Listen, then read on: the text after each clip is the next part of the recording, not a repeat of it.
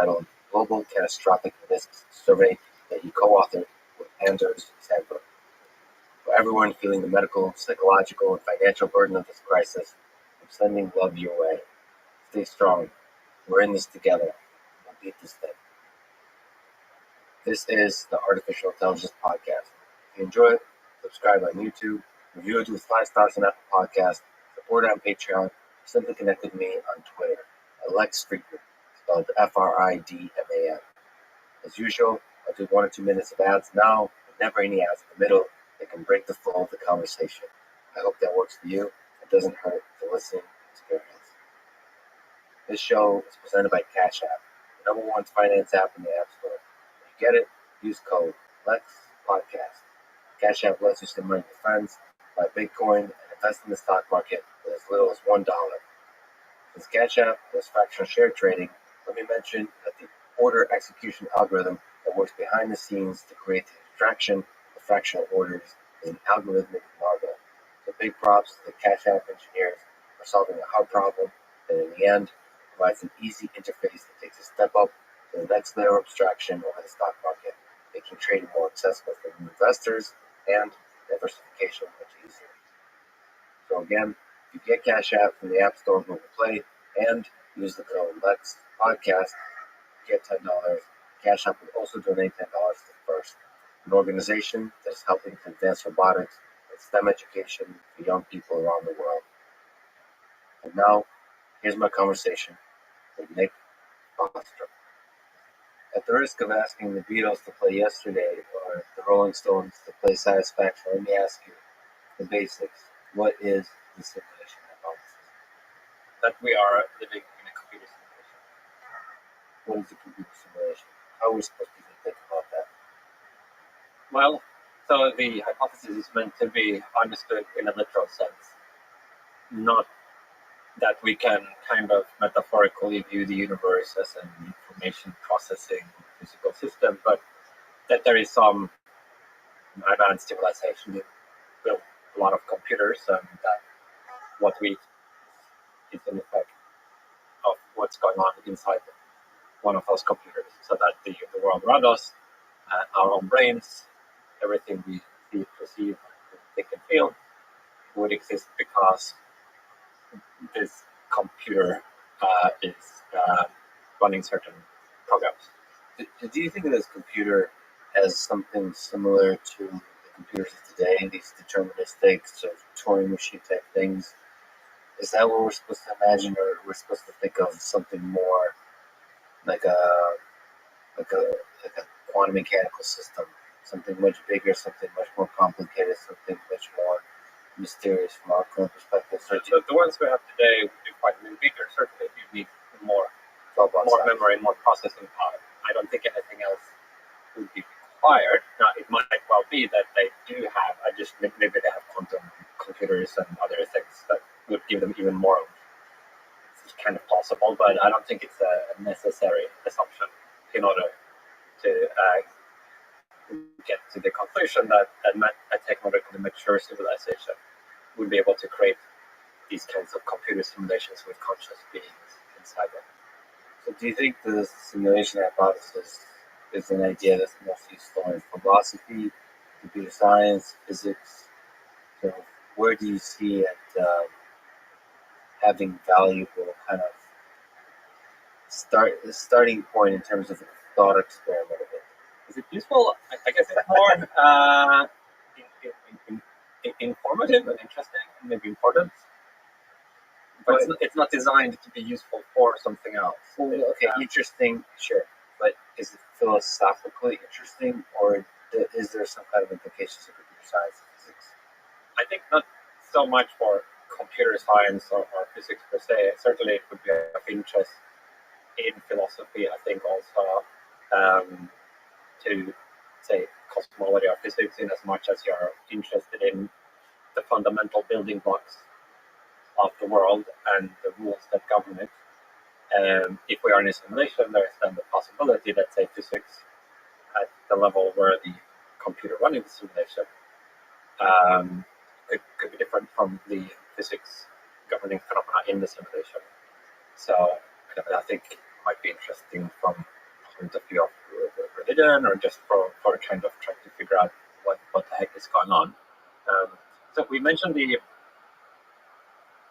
simulation hypothesis so far. There is also simulation argument, which I tend to make a distinction. So simulation hypothesis, we are living in a computer simulation. This argument that tries to show that one of three propositions is true, one of which is the simulation hypothesis, but there are two alternatives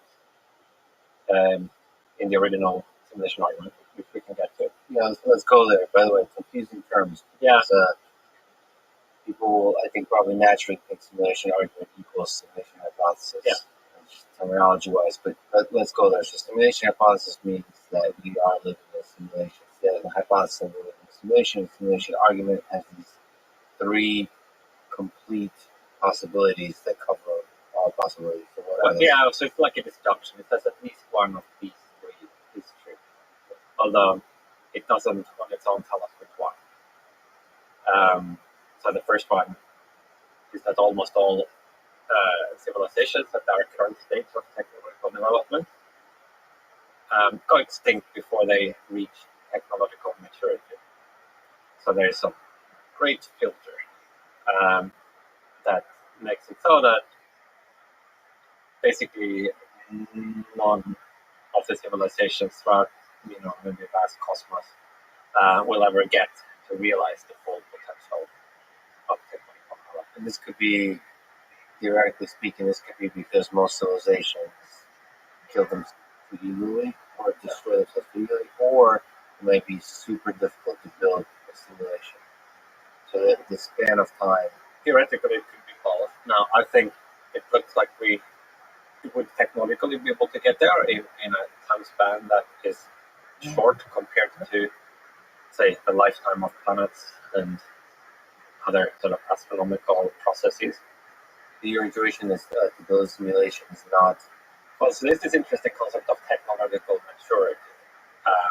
It's kind of an interesting concept to have for other purposes as well. We can see, even based on our current limited understanding, what some lower bound would be on the capabilities that you could realize by just developing technologies that you already see are possible. So, for example, one of my research fellows here, Eric Drexler, back in the 80s, studied molecular manufacturing. That is, you could analyze using theoretical tools and computer modeling the performance of various molecularly precise structures that we didn't then and still don't today have the ability to actually fabricate. But you could say that, well, if we could put these atoms together in this way, then the system would be stable and it would, rotate at this speed and have these computational characteristics. And he also outlined some pathways that would enable us to get to this kind of molecular manufacturing in the fullness of time.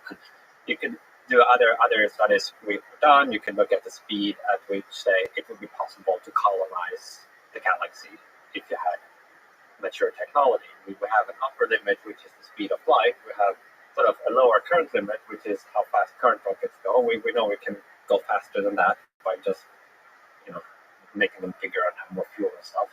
And you can then start to describe the technological affordances that would exist once a civilization has had enough time to develop at least those technologies we already know are possible. Then maybe they would discover other new physical phenomena as well that we haven't realized that would enable them to do even more. But at least there is this kind of basic set of capabilities. Interesting on that. How do we jump from molecular manufacturing to deep space exploration to mature technology? What's the connection? Well, so these would be two examples of technological capability sets that we can have a high degree of confidence are physically possible in our universe, and that a civilization that was allowed to continue to develop its science and technology would eventually attain. You can intuit, you can kind of see the set of breakthroughs that are likely to happen. So you can see, what would you call it, the technological step? With computers, maybe it's easier stuff. One is we could just imagine bigger computers using exactly the same parts that we have, so you can kind of scale things that way, right? But you could also make processors a bit faster if you had this molecular nanotechnology that Eric Flexner described. He characterized a kind of crude computer built with these parts that could perform at 1 million times the human brain while being significantly smaller, the size of a sugar cube. And he made no claim that that's the optimum computing structure. Like, for you could build faster computers that would be more efficient, but at least you could do that if you had the ability to that were perfectly precise. I mean, so you can then combine these two. You can have this kind of nanomolecular ability to build things atom by atom, and then say at a spatial scale that would be attainable through space colonizing technology. You could then start, for example, to characterize a lower bound on the amount of computing power that a technological mature civilization would have if it could grab resources, planets and so forth, and then use this molecular nanotechnology to optimize them for computing. You get a very, very high lower bound on the amount of compute. So it's sorry to think about it in terms of technologically mature civilization is one that took that piece of technology to its lower bound. What is a technologically mature civilization? Okay, so that it's a strong concept that we really need for the simulation hypothesis. I just think it's interesting in its own right. Yeah. So it would be the idea that there is some stage of technological development where you basically maxed out and you developed all those general purpose, widely useful technologies that could be developed, or at least kind of come very close to the 99.9% there or something. So that's an independent question. You can think either that there is such a ceiling, or you might think the technology tree just goes on forever. Where does your stuff fall? I would guess that there is a maximum that you can start to asymptote toward. So new things will keep springing up. A new ceiling. In terms of basic technological capability, but I think that there's like a finite set of fellows that can exist in this universe. Moreover, I wouldn't be that surprised if we actually reached close to that level fairly shortly after we had, say, machine superintelligence. So I don't think it would take millions of years for a human-originated civilization to begin to do this. It's more likely to happen on historical scales. But that's an independent speculation from the simulation argument. I mean, for the purpose of the simulation argument, it doesn't really matter whether it goes indefinitely far up or whether there's a ceiling, as long as we know we can at least get to a certain level. And it also doesn't matter whether that's going to happen in 100 years or 5,000 years or 50 million years. It really don't make any difference. Can you look on that a little bit? Like, there's a big difference between 100 years and 10 million years. Yeah. So it doesn't really not matter, because you just said, does it matter if we jump scales to beyond historical scales? So you described that. So for the simulation argument, sort of, doesn't it matter that we, if it takes 10 million years, it gives a lot more opportunity to destroy civilization? Yeah, well, so it would shift around the probabilities between these three alternatives. That is, if we are very, very far away from being able to create these simulations, if it's like, say, billions of years into the future, then it's more likely that we will fail ever to get there. Like, more time for us to kind of, get things along the way. But it's similarly for other civilizations. So it is important to think about how hard it is to build the simulation. In terms of figuring out which of the discounts. But for the simulation argument itself, which is agnostic as to which of these three alternatives is true. Yeah, okay.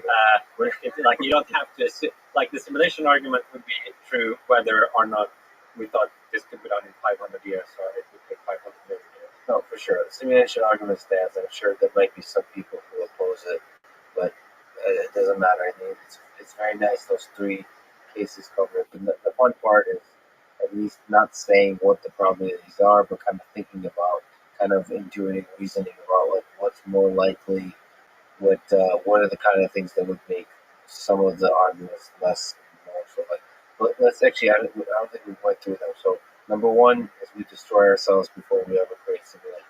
Right. So that's kind of sad, but we have to think not just what might destroy us. I mean, so there could be some whatever disasters or meteors slamming the Earth a few years from now that can destroy us, right? But you'd have to postulate, in order for this stuff to be true, that almost all civilizations throughout the cosmos also failed to reach technological maturity. And the underlying assumption there is that there's likely a very large number of other intelligent civilizations. Well, if there are, then they would eventually all have to succumb in the same way. I mean, and that leads off another. I guess there are a lot of little digressions that we haven't taken Let's go there. So Go there. yeah, Keep dragging us back. well, there's a set of basic questions that always come up in conversations with interesting people, like the Fermi paradox. Like there's you can almost define whether a person is interesting, whether at some point the question of the Fermi paradox comes up. Well, so for what it's worth, it looks to me that the universe is very big. I mean, in fact, according to the most popular current cosmological theory, is infinitely big. And so then it would follow pretty trivial that it would contain a lot of other civilizations, in fact, infinitely many. If you have some local stochasticity and infinitely many, it's like, infinitely many lumps of matter one next to the other, there's kind of random stuff in each one, then you're going to get all possible outcomes with probability 1 infinitely repeated. So then certainly there would be a lot of extraterrestrials out there. Even short of that, if the universe is very big, there might be a finite but large number. If we were literally the only one, then of course, if we went extinct, then all of civilizations at our current stage would have gone extinct before becoming technologically mature. So then it kind of becomes trivially true that a very high fraction of those went extinct. But if we think there are many, I mean, it's interesting because there are certain things that possibly could kill us, if you look at existential risks, and it might be a different, the best answer to what would most likely to kill us might be a different answer than the best answer to the question, if there is something that kills almost everyone, what would that be? Because that would have to be some risk factor that was kind of uniform overall possible civilization. Yeah, so in this, for the sake of this argument, not just us, but every civilization dies out before they create the civilization. Yeah, or very close. Okay, so what's number 2? Well, so number 2 is the convergence hypothesis. That is that maybe some of these civilizations do make it through technological maturity, but out of those who do get there, they all lose interest in creating these simulations. So they have the capability of doing it, but they choose not to. Not just a few of them decide not to, but out of a million, maybe not even a single one of them would do it. And I think when you say lose interest, that sounds like unlikely because it's like they get bored or whatever, but it could be so many possibilities within that. I mean, losing interest could be anything from it being exceptionally difficult to do to fundamentally changing the fabric of reality if you do it, and ethical concerns, all those kinds of things could be exceptionally strong pressures. Well, certainly, ethical concerns. I mean, not really too difficult to do. I mean, in a sense, that's the first assumption that you get to technological maturity where you would have the ability, using only a tiny fraction of your resources, to create many simulations. So would it be the case that they would need to spend half of their GDP forever in order to create one simulation, and they have this difficult debate about whether they should invest half of their GDP for this? It more be like, well, if any little fraction of the civilization feels like doing this at any point during maybe their millions of years of existence, then there would be millions of simulations. But certainly there could be many conceivable reasons for why there would be this many possible reasons for not running ancestor simulations or other computer simulations, even if you could do so cheaply.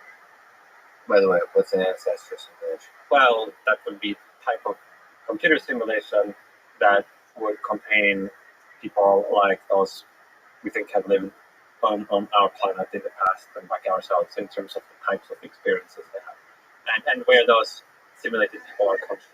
Like, not just simulated in the same sense that a non-player character would be simulated in a computer game where it kind of has like an avatar body and then a very simple mechanism that moves it forward and backwards, but something where the simulated being has a brain, let's say, that's simulated at a sufficient level of granularity that it would have the same subjective experiences as we have. Where does consciousness fit into this? Do you think simulation, and is there different ways to think about how this can be simulated, just like you're talking about now? Do we have to simulate each brain within the larger simulation? Is it enough to simulate just the brain, just the minds, and not the simulation, not the universe itself? Like different ways about this? Yeah, I guess there is a kind of premise in the simulation argument rolled in from philosophy of mind. That is that it would be possible to create a conscious mind in a computer, and that what determines whether some system is conscious or not is not like whether it's built from organic biological neurons, but maybe something like what the structure of the computation is that it implements. So we can discuss that if we want, but I think it would be, for what's first, might be that it would be sufficient, say, if you had a computation that was identical to the computation in the human brain down to the level of neurons. So if you had a simulation with 100 million neurons connected in the same way as the human brain, and you then roll that forward with the same kind of synaptic weights and so forth, so you actually had the same behavior coming out of this as a human with that, then I think that would be conscious. Now, it's possible you could also generate consciousness without having that detailed simulation. There, I'm getting more uncertain exactly how much you could simplify or abstract away. Can you look on that? What do you mean? I missed where you're placing consciousness in this second. Well, so if you are a computationalist, you think that what creates consciousness is the implementation of computation. Some property, emergent property of the computation. Yeah, you could say that. Then the question is what's the class of computations such that when they are run, consciousness emerges. So if you just have like something that adds 1 + 1 + 1 + 1, simple computation, you're saying maybe that's not going to have any consciousness.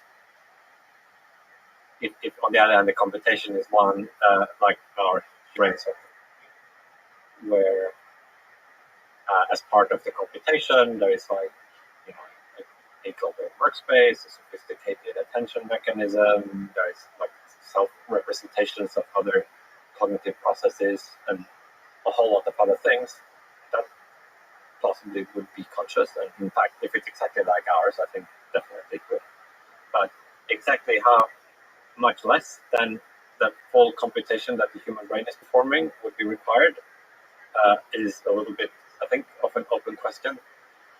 And he asked another interesting question as well, which is, would it be sufficient to just have, say, the brain, or would you need the environment in order to generate the same kind of experiences that we have?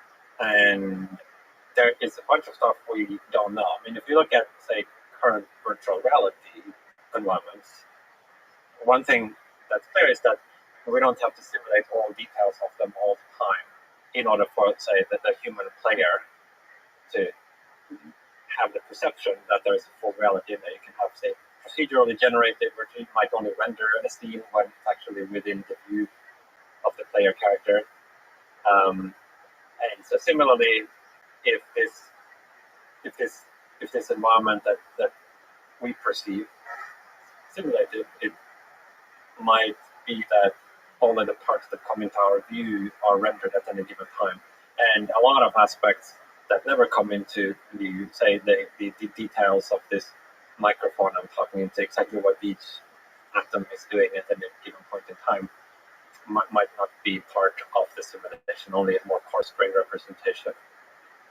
So that to me is actually from an engineering perspective, why the simulation hypothesis is really interesting to think about, Right. is how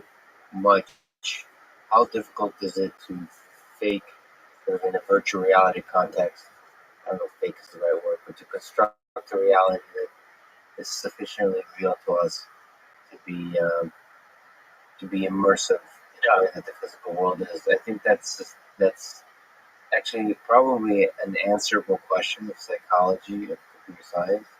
How where's the line where it's so immersive that you don't want to leave that world? Yeah, or that you don't realize while you're in it that it is a virtual world. Yeah, those are two actually questions. Yours is the more sort of the good question about realism. From my perspective, what's interesting is it doesn't have to be real, but um, how can we construct a world that we want to leave? Yeah, I mean, I think that might be too low a bar. I mean, if you think when people first had home or something like that, like, I'm sure there were people that wanted to keep playing it for a long time because it was fun and they wanted to be in this little world. I'm not sure we would say it's immersive. I mean, I guess in some sense it is, but like an absorbing activity doesn't even have to be. But they left that world though. That's so like I think that bar is deceivingly high. So they eventually left. So you can play Pong or StarCraft or the more sophisticated games for hours, for months. While the work has to be a big addiction. But eventually they escape that. So you mean when it's absorbing enough that you would spend your entire, you would choose to spend your entire life in there, and then thereby changing the concept of what reality is. It's your reality. Your reality becomes the game, not because you're fooled, but because you've made that choice. Yeah, and then different people might have different preferences regarding that. Some might, even if they had a perfect virtual reality, might still prefer not to spend the rest of their lives there. I mean, in philosophy, there's this experience machine, thought experiment. Have you come across this? So Robert Nozick had this thought experiment where you imagine some crazy super neuroscientist of the future have created a machine that can give you any experience you want if you step in there. And for the rest of your life, you can kind of pre-program it in different ways. So your fond dreams could come true. You could, whatever you dream, you want to be a great artist, a great lover, like a wonderful life, all of these things. If you step into the experience machine, will be your experience. Happy, and but you would kind of disconnect from the rest of reality and float there in a tank. And so Nozick thought that most people would choose not to enter the experience machine. Many might want to go there for a holiday, but they wouldn't want to check out of existence permanently. And so he thought that was an argument against certain views of value, according to what we value is a function of what we experience. And because in the experience machine, you can have any experience you want, and yet many people would think there would not be much value. So therefore, what we value depends on other things than what we experience. So, okay, can you take that argument further? What about the fact that maybe what we value is the up and down of life? So you could have up and downs in the experience machine, right? But what can't you have in the experience machine? Well, I mean, that then becomes an interesting question to explore. But for example, real connection with other people, if the experience machine is a solo machine where it's only you, like that's something you wouldn't have there. You would have this subjective experience that would be like fake people. But if you gave somebody flowers, there wouldn't be anybody there who actually got happy. It would just be a little simulation of somebody smiling. But the simulation would not be the kind of simulation I'm talking about in the simulation argument, where the simulated creature is conscious. It will just be a kind of smiley face that would look perfectly real to you. So we're now drawing a distinction between appear to be perfectly real and actually being real. Yeah. So that could be one thing. I mean, like a big impact on history maybe was also something you won't have if you check into this experience machine. So some people might actually feel the life I want to have for me is one where I have a big positive impact on how history unfolds. So you could kind of explore these different possible explanations for why it is you wouldn't want to go into the experience mission if that's what you feel. And one interesting observation regarding this Nozick thought experiment and the conclusions he wanted to draw from it is how much is a kind of a status quo effect. So a lot of people might not want to get this on current reality to plug into this P machine, but if they instead were told, well, what you've experienced up to this point was a dream. Now, do you want to disconnect from this and enter the real world? You have no idea maybe what the real world is. Or maybe you could say, well, you're actually a farmer in Peru growing, peanuts, and you could live for the rest of your life in this. Or would you want to continue your dream alive as Alex Friedman, going around the world, making podcasts, doing research? So if the status quo was that they were actually in the experience machine, I think a lot of people might prefer to live the life that they're familiar with rather than sort of bail out into. So the change itself, the leap. Yeah, so it might not be so much the reality itself that we're after, but it's more that we are maybe involved in certain projects and relationships, and we have, a self-identity and these things that our values are kind of connected with carrying that forward.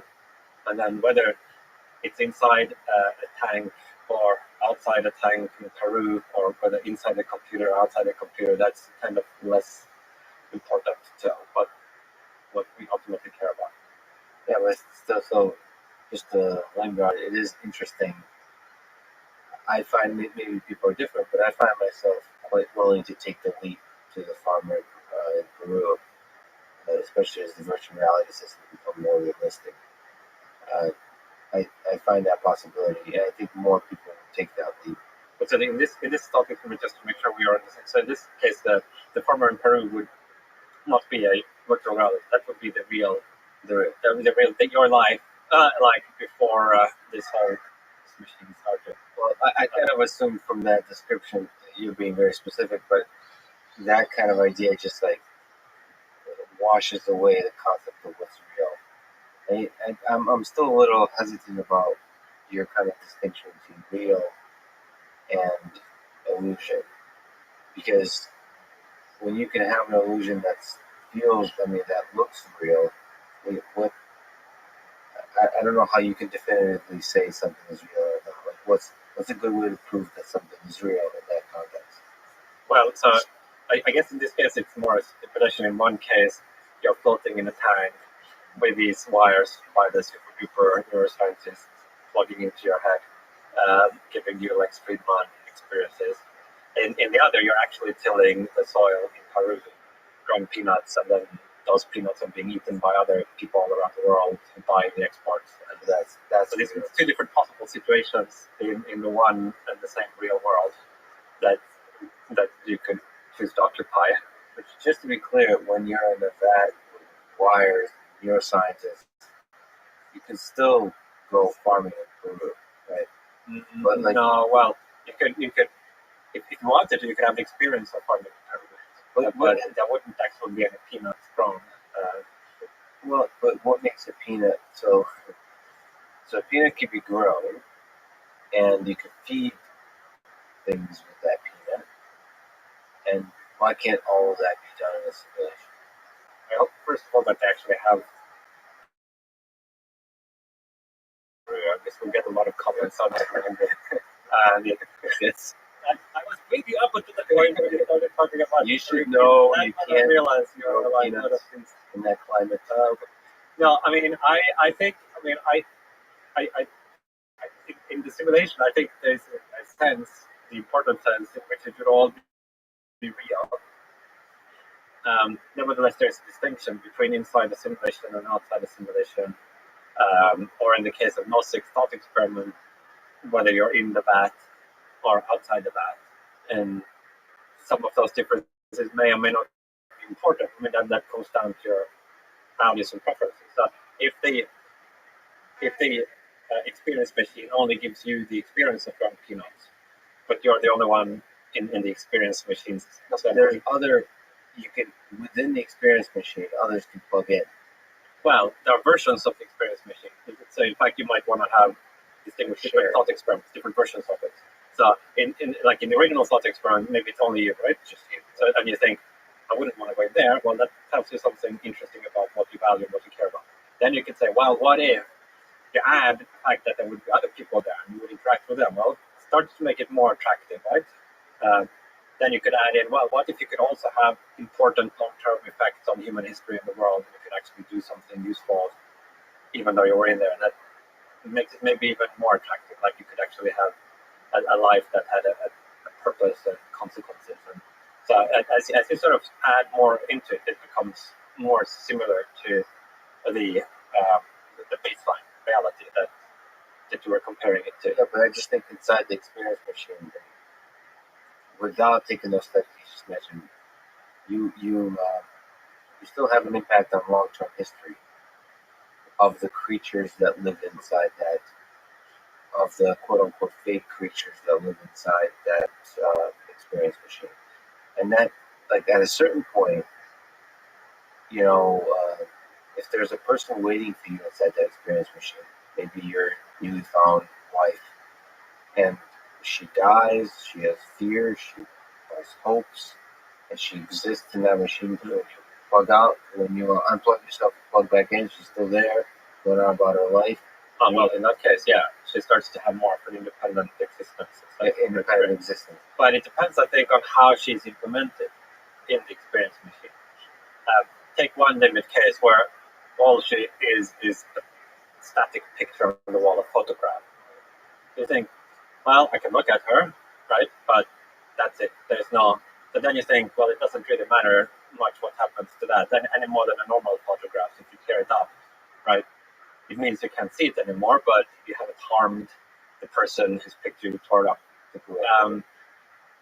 But if it's actually implemented, say, at a neural level of detail, so that she's a fully realized digital mind with the same behavioral repertoire as you have, that very possibly she would be a conscious person like you are. And then what you do in this experience machine would have real consequences for how this other mind felt. So you have to specify which of these experience machines you're talking about. I think it's not entirely obvious that it would be possible to have an experience machine that gave you a normal set of human experiences, which include experiences of interacting with other people, without that also generating consciousnesses corresponding to those other people. That is, if you create another entity that you perceive and interact with, that to you looks entirely realistic, not just when you say hello, they say hello back, but you have a rich interaction, many days, deep conversations. Like, it might be that the only possible way of implementing that would be one that also has a side effect, instantiated this other person in enough detail that you would have a second consciousness there. I think that's to some extent an open question. So you don't think it's possible to fake consciousness and fake? Well, it might be. I mean, I think you can certainly fake, if you have a very limited interaction with somebody, you can certainly fake that. That is, if all you have to go on is somebody said hello to you, that's not enough for you to tell whether there was a real person there or a pre-recorded message or, like a very superficial simulation that has no consciousness. Because that's something easy to fake. We can already fake it now. You can record a voice recording and, But if you have a richer set of interactions where you're allowed to ask open-ended questions and probe from different angles, that could sort of be, you could give canned answer to all of the possible ways that you could probe it, then it starts to become more plausible that the only way to realize this thing in such a way that you would get the right answer from any which angle you probe it, would be a way of instantiating it, where you also instantiated the conscious mind. Yeah, I'm with you on the intelligence part, but there's something about me that says consciousness is easier to fake. Like I've recently gotten my hands on a lot of Roombas. Don't ask me why or how, but and I've made them. This is just a nice robotic mobile platform for experiments, and I made them scream and or moan in pain and so on, just to see when they're responding to me. And it's just a sort of psychological experiment on myself, and I think they appear conscious pretty quickly. Mm-hmm. Like to me, at least, my brain can be tricked quite easily. Right. So if I introspect, it's harder for me to be tricked that something is intelligent. So I just have this feeling that inside this experience machine, just saying that you're conscious and having certain qualities of the interaction, like being able to suffer, like being able to hurt, like being able to wander by the essence of your own existence, not actually, creating the illusion that you're wondering about it, Mm-hmm. is enough to create the consciousness and create the illusion of consciousness, and because of that, create a really immersive experience to where you feel like that is the real world. Do you think there's a big gap between appearing conscious and being conscious? Or is it that you think it's very easy to be conscious? I'm not actually sure what it means to be conscious. All I'm saying is the illusion of consciousness is enough for this to create a social interaction that's as good as if the thing was conscious. Meaning, I'm making it about myself. Right. Yeah. I mean, I guess there are a few different things. One is how good the interaction is, which might mean if you don't really care about like probing hard for whether the thing is conscious, but maybe it would be a satisfactory interaction, whether or not you really thought it was conscious. Now, if you really care about it being conscious like inside this experience machine, how easy would it be to fake it?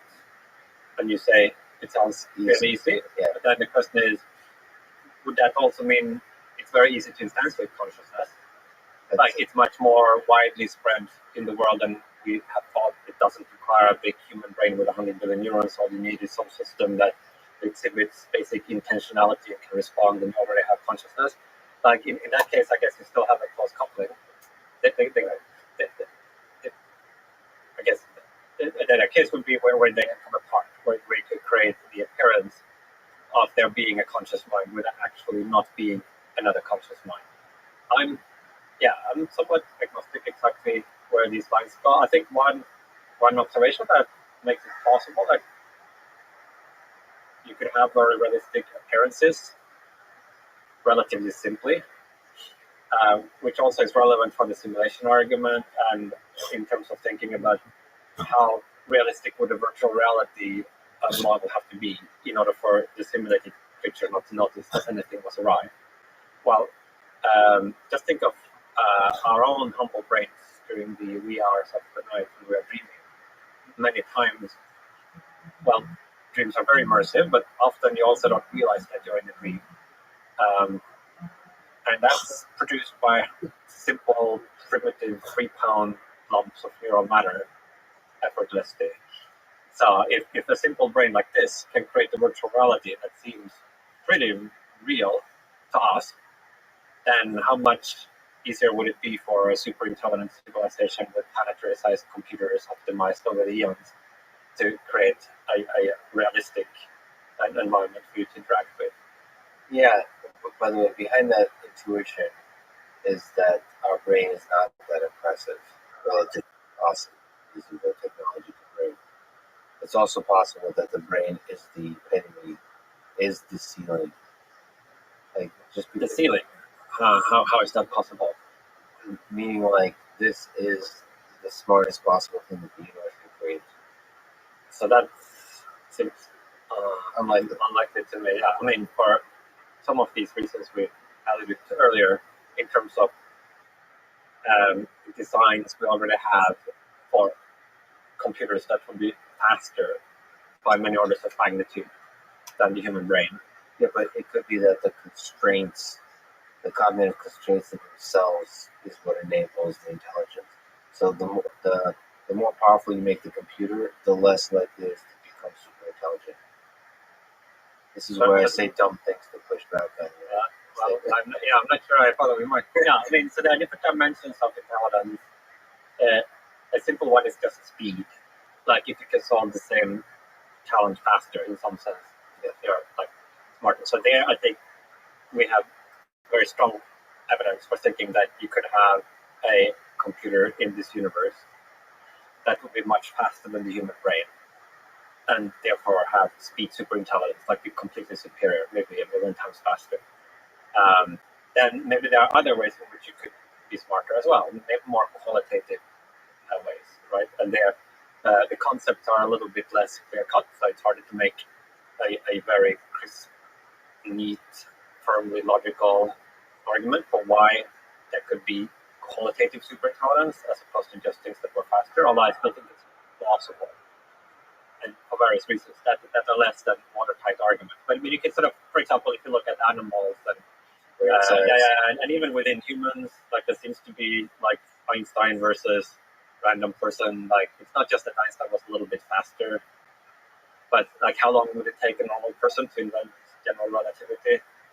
It's like it's not 20% longer than it took Einstein or something like that. It's like I don't know whether they would do it at all or it would take millions of years or something totally bizarre. So, but your intuition is that the compute size would get you increasing the size of the computer and the speed of the computer might create some much more powerful levels of intelligence that would then enable some of the things we've been talking about, like the simulation, being able to simulate an ultra-realistic environment, ultra-realistic perception of reality. Yeah, I mean, strictly speaking, it's not necessary to have superintelligence in order to have, say, the technology to make these simulations, ancestor simulations, or other kinds of simulations. As a matter of fact, I think if we are in a simulation, it's most likely to be one built by a civilization that had superintelligence. It certainly would help a lot. I mean, you could build more efficient, larger scale structures, superintelligence. I also think that if you had the technology to build these simulations, that's like a very advanced technology. It's just kind of easier to get the technology to superintelligence. So I'd expect by the time they could make these fully realistic simulations of human history with human brains in there, like before that they got to that stage, they would have figured out how to create machine superintelligence or maybe biological enhancements of their own brains if they were biological creatures to start with. So we talked about the three parts of the simulation argument. One, we destroy ourselves before we ever create the simulation. Two, everybody somehow loses interest in creating simulation. Three, we're living in a simulation. So you've kind of, I don't know if you're thinking as a thought at this point, but you kind of said that we know so little that these three cases might as well be equally probable. So probabilistically speaking, where do you stand on this? Yeah, I don't think equal necessarily would be the most supported probability assignment. So how would you, without assigning actual numbers, what's more or less likely here? Well, I mean, I historically tended to punt on the question of like as between these three. So maybe you ask me another way is which kind of things would make it each of these more or less likely? Right. Yeah. I mean, certainly in general terms, if you take anything that say increases or reduces the probability of one of these, we tend to slosh probability around on the others. If one becomes less probable, like the other would have to just kind of add up to one. Yes. So if we consider the first hypothesis, the first alternative, that there's this filter that makes it so that virtually no civilization reaches technological maturity. In particular, our own civilization. If that's true, then it's like very unlikely that we would reach technological maturity. Because if almost no civilization at our stage does it, then it's unlikely that we do it. So hence, sorry, can you remember that for a second? Well, so if it's the case that almost all civilizations at our current stage of technological maturity at our current stage of technological development fail to reach maturity, that would give us very strong reason for thinking we will fail to reach technological maturity. And also, so the flip side of that is the fact that we've reached it means that many other civilizations will. Yeah, so that means if we get closer and closer to actually reaching technological maturity, there's less and less distance left where we could go extinct before we are there. And therefore, the probability that we will reach increases as we get closer.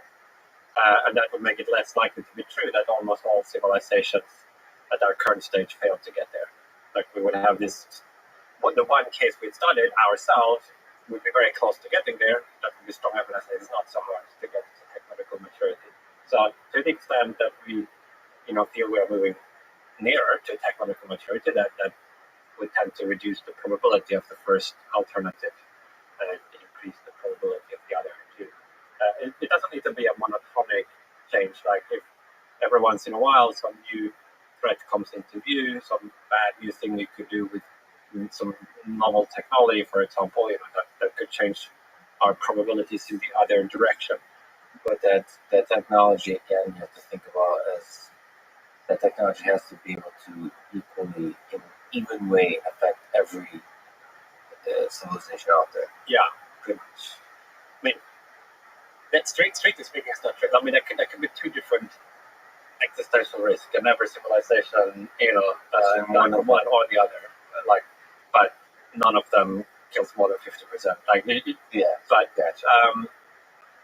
Incidentally, so in some of my other work, on machine superintelligence, some existential risks related to sort of superintelligent AI and how we must make sure, to handle that wisely and carefully. It's not the right kind of existential catastrophe to make the first alternative true, though. Like, it might be bad for us if the future lost a lot of value as a result of it being shaped by some process that optimized for some completely non-human value. But even if we got killed by machine superintelligence, that machine superintelligence might still attain technological maturity. So, I see. So you're not human exclusive. This could be any intelligent species that achieves. Like, it's all about the technological maturity. It's not that the humans have to attain it. Right. So, like, superintelligence can replace us, and that's just as well for simulation. Still, yeah. I mean, it could interact with the second alternative. Like, if the thing that replaced us was either more likely or less likely than we would be to have an interest in creating our first simulations, that could affect probabilities. But yeah, to a first order, like if we all just die, then yeah, we won't produce any simulations because we are dead. But if we all die and get replaced by some other intelligent thing that then gets to technological maturity, the question remains, of course, if why not that thing that use some of its resources to do this stuff. So can you reason about this stuff? So given how little we know about the universe, is it reasonable to reason about these probabilities? So, like, how little? Well, maybe you could disagree, but to me, it's not trivial to figure out how difficult it is to build a simulation. We kind of talked about it a little bit. We also don't know, like, as we try to start building it, like start creating virtual worlds and so on, how that changes the fabric of society. Like, there's all these things along the way that can fundamentally change so many aspects of our society, about our existence, that we don't know anything about. Like the kind of things we might discover when we understand to a greater degree the fundamental the physics, like the theory. If we have a breakthrough on the theory and everything, how that changes stuff, how that changes deep space exploration and so on. Yeah. So, like, is it still possible to reason about probabilities given how little we know? Yes, I think there will be a large residual of uncertainty that we'll just have to acknowledge. And I think that's true for most of these big picture questions that we might wonder about. It's just we are small, short-lived, small-brained, cognitively very limited humans with little evidence. It's amazing we can figure out as much as we can with really about the cosmos. But so there's this cognitive trick that seems to happen when I look at the simulation argument, which for me it seems like case 1 and 2 feel unlikely. I want to say feel unlikely as opposed to sort of like it's not like I have too much scientific evidence to say that either 1 or 2 are not true. It just seems unlikely that every single civilization destroys itself, and it feels unlikely that the civilization will lose interest. So naturally, the without necessarily explicitly doing it, but the simulation argument basically says it's very likely we live in a simulation. Like to me, my mind naturally goes there. I think the mind goes there for a lot of people. Is that the incorrect place for it to go? Well, not necessarily. I think the second alternative, which has to do with the motivations and interests of technologically mature civilizations. I think there is much we don't understand about that. Yeah, can you talk about that a little bit? What do you think? I mean, this is a question that pops up when you build an AGI system or build a general intelligence, or how does that change our motivation? Do you think it'll fundamentally transform our motivation? It doesn't seem that impossible that once you take this leap to technological maturity, I mean, I think like it involves creating machine superintelligence, possibly that would be sort of on the path of basically all civilizations, maybe before they are able to create large numbers of ancestors and nations. That possibly could be one of these things that quite radically changes the orientation of what a civilization is in fact optimizing for. There are other things as well. So at the moment we have not perfect control over our own being, our own mental states, our own experiences are not under our direct control. So for example, if you want to experience pleasure and happiness, you might have to do a whole host of things in the external world to try to get into the state, into the mental state where you experience pleasure. Like people get some pleasure from eating great food. Well, they can just turn that on. They have to kind of actually go to a nice restaurant, and then they have to make money. So there's like all this kind of activity that maybe arises from the fact that we are trying to ultimately produce mental states, but the only way to do that is by a whole host of complicated activities in the external world. Now, at some level of technological development, I think we'll become autopotent in the sense of gaining direct ability to choose our own internal configuration and enough knowledge and insight to be able to actually do that in a meaningful way. So then it could turn out that there are a lot of instrumental goals that would drop out of the picture and be replaced by other instrumental goals, because we could now serve some of these final goals in more direct ways. And who knows how all of that shakes out after civilizations reflect on that and converge on different attractors and so on and so forth.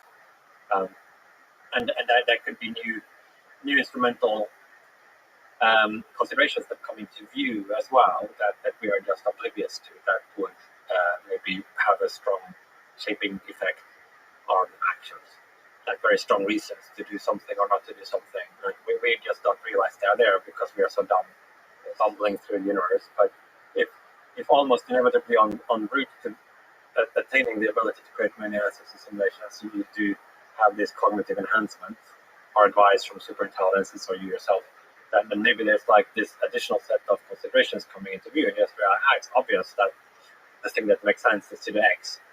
Whereas right now it seems, you could X, Y, or Z, and different people will do different things, and we are kind of random in that sense. Yeah, because at this time, with our limited technology, the impact of our decisions is minor. I mean, that's starting to change in some ways. But well, I'm not sure it follows that the impact of our decisions is minor. Well, it's starting to change. I mean, I suppose 100 years ago it was minor. It's starting to. Well, depends on how you view it. So what people did 100 years ago still have effects on the world today. Oh, I see, as a civilization together. Yeah, so it might be that the greatest impact of individuals is not at technological maturity or very far down. It might be earlier on when there are different tracks, civilization could go down. I mean, maybe the population is smaller, things still haven't settled out. If you count the indirect effects, that those could be bigger than the direct effects that people have later on. So part 3 of the argument says that, so that leads us to a place where eventually somebody creates a simulation. I think you had a conversation with Joe Rogan. I think there's some aspect here where we got stuck a little bit. How does that lead to we're likely living in a simulation? For this kind of probability argument, if somebody eventually creates a simulation, why does that mean that we're now in a simulation? What you get to if you accept alternative 3 first is there would be more simulated people with our kinds of experiences than non-simulated ones. Like if in kind of if you look at the world as a whole, by the end of time as a great stuff, there would be more simulated ones than non-simulated ones. Then there is an extra step to get from that. If you assume that, suppose for the sake of the argument that that's true, how do you get from that to the statement, we are probably in a simulation? So here you're introducing an indexical statement, like it's that this person right now is in a simulation. There are all these other people, that are in simulations, and some that are not in a simulation. But what probability should you have that you yourself is one of the simulated ones in that setup? So I call it the bland principle of indifference, which is that in cases like this, when you have two, sets of observers, one of which is much larger than the other, and you can't, from any internal evidence you have, tell which set you belong to, you should assign a probability that's proportional to the size of these sets, so that if there are 10 times more simulated people with your kinds of experiences, you would be 10 times more likely to be one of those. Is that as intuitive as it sounds? I mean, so that seems kind of, if you don't have enough information, you should rationally just assign the same probability as the size of the set. It seems pretty plausible to me. Where are the holes in this? Is it at the very beginning the assumption that everything stretches sort of with infinite time, essentially? You don't need infinite time. You just need how long is the time? But however long it takes, for a universe to produce an intelligent civilization that then attains the technology to run some ancestry simulation. Gotcha. At some point, when the first simulation is created, that stretch of time, just a little longer, that they'll all start creating simulations. Kind of like there might be different. If you think of there being a lot of different planets, and some subset of them have life, and then some subset of those get to intelligent life, and some of those maybe eventually start creating simulations. They might get started at quite different times. Like maybe on some planet it takes a billion years longer before you get monkeys, or before you get even bacteria, than on another planet. So now, this might happen kind of at different cosmological epochs. Is there a connection here to the doomsday argument and that sampling there? Yeah, there is a connection in that they both involve an application of anthropic reasoning, that is, reasoning about these kind of indexical propositions. But the assumption you need in the case of the simulation argument is much weaker than the assumption you need to make the doomsday argument go through. What is the doomsday argument? And maybe you can speak to the anthropic reasoning in more general. Yeah, so that's a big and interesting topic in its own right, and topics. But the doomsday argument is this really first discovered by Brandon Carter, who was a theoretical physicist that then developed by philosopher John Leslie. I think it might have been discovered initially in the 70s or 80s, and Leslie wrote this book, I think, in 96. And there are some other versions as well, by Richard Gott, who's a physicist, but let's focus on the Carter-Leslie version, where it's an argument that we have systematically underestimated the probability that humanity will go extinct soon. Now, I should say most people probably think at the end of the day there is something wrong with this doomsday argument, that it doesn't really hold. It's like there's something wrong with it, but it's proved hard to say exactly what is wrong with it. And different people have different accounts. My own view seems inconclusive. But and I can say what the argument is. Yeah, that would be great. Yeah, so maybe it's easiest to explain via an analogy to sampling from urns. So imagine you have a big, imagine you have two urns in front of you, and they have balls in them that have numbers. So there's the two urns look the same, but inside one there are 10 balls. Ball number 1, 2, 3, up to ball number 10. And then in the other urn, have a million balls, numbered 1 to a million. And somebody puts one of these in front of you and ask you to guess what's the chance it's the 10 ball urn. You say, well, 50-50. I can't tell which urn it is. But then you're allowed to reach in and pick a ball at random from the urn. And let's suppose you find that it's ball number 7.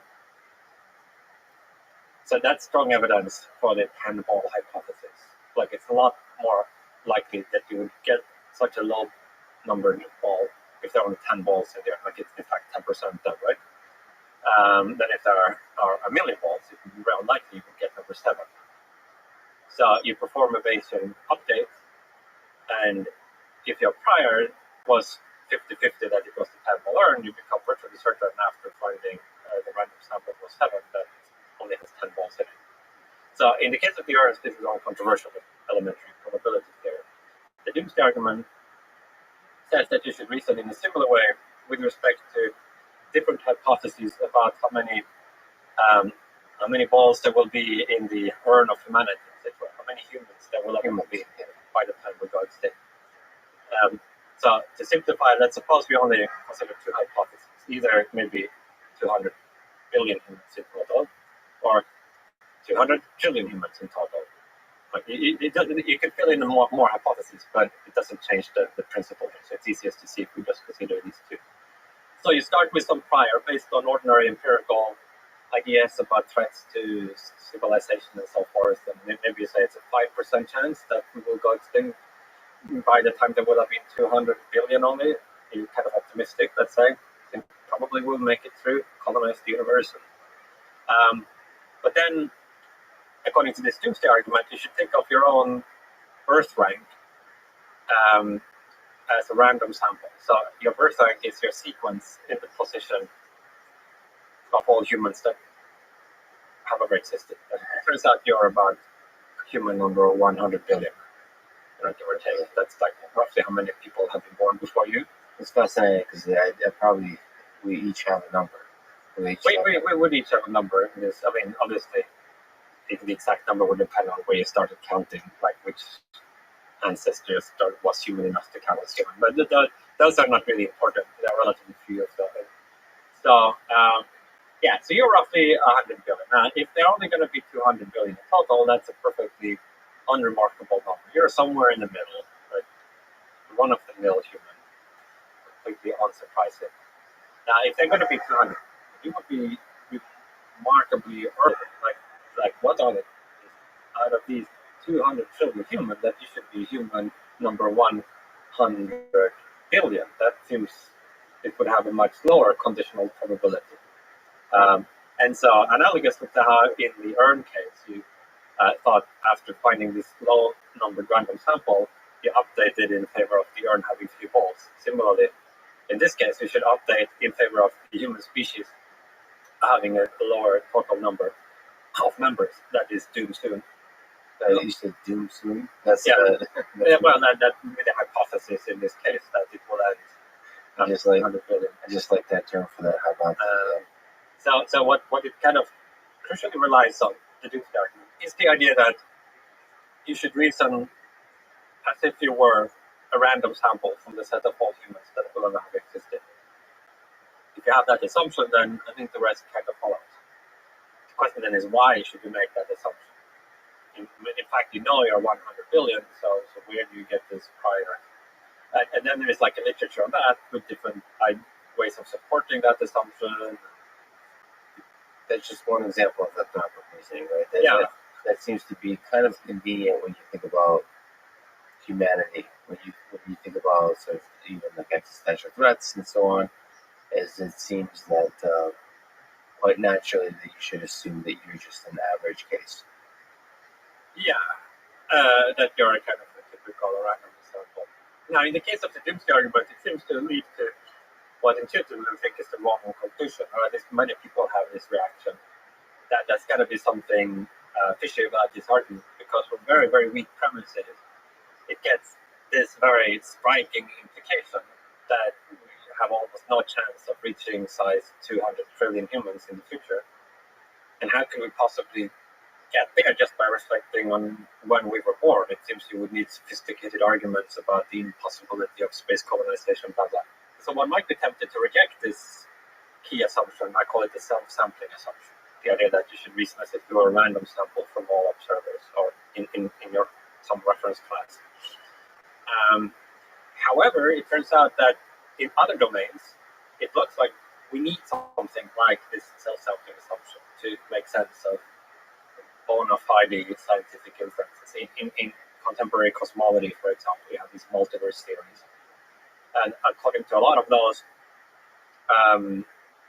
all possible human observations are made. So if you have a sufficiently large universe, you will have a lot of people observing all kinds of different things.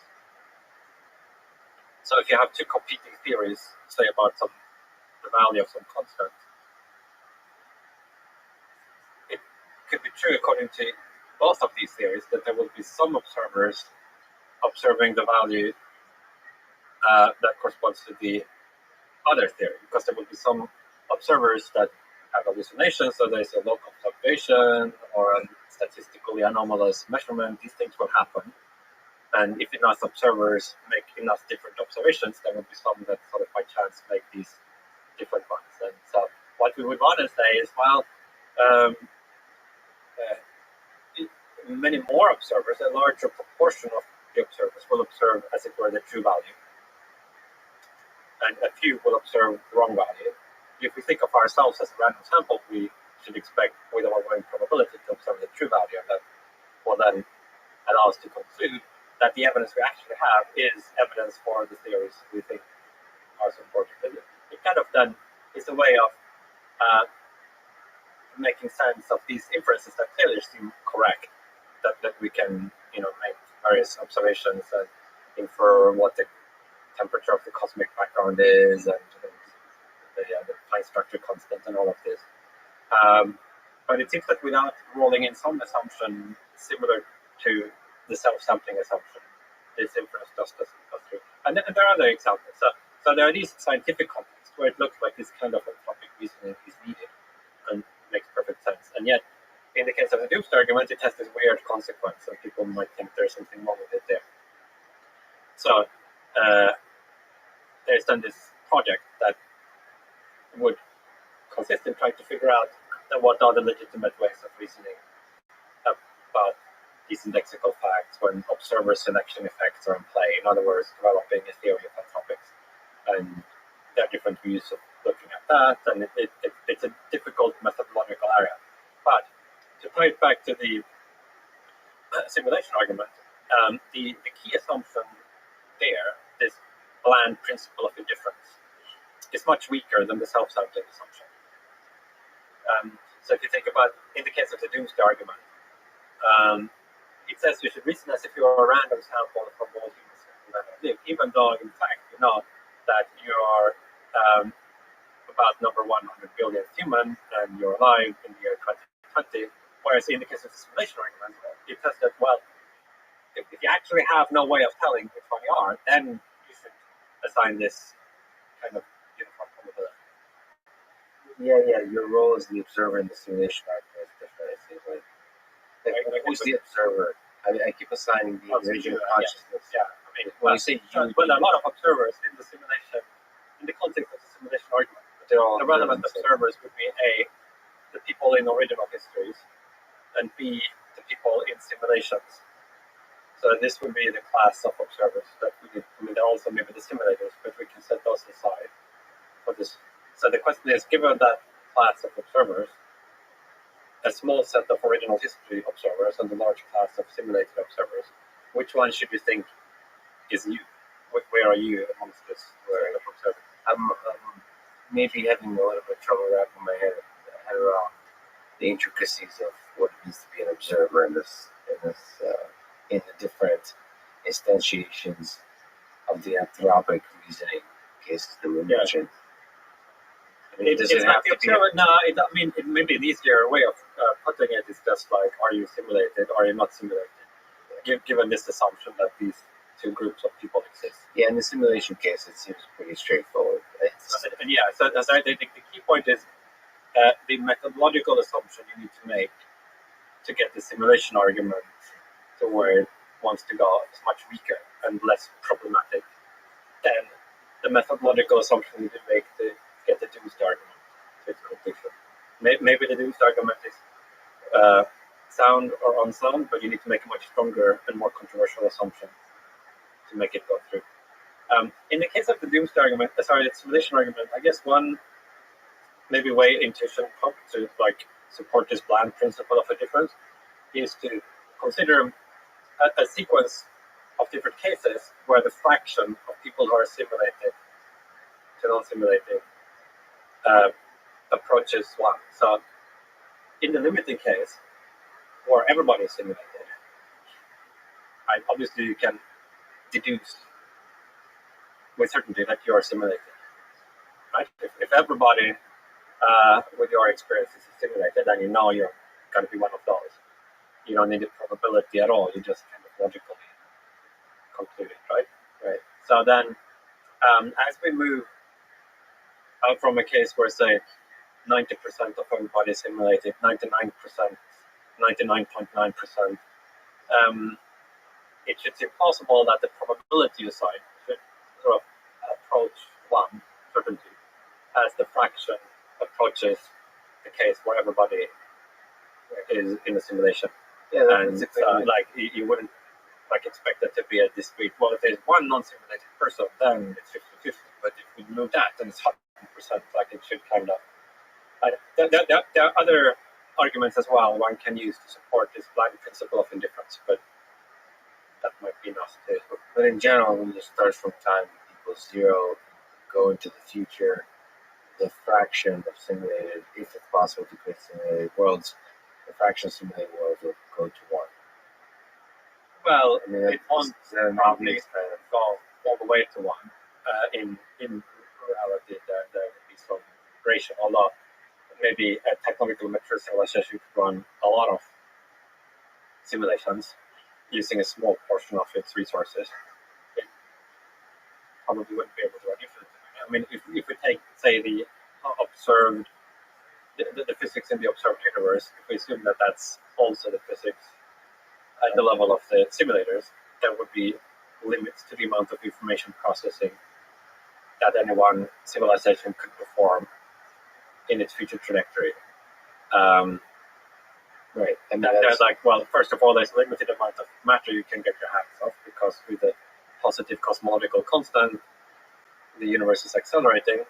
There's like a finite sphere of stuff, even if you travel with the speed of light that you can ever reach. You have a finite amount of stuff. And then if you think there's like a lower limit to the amount of loss you get when you perform an erasure of a computation, or if you think, for example, just matter gradually over cosmological timescales, decay, remember the protons decay, other things, and you radiate out gravitational waves. Like there's all kinds of seemingly unavoidable losses that occur. So eventually, we'll have something like a heat death of the universe or a cold death or whatever. But yeah, it's finite, but of course we don't know which if there's many ancestral simulations, we don't know which level we are. There couldn't there be like an arbitrary number of simulations that spawned ours, and those had more resources? There's a physical universe to work with. so what do you mean that could be? So, sort of okay. So if simulations spawn other simulations, it seems like each new spawn has fewer resources to work with. Yeah. But we don't know at which level, at which step along the way we are at. Right? Any one observer doesn't know whether we're in level 42 or 100 or 1. Or does that not matter for the resources? It's true that there would be uncertainty as you could have stacked simulations. Yes. And there could then be uncertainty as to which level we are at. As you remarked also, all the computations performed in a simulation within also have to be expanded at the level of the simulation. So the computer in basement reality, where all these simulations with the simulations are taking place, like that computer ultimately it's CPU or whatever it is, like that has to power this whole tower, right? So if there is a finite compute power in basement reality, that would impose a limit to how tall this tower can be. And if each level kind of imposes a large extra overhead, you might think maybe the tower would not be very tall, that most people would be low down in the tower. I love the term basement reality. Let me ask, one of the popularizers, you said there's many, when you look at sort of the last few years of the simulation hypothesis, just like you said, it comes up every once in a while, some new community discovers it and so on. But I would say one of the biggest popularizers of this idea is Elon Musk. Do you have any kind of intuition about what Elon thinks about when he thinks about simulation? Why is this of such interest? Is it all the things we've talked about, or is there some special kind of intuition about simulation that you have?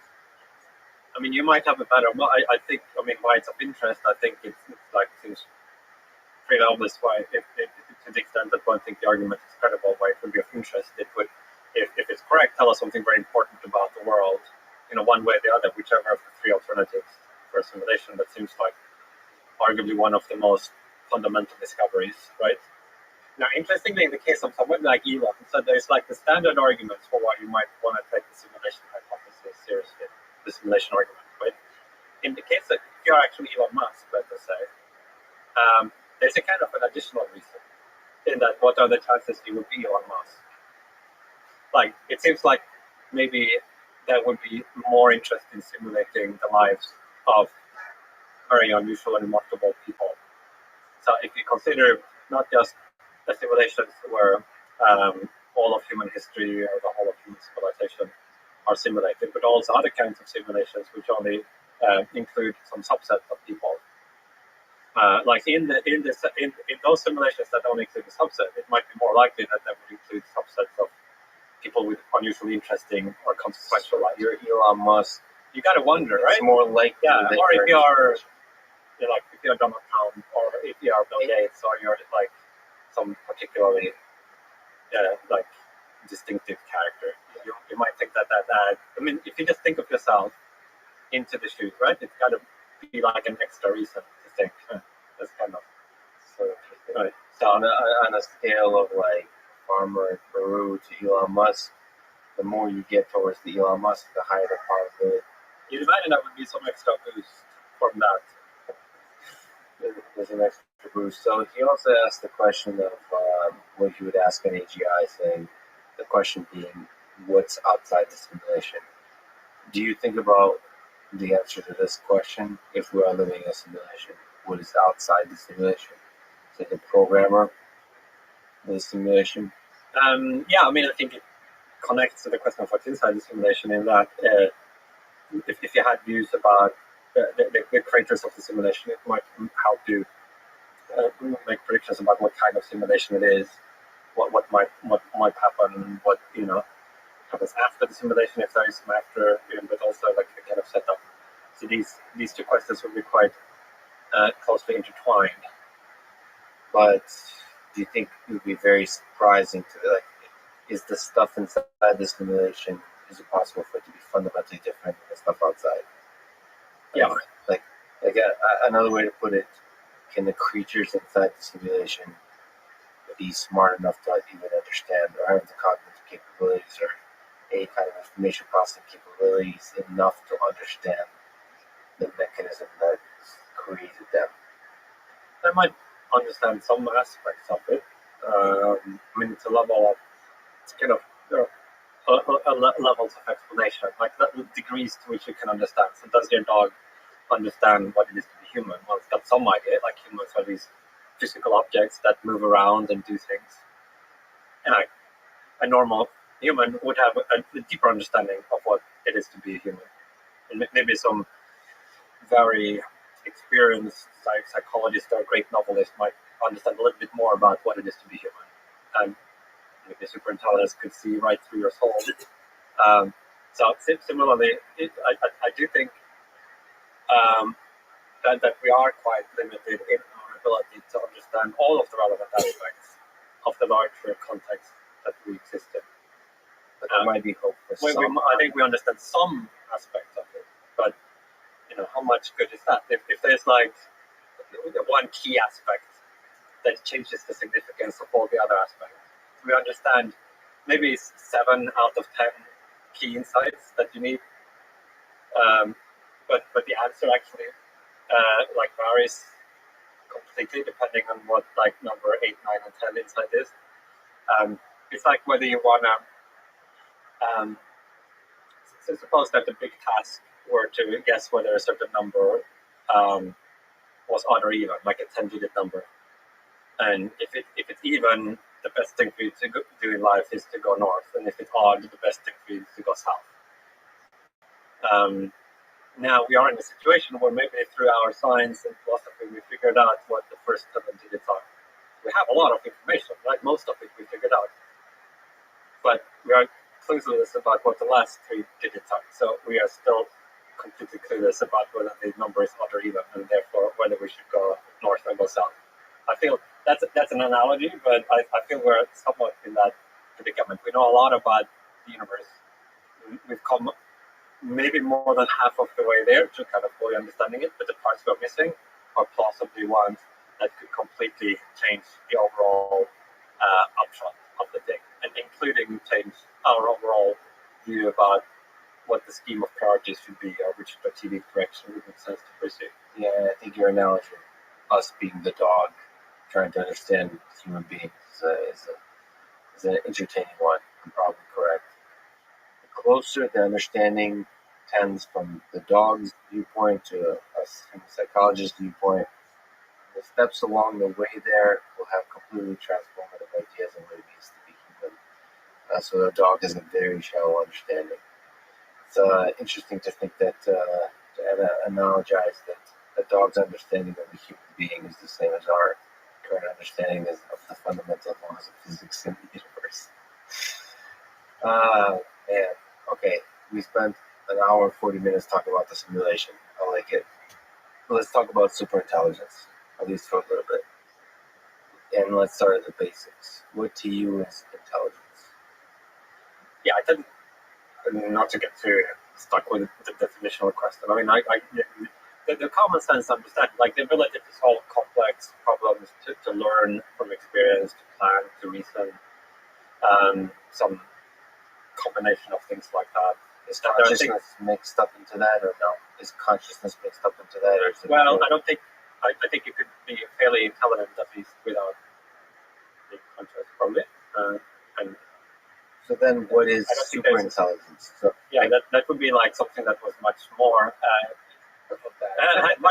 general cognitive capacity than we humans have. So, if we talk about general superintelligence, it would be much faster learner, be able to reason much better, make plans that are more effective at achieving its goals, say, in a wide range of complex, challenging environments. In terms of, as we turn our eye to the idea of sort of existential threats from superintelligence, do you think superintelligence has to exist in the physical world or create the digital only? So we think of our general intelligence as us humans, as an intelligence that's associated with the body, that's able to interact with the world, that's able to affect the world directly with physically. I mean, digital only is perfectly fine. I think. I mean, it's physical in the sense that obviously the computers and memories are physical, but its capability to affect the world could be very strong, even if it has a limited set of actuators. If it can type text on the screen or something like that, that would be, I think, ample. So, in terms of the concerns of existential threat of AI, how can an AI system that's in the digital world have existential risk? So what are the attack vectors for digital systems? Well, I mean, I guess maybe to take one step back, so I should emphasize that I also think there's this huge positive potential from machine intelligence, including superintelligence. And I want to stress that because, like, some of my writing has focused on what can go wrong. And when I wrote the book Superintelligence, at that point, I felt that there was a kind of neglect of what would happen if AI succeeds, and in particular, a need to get a more granular understanding of where the so we can avoid them. I think that since the book came out in 2014, there has been a much wider recognition of that, and a number of research groups are now actually working on developing, say, AI alignment techniques and so on and so forth. So, I'd like, yeah, I think now it's important to make sure we bring back onto the table the upside as well. And there's a little bit of a neglect now on the upside. It's just, I mean, if you look at something different, if you look at the amount of information that is available, of people talking, people being excited about the positive possibilities of general intelligence, it's far outnumbered by the negative possibilities in terms of our public discourse. Possibly, yeah. It's hard to measure. So, but can you linger on that for a little bit? What are some, to you, possible big positive effects of general intelligence, superintelligence? Well, I mean, superintelligence. So because I tend to also want to distinguish these two different contexts of thinking about AI and AI impact, the kind of near-term and long-term, if you want, both of which I think are legitimate things to think about, and people should, discuss both of them. But they are different, and they often get mixed up, and then you get confusion. I think you get simultaneously, like, maybe an overhyping of the near term and then underhyping of the long term. So I think as long as we keep them apart, we can have like two good conversations, but or we can mix them together and have one bad conversation. Can you clarify just the two things we're talking about, the near term and the long term? Yeah, and what are the distinctions? Well, it's a blurry distinction. But say the things I wrote about in this book, superintelligence, long term, things people are worrying about today with, I don't know, algorithmic discrimination or even things, self-driving cars and drones and stuff, more near term. Then of course, you could imagine some medium term where they kind of overlap, but one evolves into the other. But at any rate, I think both, the issues are kind of somewhat different depending on which of these contexts. So I think it would be nice if we could talk about the long term, and think about a positive impact or a better world because of the existence of the long-term superintelligence. Do you have views of such a world? Yeah, I mean, I guess it's a little hard to articulate because it seems obvious that the world has a lot of problems as it currently stands. And it's hard to think of any one of those which it wouldn't be useful to have a friendly aligned superintelligence working on. So for health, to the economic system, to be able to sort of improve the investment, trade, and foreign policy decisions, all that kind of stuff. all that kind of stuff, and a lot more. I mean, what's the killer app? Well, I don't think there is one. I think AI, especially artificial general intelligence, is really the ultimate general purpose technology. So it's not that there's this one problem, this one area where it will have a big impact. But if and when it succeeds, it will really apply across the board in all fields where human creativity and intelligence and problem solving is useful, which is pretty much all fields, right? The thing that it would do is give us a lot more control over nature. It wouldn't automatically solve the problems that arise from conflict between humans. Fundamentally political problems. Some subset of those might go away if you just had more resources and cooler tech, but some subset would require coordination that is not automatically achieved just by having more technological capability. But anything that's not of that sort, I think you just get like an enormous boost with this kind of cognitive technology once it goes all the way. Now, again, that doesn't mean I'm like thinking, people don't recognize what's possible with current technology, and like sometimes things get overhyped. But I mean, those are perfectly consistent views. The ultimate potential being enormous, and then it's a very different question of how far out that, or what can we do with near-term technology. Yeah, so what's your intuition about the idea of intelligence explosion? There's this, when you start to think about that leap from the near term to the long term, the natural inclination, like for me, sort of building machine learning systems today, it seems like it's a lot of work to get to general intelligence. But there's some intuition of exponential growth, of exponential improvement, of an intelligence explosion. Can you maybe try to elucidate, try to talk about what's your intuition about the possibility of an intelligence explosion? That it won't be this gradual, slow process. There might be a phase shift. Yeah, I think it's we don't know how explosive it will be. I think from what it's worth, it seems fairly likely to me that at some point there will be some intelligence explosion, like some period of time where progress in AI becomes extremely rapid. Roughly in the area where you might say it's kind of humanish equivalent in core cognitive faculties. That the concept of human equivalent starts to break down when you look too close at it. But and just how explosive does something have to be for it to be called an intelligence explosion? Like, does it have to be like overnight, literally, or a few years? But overall, I guess if you plotted the opinions of different people in the world, I guess I would be somewhat more probability towards the intelligence explosion scenario than probably the average AI researcher, I guess. So, and then the other part of the intelligence explosion, or just forget explosion, is progress, is once you achieve that gray area of human level intelligence, is it obvious to you that we should be able to proceed beyond it to get to super intelligence? Yeah, that seems. I mean, as much as any of these things can be obvious, given we've never had one, people have different views, more people have different views. There's like some degree of uncertainty that always remains for any big futuristic, philosophical, grand question that just we realize humans are fallible, especially about these things.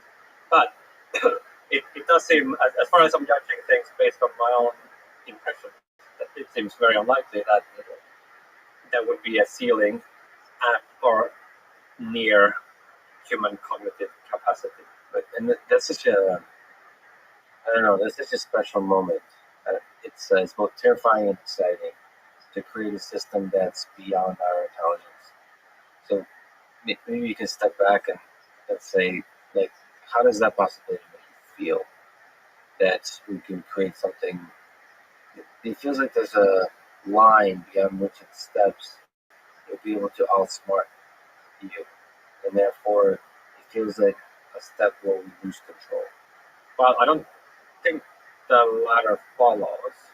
That is, you could imagine, and in fact, this is what a number of people are working towards, making sure that we could ultimately project higher levels of problem-solving ability while still making sure that they are aligned, like they are in the service of human values.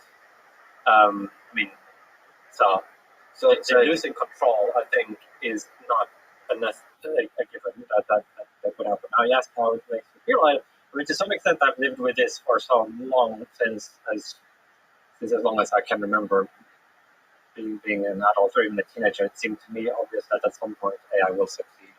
And so I actually misspoke. I didn't mean control. I meant because the control problem is an interesting thing, and I think the hope is at least we should be able to maintain control over systems that are smarter than us. But we do lose our specialness.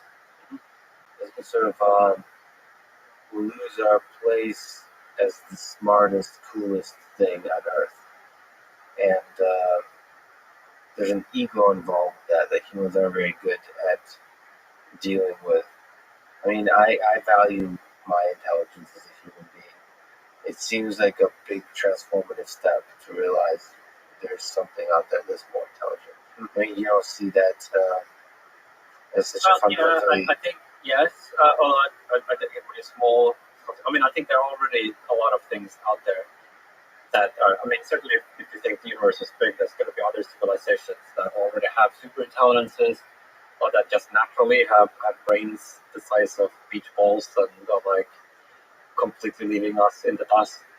And we haven't come face to face with them. We haven't come face to face, but I mean that's an open question.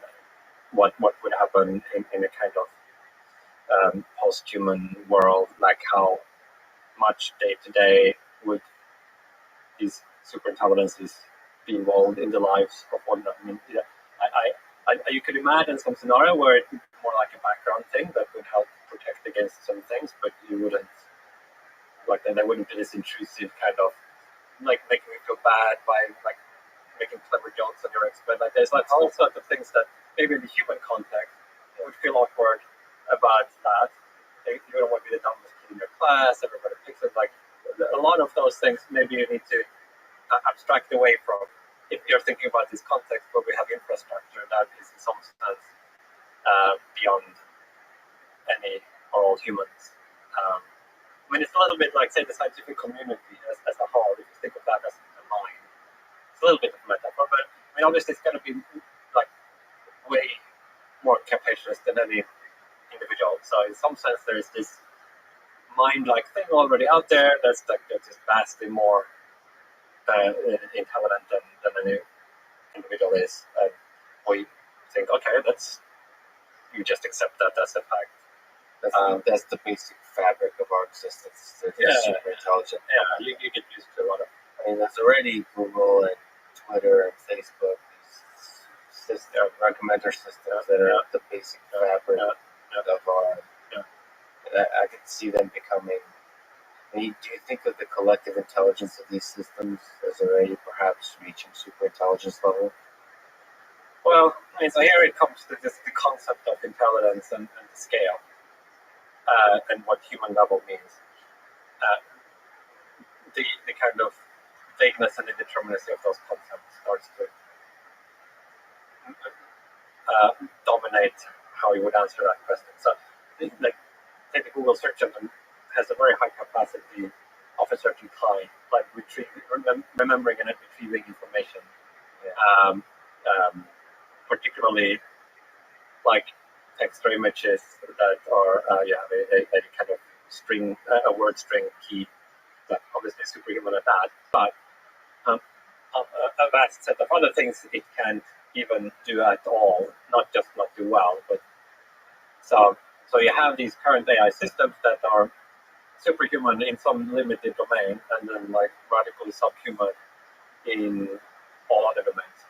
So it's the way that just like are just a simple computer that can multiply really large numbers, right? So it's going to have this like one spike of superintelligence and then kind of a zero level of capability across all other cognitive fields. Yeah, I don't necessarily think the generalists, I mean, I'm not so attached with it, but like sort of, it's a gray area and it's a feeling, but to me, sort of alpha zero is somehow much more intelligent, much more intelligent than Deep Blue. Mhm. And to say which domain, you could say, well, these are both just board games. They're both just able to play board games. Who cares if they do better or not?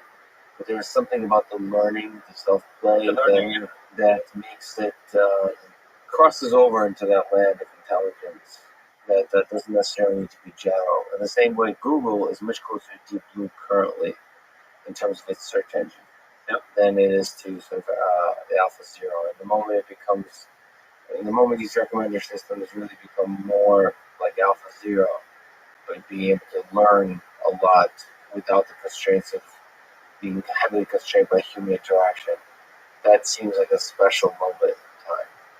And certainly learning ability seems to be an important facet of general intelligence.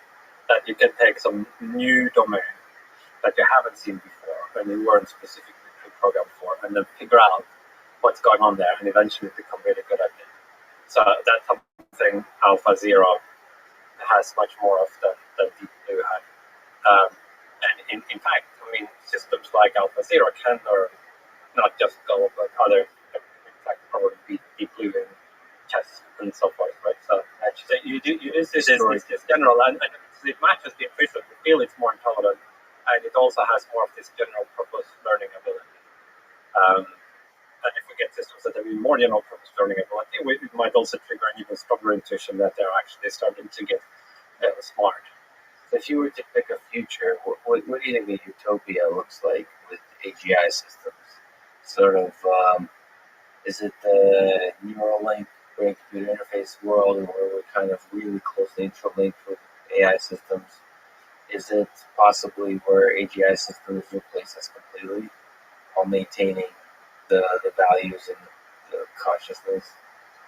Is it something like it's a completely invisible fabric, like you mentioned, a society where it just aids in a lot of stuff that we do, like curing diseases and so on? What is utopia if you get to pick? Yeah, I mean, it's a good question and a deep and difficult one. I'm quite interested in it. I don't have all the answers yet, but or might never have. But I think there are some different observations one could make. One is if this scenario actually did come to pass, it would open up this vast space of possible modes of being. On one hand, material and resource constraints would just be like expanded dramatically. So there would be a big pie, let's say, right? Also, it would enable us to do things, including to ourselves, or like that. It would just open up this much larger design space, an option space that we have never had access to in human history. So I think two things follow from that. One is that we probably would need to make a fairly fundamental rethink of what ultimately we value. Like think things through more from first principles. And the context would be so different from the familiar that we could have just take what we've always been doing and then like, oh well, we have this cleaning robot that like cleans the dishes in the sink and a few other small things. Like I think we would have to go back to first principles. So even from the individual level, go back to the first principles of what is the meaning of life, what is happiness, what is fulfillment. Yeah. And then also connected to this large space of resources is that it would be possible, and I think something we should aim for is to do well by the lights of more than one value system. That is, we wouldn't have to choose only one value criterion and say we're going to do something that scores really high on the metric of, say, humanism, and then it's like a zero by other criteria, like kind of wire-headed brains in a vat, and it's like a lot of pleasure, that's good, but then like no beauty, no achievement, like or pick it up. I think to some significant, not unlimited sense, but a significant sense, it would be possible to do very well by many criteria. Like maybe you could get like 98% of the best according to several criteria at the same time, given this this great expansion of the option space. And so, to have competing value systems, competing criteria, as so for just like our Democrat versus Republican, there seems to be this always multiple parties that are useful for our progress in society, even though it might seem dysfunctional inside the moment, but having the multiple value systems seems to be beneficial for, I guess, a balance of power. so that's not exactly what I have in mind. That it's although it can be maybe in an indirect way it is, but that if you have the chance to do something that scored well on several different metrics, our first instinct should be to do that rather than immediately leap to the thing, which ones of these value systems are we going to do? Like, so I think our first instinct, let's first try to do very well by all of them. Yeah. Then it might be that you can't get 100% of all, and you have to then have the hard conversation about which one will only get 97%. There you go. There's my cynicism that all of existence is always a trade-off. And you say, maybe it's not such a bad trade-off. Let's first try. Well, this would be a distinctive context in which at least some of the constraints would be removed. So there probably still be trade-offs. Again, it's just that we should first make sure we at least take advantage of this abundance. So in terms of thinking about this, one should think, I think, in this kind of frame of mind of generosity and inclusiveness to different value systems, and see how far one can get there first. And I think one can do something that would be very good according to many different criteria. We kind of talked about AGI fundamentally transforming the value system of our existence, the meaning of life. But today, what do you think is the meaning of life? The silliest or perhaps the biggest question? What's the meaning of life? What's the meaning of existence? What gives your life fulfillment, purpose, happiness, meaning? Yeah, I think these are I guess a bunch of different related questions in there that one can ask. Happiness, meaning, all the. I mean, you could imagine somebody getting a lot of happiness from something that they think was meaningful, mindless, like watching reruns of some television series about eating junk food. Like maybe some people gives pleasure, but they wouldn't think it had a lot of meaning. Whereas conversely, something that might be quite loaded with meaning might not be very fun always. Like some difficult achievement that really helps a lot of people maybe requires self-sacrifice and hard work, and so these things can, I think, come apart, which is something to bear in mind also if you're thinking about these utopia questions that you might to actually start to do some constructive thinking about that. You might have to isolate and distinguish these different kinds of things that might be valuable in different ways. Make sure you can sort of clearly perceive each one of them, and then you can think about how you can combine them. And just as you said, hopefully come up with a way to maximize all of them together. Yeah, or at least get maximize or get a very high score on a wide range of them, even if not literally all. You can always come up with values that are exactly opposed to one another, right?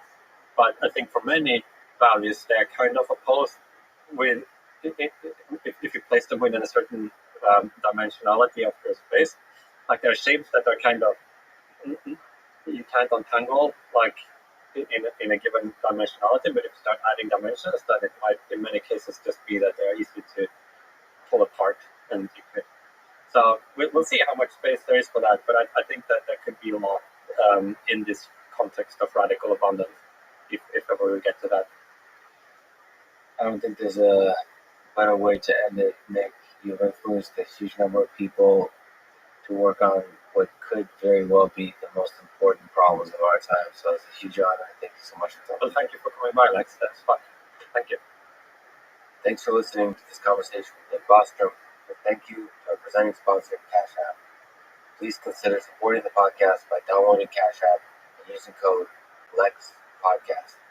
If you enjoy this podcast, subscribe on YouTube, review it with 5 stars on Apple Podcasts, support it on Patreon, or simply connect with me on Twitter at Lex Friedman. And now, let me leave you with some words from Nick Bostrom. Our approach to existential risks cannot be one of trial and error. There's no opportunity to learn from errors. The reactive approach, see what happens, limit damages, and learn from experience, is unworkable. Rather, we must take a proactive approach. This requires foresight to anticipate new types of threats and a willingness to take decisive preventative action and to bear the costs, moral and economic, of such actions. Thank you for listening and hope to see you next time.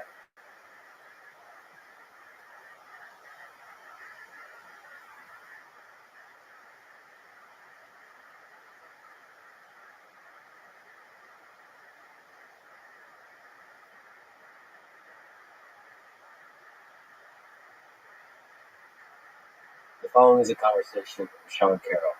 He's a theoretical physicist at Caltech, specializing in quantum mechanics, gravity, and cosmology. He is the author of several popular books. One on the Arrow of Time, called From Eternity to Here. One on the Higgs boson, called Particle at the End of the Universe.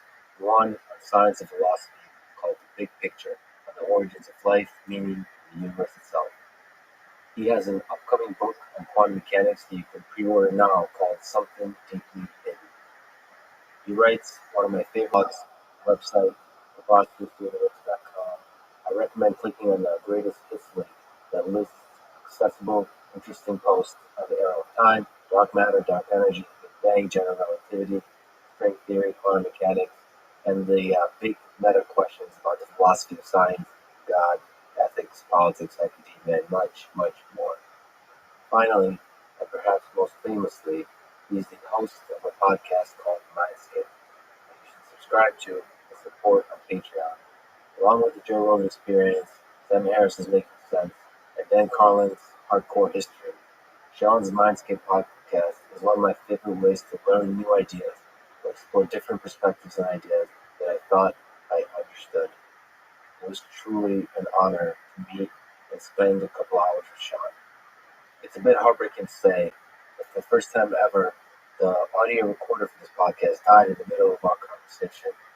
There are technical reasons for this, having to do with phantom power, that I now understand and will avoid.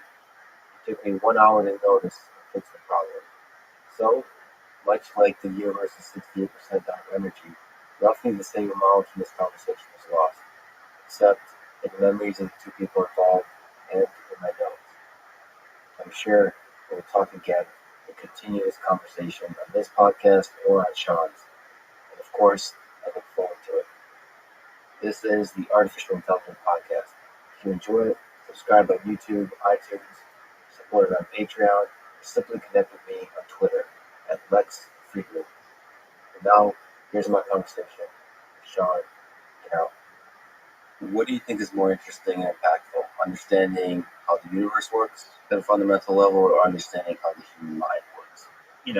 Of course, this is a crazy, meaningless, unanswerable question in some sense, because they're both very interesting and there's no absolute scale of interestingness that you can rate them on.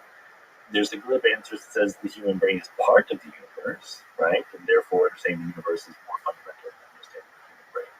But do you really believe that once we understand the fundamental way the universe works at the particle level, the forces, we will be able to understand how the mind works? No, certainly not. We cannot understand how ice cream works just from understanding how particles work, right?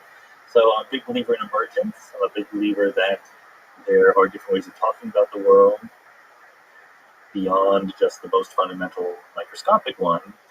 When we talk about tables and chairs and planets and people, we're not talking the language of particle physics and cosmology. So, but understanding the universe, you didn't say just at the most fundamental level, right? So understanding the universe at all levels is part of that. I do think if you want more fair to the question, there probably are general principles of complexity, biology, information processing, memory, knowledge, creativity that go beyond just the human brain, right? And maybe one can count understanding those as part of understanding the universe. The human brain, as far as we know, is the most complex thing in the universe. So it's certainly absurd to think that by understanding the fundamental laws of particle physics, you get any direct insight on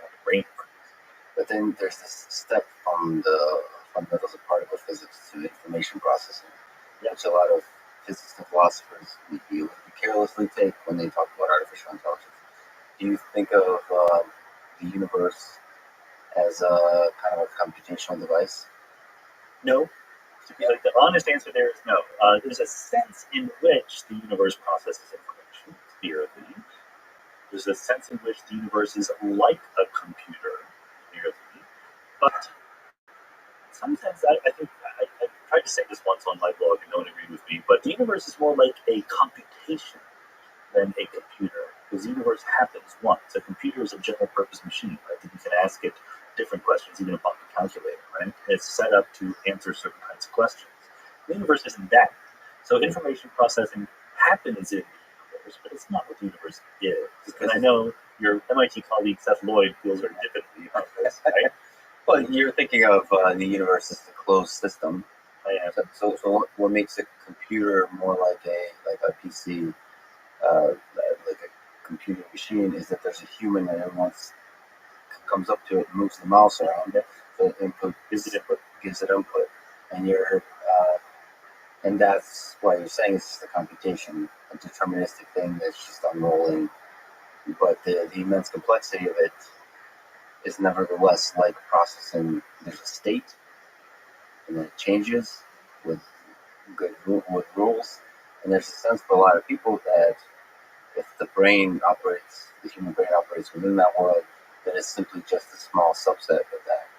And so there's no reason we can't build arbitrarily great intelligence. Yeah. Do you think of intelligence in this way? Intelligence is tricky. I don't have a definition of it offhand. So I remember this panel discussion that I saw on YouTube. I wasn't there, but Seth Lloyd was on the panel, and so was Martin Rees, the famous astrophysicist. And Seth gave his shtick for why the universe is a computer, explained this, and Martin Rees said, "So what is not a computer?" And Seth was like, "That's a good question. I'm not sure," because if you have a sufficiently broad definition of what a computer is, then everything is, right? And the simile or the analogy gains force when it excludes something. Is the moon going around the Earth performing a computation? I can come up with definitions in which the answer is yes, but it's not a very useful computation. I think it's absolutely helpful to think about the universe in certain situations, certain contexts, as an information processing device. I'm even guilty of writing a paper called Quantum Circuit Cosmology, where we modeled the whole universe as a quantum circuit. As a circuit, yeah. And qubits, kind of. With qubits, basically, right? Yeah. So it's becoming more and more entangled. So do we want to digress a little bit? Let's do it. Kind of fun. So here's a mystery about the universe that is so deep and profound that nobody talks about. Space expands, right? And we talk about, in a certain region of space, a certain number of degrees of freedom, a certain number of ways that the quantum fields and the particles in that region can arrange themselves. That number of degrees of freedom in a region of space is arguably finite. We actually don't know how many there are, but there's a very good argument that says it's a finite number. So as the universe expands and space gets bigger, are there more degrees of freedom? If it's an infinite number, it doesn't really matter. Infinity times 2 is still infinity. But if it's a finite number, then there's more space, there's more degrees of freedom. So where did they come from? That would mean the universe is not a closed system. More degrees of freedom popping into existence. So what we suggested was that there are more degrees of freedom. And it's not that they're not there to start, but they're not entangled to start. So the universe that you and I know of, the 3 dimensions around us that we see, we said those are the entangled degrees of freedom making up space-time. As the universe expands, there's a whole bunch of qubits in their zero state that become entangled with the rest of space-time through the action of these quantum circuits. So what does it mean that there's now more degrees of freedom as they become more entangled? Yeah, so as the universe expands. That's right. So there's more and more degrees of freedom that are entangled, that are playing the role of part of the entangled space-time structure. So the underlying philosophy is that space-time itself arises from the entanglement of some fundamental quantum degrees of freedom. Wow. Okay. So at which point is most of the entanglement happening? Are we talking about close to the Big Bang, or are we talking about throughout the the time of the Right. Yeah, so the idea is that at the Big Bang, almost all the degrees of freedom that the universe could have were there, but they were uninhabitable with anything else. And that's a reflection of the fact that the Big Bang had a low entropy, it's a very simple, very small place. And as space expands, more and more degrees of freedom become inhabitable with the rest of the world. Well, I have to ask John Carroll, what do you think of the thought experiment from Nick Bostrom when we're living in a simulation? So I think, let me contextualize that a little bit more. I think people don't actually take this thought experiment. I think it's quite interesting. It's not very useful, but it's quite interesting. From the perspective of AI, a lot of the learning that can be done usually happens in simulation, artificial examples. And so it's a constructive question to ask, how difficult is our real world to simulate? Right. Which is kind of a dual part of, if we're living in a simulation, if somebody built that simulation, how hard, if you were to try to do it yourself, how hard would it be? So obviously we could live in a simulation. If you just wanted the physical possibility, then I completely agree that it's physically possible. I don't think that we actually are. So take this one piece of data into consideration. We live in a big universe, okay? There's 2 trillion galaxies out there per universe, 200 billion stars in each galaxy, etc. It would seem to be a waste of resources to have a universe that big going on just to do the simulation. So in other words, I want to be a good Bayesian. I want to ask, under this hypothesis, what do I expect to see? So the first thing I would say is I wouldn't expect to see a universe that is that big. Okay. The second thing is I wouldn't expect the resolution of the universe to be as good as it is. So it's always possible that if our superhuman simulators only have finite resources, that they don't render the entire universe, right? That the part that's out there, the 2 trillion galaxies, isn't actually being simulated fully. Okay.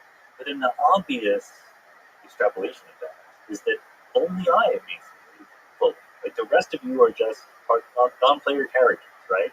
I'm the only thing that is real. The rest of you are just chatbots. Beyond this wall, I see the wall, but there is literally nothing on the other side. That is sort of the Bayesian prediction of what it would be like to do an efficient simulation of me. So, like, none of that seems quite realistic. I don't see. I hear the argument that it's just possible and easy to simulate lots of things. I don't see any evidence from what we know about our universe that we look like a simulated universe. Now, maybe you can say, well, we don't know what we would look like. But that's just abandoning your Bayesian responsibilities. Like, your job is to say, under this theory, here's what you would expect to see. Yeah, so certainly, if you think about simulation as a thing that's like a video game where only a small subset is being measured. But say all the laws of physics, the entire closed system of the quote-unquote universe, it had a creator. Yeah, always possible. Right, so that's not useful to think about when you're thinking about physics. The way Nick Bostrom phrases it, if it's possible to simulate a universe, eventually we'll do it. Right? And you can use that, by the way, for a lot of things. Well, yeah. But I guess the question is, how hard is it to create a universe? I wrote a little blog post about this. Maybe I'm missing something, but there's an argument that says not only that it might be possible to simulate a universe, but probably if you imagine that you actually attribute consciousness and agency to the little things that we're simulating, the little artificial beings, there's probably a lot more of them than there are ordinary organic beings, or there will be in the future, right? So there's an argument that not only is being a simulation possible, it's probable, because in the space of all living consciousnesses, most of them are being simulated, right? Most of them are not at the top level. I think the argument must be wrong, because it follows from that argument that if we're simulated, we can also simulate other things. Well, but if we can simulate other things, they can simulate other things, right? If we give them enough power and resolution.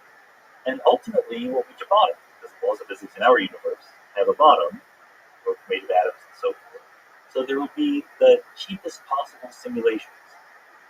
And if you believe the original argument, you should conclude that we should be in the cheapest possible simulations. That's what most people are. But we don't look like it. It doesn't look at all like we're at the edge of resolution. That we're 16-bit things. It's much easier to make much lower level things that we know. So, and also I question the whole approach to the anthropic principle that says we are typical observers in the universe. I think that's not actually, there's a lot of selection that we can do that we're typical within things we already know, but not typical within all. So, do you think there is intelligent life, however you would like to define intelligent life, out there in the universe? My guess is that there is not intelligent life in the observable universe, simply on the basis of the fact that the likely number of other intelligent species in the observable universe, there's two likely numbers, 0 or billions. And if there have been billions, you would have noticed it. For there to be literally like a small number, like, Star Trek, there's, a dozen intelligent civilizations in our galaxy, but not a billion. That's weird. That's sort of bizarre to me. It's easy for me to imagine that there are 0 others, because it's just a big bottleneck to making multicellular life or technological life or whatever. It's very hard for me to imagine that there's a whole bunch out there that have somehow gained others. The question I'd like to ask is, what would intelligent life look like? What I mean by that question and where it's going is, what if intelligent life is just fundamental, is some very big different than the one that is on Earth. But there's all kinds of intelligent life that operates at different scales of both size and tempo. Right? It's a great possibility, because I think we should be humble about what intelligence is, what life is. We don't even know what life is, much less what intelligent life is, right? So that's the argument for humility, saying there could be intelligent life of a very different character, right? But you can imagine that dolphins are intelligent but never invent space travel, because they live in the ocean and they don't have thumbs, right? So they never invent technology, they never invent smelting. Maybe the universe is full of intelligent species that just don't make technology.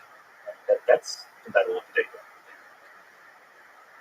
And I think maybe what you're pointing at is even more out there versions of intelligence. Intelligence in intermolecular clouds, or on the surface of a neutron star, or in between the galaxies, and giant things where the equivalent of a heartbeat is 100 million years. On the one hand, yes, we should be very open-minded about those things. On the other hand, all of us share the same laws of physics. There might be something about the laws of physics, even though we don't currently know exactly what that would be, that makes meters and years the right length and time scales for intelligence. Maybe not. But we're made of atoms, atoms at a certain size, orbit stars, or stars at a certain lifetime. It's not impossible to me that there's a sweet spot for intelligent life that we find ourselves in. So I'm open-minded either way. I'm open-minded either being humble, and there's all sorts of different kinds of life, or no, there's a reason we just don't know it yet, why life like ours is the kind of life that's out there. Yeah, I'm off to mine too, but I often wonder if our brains is just designed to, quite obviously, to operate and see the world at these time scales. And we're almost blind, and the tools we've created for detecting things are blind to the kind of observation needed to see intelligent life at other scales. Well, I'm totally open to that, but so here's another argument I would make. We have looked for intelligent life, but we've looked for it in the dumbest way we can, right? By turning radio telescopes to the sky. And why in the world would a super advanced civilization randomly beam out radio signals wastefully in all directions into the universe? That just doesn't make any sense. Especially because in order to think that you would actually contact another civilization, you'd have to do it forever. You'd have to keep doing it for millions of years. That sounds like a waste of resources. If you thought that there were other solar systems with planets around them where maybe intelligent life didn't yet exist but might someday, you wouldn't try to talk to it with radio waves. You would send a space out there and you would park it around there. It would be like, from our point of view, it would be like 2001, where there's a monolith. Wow. But there could be the artifact. In fact, the other way works also, right? There could be artifacts in our solar system that are have been put there by other technologically advanced civilizations, and that's how we will eventually contact them. We just haven't explored the solar system well enough yet to find them. The reason why we don't think about that is because we're young and impatient, right? Like, it would take more than my lifetime to actually send something to another star system and come back. So, but if we start thinking on hundreds of thousands of years or million-year time scales, it's clearly the right thing to do. Are you excited by the thing that Elon Musk is doing with SpaceX in general? With the idea of space exploration, even though your species is young and impatient? Yeah. No, I do think that space travel is crucial long term, even to other star systems. And I think that many people overestimate the difficulty because they say, look, if you travel 1% the speed of light from the star system, you'll be dead before you get there, right? And I think that it's much easier. And therefore, when they write their science fiction stories, they imagine we go faster than the speed of light because otherwise they're limitation, right? We're not going to go faster than the speed of light, but we could easily imagine that the human lifespan gets extended to thousands of years. Once you do that, then stars are much more effective, right? And what's a 100-year trip, right? So I think that the far future, not in my lifetime once again, but baby steps. Unless your lifetime is extended. Well, it's in a race against time, right? A friend of mine who actually thinks about these things said, you and I are going to die, but I don't know about it. I don't know if the future is hard. That's at least a plausible scenario. And so, I think that, as we discussed earlier, there are threats to the Earth, known and not unknown, right? Having spread humanity and biology elsewhere is a really important one. What kind of questions can science not really answer but might soon? When you think about the problems and mysteries before us, that maybe within reach of science. I think the obvious one is the origin of life. We don't know how that happened. There's a difficulty in knowing how it happened historically and actually, literally on Earth. But starting life from non-life is something I kind of think we're close to, right? We're really think so? How difficult is it to start life? Well, I've talked to people, including on the podcast, about this. Life requires three things. Life as we know it. So there's a difference between life and those what it is. And life as we know it, we can talk about with some. So life as we know it requires compartmentalization, like a little membrane around your cell. Metabolism, take in food, eat it, let that heat you things. And then replication. Okay, so you need to have some information about who you are that you pass down to future generation. In the lab, compartmentalization seems pretty easy. Not hard to make lipid bilayers that come into little cellular walls pretty easily. Metabolism and replication are hard, but replication we're close to. People have made RNA-like molecules in the lab that I think the state of the art is they're not able to make one molecule that reproduces itself, but they're able to make two molecules that reproduce each other. Yes, that's okay. That's pretty close. Metabolism is hard to believe it or not, even though it's sort of the most obvious thing. Some sort of controlled metabolism, and the actual substance in our bodies is quite complicated. It's hard to see it just popping into existence all by itself in a different way. But we're reading up this. In fact, I don't think we're spending nearly enough money on it. If I were the NSF, I would flood this area with money because it would change our view of the world if we could actually make life in the lab and understand how it was made originally. And I'm sure it would have some ripple effects that help cure diseases and so on. I mean, just that that's right. So synthetic biology is a wonderful thing when we're making cells. Right now, the best way to do that is to borrow heavily from existing biology, right? Craig Venter, several years ago, created an artificial cell. All he did was, not all he did, it was a tremendous accomplishment, but all he did was take out the DNA from the cell and put in entirely new DNA and let it boot up and go. What about the leap to creating intelligent life on Earth? Yeah. However, again, define intelligence, of course, but let's just even say Homo sapiens, the modern intelligence in our human, right? Do you have a sense of what's involved in that leap and how big of a leap that is? So AI would count in this, or will not like organism in some sense? AI would count it. Okay. Yeah, of course they have a conflict. Well, let's say artificial consciousness, right?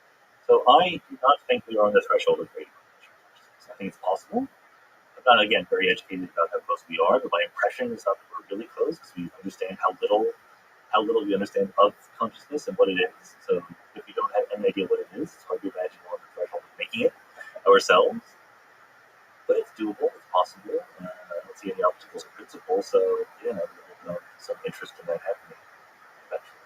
I think in general, consciousness, I think we would be surprised how easy consciousness is once we create intelligence. Yeah. I think consciousness is a thing that's just something not fake.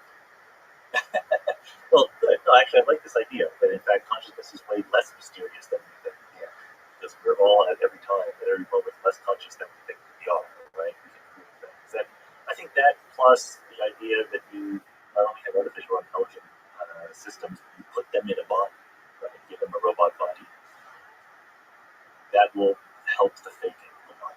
Yeah, I think creating consciousness in artificial consciousness is as simple as asking a Roomba to say I'm conscious and refusing to be talked out of it. Could be. And I mean, I'm almost being silly, but that's what we do. That's what we do with each other. It's the kind of that consciousness is also a social construct. And a lot of our ideas of intelligence is a social construct, and so reaching that bar involves something that's beyond. Doesn't necessarily involve the fundamental understanding of how you go from electrons to neurons to cognition. No, actually, I think that is an extremely good point. And in fact, what it suggests is, so yeah, you referred to Kate Darling, who I had on the podcast, and who does these experiments with very simple robots, but they look like animals, and they can look like they're experiencing pain, and we human beings react very negatively to these little robots looking like they're experiencing pain. And what you want to say is, yeah, but they're just robots, it's not really pain, it's just some electrons. But then you realize, you and I are just electrons going around, and that's what pain is also. And so what I would have an easy time imagining is that there is a spectrum between little robots that Kate works with and a human being, where there are things that sort of by some strict definition, Turing test level thing, are not conscious, but nevertheless walk and talk like they're conscious. And it could be that the future is, Siri is close, right? And so it might be the future has a lot more agents like that. And in fact, rather than someday going, aha, we have consciousness, we'll just creep up on it with more and more negative reflections of what we expect. And in the future, maybe the present, for example, we haven't met before, and you're basically assuming that I'm human. It's a high problem at this time because but in the future there might be question marks on it. Yeah, no, absolutely. Certainly, videos are almost what we should trust them on. Photos you can't trust, right? Videos is easier to trust, but we're getting worse. But, we're getting better at faking that, right? Yeah. So physical body people, what's so hard about faking that? That's very depressing. This conversation. To me, it's exciting. To me, you're doing it, so it's exciting to you. But it's a sobering thought. We're very bad, right, at imagining what the next 50 years are going to be like when we're in the middle of a phase transition as we are right now. Yeah, and in general, I'm not blind to all the threats. Yeah. I am excited by the power of technology to protect us against the threats as they evolve. I'm not as much as the thinker, optimistic about the world, but in everything I've seen, all the brilliant people in the world that I've met are good people. So the army of the good, in terms of the development of technology, is large. Okay, you're way more optimistic than I am. I think that goodness and badness are equally distributed among intelligent and unintelligent people. I don't see much of a correlation. Neither of us have. Yeah, exactly. Again, opinions are free, right? Nor definitions of good and evil. We come without definitions or without opinions. So, what kind of questions besides not currently answer may never be able to answer? Well, the obvious one is what is good and bad? What is right and wrong? I think there are questions that science tells us what happens, what the world is and what it does. It doesn't say what the world should do or what we should do because we're part of the world. But we are part of the world, and we have the ability to feel like something's right, something's wrong. And to make a very long story very short, I think that the idea of moral philosophy is systematizing our intuitions of what is right and what is wrong. And science might be able to predict ahead of time what we will do, but it won't ever be able to judge whether we should or not. So, you're kind of unique in terms of scientists. It doesn't have to be a podcast, but even just reaching out, I think you refer to sort of doing interdisciplinary science. So you reach out and talk to people that are outside of your discipline, which I always hope that's what science is for. In fact, I was a little disillusioned when I realized that academia is very siloed. And so the question is, how, or at your own level, how do you prepare for these conversations? How do you think about these conversations? How do you open your mind enough to have these conversations? And then maybe a little bit broader, how can you advise other scientists to have these kinds of conversations? Not at the podcast. The fact that you're doing a podcast is awesome that other people don't hear that, but it's also good to have it without mics in general. It's a good question, but a tough one to answer. I think about, a guy knows a personal trainer. He was asked on a podcast, how do we, psych ourselves up to do a workout? How do we make that discipline to go and work out? He's like, why are you asking me? Like, I can't stop working out. Like, I don't need to psych myself up. So, and likewise, he asked me, like, how do you get to have interdisciplinary conversations and all sorts of different things with all sorts of different people? Like, that's what makes me go, right? Like, I couldn't stop doing it. I did that long before I recorded. In fact, a lot of the motivation for starting recording it was making sure I would read all these books that I had purchased, right? Like all these books I wanted to read, not enough time to read them. And now, if I had motivation, because I'm going to interview Pat Churchland, I'm going to finally read her book, And it's absolutely true that academia is extraordinary, right? We don't talk to people. We rarely do. And in fact, when we do, it's punished. Like the people who do it successfully generally first became very successful within their little silo of that discipline, and only then did they start expanding out. If you're a young person, I have graduate students. I try to be very, very candid with them about this. That it's most graduate students cannot become faculty members, right? It's a tough road, and so live the life you want to live, but do it with your eyes open about what it does to your job chances. And the more broad you are, and the less time you spend hyper specializing in your field, the lower your job chances. That's just an academic reality. It's terrible. I don't like it, but it's a reality. And for some people, that's fine. Like there's plenty of people who are wonderful scientists who have zero interest in branching out and talking to anyone outside their field. But it is disillusioning to me. Some of the romantic notion I had of the intellectual academic life is belied by the reality of it. The idea that we should reach out beyond our discipline and that it's a positive good is just so rare in universities that it may as well not exist at all. But that said, even though you're saying you're doing it with a personal trainer because you just can't help it, you're also an inspiration to others. Like, I can speak for myself. I also have a career I'm thinking about, right? Yeah. And without your podcast, I may have not have been doing this at all, right? So it makes me realize that these kinds of conversations is kind of what science is about. In many ways, the reason we write papers, this exchange of ideas, it's much harder to do interdisciplinary papers, I would say. Yeah. Right? Right. And conversations are easier. So conversation is the beginning. And with AI, it's obvious that we should think outside of pure computer vision competitions and data sets. We should think about the broader impact of how this can be, reaching out to physics, to psychology, to neuroscience, and having these conversations. So that you're an inspiration. And so Well, thank you very much. Never know how the world changes. I mean, The fact that this stuff is out there, and I've a huge number of people come up to me, grad students, really loving the podcast, inspired by it, and they will probably have that. There will be ripple effects when they become practices. We can end on a balance between pessimism and optimism. And Sean, thank you so much for talking. It was awesome. Alex, thank you very much for this conversation.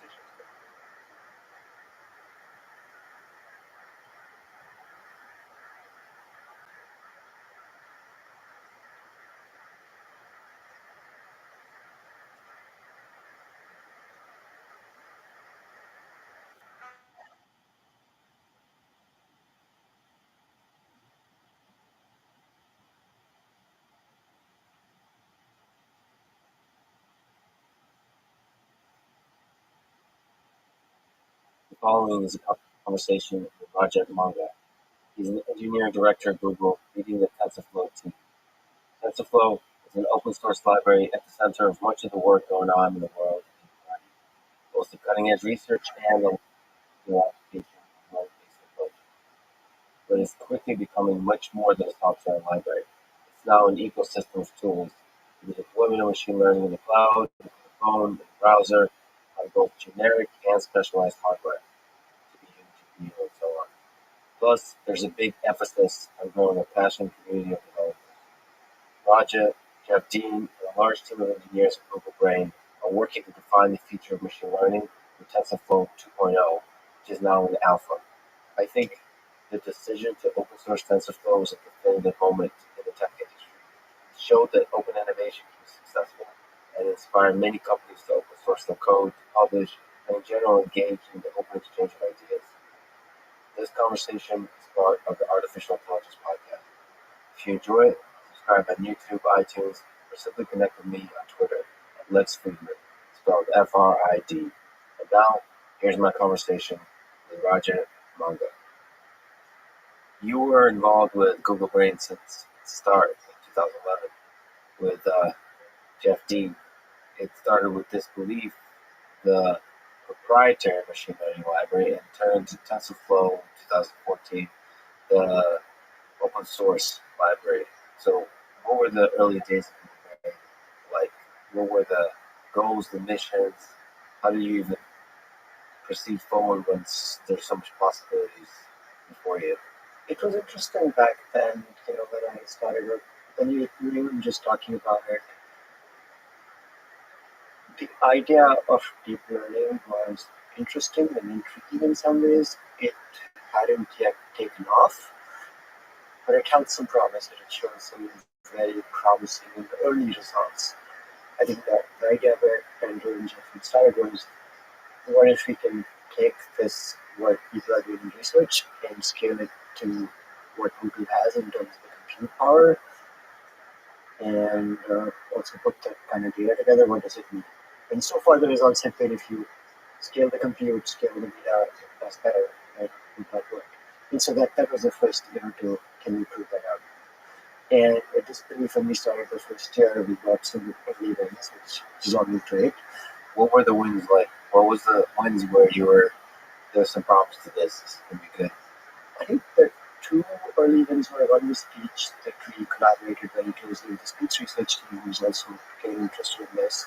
And the other one was on images, where we, the cat paper, as we call it, which was covered by a lot of folks. And the birth of Google Brain was around neural networks. That was, so let's deep learning from the very beginning. That was the whole mission. So what would, in terms of scale, what was the sort of dream of what this could become? Like, were there echoes of this open source TensorFlow community that might be brought in? Was there a sense of TPUs? Was there a sense of like machine learning is now going to be at the core of the entire company? Is going to grow into that direction? Yeah, I think so. So that was interesting. And like, if I think back to 2012, and first things, can we scale it? In a year or so, we had started scaling it to hundreds and thousands of machines. In fact, we had some ones even going to 10,000 machines, and all of those shows great promise. In terms of machine learning at Google, the good thing was Google's been doing machine learning for a long time. Deep learning was new, But as we scaled this up, we showed that yes, that was possible and it was going to impact lots of things. Like we started seeing real products wanting to use this. Again, speech was the first. There were image things like photos came out of and many other products as well. So that was exciting. As we went into that a couple of years, externally also academia started to, there was lots of push on it. Deep learning's interesting, we should be doing more, and so on. And so by 2014, we were looking at, okay, this is a big thing, it's going to grow, and not just internally, externally as well. Yes, maybe Google's ahead of where everybody is, but there's a lot of this stuff makes sense and come together. So the decision to open source, I was chatting with Chris Ladner about this. The decision to open source TensorFlow, I would say, so for me personally, seems to be one of the big seminal moments in all of software engineering ever. I think that when a large company like Google decides to take a large project that many lawyers might argue has a lot of IP, just decide to go open source with it, and so to lead the entire world and saying, you know what, open innovation is a pretty powerful thing. It's okay to do. That was, I mean, that's an incredible moment in time. So do you remember those discussions happening? Whether open source should be happening? What was that like? I would say, I think, so the initial idea came from Jeff, who sort of the proponent of this. I think it came off of two big things. One was research-wise. We were putting all our research out there. We were building on all those research, and we wanted to push the state-of-the-art forward. And part of that was to share the research. That's how I think deep learning and machine learning has really grown so fast. So the next step was, okay, now would software help with that? Seemed like there were existing a few libraries out there, Tiago, and other few others, but they were all done by academia, and the level was significantly different. The other one was, from a software perspective, Google had done lots of software that we used in learning, and we published papers. Often there was an open source project that came out of that, but somebody else picked up that paper and implemented, and they were very successful. Back then, it was like, okay, there's Hadoop, which has come off of tech that we built. We know the tech we built is way better for a number of different reasons. We've invested a lot of effort in that. And turns out we have Google Cloud, and we are now not really providing our tech, but we are saying, okay, we have Bigtable, which is the original thing. We're going to now provide H-based APIs on top of that, which isn't as good, but that's what everybody's used to. So there's like, can we make something that is better and really just provide? Helps the community in lots of ways, but also helps push a good standard forward. So how does cloud fit into that? There's a TensorFlow open source library. And how does the fact that you can use so many of the resources that Google provides in the cloud fit into that strategy? So TensorFlow itself is open and there's an there, right? And we want to make sure that continues to be the case.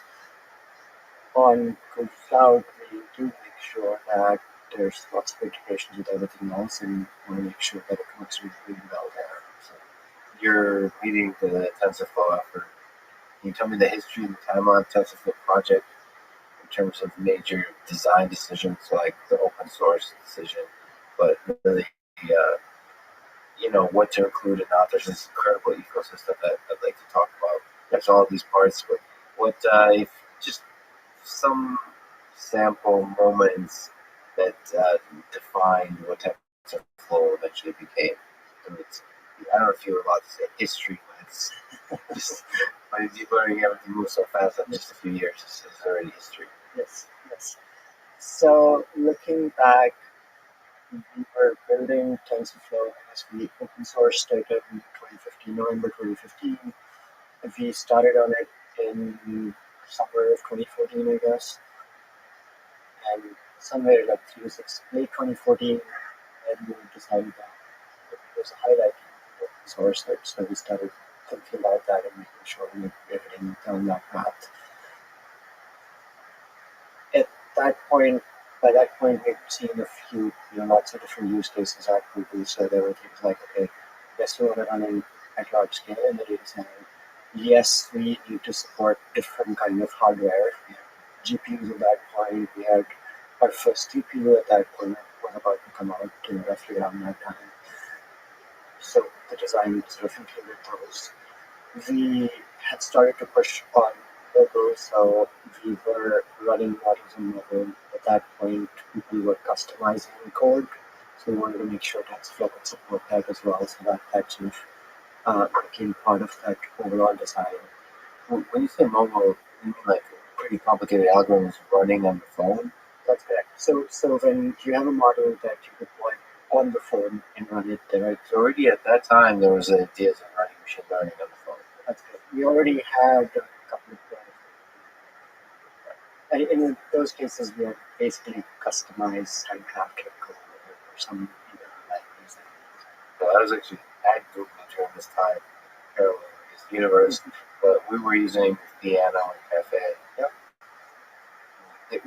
Was there some degree to which you were balancing, like trying to see what Cafe was offering people, trying to see what Piano was offering, that you want to make sure you're delivering whatever that is, perhaps the Python part of things, maybe did that influence the design decisions? Totally. So when we built this belief, and some of that was in parallel, some of these libraries coming up, Piano itself is there, but we were building this belief focused on our algorithms, which is totally different. By the time we got to this, we looked at a number of libraries that were out there. Piano, there were folks in the group who had experience with Torch, with Lua. There were folks here who had seen Cafe, and actually Yanqing was here as well. There's, I think we looked at a number of things. Might even have looked at China back then, trying to think of course. In fact, yeah, we did discuss ideas around should we have a graph or not. And they were so putting all these together was definitely there were key decisions that we wanted. We had seen limitations in our prior disbelief things. A few of them were just in terms of research was moving so fast. We wanted flexibility. We wanted the hardware was changing fast. We expected to change that. So that those probably were two things. And yeah, I think the flexibility in terms of being able to express all that is definitely.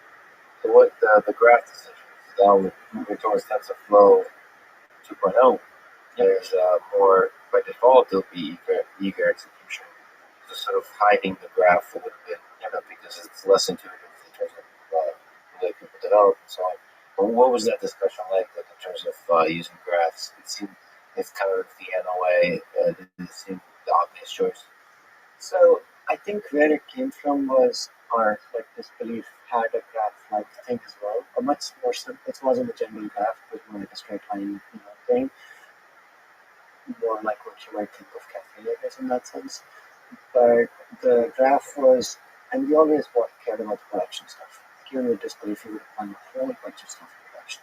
So graph did come from that when we thought of, okay, should we do that in Python? We experimented with some ideas where it looked a lot simpler to use, but not having a graph linked. Okay, how do you deploy now? So Taik was probably what shifted to balance for us, and eventually we ended up with a graph. And I guess the question there is, did you, production seems to be the thing to focus on, but did you even anticipate the other side of it, where there could be, what are the numbers, something crazy, 41 million downloads? Yep. I mean, was that even like a possibility in your mind that it would be as popular as it became?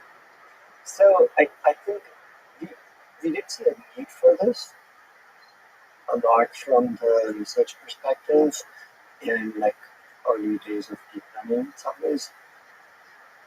41 million, no, I don't think nothing is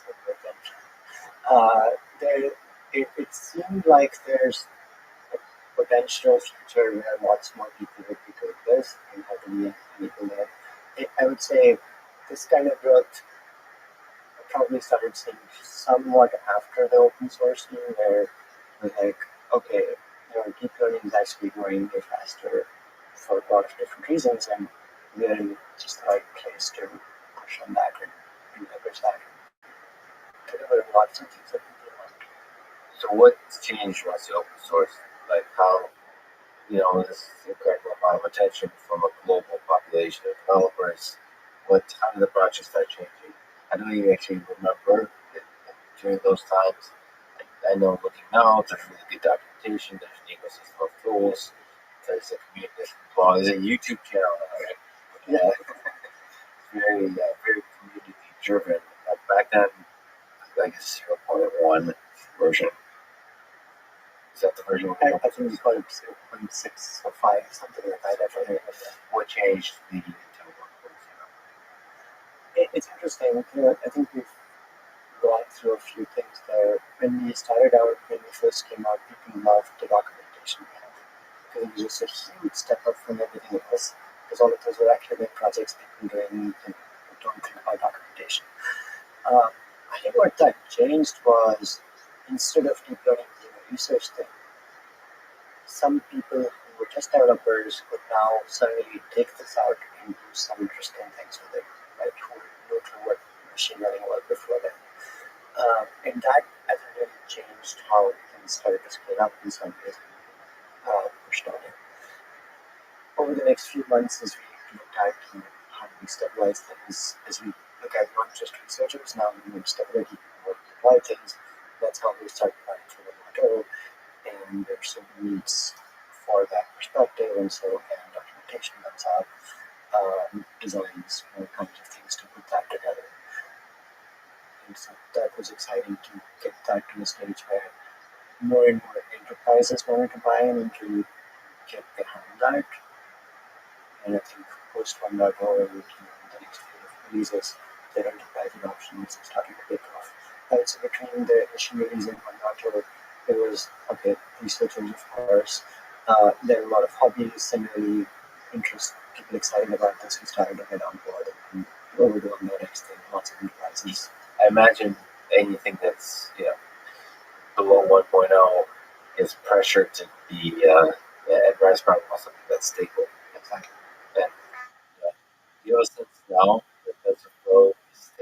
It feels like deep learning in general is extremely dynamic field. There's so much changing.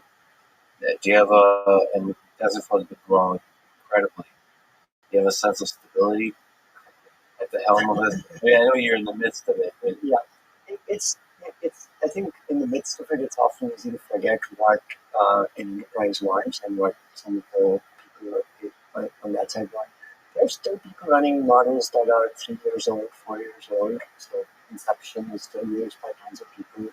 Less than 50 is what, a couple of years old now or more. But tons of people use that and they're fine. They don't need the last couple of bits of performance or quality. They want some stability and things that just work.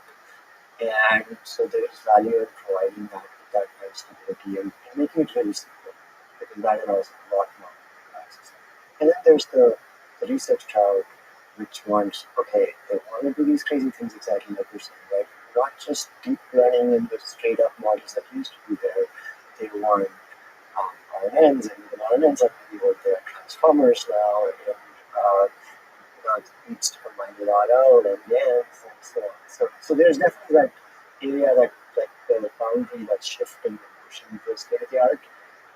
But I think there's more and more of the past that's much more stable, and even stuff that was 3 years old is very, very usable by lots of people. So that part makes it very easy. so I imagine, maybe you can correct me if I'm wrong, one of the biggest use cases is essentially taking something like ResNet 50 and doing some kind of transfer learning on a very particular problem that you have. It's basically probably what the majority of the world does.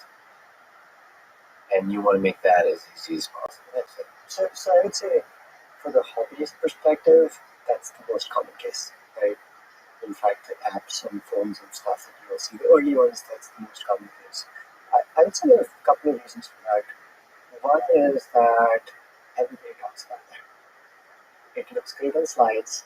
It's a visual presentation. Yeah, exactly. What enterprises want is that is part of it, but that's not the big thing. Enterprises really have data that they want to make predictions on. This is often what they used to do with the people who do ML was just regression models, linear regression, logistic regression, linear models, or maybe trading cluster trees and so on. Some of them still benefit from deep learning, but they weren't that's the bread and butter with structured data and so on. So depending on the audience you look at, a little bit different. And they just have, I mean, the best of enterprise probably just has a very large data set, or deep learning can probably shine. That's good. And then I think the other thing that they would know together or something. Together is the whole TensorFlow extended piece, which is the entire pipeline. They care about stability across their entire thing, they want simplicity across their thing. I don't need to just train a model, I need to do that every day, again, over and over again. I wonder to which degree you have a role in, I don't know, so I teach a course on deep learning. I have people like lawyers come up to me and say, say one is machine learning going to enter the legal realm. The same thing in all kinds of disciplines, immigration, insurance. Often when I see what it boils down to is these companies are often old school in the way they organize the data. So the data is just not ready yet. It's not digitized. Do you also find yourself being in the role of an evangelist for let's organize your data, folks, and then you get the big benefit of TensorFlow? Do you have those conversations? So yeah, I get all kinds of questions there from, okay, what can I do to make this work, right? To really deep learning and all these things that I already use this linear model, why would this help? I don't have enough data, let's say, or I want to use machine learning when we want to start. So it varies, back to all the way to the experts who ask for very specific things. It's interesting. Is there a good answer? It boils down to oftentimes digitizing data. So whatever you want automated, whatever data you want to make prediction based on, you have to make sure that it's in an organized form. Like within the TensorFlow ecosystem, there's now they're providing more and more data sets and more pre-trained models. Are you finding yourself also the organizer of data sets? Yes, I think with TensorFlow data sets that we just released, that's definitely come up where people want these data sets, can we organize them and can we make that easier? So that's definitely one important thing.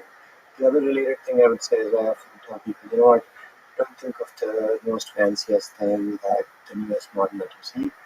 Make something really basic work, and then you can improve it. There's just lots of things you can do. Yeah, start with the basics. Sure. One of the big things that makes TensorFlow even more accessible was the appearance, whenever that happened, of Keras, the Keras standard outside of TensorFlow. And I think it was Keras on top of Piano at first only, and then Keras became on top of TensorFlow. Do you know when Keras chose to also add TensorFlow as a backend? Was it just the community that drove that initially? Do you know if there was discussions, conversations? Yeah, so Francois started the Keras project before he was at Google, and the first news I don't remember if that was after TensorFlow was created or before. And then at some point, when TensorFlow started becoming popular, there were enough similarities that he decided to create this interface and put TensorFlow as a backend. I believe that might still have been before he joined Google, so we were talking about that. We decided on his own and thought that was interesting to join into the community. In fact, I didn't find out about him being at Google until a few months after he was here. He was working on some research ideas and doing Keras and Snacks and Beacons project and stuff. Oh, interesting. So he wasn't like part of the TensorFlow. He didn't join He initially. joined research and he was doing some amazing research. There's some papers on the iron research where he's a great researcher as well. And at some point we realized, he's doing this good stuff. He seemed to like the API, he's right here. So we talked to him and he said, okay, why don't I come over to your team and work with you for a quarter and let's make that integration happen. And we talked to his manager and he said, sure, quarter's fine. and that quarter's been something like 2 years now. And so it's been, So Keras got integrated into TensorFlow like in a deep way, and now with 2.0, TensorFlow 2.0, so Keras is kind of the recommended way for a beginner to interact with TensorFlow, which makes that initial sort of transfer learning or the basic use cases, even for enterprise, super simple. Right? So what was that decision like? That seems like it's kind of a bold decision as well. we did spend a lot of time thinking about that one. We had a bunch of APIs, some built by us. There was a parallel language we had a few, and then when we decided to do Keras in parallel, so they were like, okay, two things that we're looking at. And the first thing we was trying to do is just have them look similar, like be as integrated as possible, share all of that stuff. There were also like 3 other APIs that others built over time because we didn't have a standard one. But one of the messages that we kept hearing from the community, which one do we use? And they kept saying like, okay, there's a model in this one, and there's a model in this one, which were like, so that's sort of like, okay, we had to address that straight on with 2.0. The whole idea is we need to simplify. We had to pick one. Based on where we were like, okay, let's see what do the people like. Keras was clearly one like lots of people loved. There were lots of great things about it. So setting them out. Organically, that's kind of the best way to do it. It was great. It was surprising, nevertheless, to sort of bring in an outside. I mean, there was a feeling like Keras might be almost like a competitor. It's a certain kind of to TensorFlow, and in a sense, it became an empowering element of TensorFlow. That's right. Yeah, it's interesting how you can put two things together which can align. Right? In this case, I think Francois, the team, and I, a bunch of us have chatted, and I think we all want to see the same kind of things. We all care about making it easier for the huge set of developers out there, and that makes a difference. So Python has Guido Rossom, who took recently held the position of dictator for life. Right? So does a huge, successful open source project like TensorFlow need one person who makes a final decision? So you did a pretty successful TensorFlow Dev Summit just now, last couple of days. There's clearly a lot of different new features that be incorporated in an amazing ecosystem. So on.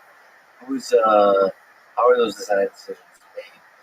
Is there a BDFL in TensorFlow, and or is it more distributed?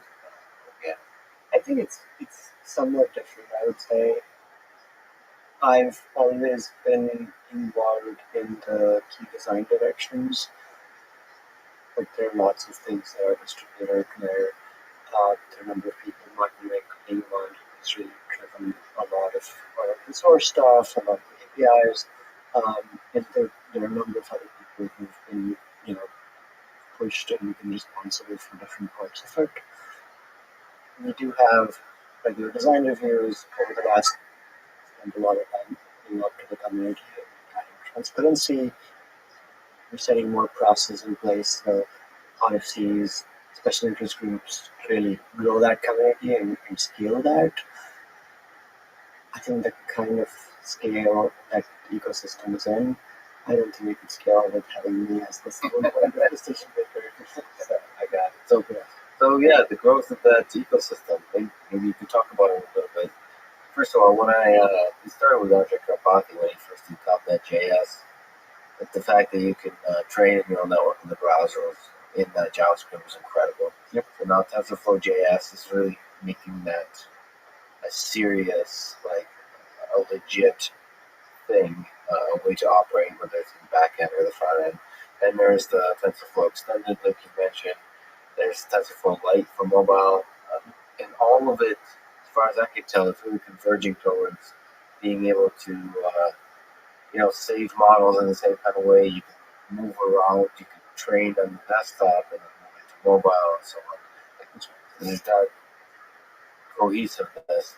So can you maybe give me, whatever I missed, a bigger overview of the definition of the ecosystem that's trying to be built, and where is it moving forward? Yeah. So, in short, the way I like to think of this is our goal is to enable machine learning, and in a couple of ways. One is we have lots of exciting things going on in ML today. We started with deep learning, but we now support a bunch of other algorithms too. So one is to, on the research side, keep pushing the state of the art. Can we, how do we enable researchers to build the next amazing thing? Bullet came out recently. It's great that people want to do new kinds of research. There are lots of research across the world. So that's one direction. The other is, how do you take that across all the people outside who want to take out research and do some great things with it, and integrate it to build real products, to have a real impact on people. And sort of that's the other axis in some ways. At a high level, one way I think about it is there are a crazy number of compute devices across the world. And we often used to think of ML and training and all of this as something you do either in the workstation or the data center or cloud. But we see things running on the phones, we see things running on really tiny chips, and we had some demos in the developer summit. And so the way I think about this ecosystem is, how do we help get machine learning on every device that has a compute capability?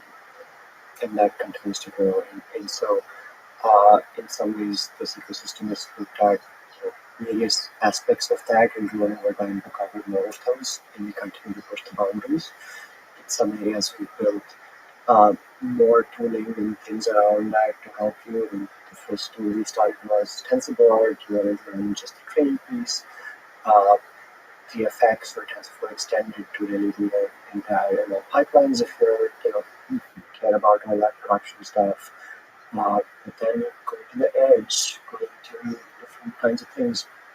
And it's not just us now. They're a place where there are lots of libraries being built on top. So there's some for research, maybe things like TensorFlow agents, TensorFlow probability that started as research things, or for researchers for focusing on certain kinds of algorithms. They're also being deployed or used by production folks. And some have come from within Google, teams across Google who are being given these things. Others have come from just the community, because there are different pieces that different parts of the community care about. And I see our goal as enabling even that, right? It's not, we cannot and we won't build every single thing. That just doesn't make sense.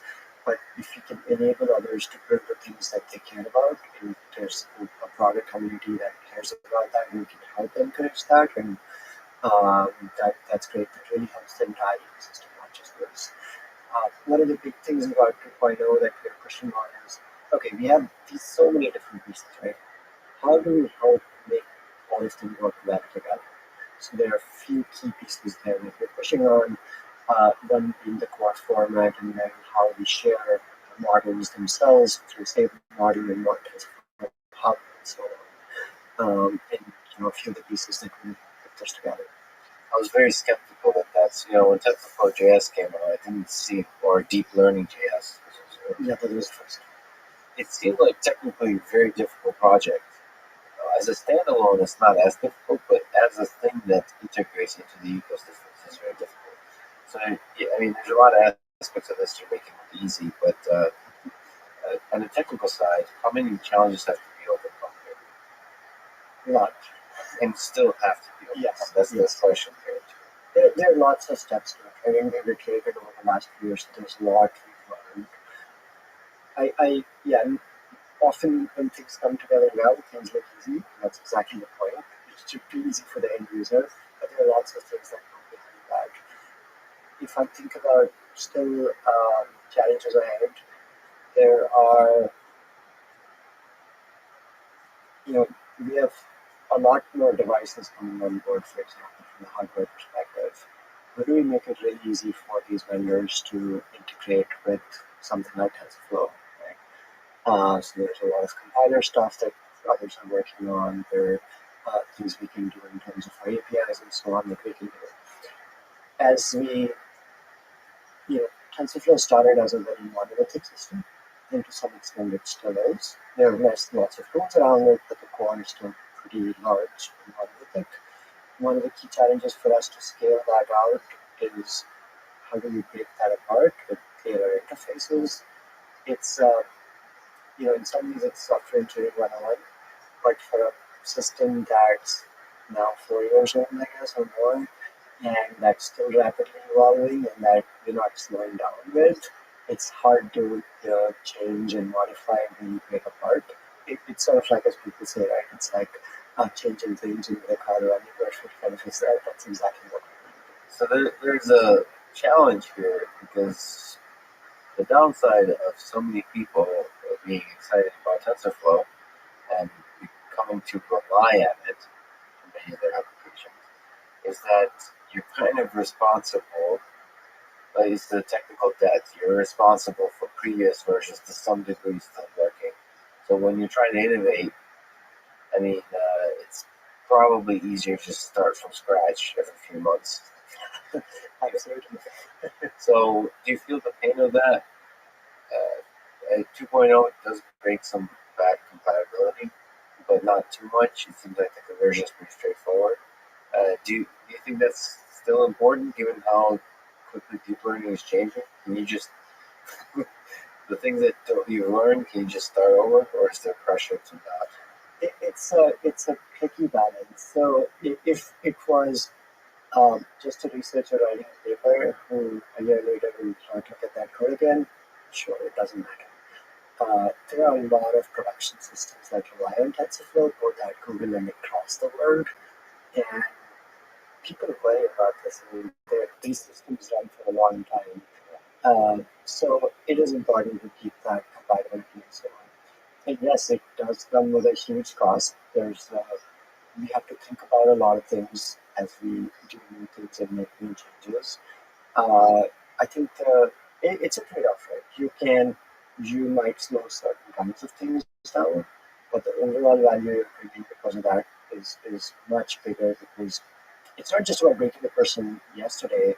It's also about telling the person tomorrow that, you know what, this is how we do things. We're not going to break you when you come on board, because there are lots of new people who are also going to come on board. One way I like to think about this, and I always push the team to think about it as well, when you want to do new things, you want to start with a clean slate. Design with a clean slate in mind. And then you figure out how to make sure all the other things work. And yes, we do make compromises occasionally, but unless you design with a clean slate and not worry about that, you'll never get to a good place. That's good. So even if you are responsible when in the idea stage, when you're thinking of new, to put all that behind you. Okay, that's really, really well put. So I have to ask this because a lot of students, developers ask me how I feel about PyTorch versus TensorFlow. So I've recently completely switched my research to TensorFlow.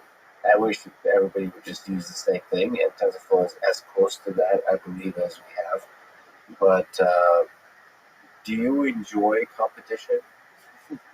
TensorFlow is leading in many ways, many dimensions, in terms of ecosystem, in terms of number of users, momentum, power, production level, so on. But a lot of researchers are now also using PyTorch. Do you enjoy that kind of competition, or do you just ignore it and focus on making TensorFlow the best that it can be? So just like research or anything people are doing, right, it's great to get different kinds of ideas. And when we started with TensorFlow, like I was saying earlier, it was very important for us to also have production in mind. We didn't want just research, right? And that's why we chose certain things. Now, PyTorch came along and said, you know what, I only care about research. This is what I'm trying to do. What's the best thing I can do for this? And it started iterating. And it's like, okay, I don't need to worry about graphs. Let me just run things. I don't care if it's not as fast as it can be, but let me just make this part easy. And there are things you can learn from that, right? They again had the benefit of seeing what had come before, but also exploring certain different kinds of spaces, and they had some good things there, building on, say, things like chain herders and before that. So competition is definitely interesting. It made us this is an area that we thought about, like I said, very early on. Over time, we had revisited this a couple of times to re-add this again. At some point, we said, you know what, it seems like this could be done well. So let's try it again. And that's how we started pushing on the execution. We combined those two together, which has finally come very well together in 2.0, but it took us a while to get all the things together and so on. So let me ask, put another way, I think eager execution is a really powerful thing at it. Do you think he wouldn't have been, Muhammad Ali versus Frazier, right? Do you think he wouldn't have been out of this quickly if PyTorch wasn't there? It might have taken longer. Yeah, it was. I mean, we tried some variants of that before, so I'm sure it would have happened, but it might have taken. I'm grateful that TensorFlow is finally doing it. It's doing some incredible work the last couple of years. What other things that we didn't talk about are you looking forward in 2.0 that it comes to mind? So we talked about some of the ecosystem stuff, making it easily accessible to Keras, eager execution. Is there other things that we missed? Yeah, so I would say one is just where 2.0 is, and all the things that we've talked about. I think as we think beyond that, there are lots of other things that it enables us to do, and that we're excited about it. So what it's setting us up for are these really clean APIs. We've cleaned up the surface for what the users want. What it also allows us to do a whole bunch of stuff behind the scenes once we're ready with 2.0. So, for example, in TensorFlow with graphs and all the things you could do, you could always get a lot of good performance if you spend the time to clean it. Okay. And we've clearly shown that, let's do that. With 2.0, with these APIs, where we can give you a lot of performance just for whatever if you're, because we see these, it's much cleaner. We know most people are going to do things this way. We can really optimize for that and get a lot of those things out of the box. And it really allows us for sandwiching and distributing and so on, to really explore other spaces behind the scenes after the future versions as well. So right now the team is really excited about that. Over time, I think we'll see that. The other piece that I was talking about in terms of just restructuring the monolithic thing into more pieces and making it more modular, I think that's going to be really important for a lot of the other people in the ecosystem, other organizations, and so on that want to do things. Can you elaborate a little bit what you're making TensorFlow or modular? So the way it's organized today is there are lots of repositories in the TensorFlow organization at GitHub. The core one where we have TensorFlow, it has the execution engine, it has the key backends for CPUs and GPUs, it has work to do distributed stuff, and all of these just work together in a single library or binary. There's no way to split them apart. There are some interfaces, but they're not needed. In a perfect world, you would have clean interfaces where, okay, I want to run it on my fancy cluster with some custom networking, just implement this into that.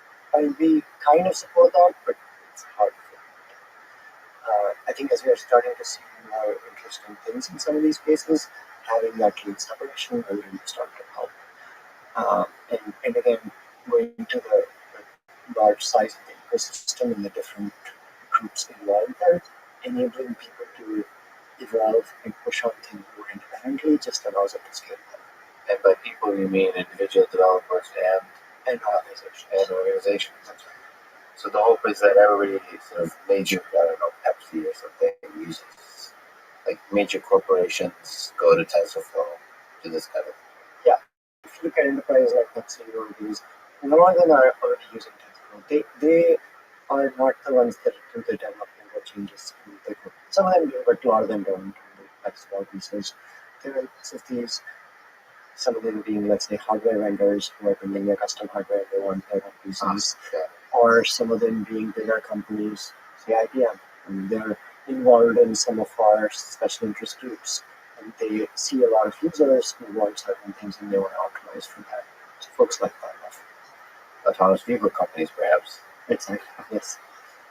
So, yeah, like I mentioned, TensorFlow has been downloaded 41 million times, 50,000 commits, almost 10,000 pull requests, and 1,800 contributors. So, I'm not sure if you can explain it, but what does it take to build a community like that? If, in retrospect, what do you think? What is the critical thing that allowed for this growth to happen, and how does that growth continue?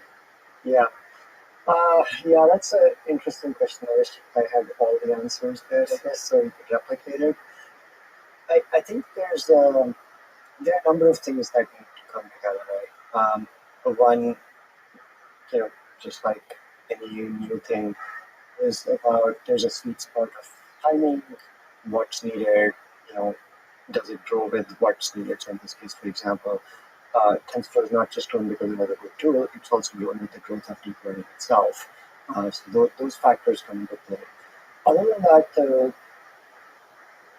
I think just listening to the community effort, what they need, being open to, like in terms of external contributions, we've spent a lot of time in making sure we can accept those contributions well, we can help the contributors in adding those, putting the right process in place, getting the right kind of community, welcoming them, and so on.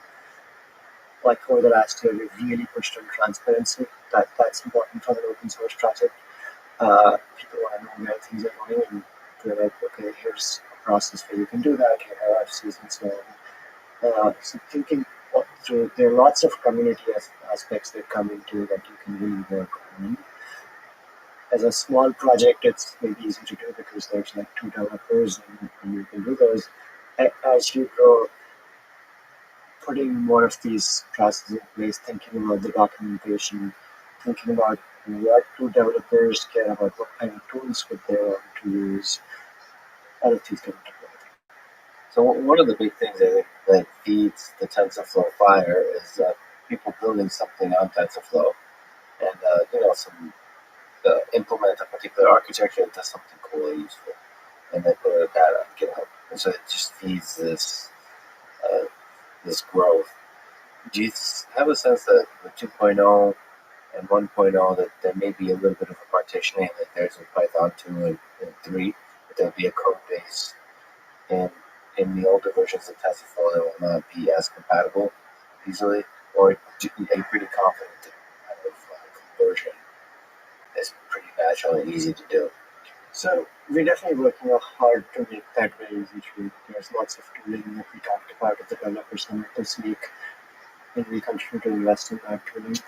It's when you think of these significant version changes, that's always a risk, and we're really pushing hard to make that transition very, very smooth. I think so at some level, people want to move and they see the value in the new thing. They don't want to move just because it's a new thing. But some people do, but most people want a really good thing.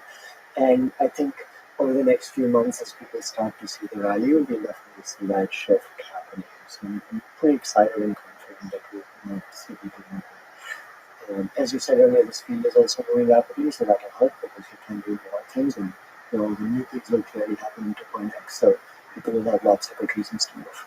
So what do you think TensorFlow 3.0 looks like? Is there are things happening so crazily that even at the end of this year seems impossible to plan for, or is it possible to plan for the next 5 years? I think it's tricky. There are some things that we can expect in terms of, okay, change. Yes, change is going to happen. Are there some things going to stick around and some things not going to stick around? I would say the basics of deep learning, say convolution models or the basic kind of things, they'll probably be around in some form still in 5 years. The RLM GANs stay very likely based on where they are. And we have new things, probably, but those are hard to predict. I mean, some things that we can see as things that we're starting to do right with some of our projects right now is just to combining the execution in graphs where we're starting to make it more like just an actual programming language. You're not trying to program something else. Similarly with software TensorFlow, we're taking that approach. Can you do something down that line? So some of those ideas seem like that's the direction. In 5 years, we expect to see more in that area. Other things we don't know is, will hardware accelerators be the same? Will we be able to train with 4 bits instead of 32 bits? I think the TPU side of things is important. TPU is already on version 3. It seems that the evolution of TPU and TensorFlow are sort of the co-evolving almost in terms of both are learning from each other, from the community, and from the applications where the biggest benefit is achieved.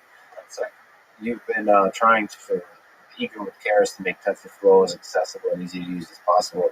What do you think for beginners is the biggest thing they struggle with? Have you encountered that, or is basically what Keras is solving is that eager, like we talked about? Yeah, for some of them, like you said, right, the beginners want to just be able to take some image model. They don't care if it's Inception or Estimate or something else, and do some training or transfer learning on that kind of model. Being able to make that easy is important. So, in some ways, if you do that by providing them simple models with, say, in HUB or so on, they don't care about what's inside that box, but they want to be able to use it. So you're pushing on, I think, different levels. If you look at just a component that you get, which has the layers already switched in, the beginners probably just want that. Then the next step is okay, look at building layers with layers. If you go out to research, then they are probably writing custom layers themselves or in their own needs. So there's a whole spectrum there. And then providing the pre-trained models seems to really decrease the time from you trying to start. So you could basically in the Colab notebook achieve.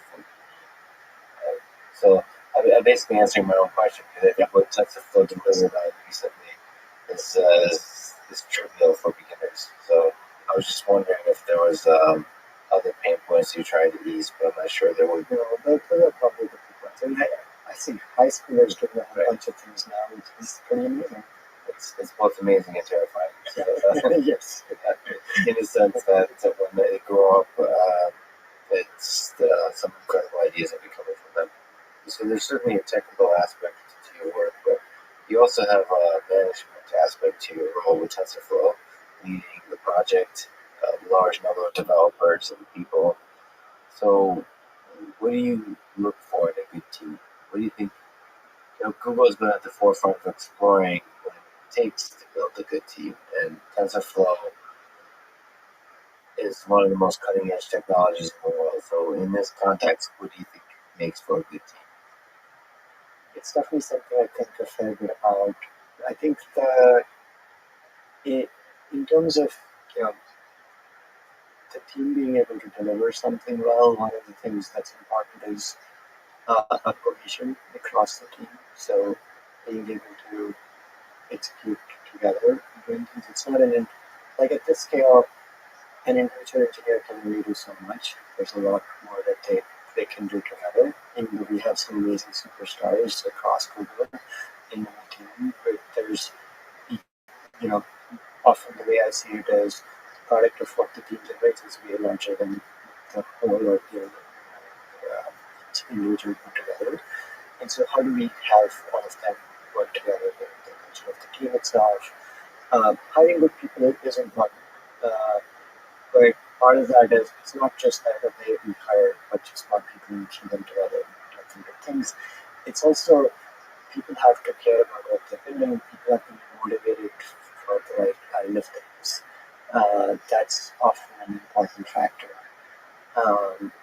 And finally, how do you put that together with somewhat unified vision of where we want to go? So are we all looking in the same direction, or each of us going one way? And sometimes it's a mix. Google's a very bottom-up organization in some sense, also research even more so, and that's how we started. But as we've become this larger product and ecosystem, I think it's also important to combine that now with mix of, okay, here's the direction we want to go in, there's exploration we can do around that, but let's keep staying in that direction, not just other place. And is there a way you monitor the health of the team? So like, is there a way you know you did a good job? The team is good. Like, I mean, you're sort of you're saying nice things, but it's sometimes difficult to determine how aligned. Yes. Because it's not binary. It's not like there's tensions and complexities and so on. And the other element of this superstars, there's so much. Even at Google, such a large percentage of work is done by individual superstars too. So there's and sometimes those superstars can be against the dynamic of the team, those tensions.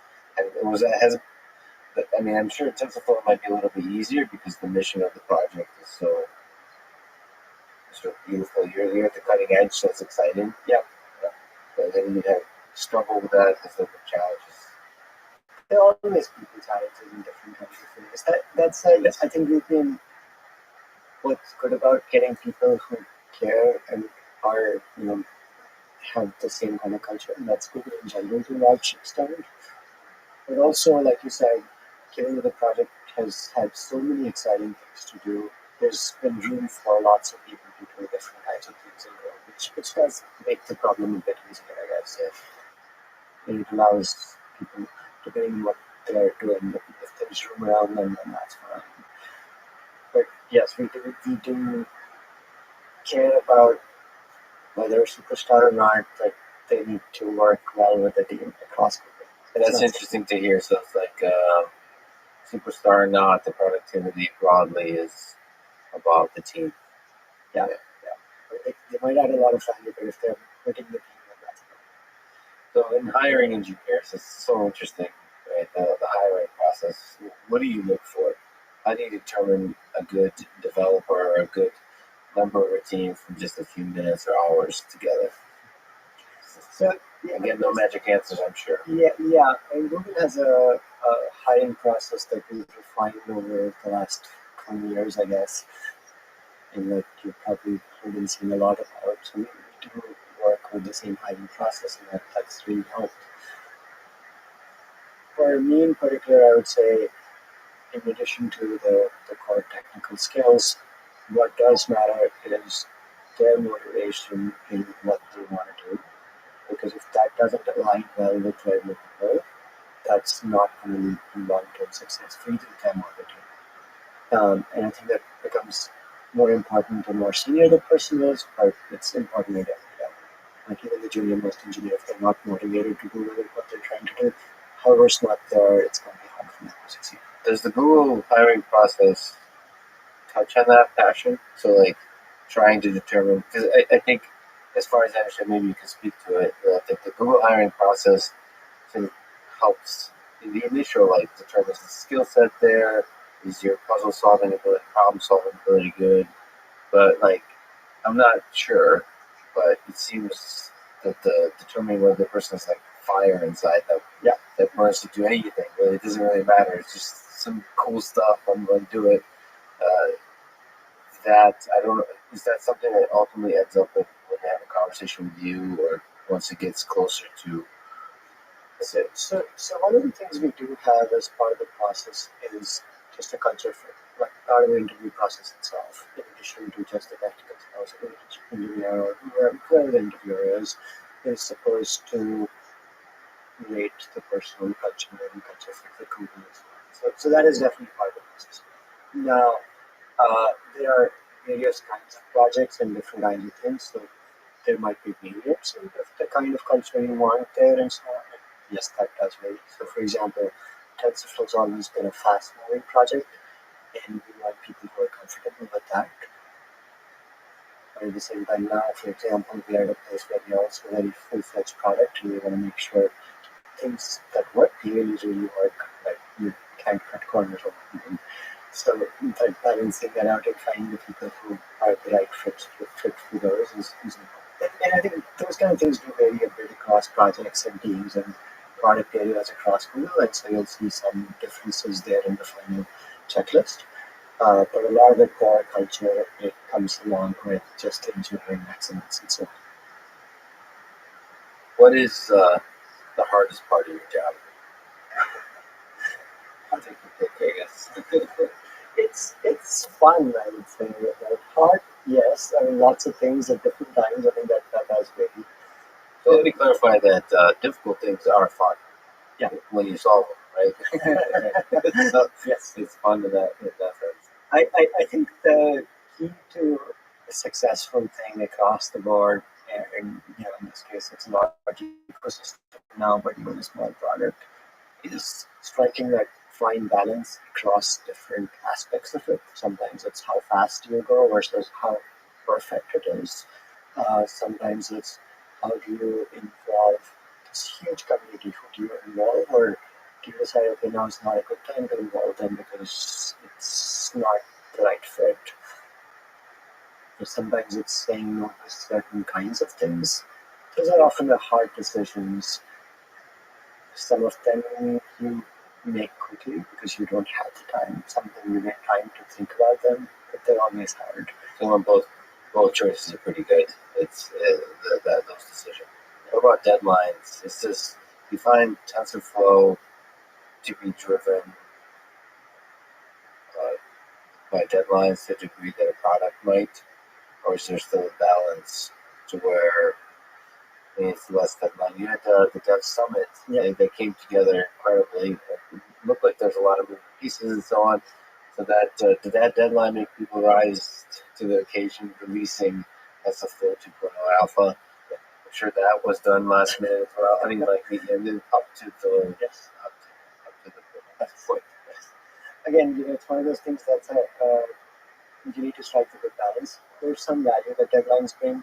That does bring a sense of urgency to get the right things together instead of getting the perfect thing out. You need something that's good and works well. And the team definitely did a great job in putting that together. So I was very amazed and excited by everything all that together. Let's get across there. We try not to put artificial deadlines. We focus on key things that are important, figure out how much of it's important, and developing in the open with internally and externally everything's available to everybody. So they can look at where things are. We do releases at a regular cadence, so fine if something doesn't necessarily end up with this month, it'll end up in the next release in a month or two. And that's okay. But we want to keep moving as fast as we can in these different areas. Because we can iterate and improve on things. Sometimes it's okay to put things out that aren't fully ready and make sure it's clear that okay, this is experimental, but it's out there if you want to try it. Give feedback. That's very, very useful. I think that quick cycle and quick iteration is important. That's what we often focus on rather than there's a deadline. Is 2.0, is there pressure to make that stable? Or, like, for example, WordPress 5.0 just came out, and there was no pressure to it was a lot of build updates and delivered way too late. And they said, okay, well, but we're going to release a lot of updates really quickly to improve it. Do you see TensorFlow 2.0 in that same kind of way, or is there this pressure to once it hits 2.0, let's get to the release candidate and then you get to the final, that's going to be the stable thing? So it's going to be stable in just like when Monex was, where every API that's there is going to remain in work. It doesn't mean we can't change things and the covers. It doesn't mean we can't add things. So there's still a lot more for us to do, and we'll continue to run more releases. So in that sense, there's still. I don't think we'll be done in like 2 months when we release this. I don't know if you can say, but is there, there's not external deadlines for TensorFlow 2.0, but is there internal deadlines, artificial or otherwise, that you're trying to set for yourself? Or is it whenever it's ready? So we want it to be a great product, and that's a big important piece for us. TensorFlow is already out there. We have 41 million downloads for our product, so it's not like we have to have this. Yeah, exactly. So it's not like a lot of the features that we've really polishing and putting together out there. We don't have to rush that just because. So in that sense, we want to get it right and really focus on that. That said, we have said that we are looking to get this out in the next few months, in the next quarter, and as far as possible, we'll let it try to. Yeah, my favorite line was spring is a relative concept. I love it. Yes. Spoke on like a true developer. So something I'm really interested in previous line of work is before TensorFlow, you led a team at Google on search ads. I think this is a very interesting topic on every level, on the technical level, because at their best, ads connect people to the things they want and need. Yep. So, and at their worst, they're just these things that annoy the heck out of you to the point of ruining the entire user experience of whatever you're actually doing. So they have a bad rep, I guess. And so on the other end, so that this connecting users to the thing they need and want is a beautiful opportunity for machine learning to shine. Like huge amounts of data that's personalized, you kind of map to the thing they actually want, won't get annoyed. So what have you learned from this Google that's leading the world in this aspect? What have you learned from that experience? And what do you think is the future of ads? Take you back to the Yes, it's been a while, but I totally agree with what you said. I think the search ads, the way it has always looked back and it still is it's an extension of what search is trying to do. The goal is to make the information information accessible. That it's not just information, but products and other things that people care about. And so it's really important for them to align with what the users need. And the search ads, there's a minimum quantity level before that ad can be shown. If we don't have an ad that hits that quality, but it cannot be shown. Even if we have it, and okay, maybe we use the money there, that's fine. That is really, really important. I think that is something I really liked about being there. Advertising is a key part. As a model, it's been around for ages, right? It's not a new model. It's been adapted to the web and became a core part of search and many other search engines across the world. I do hope, like you said, there are aspects of ads that are annoying, and I go to a website and if it just keeps popping an ad in my face, not to let me in, that's going to be annoying to me. So I hope we can strike that balance between showing a good ad where it's valuable to the user and provides the monetization to the service. This might be search, this might be a website, all of these. They do need the monetization for them to provide that service. But if it's done in that good balance between showing just some random stuff that's distracting versus showing something that's actually valuable. So do you see it moving forward as to continue being a model that that funds businesses like Google? That's a significant revenue stream, because that's one of the most exciting things, but also limiting things of the internet is nobody wants to pay for anything. And advertisements, again, coupled at their best, are actually useful and not annoying. Do you see that continuing, growing and improving, or do you see sort of more Netflix type models where you have to start to pay for content? I think it's a mix. I think it's going to take a long while for everything to be paid. I don't think it's at all. Probably not. I think there's always going to be things that are sort of monetized with things like ads. But over the last few years, I would say we've definitely seen that transition towards with services across the web, and people are willing to pay for that because they do see the value. Netflix is a great example. Even YouTube doing things, people pay for the apps they buy. More people I find are willing to pay for newspaper content, for the good news websites across the web. That wasn't the case a few years ago, I would say. And I just see that changing myself as well, and just lots of people around me. So definitely hopeful that we transition to that next model where maybe you get to something out for free, maybe with ads, but then there is a more clear revenue model that sort of helps go beyond that. So, speaking of revenue, how is it that a person can use TPU and a Google Colab for free? what's the? I guess the question is, what's the future of in terms of empowering, say, teach a class of 300 students, and they amassed by MIT, what is going to be the future of them being able to do their homework in TensorFlow? Like, where are they going to train these networks, right? Right. What's that future look like with TPUs, with cloud services, and so on? I think a number of things there. I mean, TensorFlow, open source, you can run it wherever. You can run it on your desktop, and your desktops always keep getting more powerful, so you can do more. My phone is like, I don't know how many times more powerful than my first desktop. You probably train it on your phone now.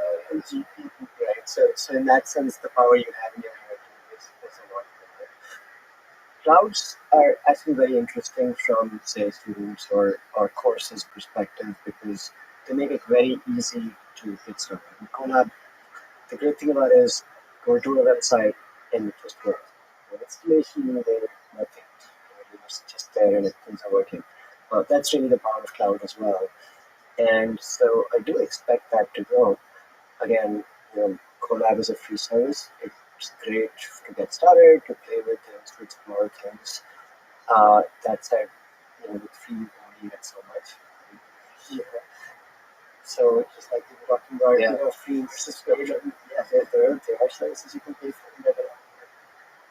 Great. So if I'm a complete beginner, in machine learning and TensorFlow, what should I do? Probably start with going to our website and playing there. You should go to TensorFlow.org and start clicking on things. Yep. Check out tutorials and guides. There's stuff you can just click there and go to Colab and do things. The installation needed, you can get started right there. Okay, awesome. Roger, thank you so much for talking today. Thank you, Lex. Oh, that's great.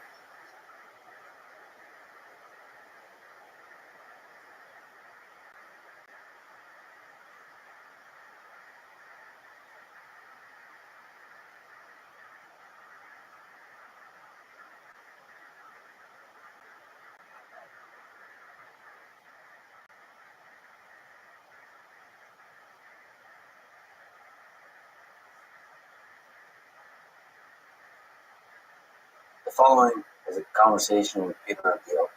He's a professor at UC Berkeley and the director of the Berkeley Robotics Learning Lab.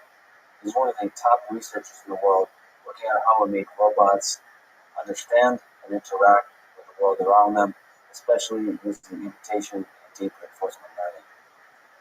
This conversation is part of the MIT course in Artificial General Intelligence and the Artificial Intelligence podcast. If you enjoy it, please subscribe on YouTube, iTunes, or your podcast provider of choice, or simply connect with me on Twitter at Lex Friedman.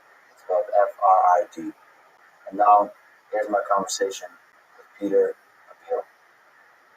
You mentioned that if there was one person you could beat, it would be Roger Federer. So let me ask, when do you think we'll have a robot that fully autonomously can beat Roger Federer at tennis? Roger Federer level player at tennis? Well, first, if you could make it happen for me to meet Roger, let me know. There's getting a robot to beat him at tennis. It's kind of an interesting question because for a lot of the challenges we think about in AI, the software is really the missing piece. But for something like this, the hardware is nowhere near either.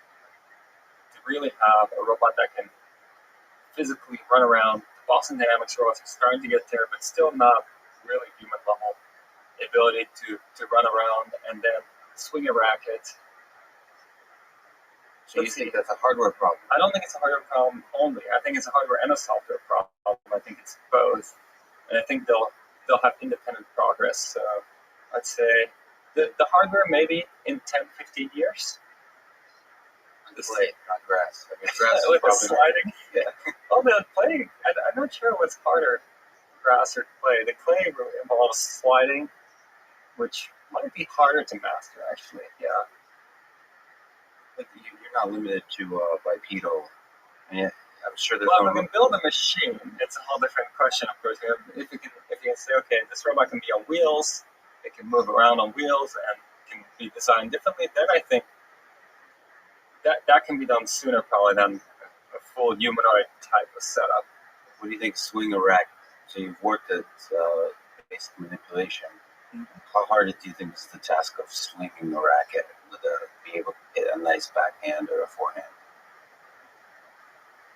Let's say we just set up stationary, a nice robot arm, let's say, standard industrial arm, and can watch the ball come and then swing the racket.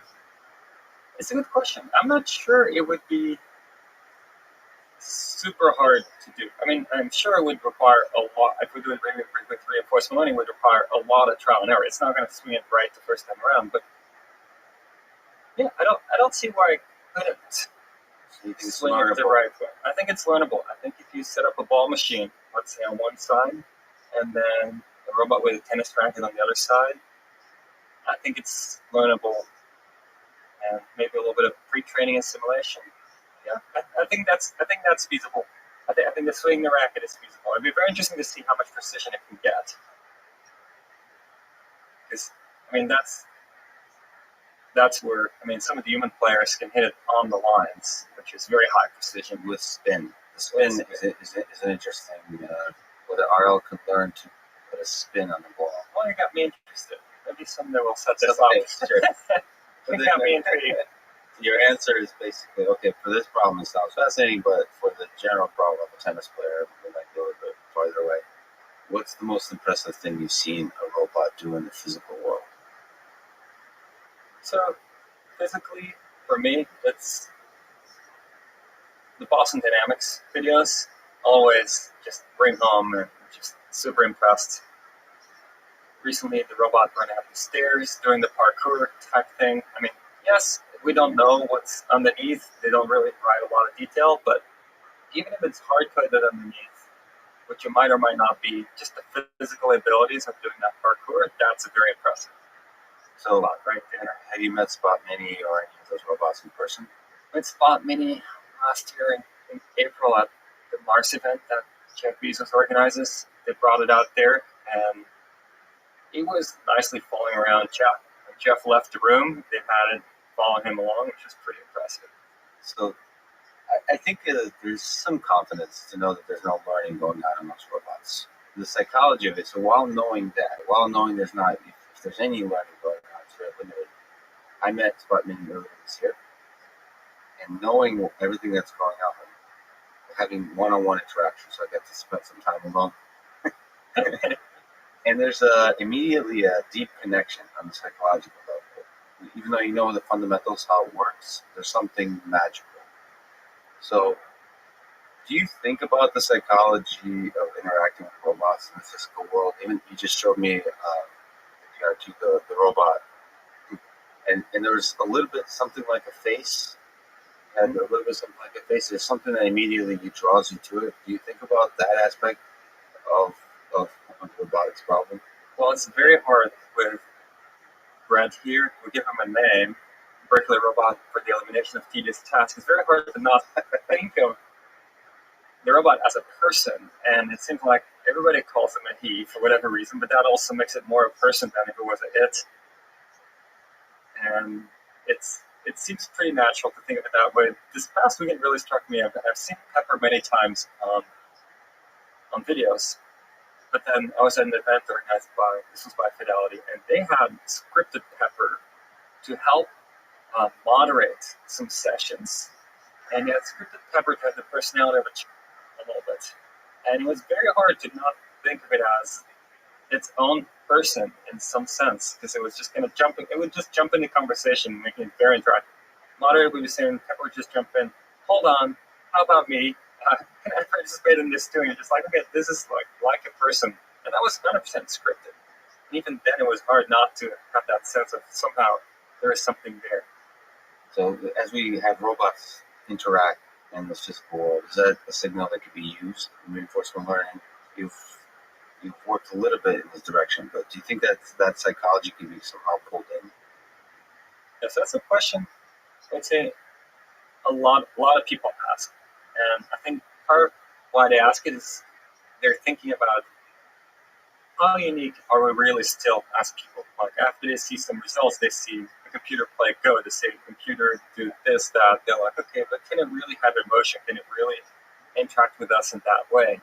And then once you're around robots, you already start feeling it, and I think the kind of maybe learn something like reinforcement learning is about optimizing some objective. And there's no reason that the objective couldn't be tied into how much does a person like interacting with this system, and why could not the reinforcement learning system optimize for the robot being fun to be around? And why wouldn't it then naturally become more and more attractive and more, maybe like a person or like a pet? I don't know what it would exactly be, but more and more have those features and acquire them automatically.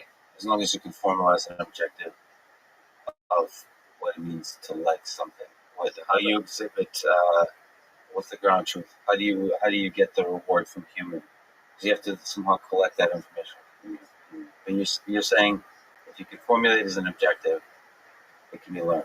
There's no reason it couldn't emerge through learning, and maybe one way to formulate as an objective, you wouldn't have to necessarily score it explicitly. So standard rewards are numbers. Numbers are hard to come by. This is a 1.5 or 1.7 on some scale. Very hard to do for a person. But much easier is for a person to say, okay, what you did the last 5 minutes was much nicer than what you did the previous 5 minutes, and that now gives a comparison. And in fact, there have been some results in that. For example, Paul Cristiano and collaborators at OpenAI had the Hopper, Majoko Hopper, a one-legged robot that learns little backflips, purely from feedback. I like this better than that. That's kind of equally good. And after a bunch of interactions, it figured out what it was the person was asking for, and named it backflip. And so I think the same thing. It wasn't trying to do a backflip. It was just getting a score from comparison score from the person based on person having in mind, in their own mind, I wanted to do a backflip, but the robot didn't know what it was supposed to be doing. It just knew that sometimes the person said, this is better, this is worse, and then the robot figured out what the person was actually after was a backflip. And I imagine the same would be true for things like more interactive robots, that the robot would figure out over time, oh, this kind of thing apparently is appreciated more than this other kind of thing. So when I first picked up Richard Sutton's reinforcement learning book, before sort of this deep learning, before the reemergence of neural networks as a powerful mechanism for machine learning, RLs seemed to me like magic. It was beautiful. So that seemed like what intelligence is, the RL, reinforcement learning. So how do you think you can possibly learn anything about the world when the reward for the actions is delayed, is so sparse? Why do you think RL works? Why do you think you can learn anything under such sparse rewards, whether it's regular reinforcement learning or deep reinforcement learning? It's your intuition.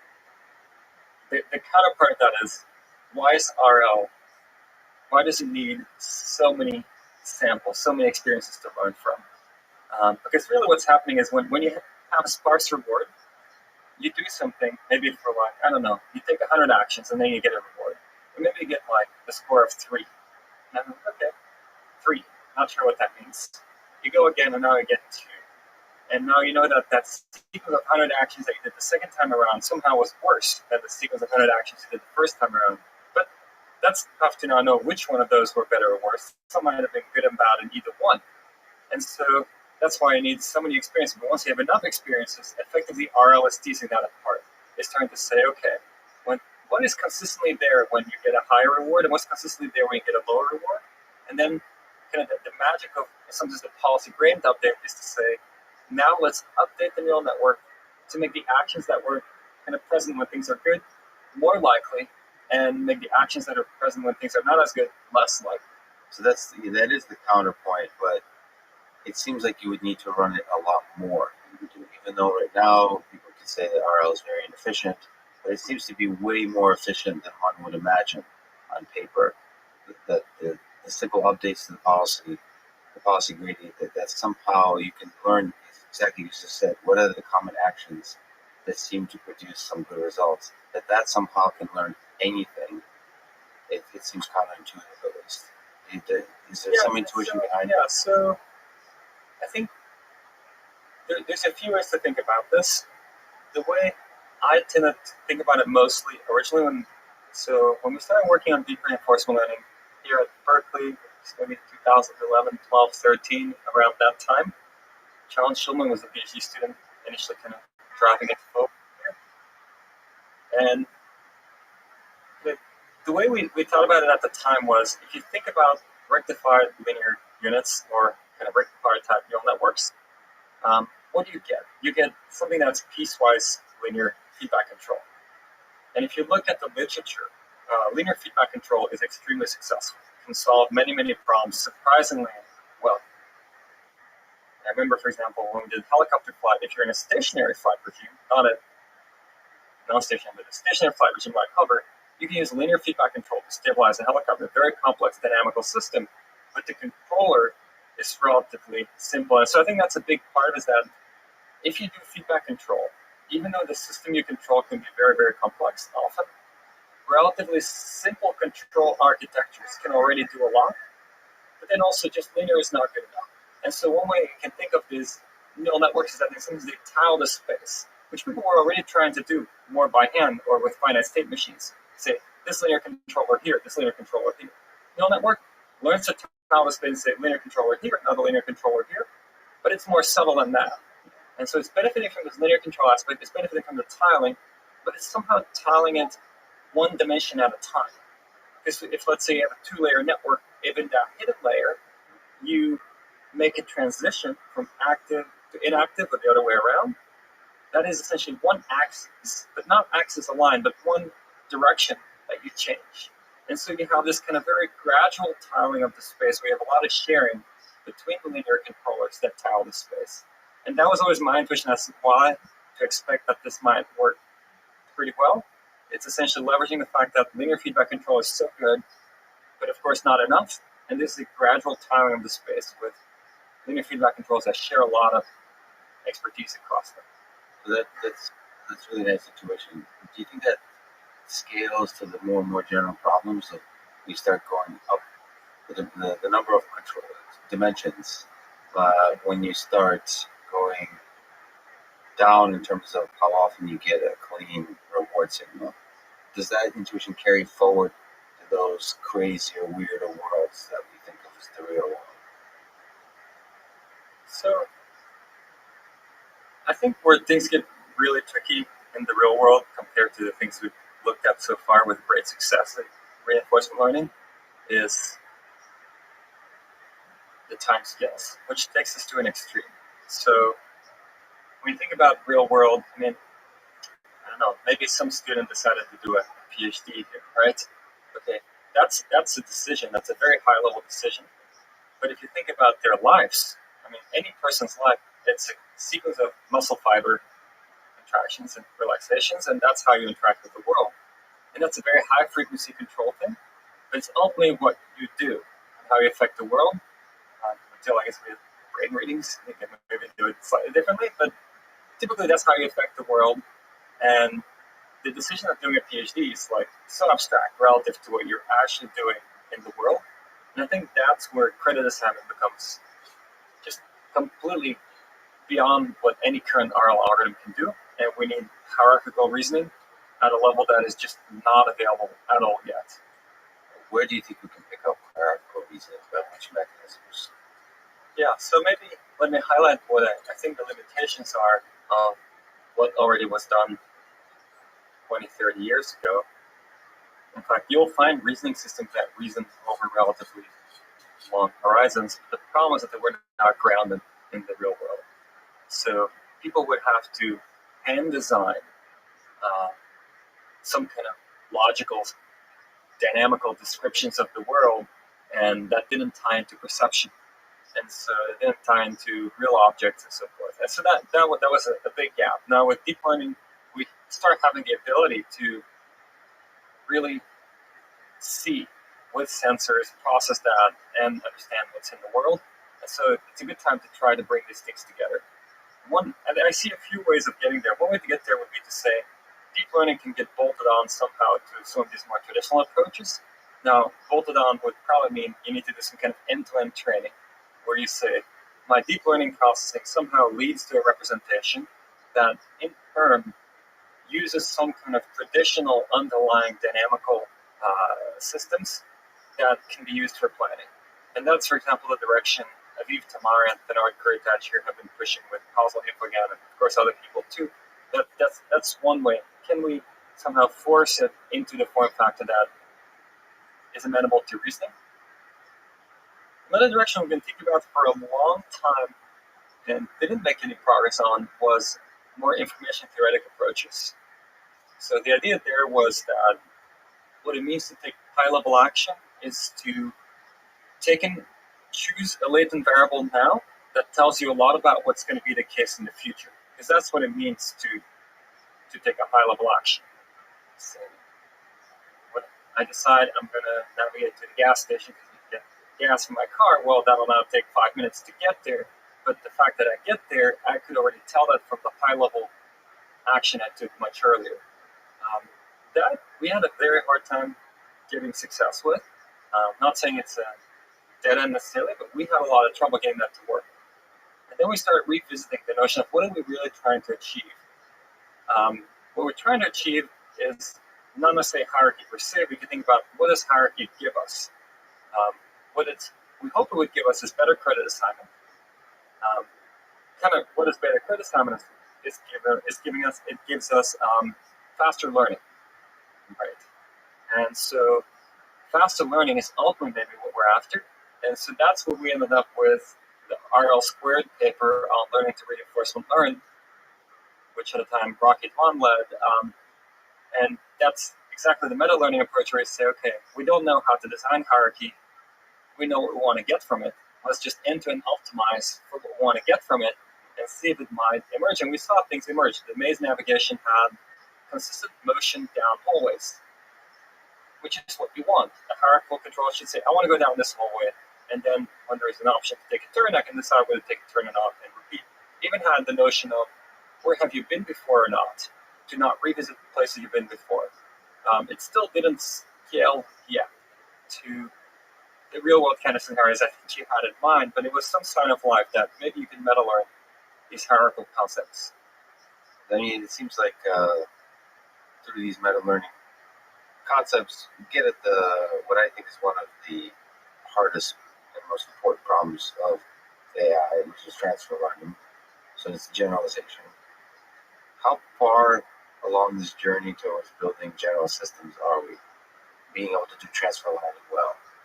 So there's some signs that you can generalize a little bit, but do you think we're on the right path, or is totally different breakthroughs are needed to be able to transfer knowledge between different learning models?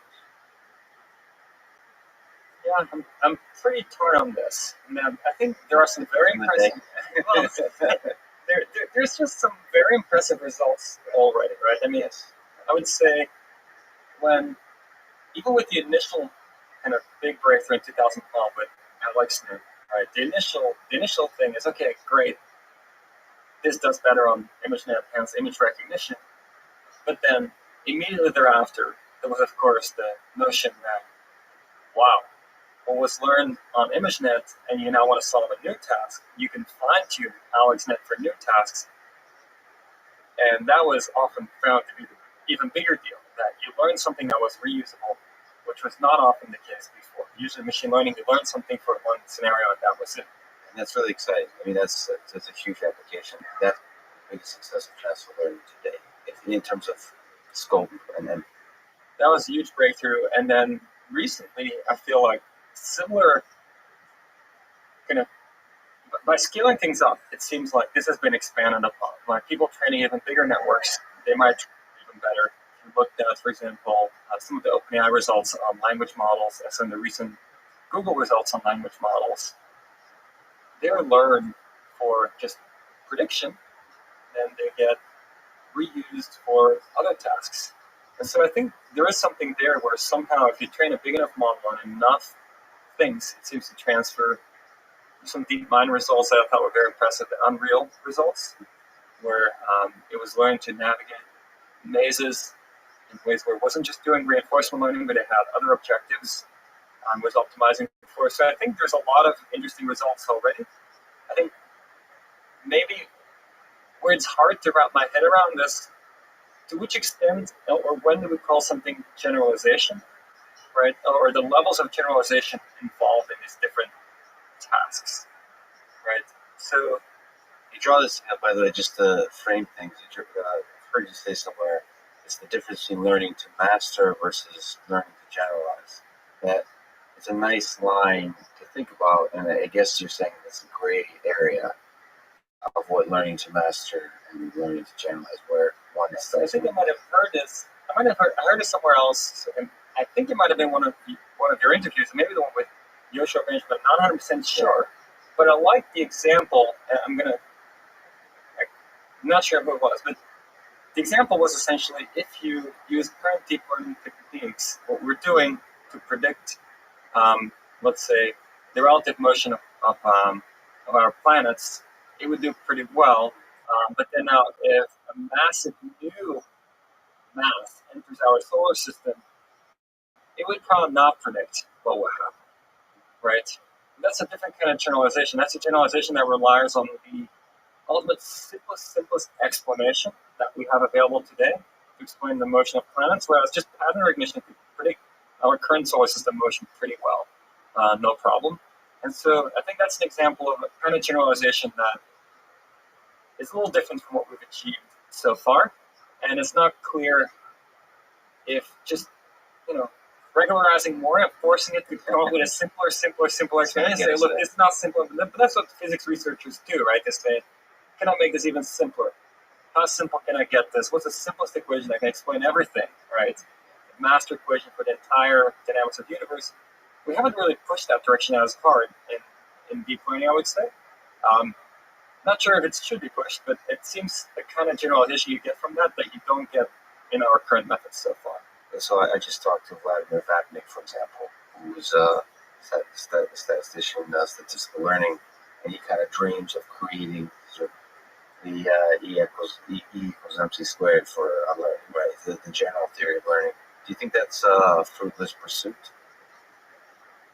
in near term, within the next several decades? I think that's a really interesting pursuit, in the following sense, that there's a lot of evidence that the brain is pretty modular. And so I wouldn't maybe think of it as a theory, maybe, the underlying theory, but more kind of the principle, where there have been findings where people who are blind will use the part of the brain usually used for vision or other functions. And even after some kind of people get rewired in some way, they might be able to reuse parts of their brain for other functions. And so what that suggests is some kind of modularity, and I think it is a pretty natural thing to strive for, to see, can we find that modularity? Can we find this thing? Of course, it's not every part of the brain is not exactly the same. Not everything can be rewired arbitrarily. But if you think of things like the neocortex, which is a pretty big part of the brain, that seems fairly modular from what the findings so far. Can you design something equally modular? And if you can just grow it, it becomes more capable, probably. I think that would be an interesting underlying principle to shoot for that is not unrealistic. Do you think you prefer math or empirical trial and error for the discovery of the essence of what it means to do something intelligent? So reinforcement learning embodies both groups, right? You prove that something converges, prove bounds, and then at the same time, a lot of the successes are, well, let's try this and see if it works. So which do you gravitate towards? How do you think of those two parts of your brain? So maybe I would prefer we can make good progress with mathematics. And the reason maybe I would prefer that is because often if you have something you can mathematically formalize, you can leapfrog a lot of experimentation. And experimentation takes a long time to get through, and a lot of trial and error kind of reinforcement in your research process. But you need to do a lot of trial and error before you get to success. So if you could leapfrog that, to my mind, that's what the math is about. And hopefully once you do a bunch of experiments, you start seeing a pattern. You can do some derivations that leapfrog some experiments. But I agree with you. I mean, in practice, a lot of the progress has been such that we have now been able to find math that allows it to leapfrog ahead. And we are kind of making gradual progress, one step at a time. New experiment here, a new experiment there that gives us new insights, and gradually building up, but not getting to something yet where we're just, okay, here's some equation that now explains how, that would have been 2 years of experimentation to get there, but this tells us what the result's going to be. Unfortunately, not so much yet. Not so much yet, but your hope is there. In trying to teach robots or systems to do everyday tasks or even in simulation, what do you think you're more excited about? Imitation learning or self-play? So letting robots learn from humans, or letting robots play on their own, try to figure out in their own way, and eventually eventually interact with humans or solve whatever problems. What's the more exciting to you? What's more promising, you think, is a research direction? So when we look at self-play, what's so beautiful about it goes back to kind of the challenges of reinforcement learning. So the challenge of reinforcement learning is getting signal. And if you never succeed, you don't get any signal. In self-play, you're on both sides. So one of you succeeds. And the beauty is also one of you fails. And so you see the contrast. You see the one version of me that did better than the other version. And so every time you play yourself, you get signal. And so whenever you can turn something into self-play, you're in a beautiful situation where you can naturally learn much more quickly than in most other reinforcement learning environments. So I think if somehow we can turn more reinforcement learning problems into self-play formulations, that would go really, really far. So far, self-play has been largely around games where there's natural opponents. But if we could do self-play for other things, let's say, I don't know, a robot learns to build a house. I mean, that's a pretty advanced thing to try to do for a robot, but maybe it tries to build a hut or something. If that can be done through self-play, it would learn a lot more quickly if somebody could figure that out. And I think that would be something where it goes closer to kind of the mathematical leapfrogging, where somebody figures out a formalism to say, okay, any RL problem by playing this and this idea, you can turn it into a self-play problem where you get a signal a lot more easily. Reality is, many problems we don't know how to turn to self-play, and so either we need to provide detailed reward that doesn't just reward for achieving a goal, but rewards for making progress, and that becomes time-consuming. And once you're starting to do that, let's say you want a robot to do something, you need to give all this detailed reward. Well, why not just give a demonstration? Because why not just show the robot? And now the question is, how do you show the robot? One way to show is to tally-operate the robot, and then the robot really experiences things. And that's nice because that's really high signal-to-noise ratio data. We've done a lot of that, and you teach your robot skills. In just 10 minutes, you can teach a robot a new basic skill, like, okay, pick up the bottle, place it somewhere else. That's a skill. No matter where the bottle starts, maybe it always goes onto a target or something. That's fairly easy to teach a robot with tally-op. Now, what's even more interesting is you can now teach a robot through third-person learning, where the robot watches you do something and doesn't experience it, but just watches it and says, okay, well, if you're showing me that, that means I should be doing this. And I'm not going to be using your hand because I don't get to control your hand, but I'm going to use my hand and do that mapping. And so that's where I think one of the big breakthroughs has happened. This was led by Chelsea Finn here. It's almost like learning a machine translation for demonstrations where you have a human demonstration and the robot learns to translate it into what it means for the robot to do it.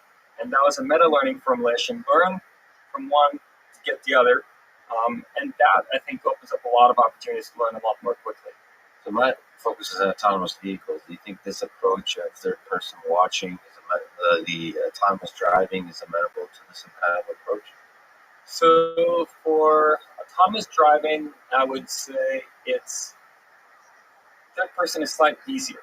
And the reason I'm going to say it's slightly easier to do with third person is because the power dynamics are very well understood. So easier than first person, or I think easier than. So I think the distinction between third person and first person is not a very important distinction for autonomous driving. They're very similar because the distinction is really about who turns the steering wheel, and or maybe let me put it differently. How to get from a point where you are now to a point, let's say, a couple meters in front of you, and that's a problem that's very well understood. And that's the only distinction between third and first person there. Whereas with robot manipulation, interaction forces are very complex. and it's still a very different thing. For autonomous driving, I think there's still the question imitation versus RL. So imitation gives you a lot more signal. I think where imitation is lacking and needs some extra machinery is it doesn't, in its normal format, doesn't think about goals or objectives. And of course, there are versions of imitation learning, inverse reinforcement learning type imitation learning, which also thinks about goals. I think then we're getting much closer. But I think it's very hard to think of a fully reactive car generalizing well. If it really doesn't have a notion of objectives to generalize well to the kind of generality that you would want. You want more than just that reactivity that you get from just behavioral cloning / supervised learning. So a lot of the work, whether it's self-play or even imitation learning, would benefit significantly from simulation, from effective simulation. And you're doing a lot of stuff in the physical world and in simulation. Do you have hope for greater and greater power of simulation being boundless eventually, to where most of what we need to operate in the physical world could be simulated to a degree that's directly transferable to the physical world, or are we still very far away from that? So I think we can even rephrase that question in some sense. Please. And then, so the power of simulation, right? As simulators get better and better, of course, becomes stronger, and we can learn more simulation. But there's also another version, which is where you say the simulator doesn't even have to be that precise, as long as it's somewhat representative. And instead of trying to get one simulator that is sufficiently precise to learn and transfer really well to the world, I'm going to build many simulators. Ensemble of simulators. Ensemble of simulators. Not any single one of them is sufficiently representative of the real world such that it would work if you train in there. But if you train in all of them, then there is something that's good in all of them. The real world will just be, another one of them. That's, not identical to any one of them, but just another one of them. Another sample from the distribution of simulators. Exactly. We do live in a simulation, so this is just one other one. I'm not sure about that, but yeah. Definitely a very advanced simulator if it is. Yeah, it's pretty cool. I've talked to Russell. It's something you think about a little bit too. Of course, you're really trying to build these systems, but do you think about the future of AI? A lot of people are concerned about safety. How do you think about AI safety as you build robots that are operating in the physical world? What is, how do you approach this problem in an engineering kind of way, in a systematic way?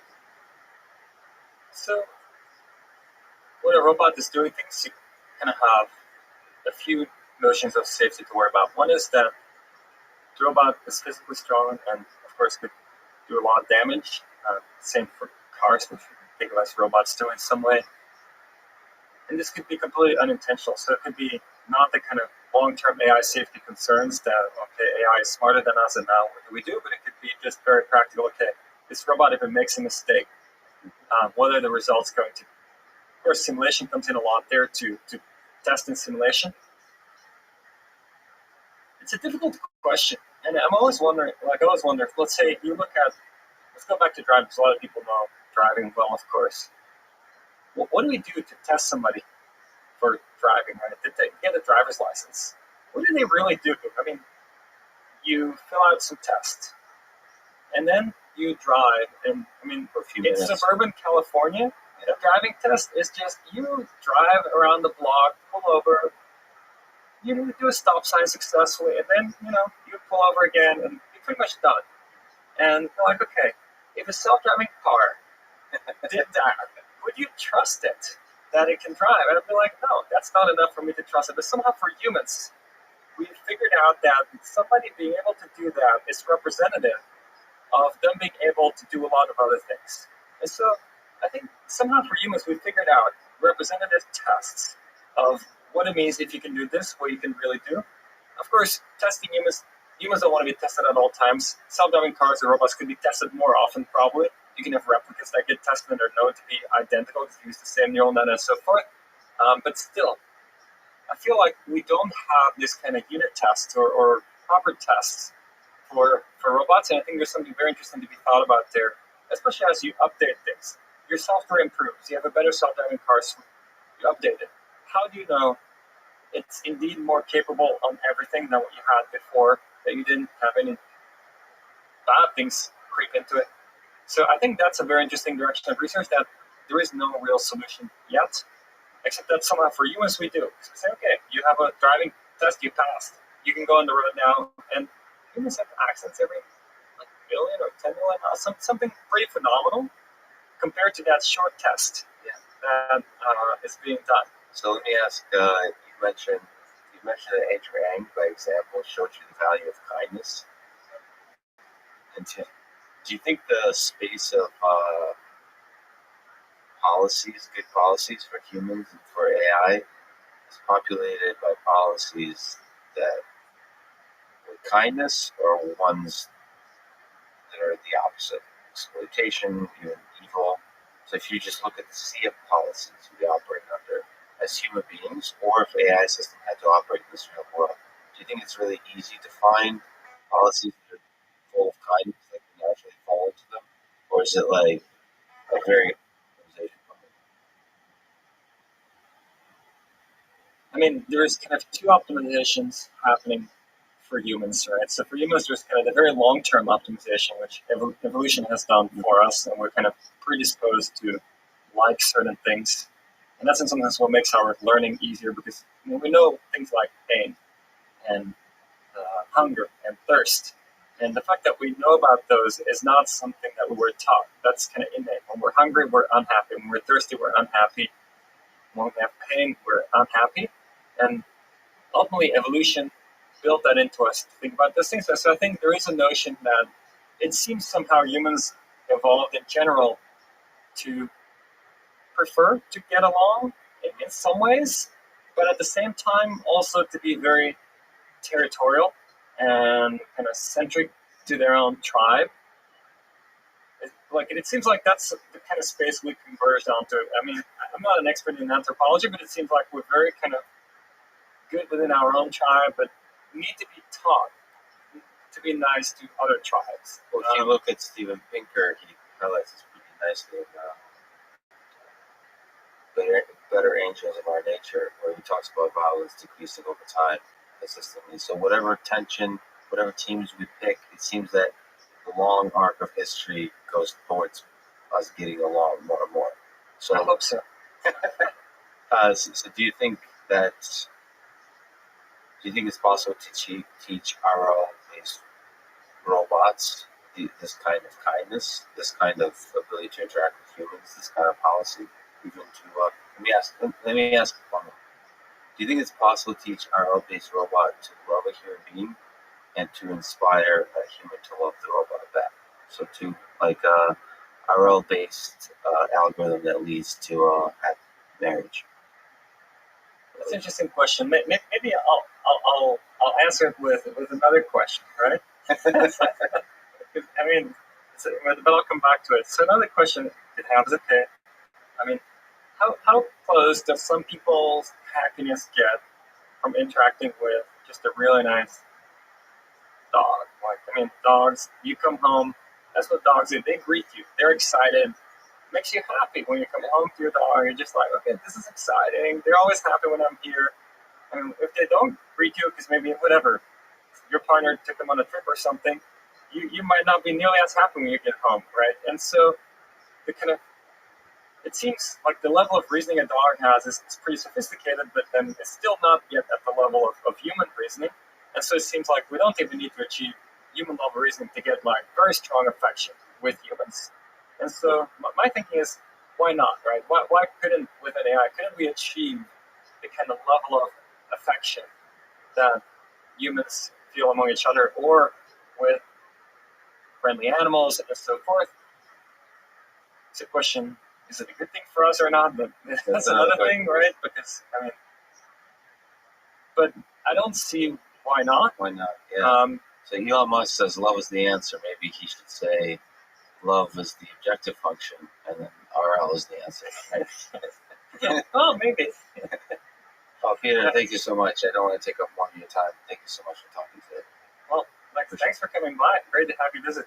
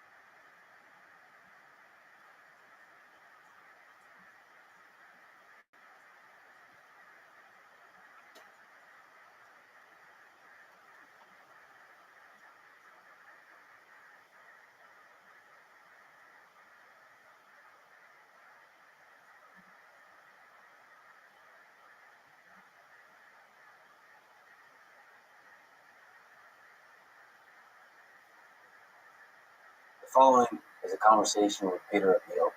He's a professor at UC Berkeley and the director of the Berkeley Robotics Learning Lab.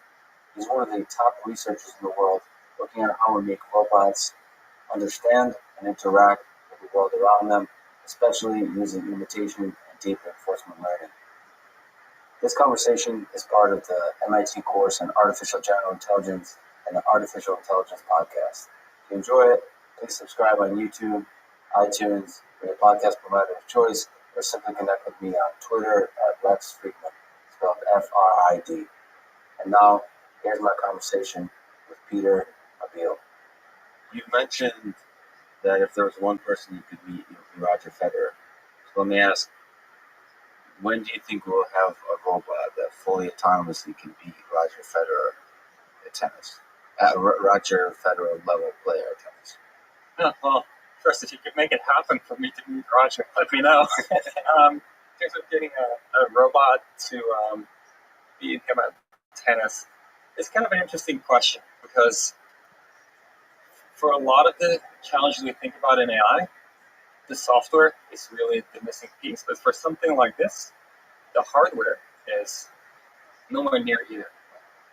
To really have a robot that can physically run around, the Boston Dynamics robots are starting to get there, but still not really human level. The ability to run around and then swing a racket. So you think that's a hardware problem? I don't think it's a hardware problem only. I think it's a hardware and a software problem. I think it's both. And I think they'll have independent progress. So I'd say the hardware maybe in 10, 15 years. On the clay, not grass. I mean, grass With the sliding. Yeah. Oh, the clay. I'm not sure what's harder, grass or clay. The clay involves sliding, which might be harder to master, actually. Yeah. But you're not limited to bipedal. I'm sure there's Well, no. if we can build a machine, it's a whole different question, of course. If you can say, okay, this robot can be on wheels, move around on wheels, and can be designed differently, then I think that can be done sooner probably than a full humanoid type of setup. What do you think swing a racket? So you worked at basic manipulation. How hard do you think is the task of swinging a racket with be able to hit a nice backhand or a forehand?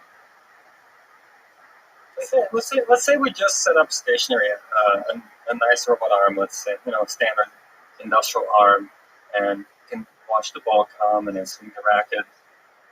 It's a good question. I'm not sure it would be super hard to do. I mean, I'm sure it would require a lot. If we do it really with reinforcement learning, it would require a lot of trial and error. It's not going to swing it right the first time around, but yeah, I don't see why it couldn't. So you think it's Swing it learnable? the right way. I think it's learnable. I think if you set up a ball machine, let's say on one side, and then a robot with a tennis racket on the other side, I think it's learnable.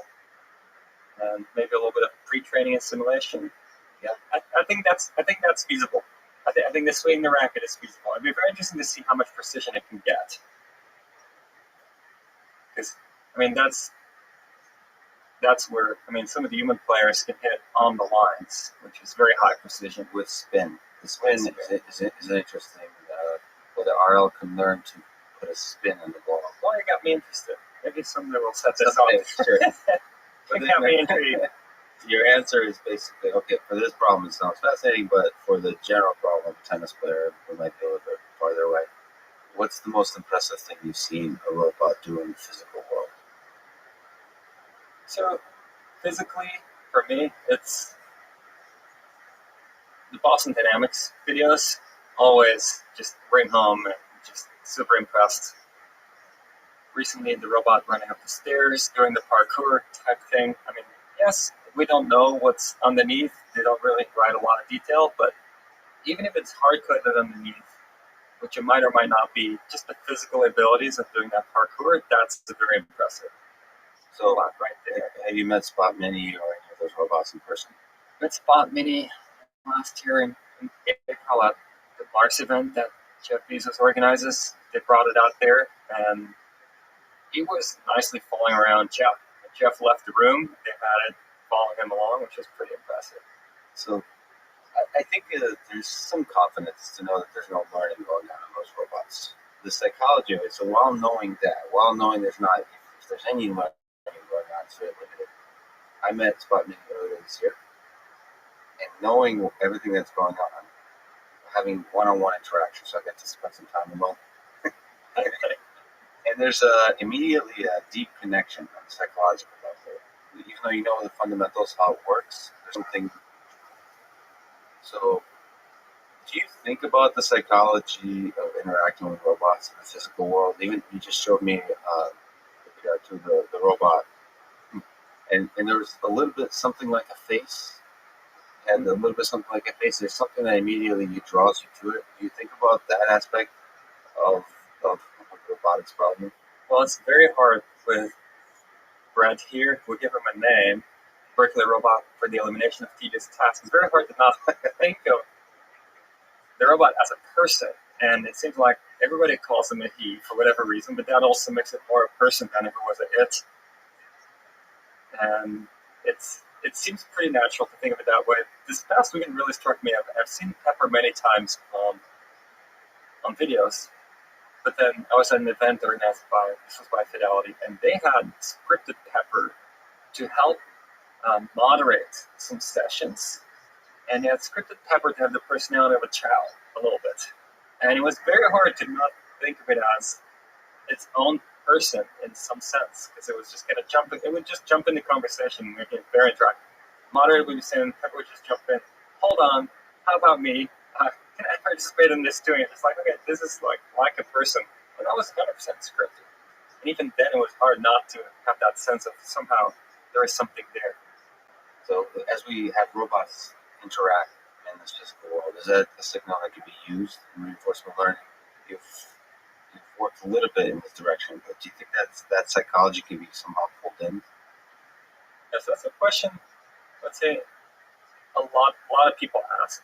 And I think part of why they ask it is they're thinking about how unique are we really still as people? Like after they see some results, they see a computer play Go, they say computer do this, that, they're like, okay, but can it really have emotion? Can it really interact with us in that way? And then once you're around robots, you already start feeling it. And I think that kind of maybe methodologically, the way that I think of it is, if you run something like reinforcement learning, it's about optimizing some objective. And there's no reason that the object couldn't be tied into how much does a person like interacting with this system, and why could not the reinforcement learning system optimize for the robot being fun to be around? And why wouldn't it then naturally become more and more interactive and more, maybe like a person or like a pet? I don't know what it would exactly be, but more and more have those features and acquire them automatically. As long as you can formalize an objective of what it means to like something, how you exhibit, what's the ground truth? How do you get the reward from human? Because you have to somehow collect that information. And you're saying if you can formulate it as an objective, it can be learned. There's no reason it couldn't emerge through learning, and maybe one way to formulate as an objective, you wouldn't have to necessarily score it explicitly. So standard rewards are numbers. Numbers are hard to come by. This is a 1.5 or 1.7 on some scale, very hard to do for a person. But much easier is for a person to say, okay, what you did the last 5 minutes was much nicer than we did the previous 5 minutes, and that now gives a comparison. And in fact, there have been some results in that. For example, Paul Cristiano and collaborators at OpenAI had the Hopper, Mujoko Hopper, a one-legged robot that does little backflips, purely from feedback, I like this better than that. That's kind of equally good. And after a bunch of interactions, it figured out what it was the person was asking for, namely a backflip. And so I think the same thing. Oh, it wasn't trying to do a backflip. It was just getting a score from the comparison score from the person based on the person having in their own mind, I wanted to do a backflip, but the robot didn't know what it was supposed to be doing. It just knew that sometimes the person said, this is better, this is worse, and then the robot figured out what the person was actually after was a backflip. And I'd imagine the same would be true for things like more interactive robots, that the robot would figure out over time, oh, this kind of thing apparently is appreciated more than this other kind of thing. So when I first picked up Richard Sutton's reinforcement learning book, before sort of this deep learning, before the reemergence of neural networks as a powerful mechanism for machine learning, RLs seemed to me like magic. It's beautiful. So that seemed like what intelligence is, RL, reinforcement learning. So how do you think we can possibly learn anything about the world when the reward for the actions is delayed, is so sparse? Like why do you think RL works? Why do you think you can learn anything under such sparse rewards, whether it's regular reinforcement learning or deep reinforcement learning? What's your intuition? The counterpart of that is, why is RL, why does it need so many samples, so many experiences to learn from? Because really what's happening is when you have a sparse reward, you do something maybe for like, I don't know, you take 100 actions and then you get a reward. And maybe you get like a score of 3. And I'm like, okay, 3, not sure what that means. You go again and now I get 2. And now you know that sequence of 100 actions that you did the second time around somehow was worse than the sequence of 100 actions you did the first time around. But that's enough to now know which one of those were better or worse. Some might have been good and bad in either one. And so that's why you need so many experiences. But once you have enough experiences, effectively RL is teasing that apart. It's trying to say, okay, what is consistently there when you get a higher reward and what's consistently there when you get a lower reward? And then kind of the magic of sometimes the policy gradient update is to say, now let's update the neural network to make the actions that were kind of present when things are good more likely, and make the actions that are present when things are not as good less likely. So that is the counterpoint, but it seems like you would need to run it a lot more than you do. Even though right now you can say that RL is very inefficient, but it seems to be way more efficient than one would imagine on paper. That the simple updates to the policy gradient, that somehow you can learn exactly what you just said. What are the common actions that seem to produce some good results? That somehow can learn anything. It seems counterintuitive, at least. Is there some intuition behind it? Yeah, so I think there's a few ways to think about this. The way I tended to think about it mostly originally when we started working on deep reinforcement learning here at Berkeley, it was maybe 2011, 12, 13, around that time. John Schulman was a PhD student initially kind of driving it forward here. And the way we thought about it at the time was, if you think about rectified linear units or kind of rectifier type neural networks, what do you get? You get something that's piecewise linear feedback control. And if you look at the literature, linear feedback control is extremely successful. It can solve many, many problems surprisingly well. I remember, for example, when we did helicopter flight, if you're in a stationary flight regime, not a non-stationary, but a stationary flight regime like hover, you can use linear feedback control to stabilize a helicopter. Very complex dynamical system, but the controller is relatively simple. So I think that's a big part, is that if you do feedback control, even though the system you control can be very, very complex, often relatively simple control architectures can already do a lot, but then also just linear is not good enough. And so one way you can think of these neural networks is that in some ways they tile the space, which people were already trying to do more by hand or with finite state machines. Say, this linear controller here, this linear controller here. Neural network learns to tile the space, say linear controller here, another linear controller here, but it's more subtle than that. And so it's benefiting from this linear control aspect, it's benefiting from the tiling, but it's somehow tiling it one dimension at a time. Because if, let's say, you have a 2-layer network, even that hidden layer, you make a transition from active to inactive or the other way around. That is essentially one axis, but not axis aligned, but one direction that you change. And so you have this kind of very gradual tiling of the space. We have a lot of sharing between the linear controllers that tile the space. And that was always my intuition as to why to expect that this might work pretty well. It's essentially leveraging the fact that linear feedback control is so good, but of course not enough. And this is a gradual tiling of the space with linear feedback controls that share a lot of expertise across them. So that's really nice intuition. Do you think that scales to the more and more general problems of you start going up the number of control dimensions when you start going down in terms of how often you get a clean reward signal? Does that intuition carry forward to those crazier, weirder worlds that we think is the real world? So I think where things get really tricky in the real world compared to the things we've looked at so far with great success in reinforcement learning is the time scales, which takes us to an extreme. So when you think about real world, I mean, I don't know, maybe some student decided to do a PhD here, right? Okay, that's a decision. That's a very high level decision. But if you think about their lives, I mean, any person's life, it's a sequence of muscle fiber contractions and relaxations, and that's how you interact with the world. And that's a very high frequency control thing. But it's ultimately what you do, how you affect the world. Until I guess with brain readings, you can maybe do it slightly differently, but typically that's how you affect the world. And the decision of doing a PhD is like so abstract relative to what you're actually doing in the world. And I think that's where credit assignment becomes just completely beyond what any current RL algorithm can do. And we need hierarchical reasoning at a level that is just not available at all yet. Where do you think we can pick up hierarchical reasoning? By which mechanisms? Yeah, so maybe let me highlight what I think the limitations are of what already was done 20, 30 years ago. In fact, you'll find reasoning systems that reason over relatively long horizons, but the problem is that they were not grounded in the real world. So people would have to hand design some kind of logical, dynamical descriptions of the world, and that didn't tie into perception.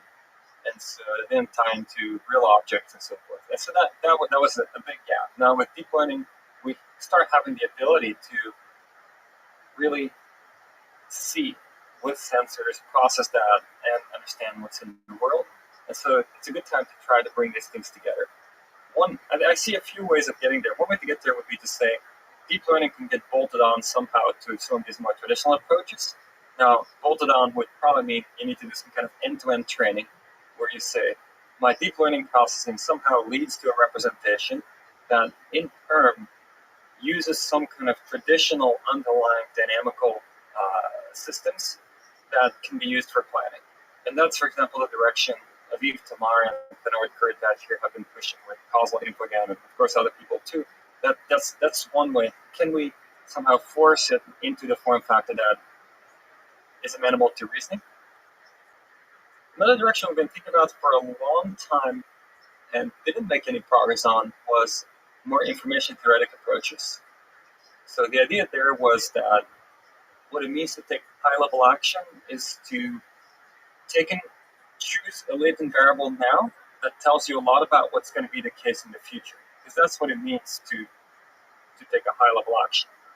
So when I decide I'm going to navigate to the gas station to get gas in my car, well, that'll now take 5 minutes to get there. But the fact that I get there, I could already tell that from the high-level action I took much earlier. That we had a very hard time getting success with. Not saying it's a dead end necessarily, but we had a lot of trouble getting that to work. And then we started revisiting the notion of what are we really trying to achieve? What we're trying to achieve is not necessarily hierarchy per se. We can think about what does hierarchy give us? What we hope it would give us is better credit assignment. Kind of what does better credit assignment is giving us? It gives us faster learning, right? And so faster learning is ultimately maybe what we're after. And so that's what we ended up with the RL squared paper on learning to reinforcement learn, which at the time Brock Yvonne led. And that's exactly the meta learning approach where you say, okay, we don't know how to design hierarchy. We know what we want to get from it. Let's just end-to-end optimize for what we want to get from it and see if it might emerge. And we saw things emerge. The maze navigation had consistent motion down hallways, which is what you want. The hierarchical control should say, I want to go down this hallway. And then when there's an option to take a turn, I can decide whether to take a turn or not and repeat. Even had the notion of where have you been before or not, to not revisit the places you've been before. It still didn't scale yet to the real world kind of scenarios I think you had in mind, but it was some sign of life that maybe you can better learn these hierarchical concepts. I mean, it seems like through these meta learning concepts, we get at what I think is one of the hardest and most important problems of AI, which is transfer learning. So it's generalization. How far along this journey towards building general systems are we? Being able to do transfer learning well. So there's some signs that you can generalize a little bit, but do you think we're on the right path, or totally different breakthroughs are needed to be able to transfer knowledge between different learning models? Yeah, I'm pretty torn on this. Now, I think there are some very impressive. Well, there's just some very impressive results already, right? I mean, I would say even with the initial kind of big breakthrough in 2012 with AlexNet, right? The initial thing is, okay, great. This does better on ImageNet enhanced image recognition, but then immediately thereafter, there was of course the notion that, wow, what was learned on ImageNet, and you now want to solve a new task, you can fine-tune AlexNet for new tasks, and that was often found to be the even bigger deal, that you learned something that was reusable, which was not often the case before. Usually machine learning, you learn something for one scenario and that was it. And that's really exciting. I mean, that's a huge application. That's probably the biggest success of transfer learning today, in terms of scope. And then that was a huge breakthrough. And then recently, I feel like similar kind of, by scaling things up, it seems like this has been expanded upon. Like people training even bigger networks, they might transfer even better. If you looked at, for example, some of the OpenAI results on language models and some of the recent Google results on language models, they're learned for just prediction, and then they get reused for other tasks. And so I think there is something there where somehow if you train a big enough model on enough things, it seems to transfer some DeepMind results that I thought were very impressive, the Unreal results, where it was learning to navigate mazes in ways where it wasn't just doing reinforcement learning, but it had other objectives and was optimizing for. So I think there's a lot of interesting results already. I think maybe where it's hard to wrap my head around is to which extent or when do we call something generalization, right? Or the levels of generalization involved in these different tasks, right?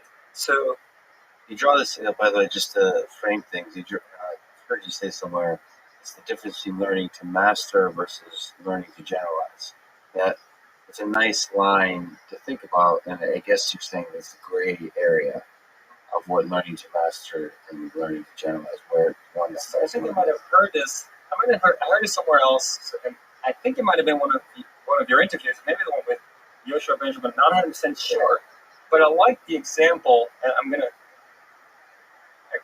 not sure who it was, but the example was essentially if you use current deep learning techniques, what we're doing to predict, let's say, the relative motion of our planets, it would do pretty well. But then now, if a massive new mass enters our solar system, it would probably not predict what will happen, right? And that's a different kind of generalization. That's a generalization that relies on the ultimate simplest explanation that we have available today to explain the motion of planets, whereas just pattern recognition could predict our current solar system motion pretty well, no problem. And so I think that's an example of a kind of generalization that is a little different from what we've achieved so far. And it's not clear if just, regularizing more and forcing it to come up with a simpler explanation. Look, it's not simple, but that's what physics researchers do, right? They say, can I make this even simpler? How simple can I get this? What's the simplest equation that can explain everything, right? The master equation for the entire dynamics of the universe. We haven't really pushed that direction as hard in deep learning, I would say. Not sure if it should be pushed, but it seems a kind of generalization you get from that you don't get in our current methods so far. So I just talked to Vladimir Vapnik, for example, who's a statistician, statistical learning, and he kind of dreams of creating the E equals MC squared for learning, right? The general theory of learning. Do you think that's a fruitless pursuit in near term, within the next several decades? I think that's a really interesting pursuit, and in the following sense, that there's a lot of evidence that the brain is pretty modular. And so I wouldn't maybe think of it as a theory, maybe the underlying theory, but more kind of the principle, where there have been findings where people who are blind will use the part of the brain usually used for vision or other functions. And even after some kind of people get rewired in some way, they might be able to reuse parts of their brain for other functions. And so what that suggests is some kind of modularity. And I think it is a pretty natural thing to strive for, to see, can we find that modularity? Can we find this thing? Of course, it's not every part of the brain is not exactly the same. Not everything can be rewired arbitrarily. But if you think of things like the neocortex, which is a pretty big part of the brain, that seems fairly modular from what the findings so far. Can you design something equally modular, and if you can just grow it, it becomes more capable, probably? I think that would be the kind of interesting underlying principle to shoot for that is not unrealistic. Do you think you prefer math or empirical trial and error for the discovery of the essence of what it means to do something intelligent? So reinforcement learning embodies both groups, right? Prove that something converges, prove bounds, and then at the same time, a lot of the successes are, well, let's try this and see if it works. So which do you gravitate towards? How do you think of those two parts of your brain? So maybe I would prefer we could make the progress with mathematics. And the reason maybe I would prefer that is because often if you have something you can mathematically formalize, you can leapfrog a lot of experimentation. And experimentation takes a long time to get through, and a lot of trial and error kind of reinforcement learning your research process. But you need to do a lot of trial and error before you get to success. So if you could leapfrog that, in my mind, that's what the math is about. And hopefully once you do a bunch of experiments, you start seeing a pattern. You can do some derivations that leapfrog some experiments. But I agree with you. I mean, in practice, a lot of the progress has been such that we have not been able to find the math that allows it to leapfrog ahead. And we are kind of making gradual progress one step at a time. New experiment here, a new experiment there that gives us new insights, and gradually building up, but not getting to something yet where we just, okay, here's an equation that now explains how, that would have been 2 years of experimentation to get there, but this tells us what the result's going to be. Unfortunately, not so much yet. Not so much yet, but your hope is there. In trying to teach robots or systems to do everyday tasks or even in simulation, what do you think you're more excited about? Imitation learning or self-play? So letting robots learn from humans, or letting robots play on their own, try to figure out in their own way, and eventually eventually interact with humans in order to solve whatever problems. What's the more exciting to you? What's more promising, you think, as a research direction? So when we look at self-play, what's so beautiful about it goes back to kind of the challenges in reinforcement learning. So the challenge in reinforcement learning is getting signal. And if you never succeed, you don't get any signal. In self-play, you're on both sides. So one of you succeeds. And the beauty is also one of you fails. And so you see the contrast. You see the one version of me that did better than the other version. And so every time you play yourself, you get signal. And so whenever you can turn something into self-play, you're in a beautiful situation where you can naturally learn much more quickly than in most other reinforcement learning environments. So I think if somehow we can turn more reinforcement learning problems into self-play formulations, that would go really, really far. So far, self-play has been largely around games where there's natural opponents.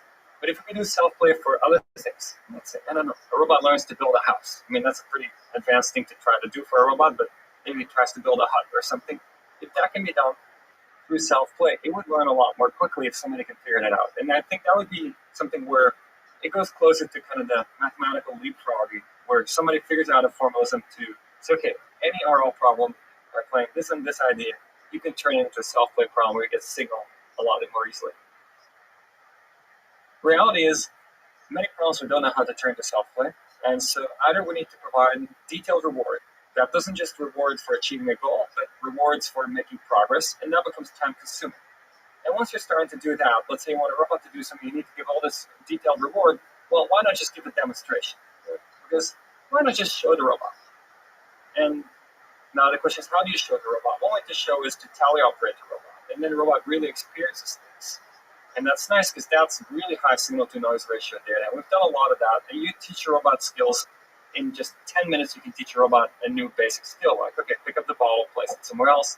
That's a skill. No matter where the bottle starts, maybe it always goes up to a target or something. That's fairly easy to teach your robot with teleop.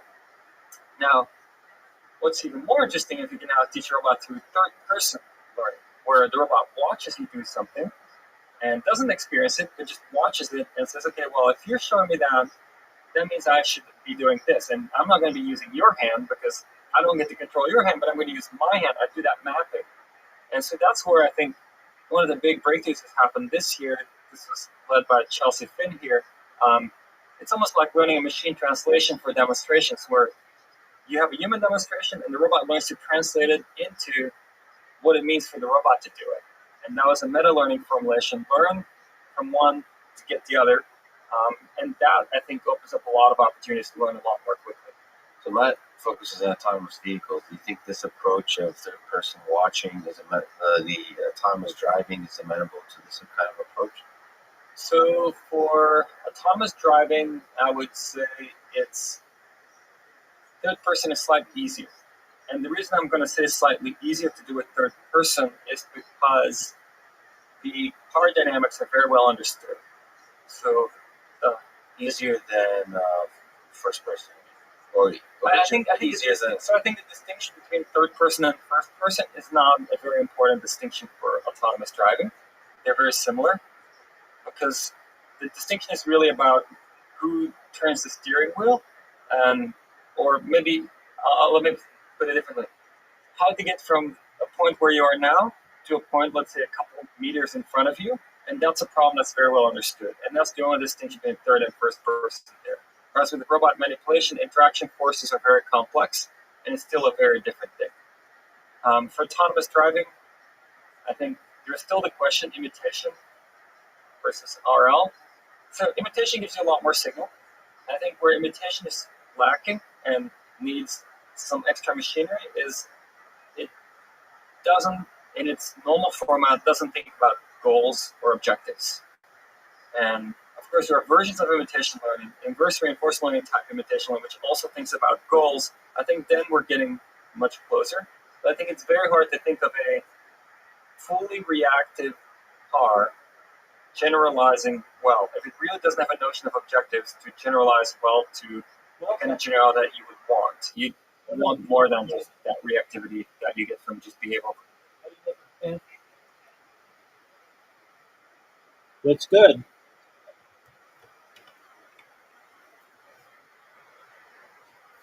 Look, Jim.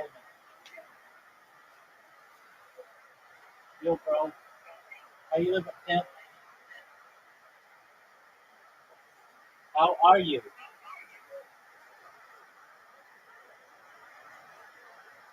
How'd you find out about him?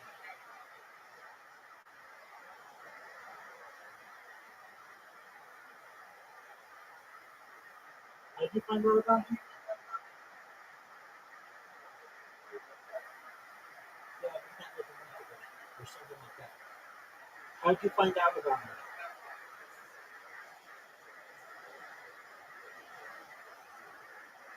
Oh, yeah, yeah. Okay, cool. How are you? Taik.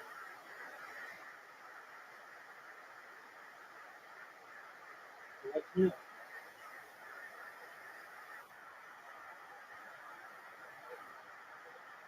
Playing Scrabble?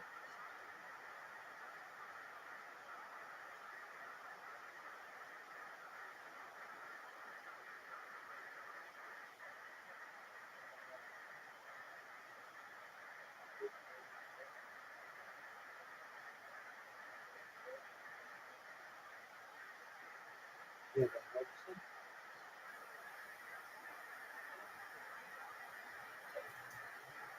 reinforcement cloning / supervised learning. So a lot of the work, whether it's self-play or implementation learning, would benefit significantly from simulation, from effective simulation, and you're doing a lot of stuff in the physical world and in simulation. Do you have hope for greater and greater power of simulation being boundless eventually, to where most of what we need to operate in the physical world could be simulated to a degree that's directly transferable to the physical world? Or are we still very far away from that? So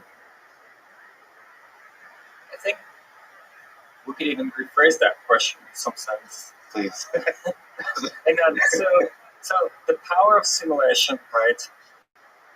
As simulators get better and better, of course, becomes stronger, and we can learn more in simulation.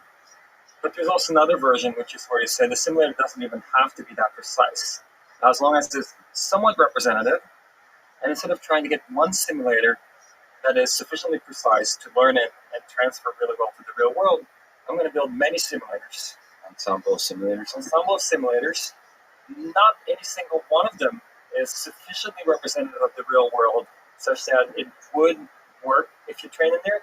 But if you train in all of them, then there is something that's good in all of them. The real world will just be, another one of them. That's, not identical to any one of them, but just another one of them. Another sample from the distribution of simulators. Exactly. We do live in a simulation, so this is just one other one. I'm not sure about that, but yeah. Definitely a very advanced simulator if it is. Yeah, it's a pretty good one. I've talked to Russell. That's something you think about a little bit too. Of course, you're really trying to build these systems, but do you think about the future of AI? A lot of people are concerned about safety. How do you think about AI safety as you build robots that are operating in the physical world? What is how do you approach this problem in an engineering kind of way, in a systematic way? So when a robot is doing things, you kind of have a few notions of safety to worry about. One is that the robot is physically strong and, of course, could do a lot of damage. Same for cars, which we can think of as robots do in some way. And this could be completely unintentional. So it could be not the kind of long-term AI safety concerns that, okay, AI is smarter than us and now what do we do? But it could be just very practical, okay, this robot, if it makes a mistake, what are the results going to be? Of course, simulation comes in a lot there to test in simulation. It's a difficult question. And I'm always wondering, let's say you look at, let's go back to driving, because a lot of people know driving well, of course. What do we do to test somebody for driving, right? To get a driver's license? What do they really do? I mean, you fill out some tests, and then you drive, and I mean, For a few in minutes. suburban California, the driving test is just you drive around the block, pull over, you do a stop sign successfully, and then, you pull over again, and you're pretty much done. And you're like, okay, if a self-driving car did that, would you trust it that it can drive? And I'd be like, no, that's not enough for me to trust it. But somehow for humans, we've figured out that somebody being able to do that is representative of them being able to do a lot of other things. And so I think somehow for humans, we've figured out representative tests of what it means if you can do this, what you can really do. Of course, testing humans don't want to be tested at all times. Self-driving cars and robots can be tested more often, probably. You can have replicas that get tested that are known to be identical, to use the same neural net and so forth. But still, I feel like we don't have this kind of unit tests or proper tests for robots, and I think there's something very interesting to be thought about there, especially as you update things. Your software improves. You have a better self-driving car suite. You update it. How do you know it's indeed more capable on everything than what you had before, that you didn't have any bad things creep into it? So I think that's a very interesting direction of research that there is no real solution yet, except that somehow for humans we do. Because we say, okay, you have a driving test, you passed. You can go on the road now, and humans have accidents every million or 10 million miles, something pretty phenomenal compared to that short test that is being done. So let me ask, you mentioned that Andrew Ng, by example, showed you the value of kindness. Do you think the space of policies, good policies for humans and for AI, is populated by policies that kindness or ones that are the opposite, exploitation, even evil. So if you just look at the sea of policies we operate under as human beings, or if AI systems had to operate in this real world, do you think it's really easy to find policies that are full of kindness that would naturally fall into them? Or is it like a very hard optimization problem? I mean, there's kind of two optimizations happening for humans, right? So for humans, there's kind of the very long-term optimization, which evolution has done for us, and we're kind of predisposed to like certain things. And that's in some sense what makes our learning easier, because I mean, we know things like pain and hunger and thirst. And the fact that we know about those is not something that we're taught. That's kind of innate. When we're hungry, we're unhappy. When we're thirsty, we're unhappy. When we have pain, we're unhappy. And ultimately, evolution built that into us to think about those things. So I think there is a notion that it seems somehow humans evolved in general to prefer to get along in some ways, but at the same time also to be very territorial and kind of centric to their own tribe. It seems like that's the kind of space we've converged onto. I mean, I'm not an expert in anthropology, but it seems like we're very kind of good within our own tribe, but need to be taught to be nice to other tribes. Well, if you look at Steven Pinker, he highlights this pretty nicely in Better Angels of Our Nature, where he talks about violence decreasing over time consistently. So whatever tension, whatever teams we pick, it seems that the long arc of history goes towards us getting along more and more. So, I hope so. so do you think it's possible to teach RO-based robots this kind of kindness, this kind of ability to interact with humans, this kind of policy? Even to let me ask one more. Do you think it's possible to teach RO-based robot to love a human being and to inspire that human to love the robot back? So to like a RO-based algorithm that leads to a happy marriage. That's an interesting question. Maybe I'll answer it with another question, right? I mean, but I'll come back to it. So another question it has, okay, I mean, how close does some people's happiness get from interacting with just a really nice dog? Like, I mean, dogs, you come home, that's what dogs do. They greet you. They're excited. It makes you happy when you come home to your dog. You're just like, okay, this is exciting. They're always happy when I'm here. And if they don't greet you, because maybe whatever, your partner took them on a trip or something, you might not be nearly as happy when you get home, right? And so the kind of, it seems like the level of reasoning a dog has is pretty sophisticated, but then it's still not yet at the level of human reasoning. And so it seems like we don't even need to achieve human level reasoning to get like very strong affection with humans. And so my thinking is, why not, right? Why couldn't, with an AI, couldn't we achieve the kind of level of affection that humans feel among each other or with friendly animals and so forth? It's a question, is it a good thing for us or not? That's another thing, right? Because, I mean, but I don't see why not. Why not? Yeah. So Elon Musk says love is the answer. Maybe he should say love is the objective function, and then RL is the answer, right? Oh, maybe. So Peter, thank you so much. I don't want to take up more of your time. Thank you so much for talking today. Well, thanks for coming by. Great to have you visit.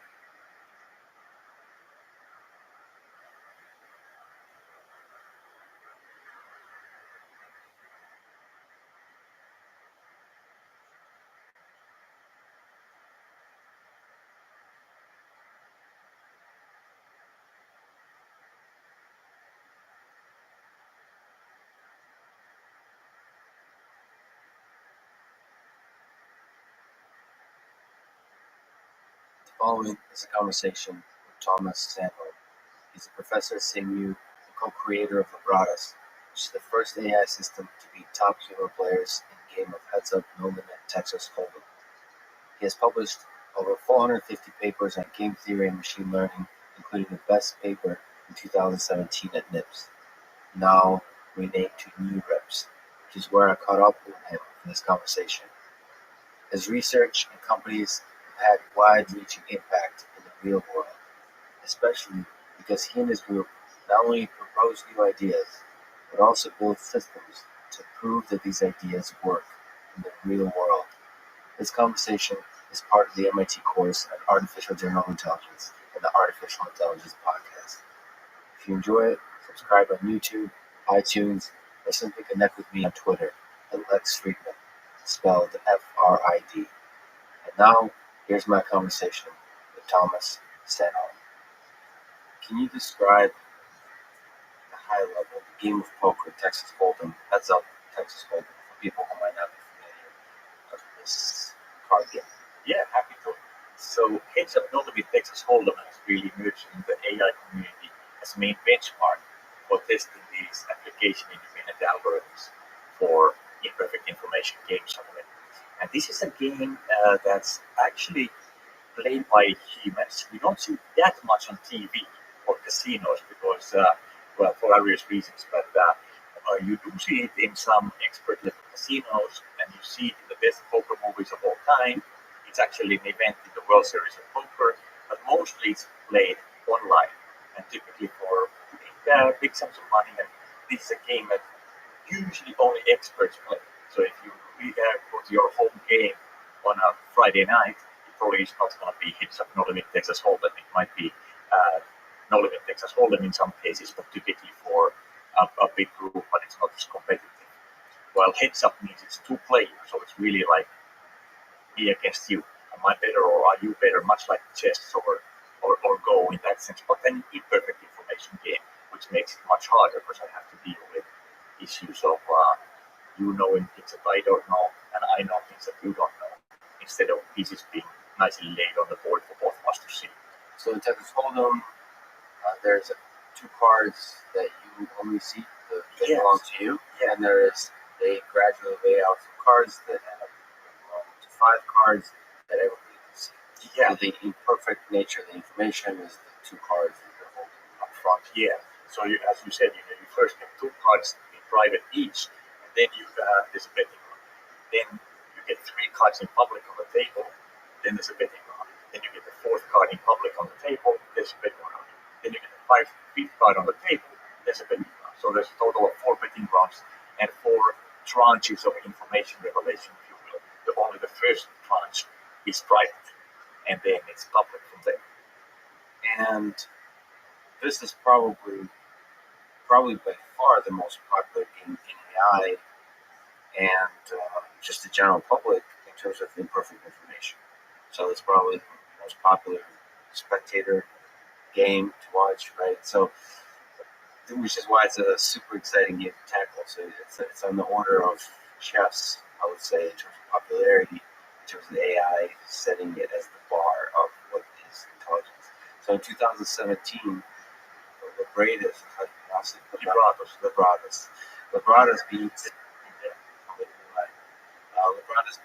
a few 4 expert human players.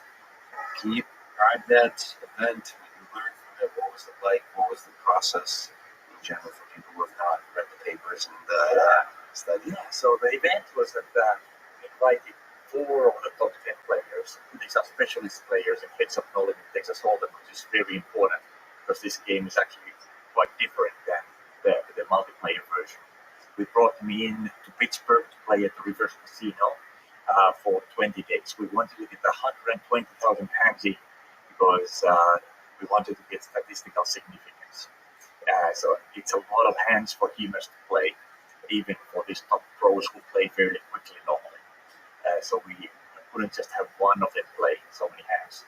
20 days they were playing, basically morning to evening, and I raised 200,000 as a little incentive for them to play, and the setting was so that they didn't all get 50,000.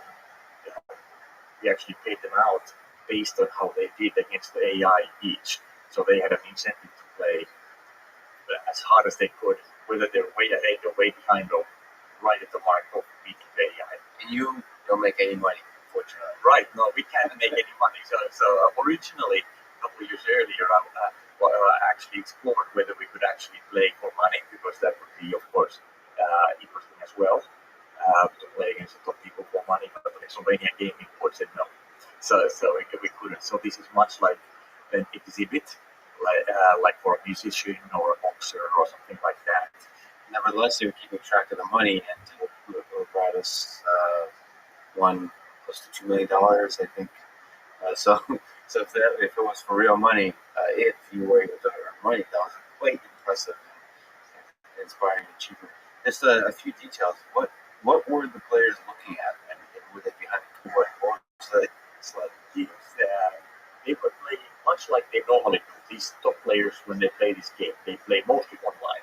So they used to play through UI. Yes, and they did the same thing here. So there was this layout. You can imagine it. There's a table on the screen. There's the human sitting there, and then there's the AI sitting there. And the screen shows everything that's happening. The cards coming out and shows the bets being made. And we also had the betting history for the human. So if the human forgot what had happened in the hand so far, they could actually reference back and so. Is there a reason they were given access to betting history? Or Well, we just it didn't really matter. They wouldn't have forgotten anyway. These are top quality people, but we just wanted to put out there so it's not a question of a human forgetting and the AI somehow trying to get advantage of better memory. so what was that like? I mean, that was an incredible accomplishment. So what did it feel like for the event? Did you have doubt, hope, or where was your confidence at? Yeah, that's great.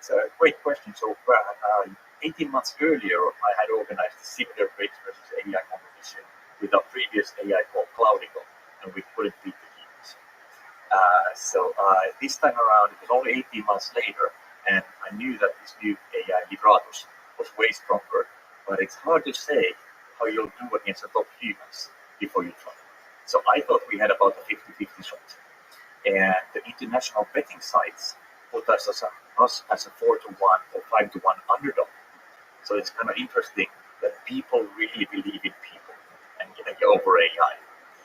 Not just people don't just over believe in themselves, but they have overconfidence in other people as well compared to the performance of AI. And so we were a 4-1 or 5-1 underdog. And even after 3 days of beating the humans in a row, we were still 50-50 on the international betting sites. Do you think there's something special or magical about poker in the way people think about it? In the sense, even in chess, there's no Hollywood movies. Poker is the star of many movies. And there's this feeling that certain human facial expressions and body language, eye movement, all these tells are critical to poker. Like you can look into somebody's soul and understand their betting strategy and so on. So that's probably why, possibly, do you think that is why people have a confidence that humans will outperform? Because AI systems cannot, in this construct, perceive these kinds of tells. They're only looking at betting patterns and nothing else, the betting patterns and statistics. So what's more important to you if you step back at human players, human versus human? What's the role of these tells, of these ideas that you romanticize? Yeah. So I'll split it into 2 parts. So one is, why do humans trust humans more than AI and all have overconfidence in humans? Yes. I think that's not really related to the tell question. It's just that they've seen these top players, how good they are, and they're really fantastic. So it's just hard to believe that an AI could beat them. So I think that's where that comes from. And that's actually maybe a more general lesson about the AI, that until you've seen it overperform a human, it's hard to believe that it could. But in the tells, a lot of these top players, they're so good at hiding tells that among the top players, it's actually not really worth it for them to invest a lot of effort trying to find tells in each other, because they're so good at hiding them. So yes, at the kind of Friday evening game, tells are going to be a huge thing. You can read other people, and if you're a good reader, you read them like also poker now. The tables become a much smaller and smaller aspect of the game as you go to the top levels. The amount of strategies, the amount of possible actions is very large, 10 to the power of 100 plus. So there has to be some. I've read a few of the papers related. It has to form some abstractions of various hands and actions. So, what kind of abstractions are effective in the game of poker? Yeah, so you're exactly right. So when you go from a game tree that's 10 to the 161, especially in an imperfect information game, it's way too large to solve directly, even with our fastest equilibrium finding algorithms. So you want to abstract it first. And abstraction in games is much trickier than abstraction in MDPs or other single agent settings. Because you have these abstraction pathologies. If I have a finer grained abstraction, the strategy that I can get from that for the real game might actually be worse than the strategy I can get from the coarse grained abstraction. You have to be very careful. Now, the kinds of abstractions, just to zoom out, we're talking about, there's the hands abstractions, and then there's betting strategies. Yeah, betting actions. Yeah, betting actions. So there's information abstraction to talk about general games. Information abstraction, which is the abstraction of what chance does, and this would be the cards in the case of poker. And then there's action abstraction, which is abstracting the actions of the actual players, which would be bets in the case of poker. Yourself and the other players? Yes, yourself and other players. And for information abstraction, we were completely automated. So these are algorithms.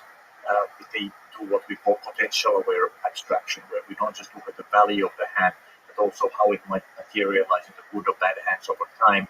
And it's a certain kind of bottom-up process with integer programming there and clustering and various aspects. How do you build this abstraction? And then in the action abstraction, there it's largely based on how humans and other AIs have played this game in the past. But in the beginning, we actually used automated action abstraction technology, which is provably convergent, that it finds the optimal combination of bet sizes, but it's not very scalable. So we couldn't use it for the whole game, but we used it for the first couple of betting actions.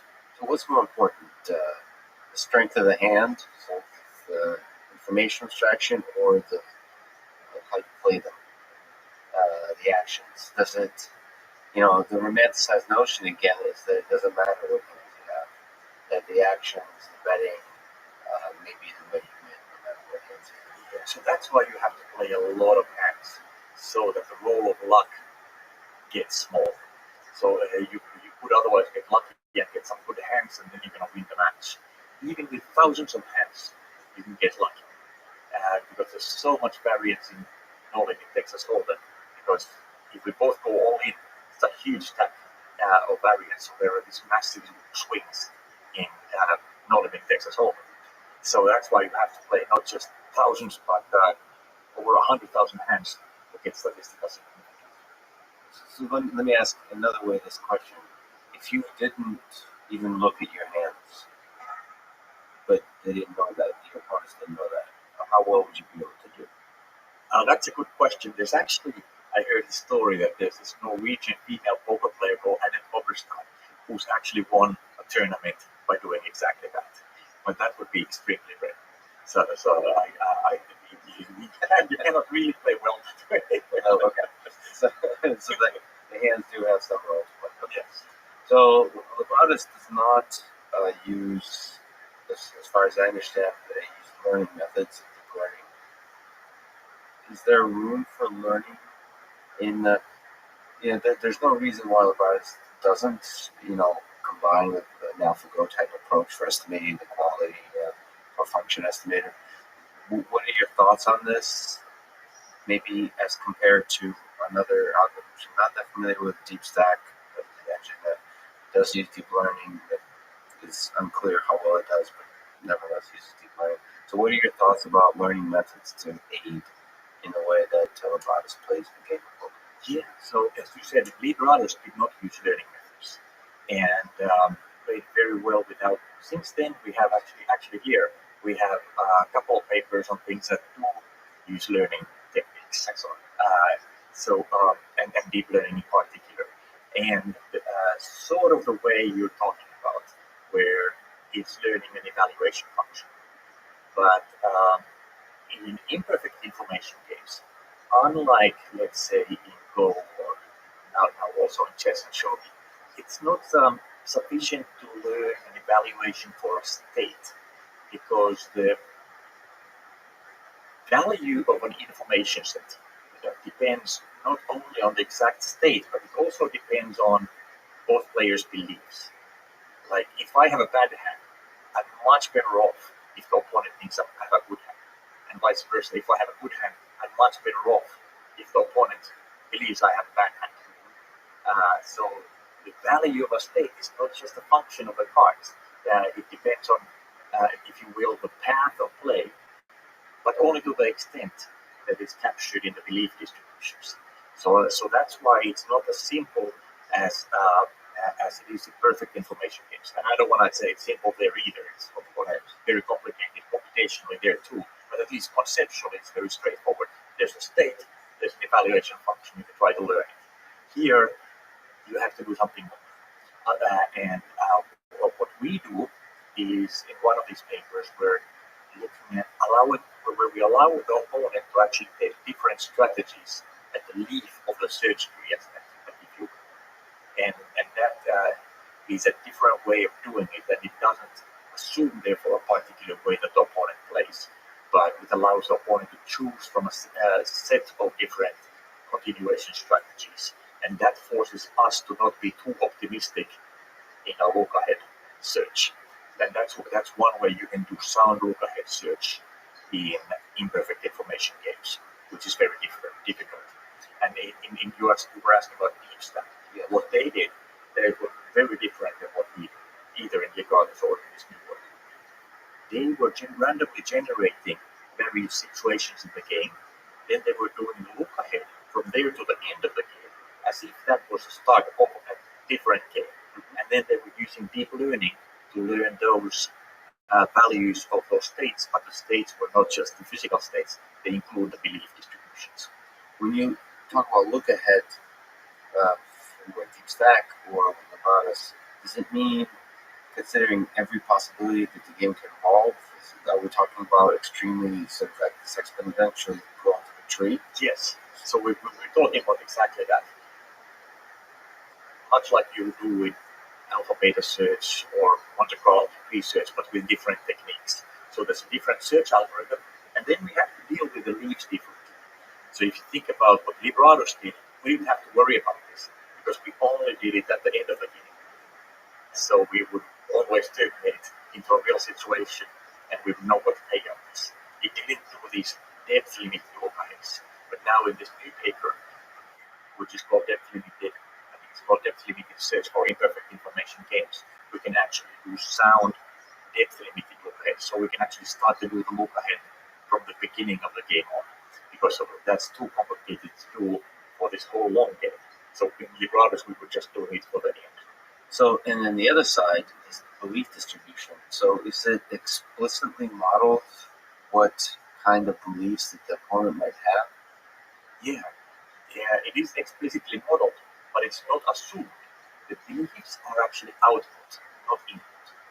Of course, the starting beliefs are input, but they just fall from the rules of the game, because we know that the dealer deals uniformly from the deck. So I know that every pair of cards that you might have is equally likely.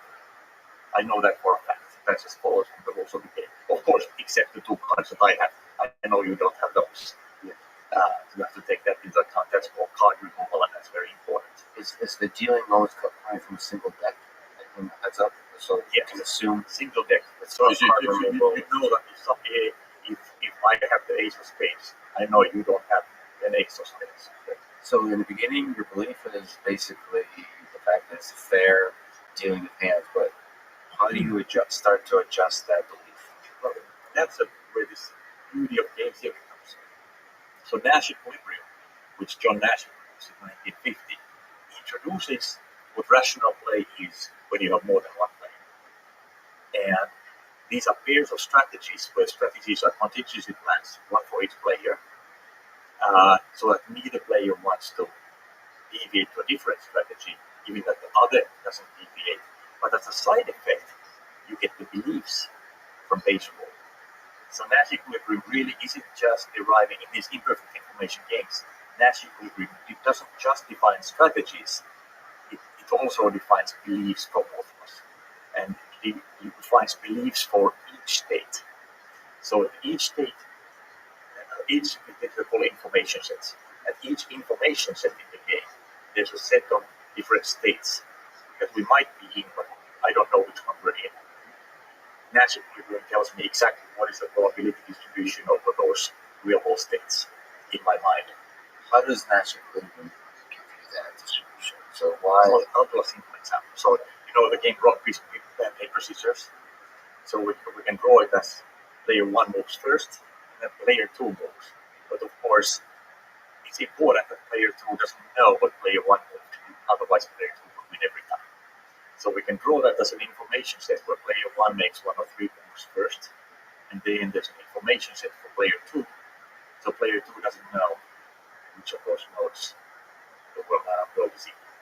But so once we know the strategy for player 1, Nash equilibrium will say that you play 1/3 rock, 1/3 paper, 1/3 scissors. From that, I can derive my beliefs on the information set that they're 1/5, 1/5, 1/5. So Bayes gives you that. Bayes gives you. But is that specific to a particular player, or is it something you quickly update with the specific player? The game theory is really player specific. So that's also why we don't need any data. We don't need any history of these particular demons played in the past or how any AI or demon has played. It's all about rationality. So we just think the AI just thinks about what would a rational opponent do, and what would I do if I were I am rational, and that's the idea of game theory. So it's really a data-free, opponent-free approach. So it comes from the design of the game as opposed to the design of the player. Exactly. There's no opponent modeling per se. I mean, we've done some work on combining opponent modeling with game theory so it can exploit weak players even more. But that's another strand, and in Liberados we didn't turn that on. So I decided that this player could, and when you start to exploit an opponent, you typically open yourself up to exploitation. And these guys have so few holes to exploit, and they're world's leading experts in counter exploitation. So I decided we're not going to turn that stuff on. Actually, I saw a few exploiting opponents. It sounded very interesting to explore. Do you think there's room for exploitation generally outside of Rabbi? Is there a subject or people differences that could be exploited? Maybe not just in poker, but in general interactions, negotiation, all these other domains that you're considering? Yeah, definitely. We've done some work on that, and I really like the work that hybridizes the two.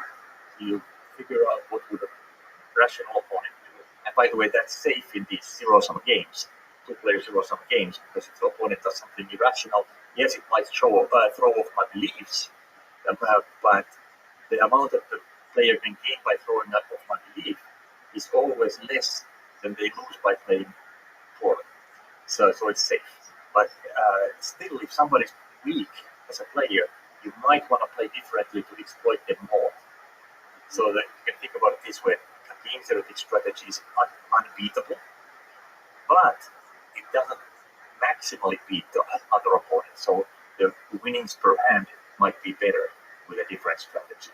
And the hybrid is that you start from a game theoretic approach, and then as you gain data about the opponent in certain parts of the game tree, in those parts of the game tree, you start to tweak your strategy more and more towards exploitation, while still staying fairly close to the game theoretic strategy, so as to not open yourself up to exploitation too much. How do you do that? Do you try to vary up strategies, make it unpredictable? It's like, what is it, tit for tat strategies in Prisoner's Dilemma, or? That's a repeated game. Repeated games. Prisoner's Dilemma, repeated games. Yeah. But even there's no proof that says that that's a best thing. But experimentally, it actually does well. So what kind of games are there? First of all, I don't know if this is something that you could just summarize. There's perfect information games where all the information is on the table. There is imperfect information games. There's repeated games that you play over and over. There's zero-sum games. There's non-zero-sum games. Yeah. And there's a really important distinction in making two-player versus more players.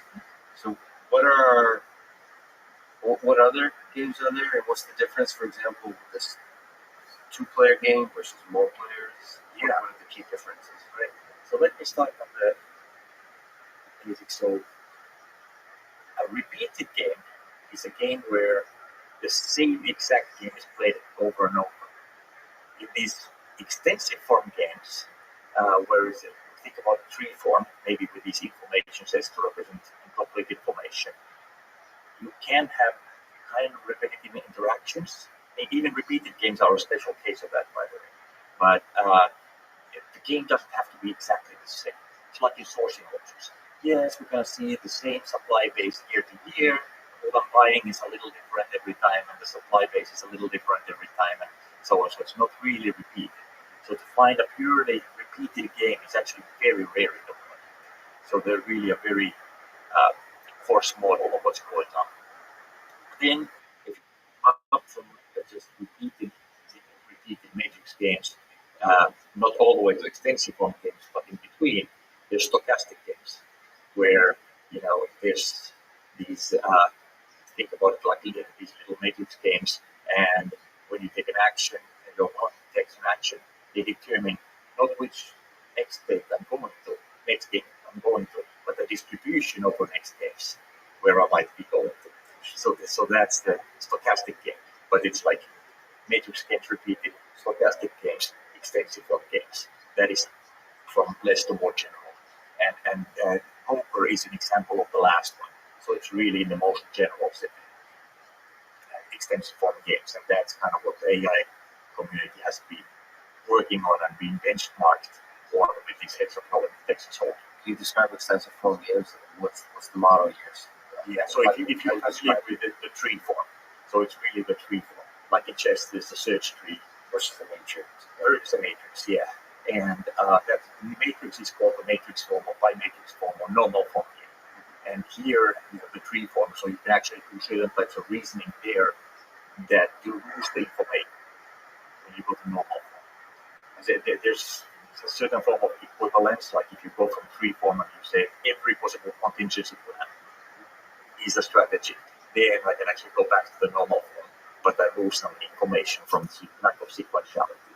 Then the multiplayer versus two-player distinction is an important one. So two-player games in zero-sum are conceptually easier and computationally easier. They're still huge like this one, but they're conceptually easier and computationally easier.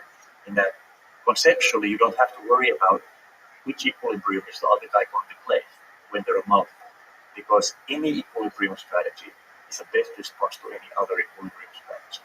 So I can play a different equilibrium from you, and we'll still get the right values of the game. That falls apart even with two players when you have general sum games. Even without cooperation. Even without cooperation. So there's a big gap from two-player zero-sum to two-player general sum, or even to three-player zero-sum. That's a big gap, at least in theory. Can you maybe non-mathematically provide the intuition why it all falls apart with three or more players? It seems like you should still be able to have a Nash equilibrium that's instructive, that holds. Okay, so it is true that all finite games have a Nash equilibrium.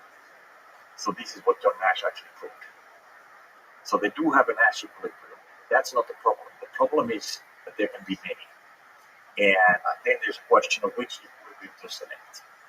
So, and if you select your strategy from a different equilibrium and I select mine, then what does that mean? And in these non-zero-sum games, we may lose some joint benefit by being just simply stupid. We could actually both be better off if we did something else. And in three-player, you get other problems also like collusion. Like maybe you and I can get up on a third player, and we can do radically better by following. So there are lots of issues that come up there. So Noam Brown, the student you work with on this, as mentioned, I looked into the AMA on Reddit. He mentioned that the ability of poker players to collaborate and make the game. He was asked the question of how would you make the game of poker, or both of you were asked the question, how would you make the game of poker beyond being solvable by current AI methods? And he said that there's not many ways of making poker more difficult, but collaboration or cooperation between players make it extremely difficult. So can you provide the intuition behind why that is, if you agree with that idea? Yeah, so I've done a lot of work coalitional games, and we actually have a paper here with my other student Gabriele Farina and some other collaborators on at NIPS on that. She just came back from the poster session where we presented that. But when you have collusion, it's a different problem, and it typically gets even harder then. Even the game representations, some of the game representations don't really allow good computation, so we actually introduced a new game representation for that. Is that kind of cooperation part of the model? Do you have information about the fact that other players are cooperating, or is it just this chaos where nothing is known? So there's some things unknown. Can you give an example of a collusion type game, or is it usually so like bridge? Yeah, so think about bridge. It's like when you and I are on a team, our players are the same. The problem is that we can't talk. So when I get my cards, I can't whisper to you what my cards are. That would not be allowed. So we have to somehow coordinate our strategies ahead of time, and only ahead of time. And then there's certain signals we can talk about, but they have to be such that the other team also understands them. So that's an example where the coordination is already built into the rules of the game. But in many other situations like auctions or negotiations or diplomatic relationships, poker, it's not really built in, but it's still going to be very helpful for the collusions. I've read somewhere with negotiations, you come to the table with prior, like a strategy, like that you're willing to do or not willing to do those kinds of things.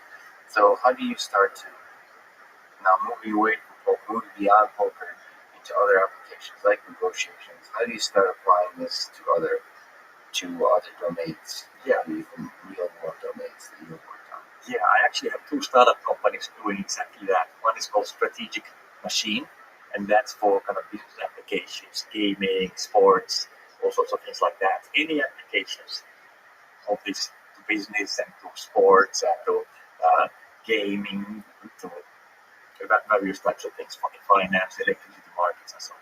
And the other is called Strategy Robot, where we are taking these to military security, cybersecurity, and intelligence applications.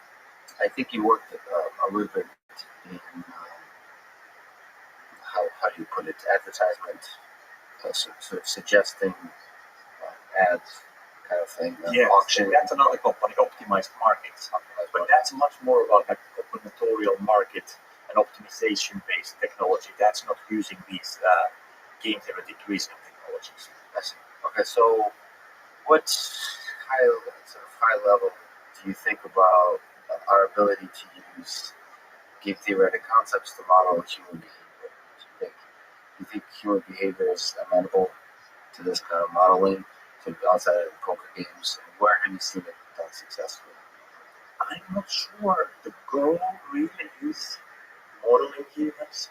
Like for example, if I'm playing a zero-sum game, I don't really care that the opponent is actually following my model of rational behavior, because if they're not, that's even better for me. Right. So see, with the opponents in games, there's the prerequisite is that you formalize the interaction in some way that can be amenable to analysis. And you've done this amazing work with mechanism designing games that have certain outcomes. But so I'll tell you an example my autonomous vehicles. Right, we're studying pedestrians and cars negotiate in this nonverbal communication. There's this weird game dance of tension where pedestrians are basically saying, "I trust that you won't kill me." And so, as a jaywalker, I will step up to the road even though I'm breaking the law. And there's this tension. And the question is, we really don't know how to model that well. In trying to model intent. So people sometimes bring up ideas of game theory and so on. Do you think that aspect of human behavior can use these kinds of perfect information or approaches, modeling? How do you start to attack a problem like that when you don't even know how to design the game to describe the situation? So I haven't really thought about jaywalking, but one thing that I think would be a good application in autonomous vehicles is the following. So let's say that you have fleets of autonomous cars operating by different companies. So maybe here's a Waymo fleet and here's a Uber fleet. If you think about the rules of the road, they define certain legal rules, but that still leaves a huge strategy space open. Like as a simple example, when cars merge, how humans merge, they slow down and look at each other and try to merge. Wouldn't it be better if these situations would already be pre-negotiated, so we can actually merge at full speed and we know that this is the situation, this is how we do it, and it's all going to be faster. But there are way too many situations to negotiate manually. So you could use automated negotiation. This is the idea, at least. You could use automated negotiation to negotiate all of these situations, or many of them, in advance. And of course, it might be that, hey, maybe you're not going to always let me go first. Maybe you said, okay, well, in these situations, I'll let you go first, but in exchange, you're going to give me 2 hours, you're going to let me go first in these situations. So it's this huge combinatorial negotiation. And do you think there's room in that example of merging to model this whole situation as an imperfect information game, or do you really want to consider it to be a perfect? Oh, that's a good question. Yeah, that's a good question. You pay the price of assuming that you don't know everything. Yeah, I don't know. It's certainly much easier. Games with perfect information are much easier. So if you can get away with it, you should. But if the real situation is of imperfect information, then you're going to have to deal with imperfect information. Great. So what lessons have you learned the annual computer poker competition? An incredible accomplishment of AI. Look at the history of Deep Blue, AlphaGo, these kind of moments when AI stepped up, engineering effort and the scientific effort combined to beat the best human players. So what do you take away from this whole experience? What have you learned about designing AI systems that play these kinds of games? And what does that mean for AI in general, for the future of AI development? Yeah, so that's a good question. There's so much to say about it.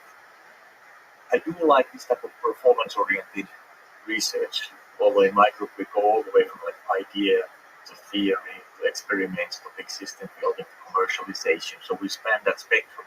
But I think that in a lot of situations in AI, you really have to build the big systems and evaluate them at scale before you know what works and doesn't. And we've seen that in the computational game theory community, that there are a lot of techniques that look good in the small, but then the system will put in the large. And we've also seen that there are a lot of techniques that look superior in theory, and I really mean in terms of convergence rates, better, like first order methods, better convergence rates like CFR-based algorithms. If the CFR-based algorithms are the fastest in practice. So it really tells me that you have to test this in reality. Theory isn't tight enough, if you will, to tell you which algorithms are better than the others. And you have to look at these things in the large, because any sort of projections you do from the small can, at least in this domain, be very misleading. So that's kind of from a kind of science and engineering perspective. From a personal perspective, it's been just a wild experience in that with the first poker competition, first brains versus AI man-machine poker competition that we organized. There had been, by the way, for other poker games, there had been previous competitions, but this was, for Heads Up No Limit, this was the first. And I probably became the most hated person in the world of poker. And I didn't meet. I Besides that, they, cracking the game for some. yeah, it was a lot of people felt that it was a real threat to the whole game, the whole existence of the game. If AI becomes better than humans, people would be scared to play poker because there are these superhuman AIs running around taking their money and all of that. So it was really aggressive. The comments were super aggressive. I got everything just short of indifference. Do you think the same was true for chess? Because right now they just completed the world championships in chess. I think humans just started ignoring the fact that there's AI systems now that outperform humans, and they still enjoy the game. It's still a beautiful game. That's what I think. And I think the same thing happened in poker. And so I didn't think of myself as somebody who was going to kill the game, and I don't think I did. Yeah. I really do love this game. I wasn't a poker player before, but I learned so many nuances about it from these AIs, and they really changed how the game is played, by the way. So they have these very Martian ways of playing poker, and the top humans are now incorporating those types of strategies into their own play. So if anything, to me, our work has made poker a richer, more interesting game for humans to play, not something that is going to steer humans away from it entirely. Just a quick comment on something you said, which is, if I may say so, in academia, is a little bit rare sometimes. It's pretty brave to put your ideas to the test in the way you describe. It's saying that sometimes good ideas don't work when you actually try to apply them at scale. So where does that come from? I mean, what if you could do advice for people? What drives you in that sense? Were you always this way? I mean, it takes a brave person, I guess is what I'm saying, to test their ideas and to see if this thing actually works against top human players. So I don't know about brave, but it takes a lot of work. It takes a lot of work and a lot of time to organize, to make something big and to organize an event and stuff like that. what drives you in that effort? Because you could still, I would argue, get a best paper award at NIPS as you did in 17 without doing this. That's right, yes. And so So in general, I believe it's very important to do things in the real world and at scale. And that's really where the pudding, if you will, proof is in the pudding. That's where it is. In this particular case, it was kind of a competition between different groups for many years as to who can be the first one to beat the top humans at Heads Up No Limit Texas Hold'em. So it became kind of like a competition who can get there. yeah, so a little friendly competition could do wonders for progress. Yes, absolutely. So the topic of mechanism design, which is really interesting, also kind of new to me, except as an observer of, I don't know, politics and maybe I'm an observer of mechanisms, but you write in your paper an automated mechanism design that I quickly read. So mechanism design is designing the rules of the game so you get a certain desirable outcome. And you have to work on doing so in an automatic fashion as opposed to fine tuning it. So what have you learned from those efforts? If you look, say, I don't know, at complexes like our political system, can we design our political system to have, in an automated fashion, to have outcome launch? Can we design something like traffic lights to be smart, where it gets outcomes that we want? So what are the lessons that you draw from that work? Yeah, so I still very much believe in the automated mechanism design direction. Yes. But it's not a panacea. There are impossibility results in mechanism design, saying that there is no mechanism that accomplishes objective X in class C. So it's not going to, there's no way using any mechanism design tools, manual or automated, to do certain things in mechanism design. Can you describe that again? So, meaning it's impossible to achieve that? Yeah. Certainly Like impossible. So these are not statements about human ingenuity who might come up with something smart. These are proofs that if you want to accomplish properties X in class C, that is not doable with any mechanism. The good thing about automated mechanism design is that we're not really designing for a class. We're designing for specific settings at a time. So even if there's an impossibility result for the whole class, it doesn't mean that all of the cases in the class are impossible. It just means that some of the cases are impossible. So we can actually carve these islands of possibility within these non-impossible classes.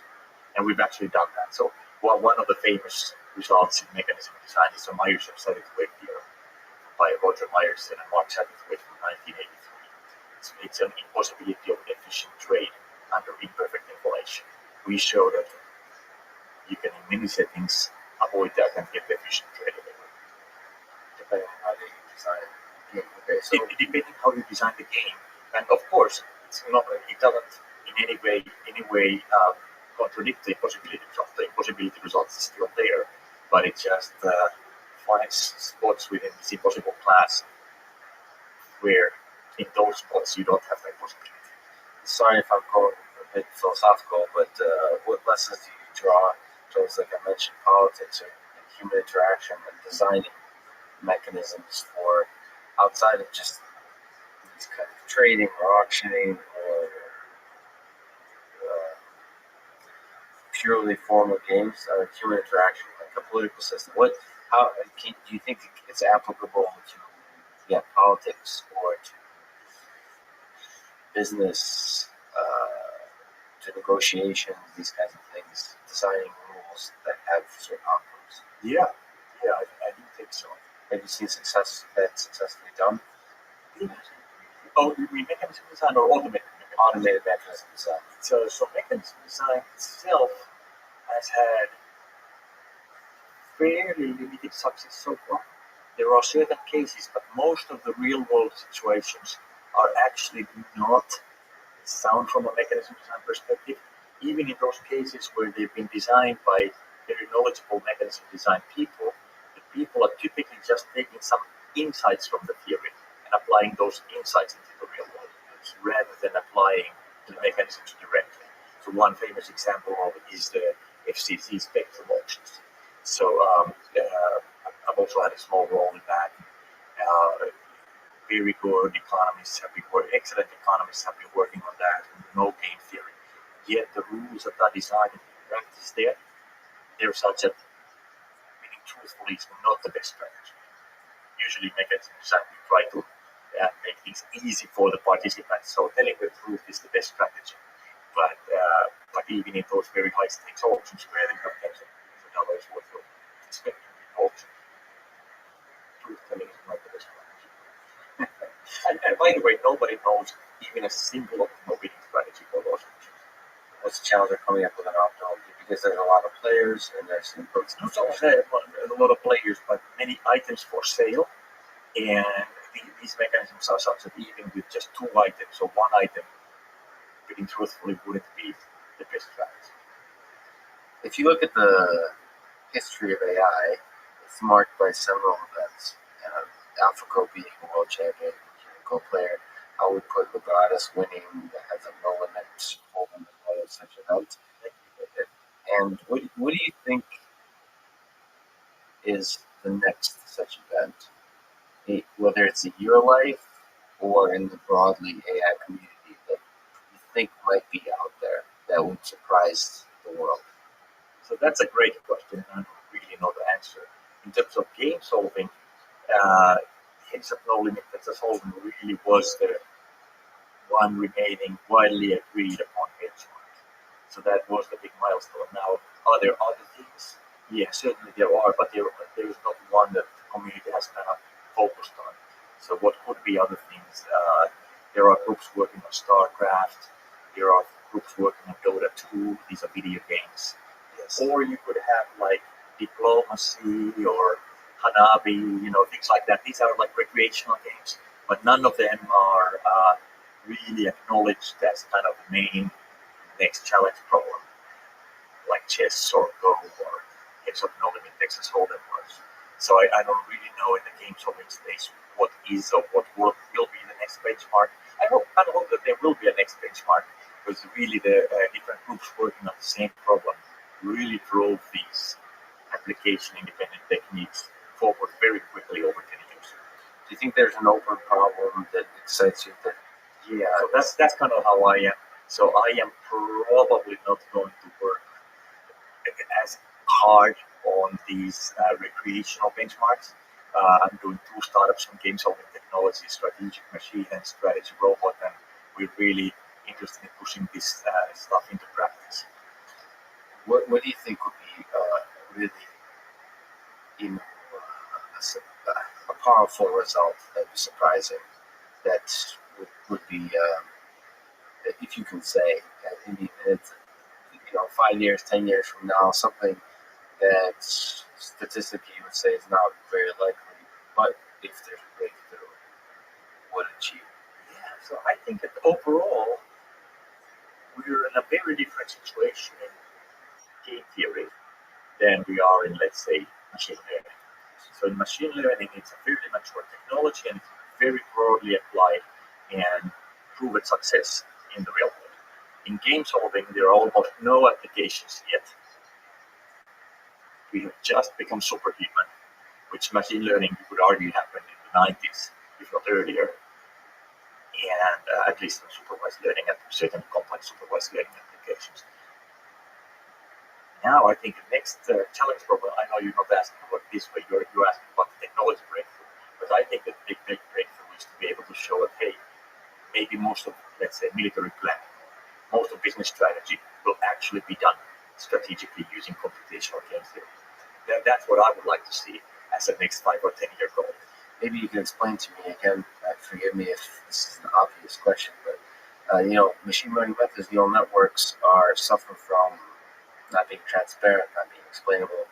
And game theoretic methods, natural equilibria, do they generally, when you see the different solutions, are they, when you talk about military operations, are they, once you see the strategies, do they make sense? Are they explainable, or do they suffer from the same problems? So that's a good question. I would say a little bit yes and no. And what I mean by that is that these game theoretic strategies, let's say natural equilibrium, it has provable properties. So it's unlike, let's say, deep learning where you kind of cross your fingers, hopefully it'll work, and then after the fact, when you have the weights, you're still crossing your fingers, and I hope it will work. Here, you know that the social quality is there. There's provable social quality guarantees. Now, that doesn't necessarily mean that the strategies are even understandable. That's a whole other problem. So I think that deep learning and computational game theory are in the same boat in that sense. But both are difficult to understand. But at least the game theory techniques, they have these guarantees of social quality. So did you see business operations, strategic operations, and military in the future being at least the strong candidates being proposed by automated systems? Do you see that? Yeah, I do. But that's more of a belief than a substantiated fact. Depending on where you land in optimism or pessimism, but to me, that's an exciting future, especially if they're provable things in terms of optimality. So, looking into the future, there's a few folks worried about, especially you look at Game of Poker, which is probably one of the last benchmarks in terms of games being solved. They worry about the future and the existential threats of artificial intelligence, so the negative impact in whatever form on society. Is that something that concerns you as much, or are you more optimistic about the positive impacts of AI? Well, I am much more optimistic about the positive impacts. So just in my own work, what we've done so far, we've run the nationwide kidney exchange. Hundreds of people are walking around alive today who wouldn't be. And it's increased employment. You have a lot of people now running kidney exchanges and at transplant centers, interacting with the kidney exchange. You have extra surgeons, nurses, anesthesiologists, hospitals, all of that. So employment is increasing from that, and the world is becoming a better place. Another example is combinatorial sourcing options.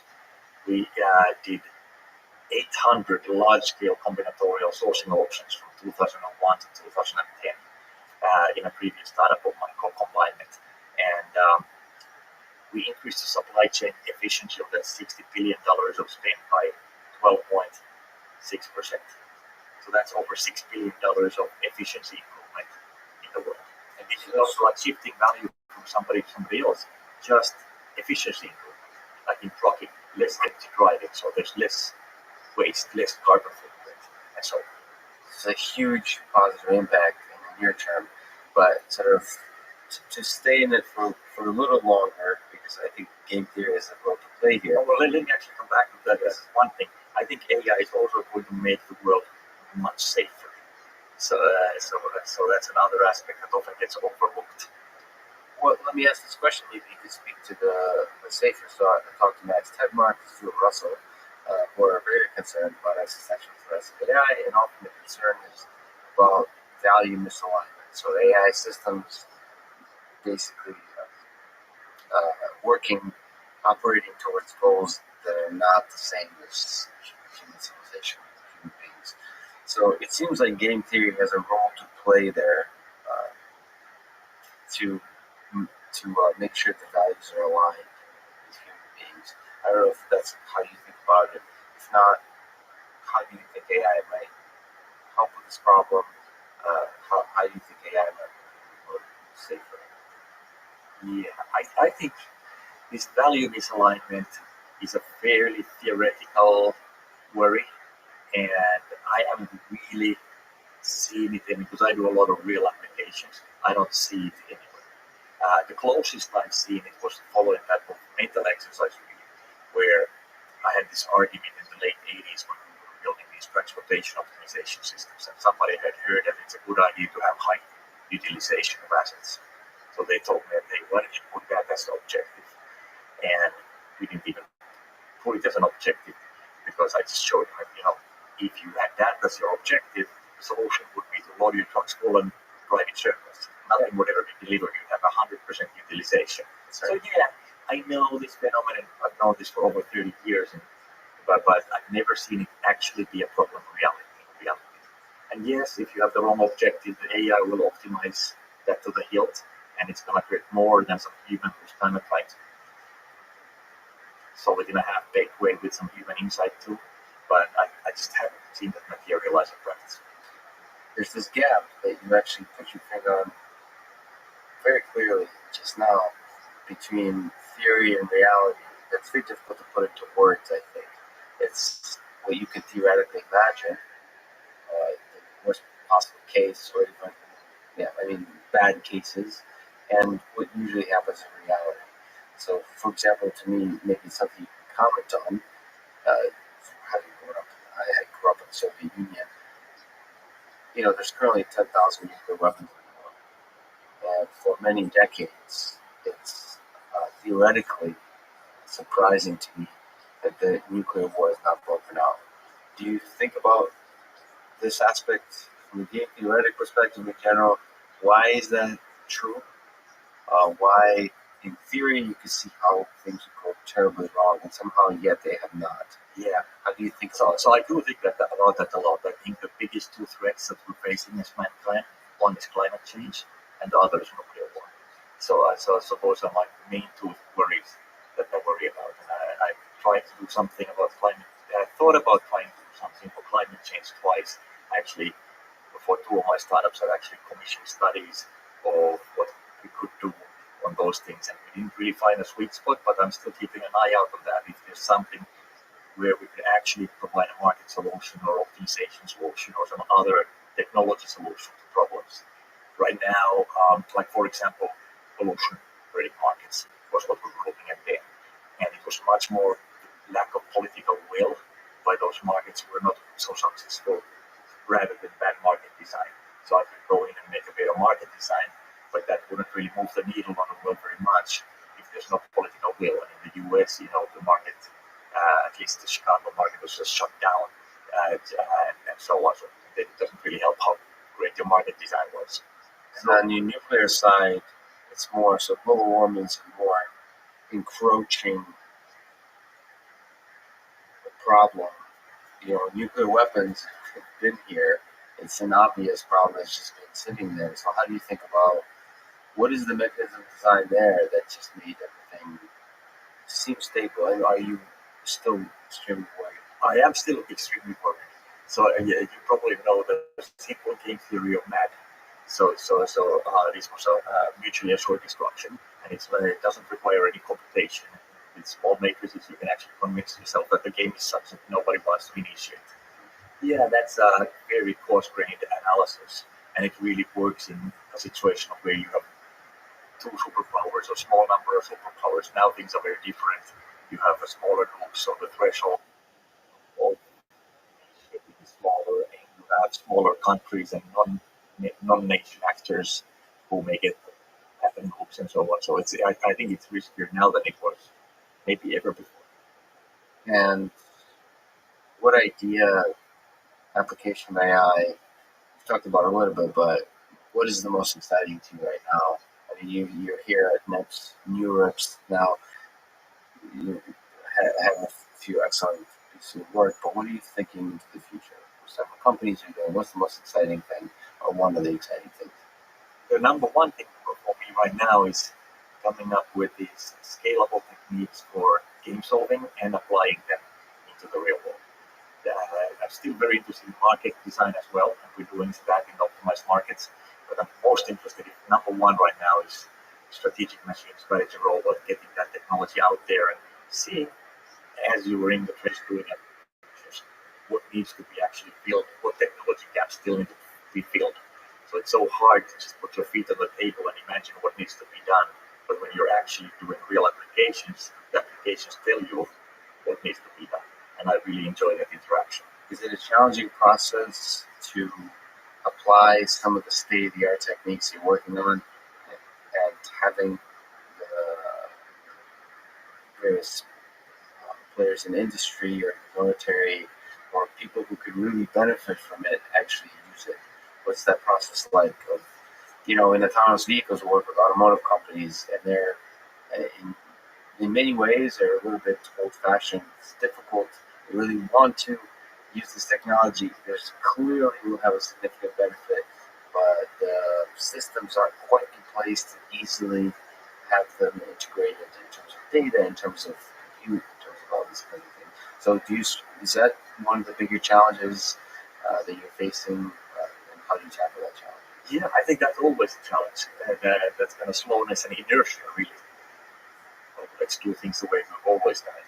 You just have to find the internal champions at the customer who understand that, hey, things can't be the same way in the future. Otherwise, bad things are going to happen.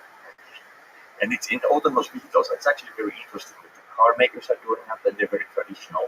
But at the same time, you have tech companies who have nothing to do with cars or transportation, like Google and Baidu, really pushing on autonomous cars. I find that fascinating. Clearly, you're super excited about actually these ideas having an impact on the world. In terms of the technology, in terms of ideas and research, are there directions that you're also excited about? Whether that's on some of the approaches you talked about for the information games, whether it's applying deep learning to some of these problems, is there something that you're excited in the research side of things? Yeah. Lots of different things in the game solving. So solving even bigger games, games where you have more hidden action of the player actions as well. Poker is a game where really chance actions are hidden, or some of them are hidden, but the player actions are public.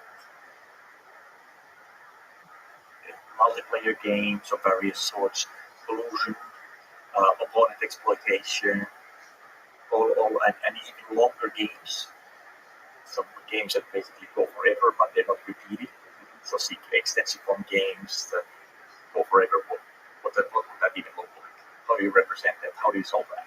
What's an example of a game like that? This is some of the stochastic games that you mentioned. Let's say business strategy. So it's and not just modeling like a particular interaction, but thinking about the business from here to eternity. Or let's say military strategy. So it's not like war is going to go away. How do you think about military strategy that's going to go forever? How do you model that? How do you know whether a move was good that somebody made? And so on. So that's kind of one direction. I'm also very interested in learning much more scalable techniques for integer programming. So we had an ICML paper this summer on that. the first automated algorithm configuration paper that has theoretical generalization guarantees. So if I see this many training examples and I tune my algorithm in this way, it's going to have good performance on the real distribution, which I've not seen. So, which is kind of interesting that, algorithm configuration has been going on now for at least 17 years seriously, and there has not been any generalization yet heretofore. Well, this is really exciting, and it's a huge honor to talk to you. Thank you so much, Tomas. Thank you for bringing LeBronis to the world and all the great work you're doing. Well, thank you very much. It's been fun. Good questions.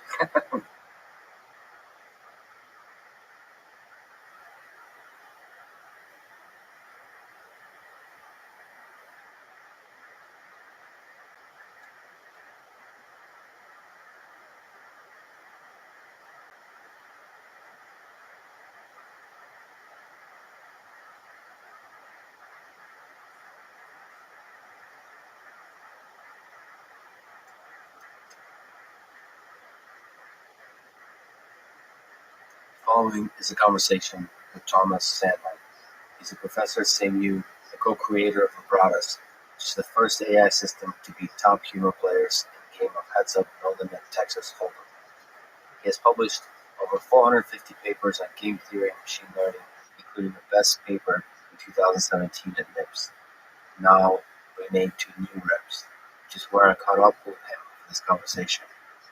His research and companies had wide-reaching impact in the real world, especially because he and his group not only propose new ideas, but also build systems to prove that these ideas work in the real world.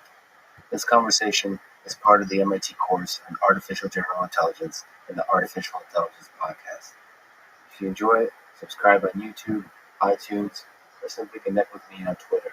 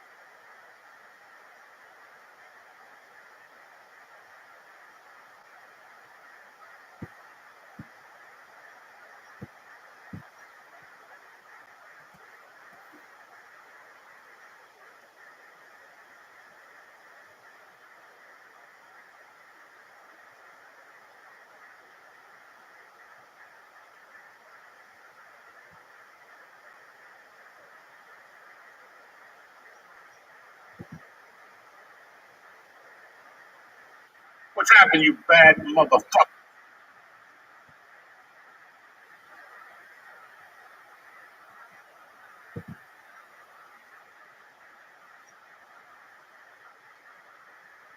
What's happened, you beautiful savages? The church is in session. Tuesday, the 6th of May. Looking good, feeling good. Everybody's ready to rock. Lisa Ayat's here looking handsome as a devil. We'll be back, Jack. Hey, Uncle Joe here. Listen, every once in a while I hear a little boost in the bedroom. Like me the other day. It was like 15 seconds and I blew a gasket. You know what I'm saying? Blue Chew is the OG brand offering chewable tablets for better sex, and it's now better than ever. Trust me when I'm telling you. Introducing Blue Chew Max, which combines the active ingredients of Viagra, Cialis into one powerful chewable. Bam! Listen, you take one of these things, you put it in your wallet. You bump into a pigeon on the pond. There you have it. You pop one of these pills. She asks you what it is. You tell her it's a breath mint, and then you go fucking bananas. Great sex is just a few clicks away. Sign up on their website. Answer a few questions. It's very easy, all right? And if you're approved, you'll get your prescription in just days. The mailman delivers it. Nobody knows nothing. Not even your mother. Maybe you live with your grandmother in the basement but you're a local straight stick. You know what I'm saying? Make life easier by getting harder and discover your options at BlueChew.com. And we got a special deal for the church family on a Tuesday morning. You ready for this? Try your first month of Blue Chew for free when you press in promo code Joey. Joey, Joey. Ladies, if you're listening to this, go ahead. What are you going to get? Put 5 of those in your little purse. You go down the shore, you jump up and down with your men. They're a little lame, they're drinking cocktails, you blast them with some coffee, and you hit them with a Blue Chew, forget about it. 12 minutes later, you're in the bedroom getting your head pulled. You follow me? Visit BlueChew.com for more details and important safety information. And I want to thank Blue Chew for sponsoring the show. I want to thank you guys also. Enjoy the episode.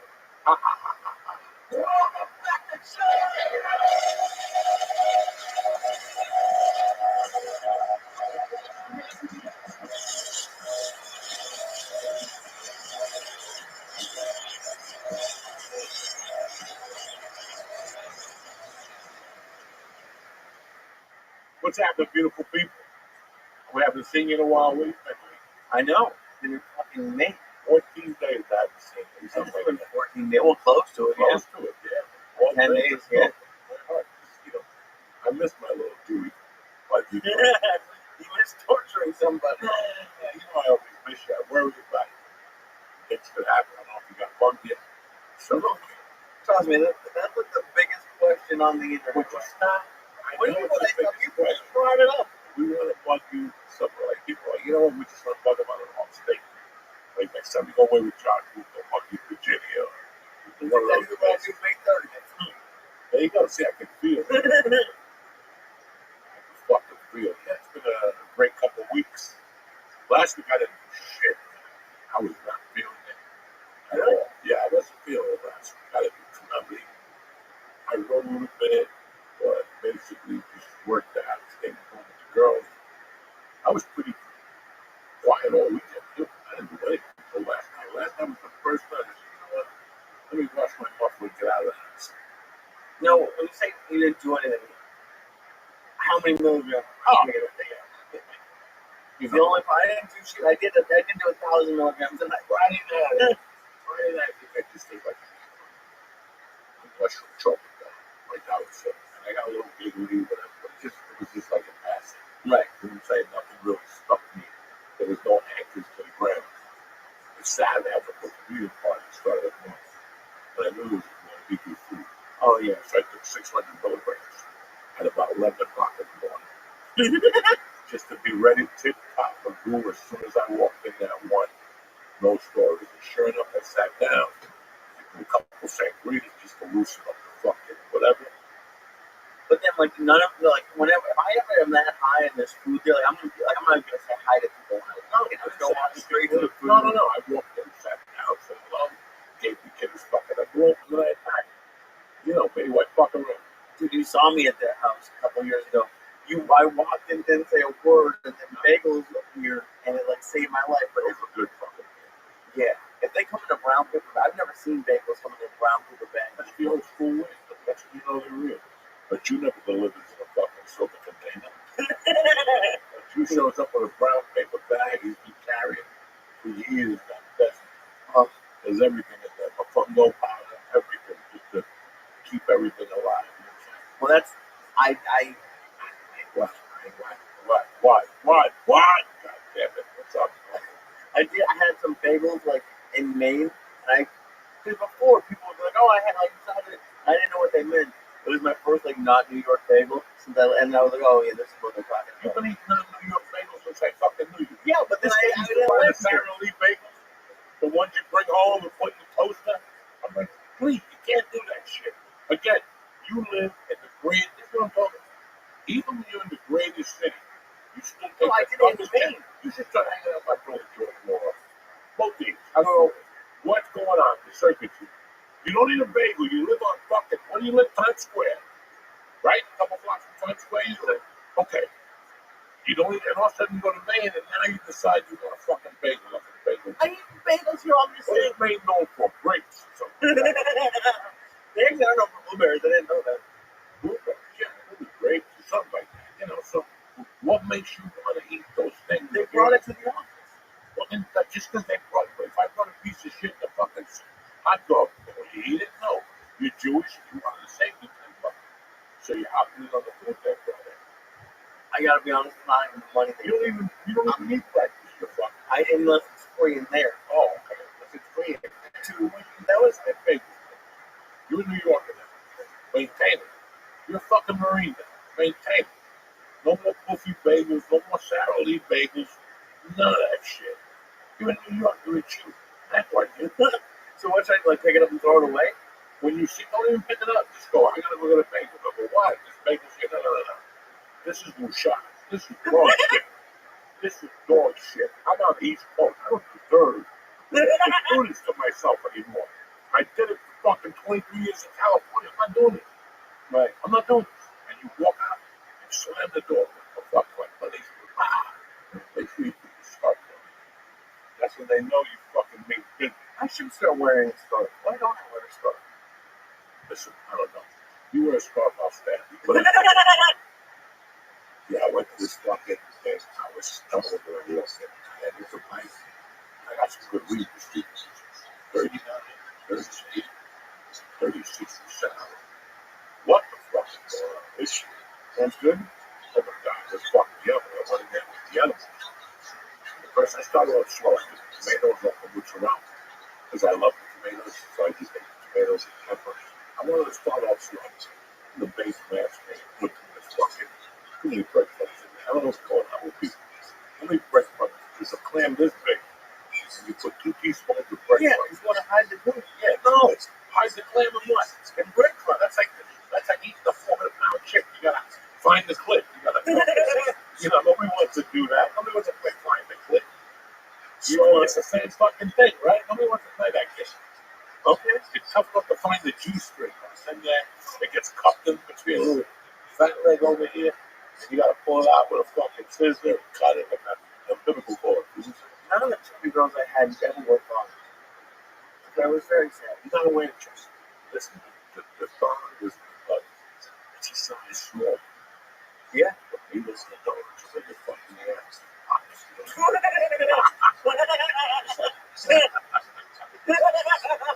It's a little research. If I had carrot, do I have to fucking dangle my feet with it? Gonna happen. So yes, that has a big hit. Then the chicken came with the fucking potatoes, scarpiola. The chicken, you're supposed to. Okay. 0 points. So you didn't want a red sauce. Let me tell you something. It was one of the best cuts of meat I've had in those days. And what they think he's doing is meat. Did he leave the kitchen? Oh, it's a banquet hall. I thought it was in the house. I don't know. Then they brought this is good. They brought steak dinners. Amazing. Hey, the first night you were different. And you're like, holy shit. There's no grease. I must have eaten the whole fucking back there. Like every table had a bag on it. You kept going over every table to steal one big one. Like white ones. By my area, it was a circle of white powder. It was like 1987 in my fucking area. There was white powder everywhere. My sweats, my fucking shirt, my jeans, a whole bag of those fucking things. Delicious. But tell you what else I ate. I told you I'm a super hungry. Yeah. I'm gonna see these Krispy Kremes all the time. I'm just talking about little glazed Krispy Kreme. So, tell you what, not bad. I know you want to fucking bread. Were they hot? Or did they warm them up? A little bit. I mean, listen, not bad. Oh, of course, it's a Krispy Kreme. It's always been. But they only got 3 brands. They got the white one, the clear, the chocolate, the scrambled, and maybe something else. Yeah, but it's McDonald's. Like that's how you know they want us dead. If they had Krispy Kreme at McDonald's and I was going to McDonald's 4 or 5 times a week, I would be dead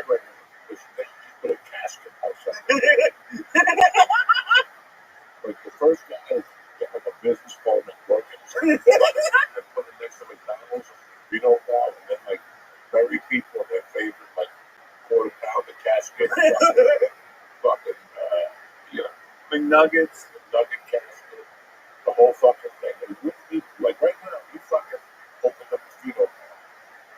Just put like caskets made out of The French fries, yeah, you put a whole family together. French fries, the whole family together. You can put them in the car, eat the French fries, and bury them. Bury them. 200 years from now, exhume them. The skeletons will be dust, but the French fries will still be there in the package, and one finger will be stuck on the bone by the time you go get it, just dissolves. Dude, that's crazy. Have you seen that? Where like scientists will have like a McDonald's meal under a glass for like 30 years, and there's not even mold. Like that's how there's like 3 or 4 of these. Man, I think I eat more fast food than, like, you know how they have like that Spotify rap if you're the top 1% of YouTube listeners? I think I was probably for a while the top 1% of it. I would eat fast food every day when I was committed to fast food. I love fast food, and it's disgusting. And I still like it. Some of you they come in the same way. Wendy's is just Oh, they ruined it. Was the best.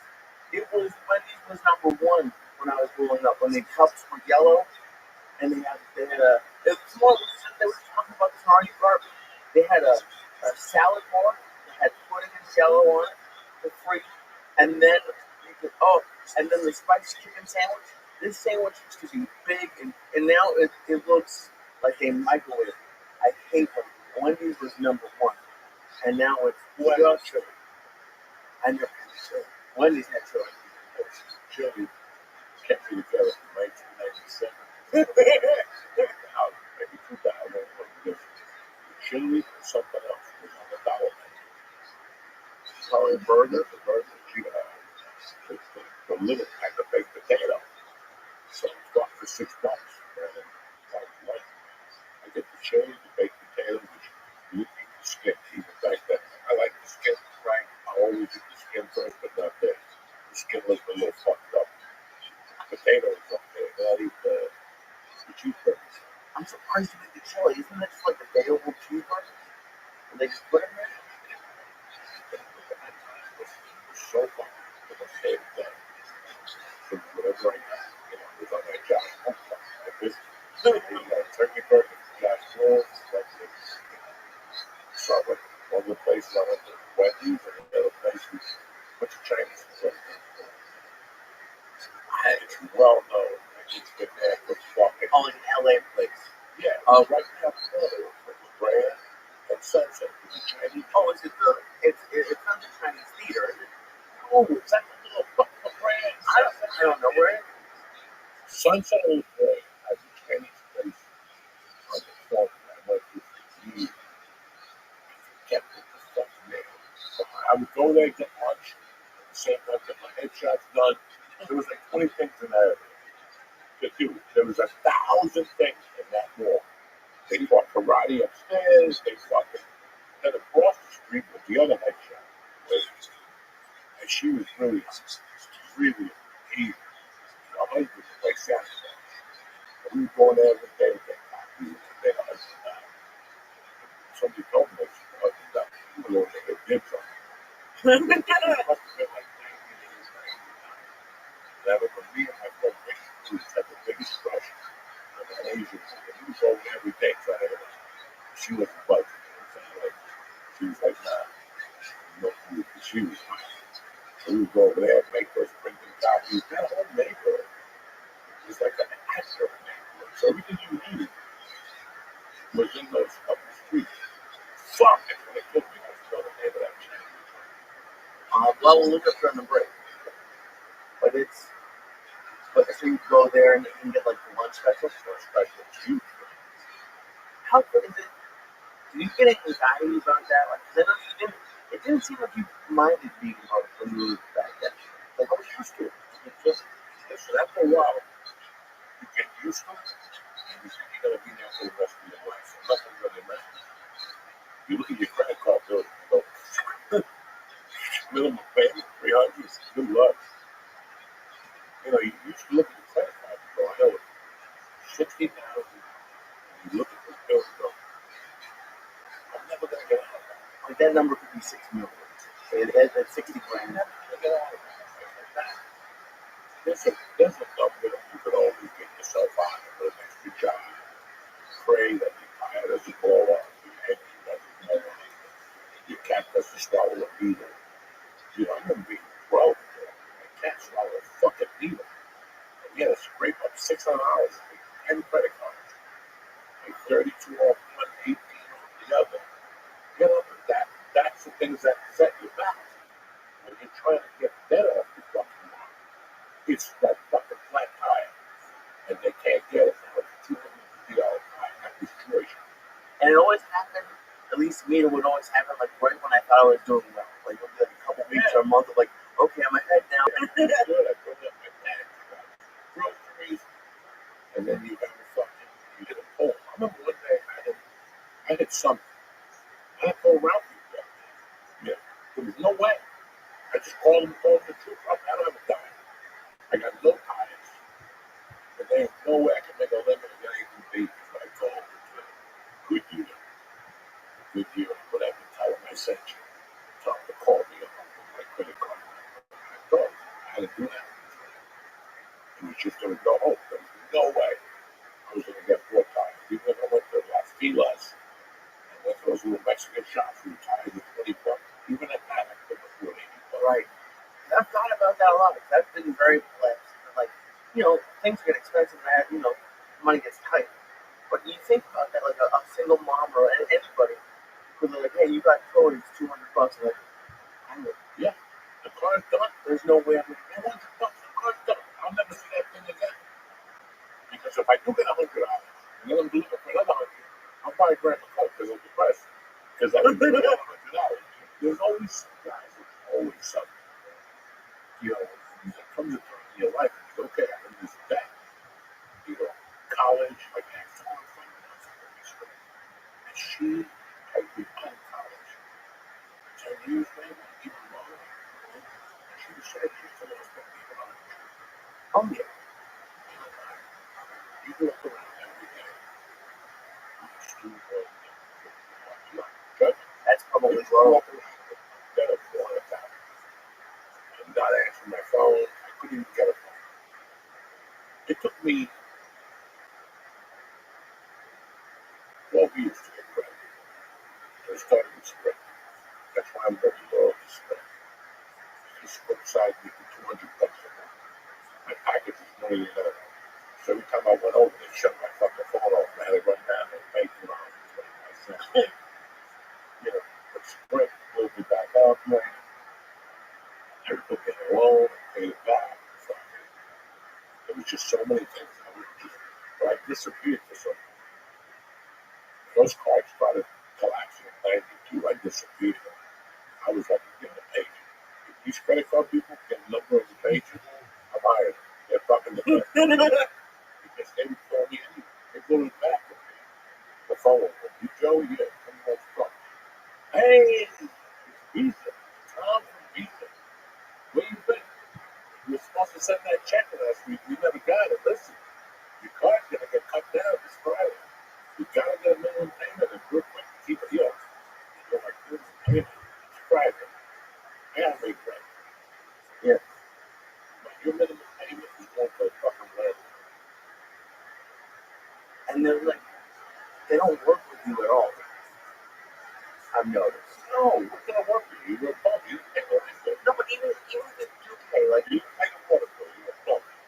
You didn't pay it for 6 months. Then you think that you're a bum that they're on it. right. I sold cars. I remember the credit report, how the banks reports, and how every time, you know, there's so many things to affect your credit rating to make it stronger. And there's a lot of things you can do that work against it. Well, that's what I'm talking about. Like, let's say on the other side, let's say you start doing money, you start making payments, and you get busy, you're working, and you're late by 2 days. And like, sorry, we're gonna get your credit report. Sorry, the late charge. Listen, if you've been working Every once in a while, but some of them are assholes. it's like, all right, you can pay that $1,000. But if you call those debt consolidation places, they're fucking worse. Oh, really? Yeah, because they cut a deal, they get it wiped out. So, listen, in my situation, when you look at bankruptcy, it's your debt for 7 fucking years. That's a long time.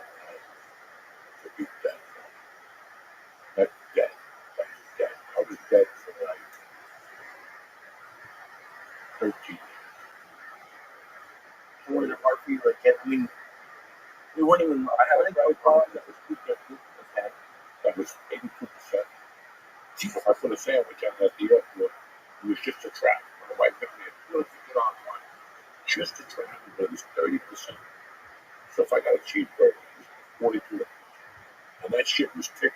That's another company. I would call them. Go, hey, $2.98. You can make a payment right now. I'm going to shut down the car. You know, it was fucking good. You know, and then I had that. The pager, which doesn't fucking get you anything. And then another friend of ours opened up a Sprint store, Hollywood on Sunset, right by the comic store we did the podcast at. Yeah. Right there, used to be a Sprint store. Okay. And you just come in and get your fucking 200. I'm like, fucking did it. And then man, double something a little bit. And then, guys, I work on that. I just, to this day, I'm still leery of credit cards. It's very scary. Leery of credit cards. I'm happy they're ATMs. I'm happy that when you go to get the money, that's it. Yours, not yours. But shit, that's the quickest way to shoot yourself. And I get it, that. Now listen, you gotta get up looking at me. I'm telling you, right?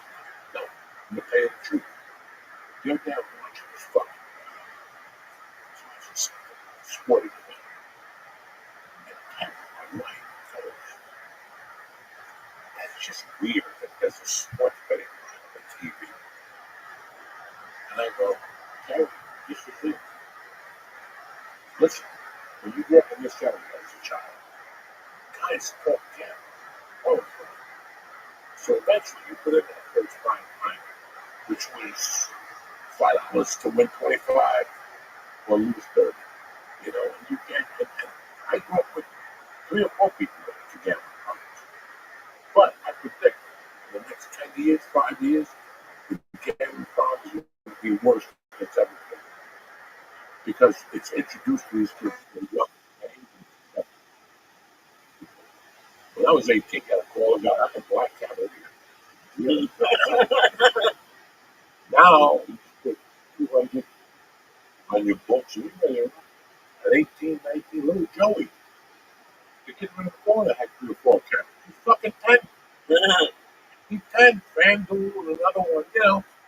And these kids figure it out. I don't give a fuck. The same way we figured out how to get somebody to buy liquor for us, they figure out how to open up, go in front of the mother and take their hands while they're sleeping. Yeah, no, there's 1,000 things, right?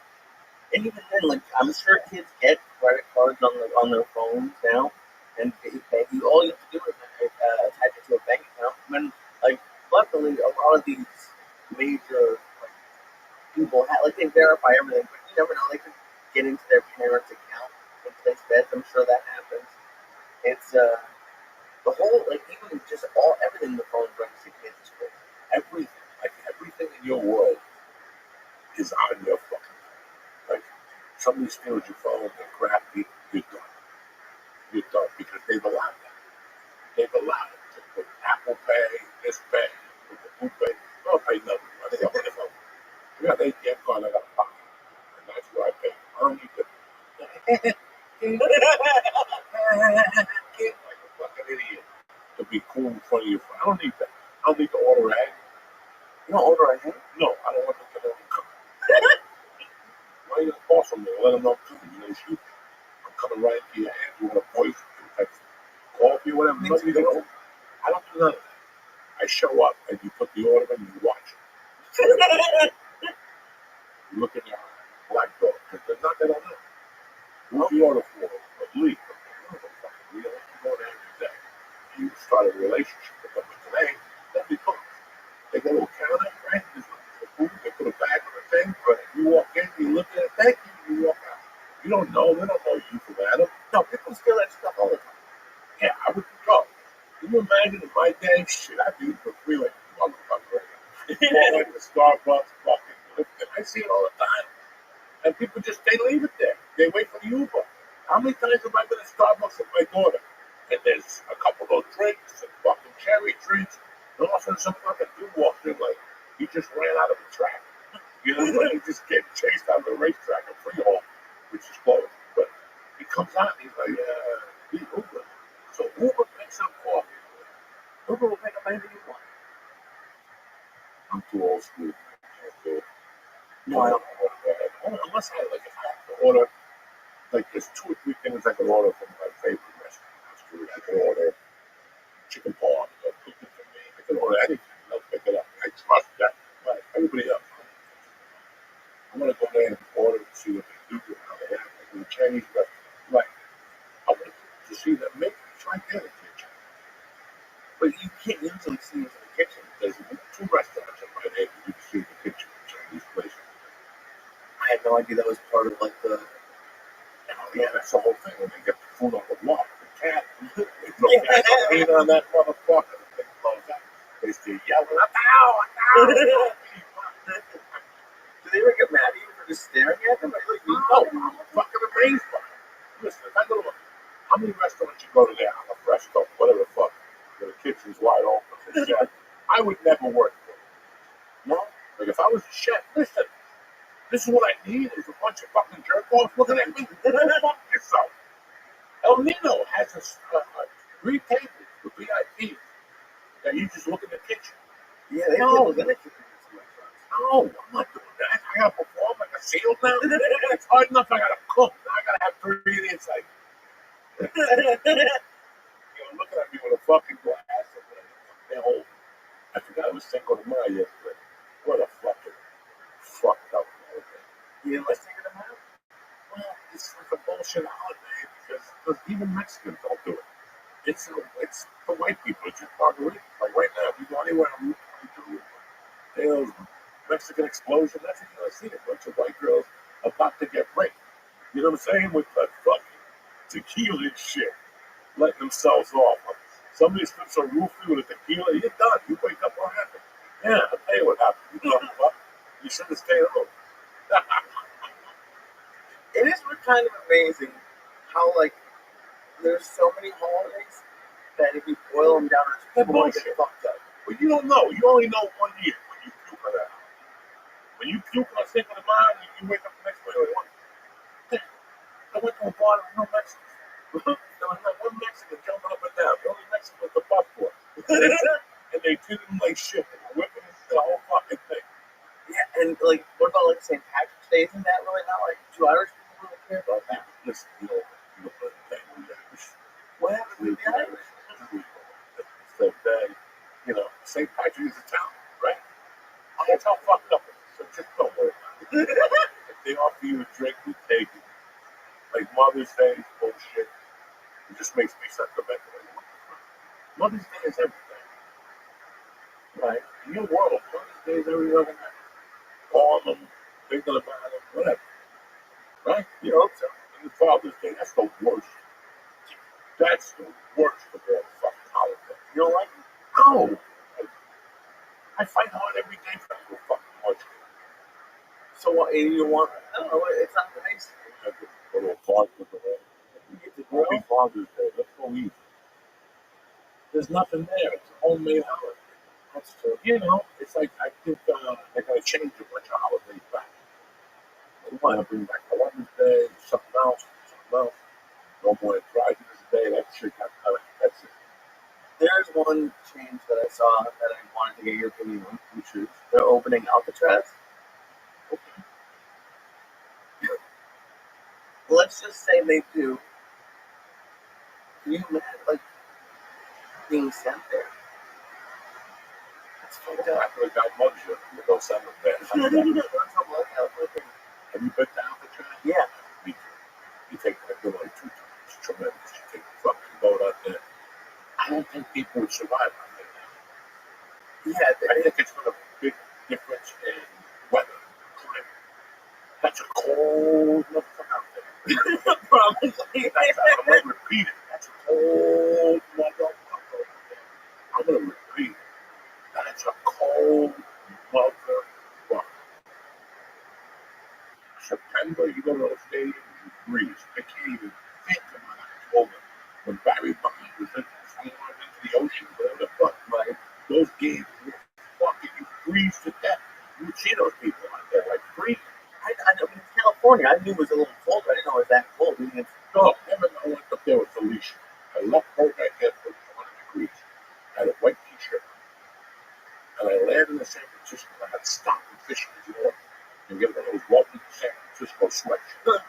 In July, it was fucking 60 and freezing because that wind comes off that ocean. Blaze. Yeah. Remember, what's the writer? What's the famous writer? The coldest winter I ever spent was the summer in San Francisco. Oh shit, I don't know. Yeah, the coldest winter he ever spent was the summer in San Francisco. And Martin Twain, there you go. So Alcatraz is a prison unless they reheat it. It's so out of function. Yeah, no, they couldn't put people there now. It doesn't listen. Here's what the purpose of the prison is punishment. Right? It's not you to go on vacation, right? That's the real purpose of the prison. And to try to get rehabilitated, they don't give a fuck about it. They can put you in a hole with no windows. It's going to rehabilitate you, right? You know what I'm saying? But, like, what's that Colorado Supermax? You don't even see something like that. Really? That's nothing fucking ground. They think it's in. Oh shit, it's like 2 or 3 floors in. Oh no, I didn't know that. Yeah. I wish we had all this shit. We could show you. But all that shit was a prison that was built down just like either 2 or 3 floors. That's where America's worst at. All the terrorists, all the people, that's where they put nice. You're not ever going to see fucking daylight. They might like Alcatraz then. Ooh, it's kind of pretty. Yeah. Like to go from on in the ground. I didn't know it was in the ground. I'm not even trying to be funny. I'm not talking about Alcatraz. I'm talking about the one in Colorado. Right. Supermax, whatever. Then you're going to open up Alcatraz, which again, it doesn't pertain to me because I'm not planning on doing any crimes. No, of course not. There's 2 or 3 I'd like to do. I'd like to do it. It's a lot. Everywhere. I said, so if they open it, listen, prison in this country is a business. Uh-huh. There's no end to topic to a thing. There's maybe 3 people who tell you that, yeah, we can do it. People can get better. No, it's not. It's just a business. They open up halfway houses, prisons. You know, it's a business. So, yeah, you got more criminals. So you might as well open up more prisons. I can't. Like just to be an Alcatraz just seemed extra scary. It's 24 hours. It's like no one's ever escaped. Well, they did. Police were escaped. I apologize. Nobody caught that dude. Nobody found the body. He just found the shaft years later. Okay, the sharks could have fucking ate him, but that dude was never found. So let's just say he didn't really escape. He tried. A bunch of people. I think it's like 12, 14. I think I read today. And nobody. No, the only one guy who like they didn't find. But it's I don't know. But like the amount of money it would cost to rebuild it. Like you said, prison is a business. You don't think we should be spending like our money on like building? I don't know. It's fucked up. You know, who's going to put it? Homeless people? I guess. Give their own island? Homeless island out there. Send the migrants out there with pop shit there. These sweatshirts say they had the camouflage. That's all I agree with. All the camouflage. But no, all jokes aside, listen. It's like anything else. You build a hotel, right? You build that hotel, we build it. I don't know what it's called. I don't know construction. This is the first I heard of it. Oh, okay. So, yeah. Listen, keep open. Come on. There's a bunch of other prisons that are fucking shut down. They're ratty. Listen, it's a prison. It's not supposed to be the Four Seasons. It's fucking prison. Yeah, you got your little pop, the Italians up there. You know, in California, go play out, play tennis, ride ballistics. You got the one on the East Coast, I forget what it is. You got prison camps, you market. Pretty nice, but you burn your time, you pay for the dirt. You know what I'm saying? You maintain the things. Now it's time to celebrate. That's all the kids. But not everybody's going to get going. Right. So, you know me, bro. I ain't planning on going back to jail. But fuck, I don't think I ended up with one of the people they use. Oh, one time. But they use them one time, too. What's that? Oh, it's just for migrants? I didn't know that. Yeah. But why are we building, see again, I don't want to get into politics, but why are we building the jail for migrants? Send them down. Oh, yeah. That makes sense. That makes sense. See, when you're like, let's say I did that paper that I came from Cuba 14 months ago. I do something wrong, anything. I throw a wrapper on the floor. The cop pulls me over, takes me down. It's whatever violation. They can take you back to Cuba. Damn. You're in trouble. You're not throwing a piece of wrapper on the floor. You know what I'm saying? Like if I commit a heavy duty crime and they take me down to immigration, they can pull me out of here. And for those people can just shoot. That's all they do. They just shoot you. You're a traitor to the country. You came here. You left on a route. Oh, they sent you back to Cuba? Yeah, they send you back to Cuba. They just shoot you. And everybody knows that. That's why I have all these fucking people trying to get the human rights violations now. There's tons of them. I don't give a fuck. They're a communist country. You think their prisons have TVs and remote controls? They give you 3 eggs for breakfast. It's club fed. You think that's what they got down there? No, you're rude. There's no air conditioning. Now it's hot. Power goes out. They was in jail that they would just make them walk around naked. Can you imagine that? Being in a prison with men naked. And there's a hole in the floor and that's where you shit. Good luck getting to that fucking hole. Especially where I am. I can't. If you grew up there, like I don't know, if you grew up there, is it less crazy, or is it just as crazy?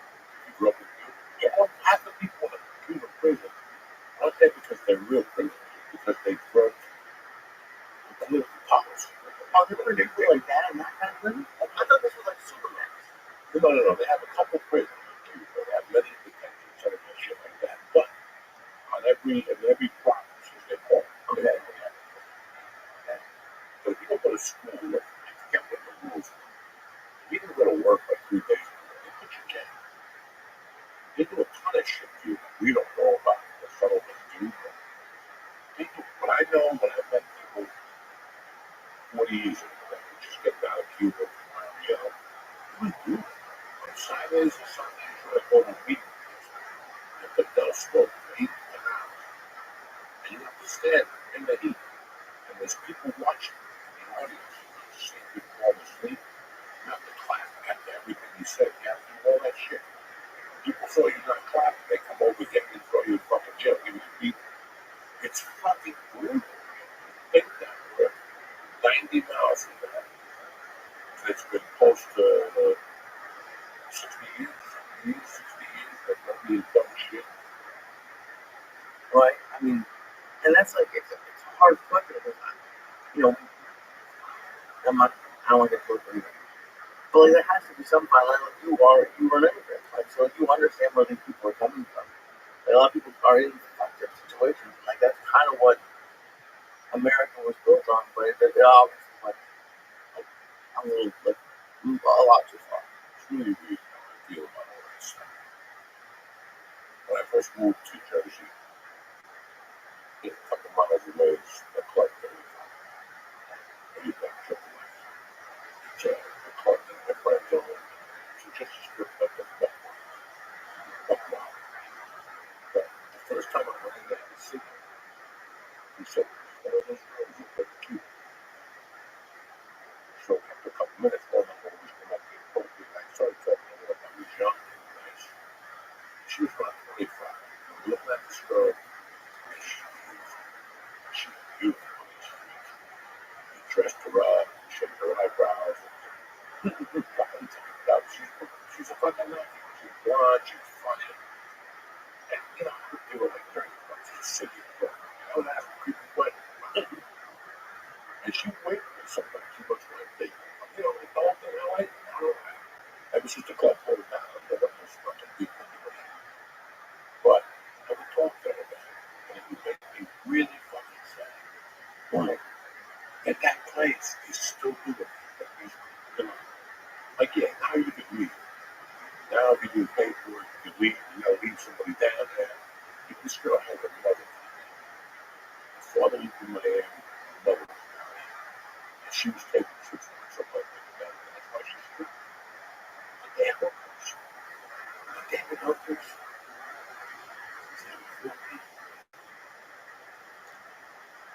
Cupid. 14, 13, they're out there with the children. One of these fucking animals that put out there, fucking 14-year-old. I didn't know that. And this girl's come up here, and then, like, wow. Cupid chicks, they go off the webs. And, wow, I'll say shit to you that you're like, oh my God. Like, she was talking about sucking my balls with my asshole, sucking true sperm out of it. And I'm like, why are you talking about this? Ain't gonna happen. They're on a different fucking level. And I would talk about, I want to be doing this. I was 14. Sometimes I'd be sitting there watching the game, and she'd come over like this and go, come on, have a good time, we'll get your dick sucked. Get in one of these chicks to suck your dick. I mean, it's fucking insane. That's their mentality. But I would ask her different things for food. And it's not good. It's not good. What happened? Just that I have no meat. You know, yeah, you can make a laundry list every month and shit. You can't do ginger ale, 8 eggs, but, you know, that's 30 days. We eat 2 eggs a day, right? I mean, 30 days, that's 60 eggs. They get 8 eggs for a month. They could probably get like 2 cups of coffee for a month. You gotta keep reusing the filter and figure out they call it white coffee. That's what they call it. White coffee. Some shit. They only have the coffee. The soil where all the fucking those great tobaccos were grown, that soil has been abused.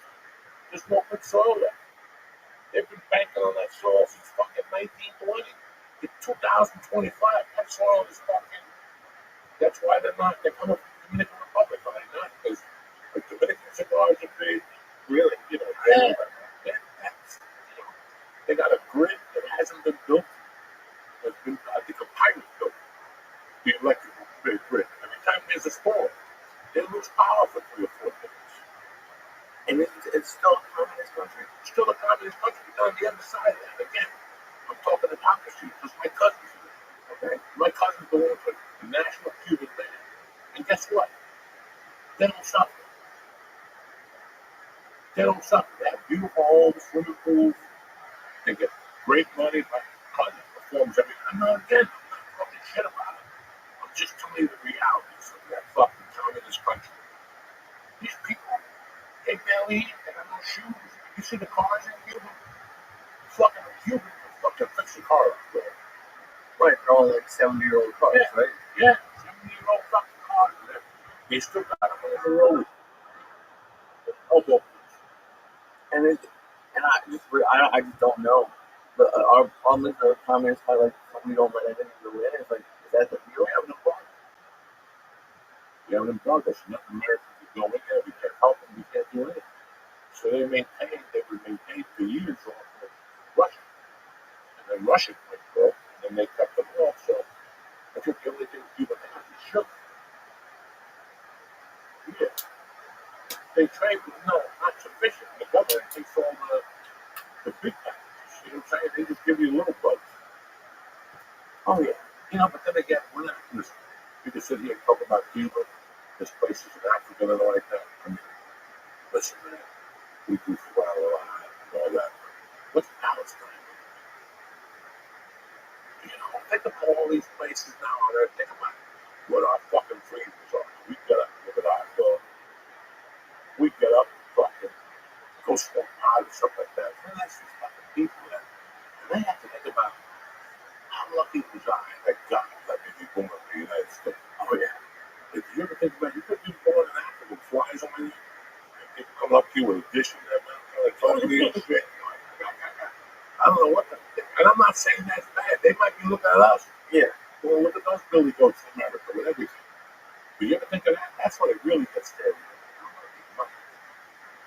I wasn't born during fucking, you know, an Indian during the fucking the cow scare of 1922, whatever fucking, you know, you guys don't, you know what I'm saying? Like, absolutely. You have to at times like, why was I so lucky that I was born in this country instead of Switzerland or fucking somewhere that's not kosher? You see people, like, you ever see that late night commercial? All those people have the fucked up lips. You gotta send them money, you know. They got Well, how lucky it was You start thinking about it. You know what? I gotta do something more fun. Yeah. Very good. It'll be fucking interesting. Let's take a breather. We're going to talk to you about a couple things today. DraftKings, Nick, Blue Chew. You know how we do it. We'll be back. Hey, Uncle Joey here. Listen, I'm trying to class up my life. And that includes nicotine pouches. Nick is the best. So that's what Uncle Joey's going to use. To tell you something, these pouches are made with natural coconut fiber instead of wood pulp, and the flavors are amazing. Right now, I'm going to pop my favorite over here. This little raspberry lemonade is tremendous. My favorite. Listen, they got a bunch of flavors and nicotine strength to choose from. So the world is your oyster. They even have a 0 milligram option available this month, so you can dial in the perfect experience. Listen to me. It's time to upgrade your nicotine pouches with Nick, just like I did. Right now, today, my listeners, the church family, get 35% off when you order through my exclusive links at nykdpouches.com/church. CHURCH. You can use the code up to 3 times. 3 times. Don't wait. Get 35% off right now on nykdpouches.com/church. And check out the church bundle with my favorite flavors. That's nykdpouches.com/church. NYKD products are only for adults of legal age, you little young hooligans. And every order is age verified. Don't even try it. This product contains nicotine. And warning, it's an addictive chemical. But listen, get down with Nick, Jack. Yo, Uncle Joey's here, and UFC 315 is almost here. I almost made that look a little right. We got 2 big title fights with Muhammad versus Della Mondelana and Valentin Shevchenko versus Marion Fiora. It's going to be a good time, so you better get those bets in with DraftKings Sportsbook and official sports betting partner of the UFC. If you're brand new to DraftKings, here's something big. New customers can bet $5 and get 200. Bang, bang, with those bonus bets. That's insane. But we got it going on over at DraftKings. Where else can you get $200 to bet out of nowhere? That's right. Do you want to sit on the sideline, or you want to get it on the right there, under the action? Hear the punches, the kicks. DraftKings got over. DraftKings got how they're going to win. TKO, decision, or a knockout, or a submission. It's tremendous. Download the DraftKings Sportsbook app right now. Pressing code Joey, Joey, to get it on the UFC 15 action. That's code Joey for new customers. New customers to score 200 bonus bets when you bet just $5. Only at DraftKings, where the crown is yours. Gambling problem? Call 1-800-GAMBLER. In New York, call 877-8-HOPE-NY or text HOPE-NY 467-369. In Connecticut, help is available for problem gambling. Call 888-789-7777 or visit ccpg.org. Please play responsibly. On behalf of Boot Hill Casino and Resort in Kansas, 21 and over. Age and eligibility varies by jurisdiction. Void in Ontario. New customers only. Bonus bets expire 168 hours after issuance. For additional terms and responsible gaming resources, see bkng.co/audio. We're back, bitches. Anyway, at least I had this fucking done. Because he took a week off, he went to training, everything was good. He went up there with his girlfriend, that means they have 5 milligram edibles, and the whole thing. And then Did I ever get to defend myself? then well, the surprise party. Man. Yeah, but that's why. Yeah, but when did that We got to shock the fucking system. You took 10 days off. Didn't even bring an edible up there with you. Dicked around for 2 fucking weeks. You know. Now you want to tell me, I don't want to talk about my mother semi-explicit. Leave me alone, right? You ate Puerto Rican food at some white people's house. No, Puerto Rican. No, white Puerto Rican. Yeah, okay. Dude, if I don't have 400 milligrams, people come up to me and they tell me, like, I've had doctors come up to me and be like, we're surprised but they're okay. Don't tell me go fuck themselves. They're all pussies. These fucking doctors.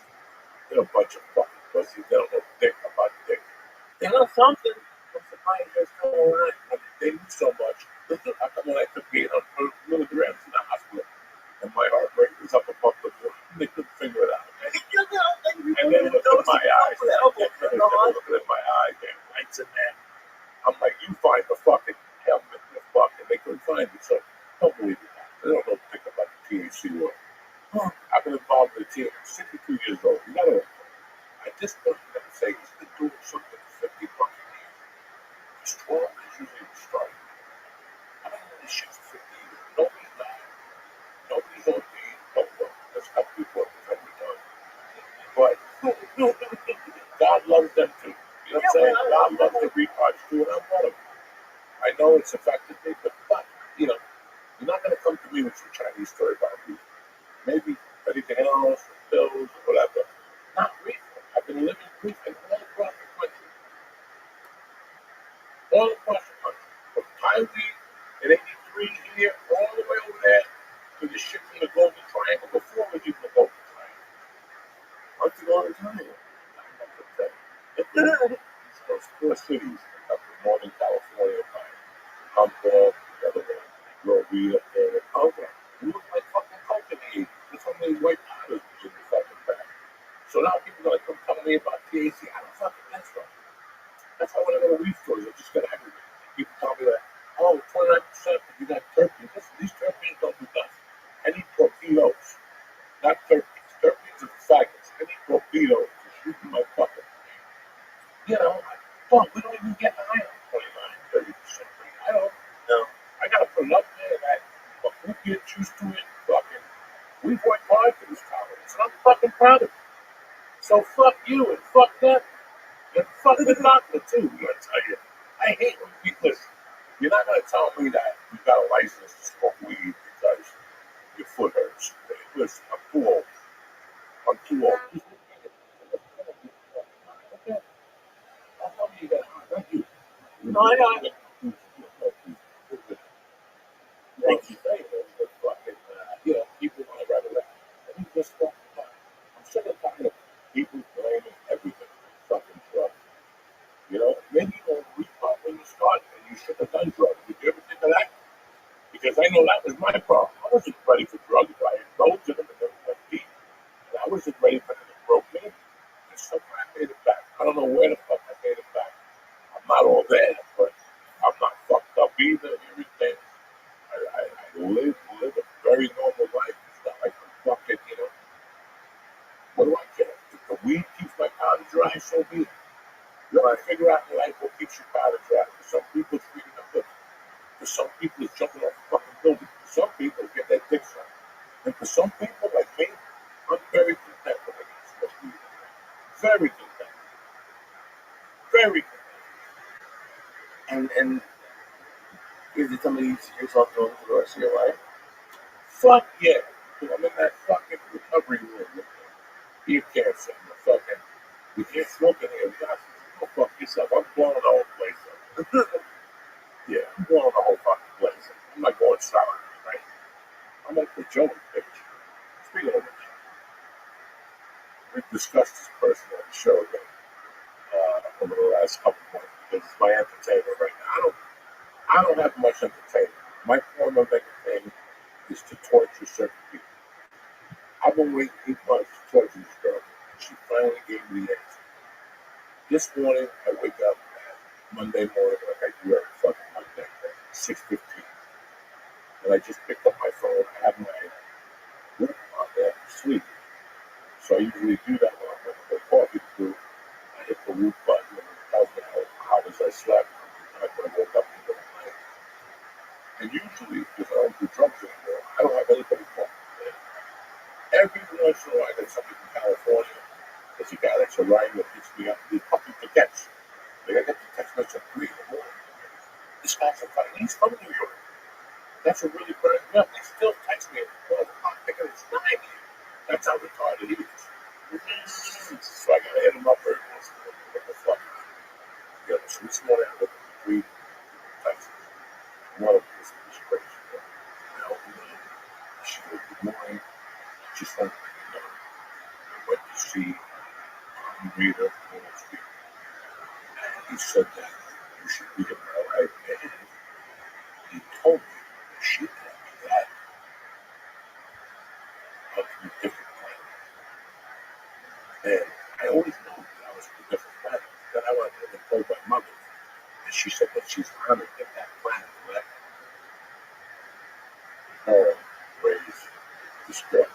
Now, hold on. No, I don't know what this is. So I put the fucking phone down.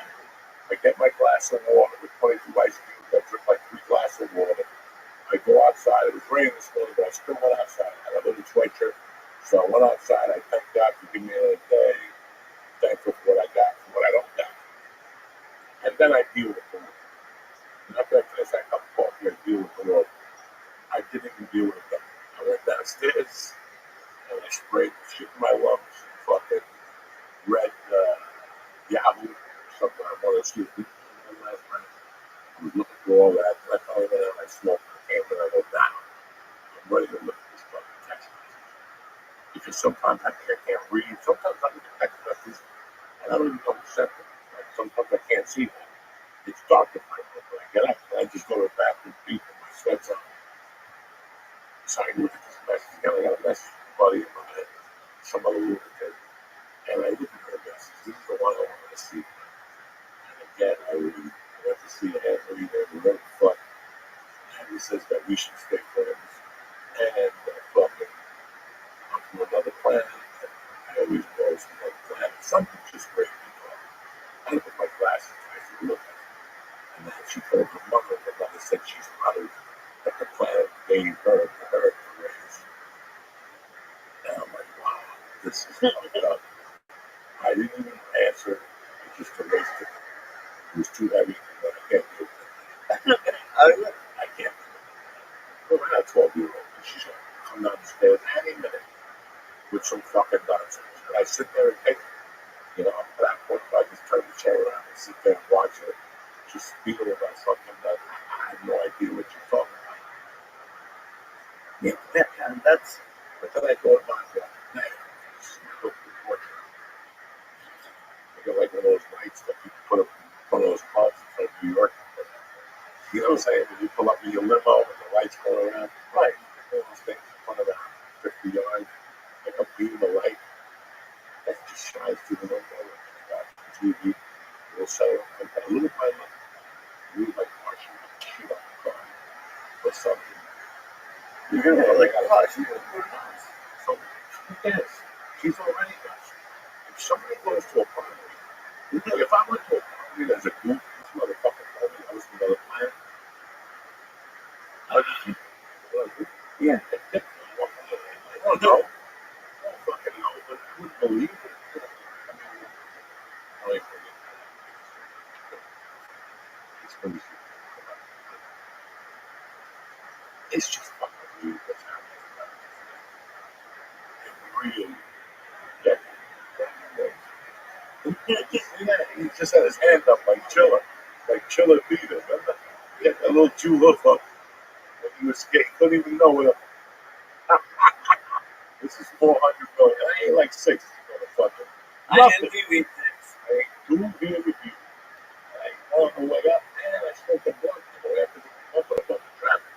And I couldn't see, so I said, fuck it, if you walk my license on the fence, if you're not going to see what all this rain, I had this apple blunt left over. I smoked it yesterday at my daughter's room on the way to the game.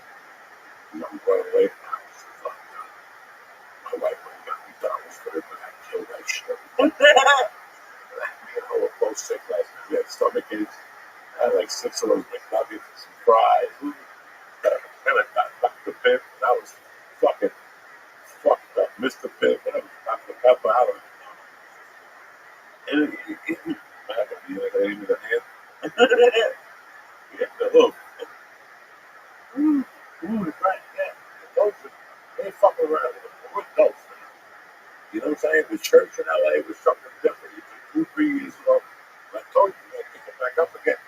Then you started fucking around with those edibles from New Hampshire, the faggy bagels, and the whole fucking deal. And now this is why you like it. You do 400 and fucking do backwards. You know, first of all, no, I couldn't. Yes, you can. Now you 400. Look at you. And I ain't gonna remember the score of the Celtic nickname. That's how fucking fuck you up for a second. Oh, it's okay. You need this once in a while. You too much of a that's when you got a family. That's bullshit. Work, surprise party for mom. Come on, we gotta pick it up. We gotta put it up some second love. I gotta have fun. I gotta have Eric come back here. Maybe second love. That's what you need. I don't want to go to the sex club forever. You need something. You need something. You need to, see, there was one. You live in the city. You need a bagel in New Hampshire. You never seen it. What? What? What? There was a sex club that opened up in Connecticut right next to a church. It was found. Join. No, nobody. You can put your poop on so you fall up in your ass. You know, they closed it. So you got next to a church. That's, I don't understand. They work on strength. They say, you are freaks. Go to church. That's why the freaks. All those people that pray to God, they're the ones that fuck little hookers on Tuesday nights at the bingo and all that shit. They go down there and fuck a black chick even when they tell their wife they're racist. You know, that's what Christians and Catholics do. They're disgusting people. So a fucking hooker house next to a church would be the perfect. That's cool. I live in a hooker house, but yeah. That's, But anyway, I'm thinking of taking this girl like Eddie Bravo branch. Like running all assault, falling, we through a house. Make little fucking they make those noises, you know, outside the window. isn't she going to pick a block first? Huh? Isn't she going to hear this? She won't. Once she hear this, No, she don't want. She wouldn't even put this on. You know, they are too stupid. how long do you think this Oh, right now, it's May 6th, but I'm going to get the wheels rolling towards you. But you can't just live in one building. You got to have the three in a row, like something in the car. They got to be the light in the car. That's easy. That's easy. That's around the corner. I don't know where she lives. That's the problem. That's the only thing. I got to follow her home with my wife's car or something. Fucking, yeah. it's so serious. It's so serious. It's my life. It's gotta, if somebody tells you that that's another planet now, we gotta work this. We gotta work this. We gotta put them in a war. You know, like the Hack North War, when you captain video, one of those hats, Space Rangers, you know, the space hats that you put on, right? And you put them on your car. Just to let them know we're coming for you, whatever. Well, I gotta watch that movie with the Martians and the old people. What's that movie when the Martians come to the old folks home? And they're on that little Jeep fucking swing. Come on, you motherfuckers with this on that movie. One of the greatest movies of all time. Yeah, they're old people, they're in an old folks home. The Martians came and put the eggs in the swimming pool. So if you swam in the fucking pool, you got the strength of the Martians. And these guys were 60, 70 fucking breakdancing. That's right, they did see it in the house. That's right, with Wilford Brimley and the guy from 48 Hours, the old guy from 48 Hours. He was is it Cocoon? Cocoon. Cocoon is a badass fucking thing. So I can put something like that. You gotta watch Cocoon to see how the Martians act. Maybe more the words. But everything basically sound like this shit. So I'm gonna work it differently. We gotta hit this with a different perspective. Or you can just leave her alone and she goes and tell someone else about this stuff. Nah, it's too much fun. We gotta push her over the hill. One time we gotta look just a little push over the hill to make her believe she's a Martian. Oh my God, that's what we need to do. I need to make her believe that she's really mad. And she fucking listen. I don't think we're gonna get that. I can just move on to right. What? Come on. I haven't had that type of fun since Henry Brown with the CIA.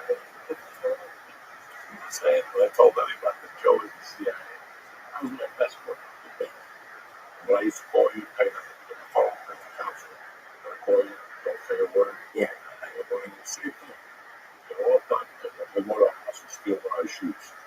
It's like, right, you break in the house and steal all his shoes, only your right. Oh my And even though the Martians only dance on one foot. See, I'm taking her in. This is what I need. I need a little group here.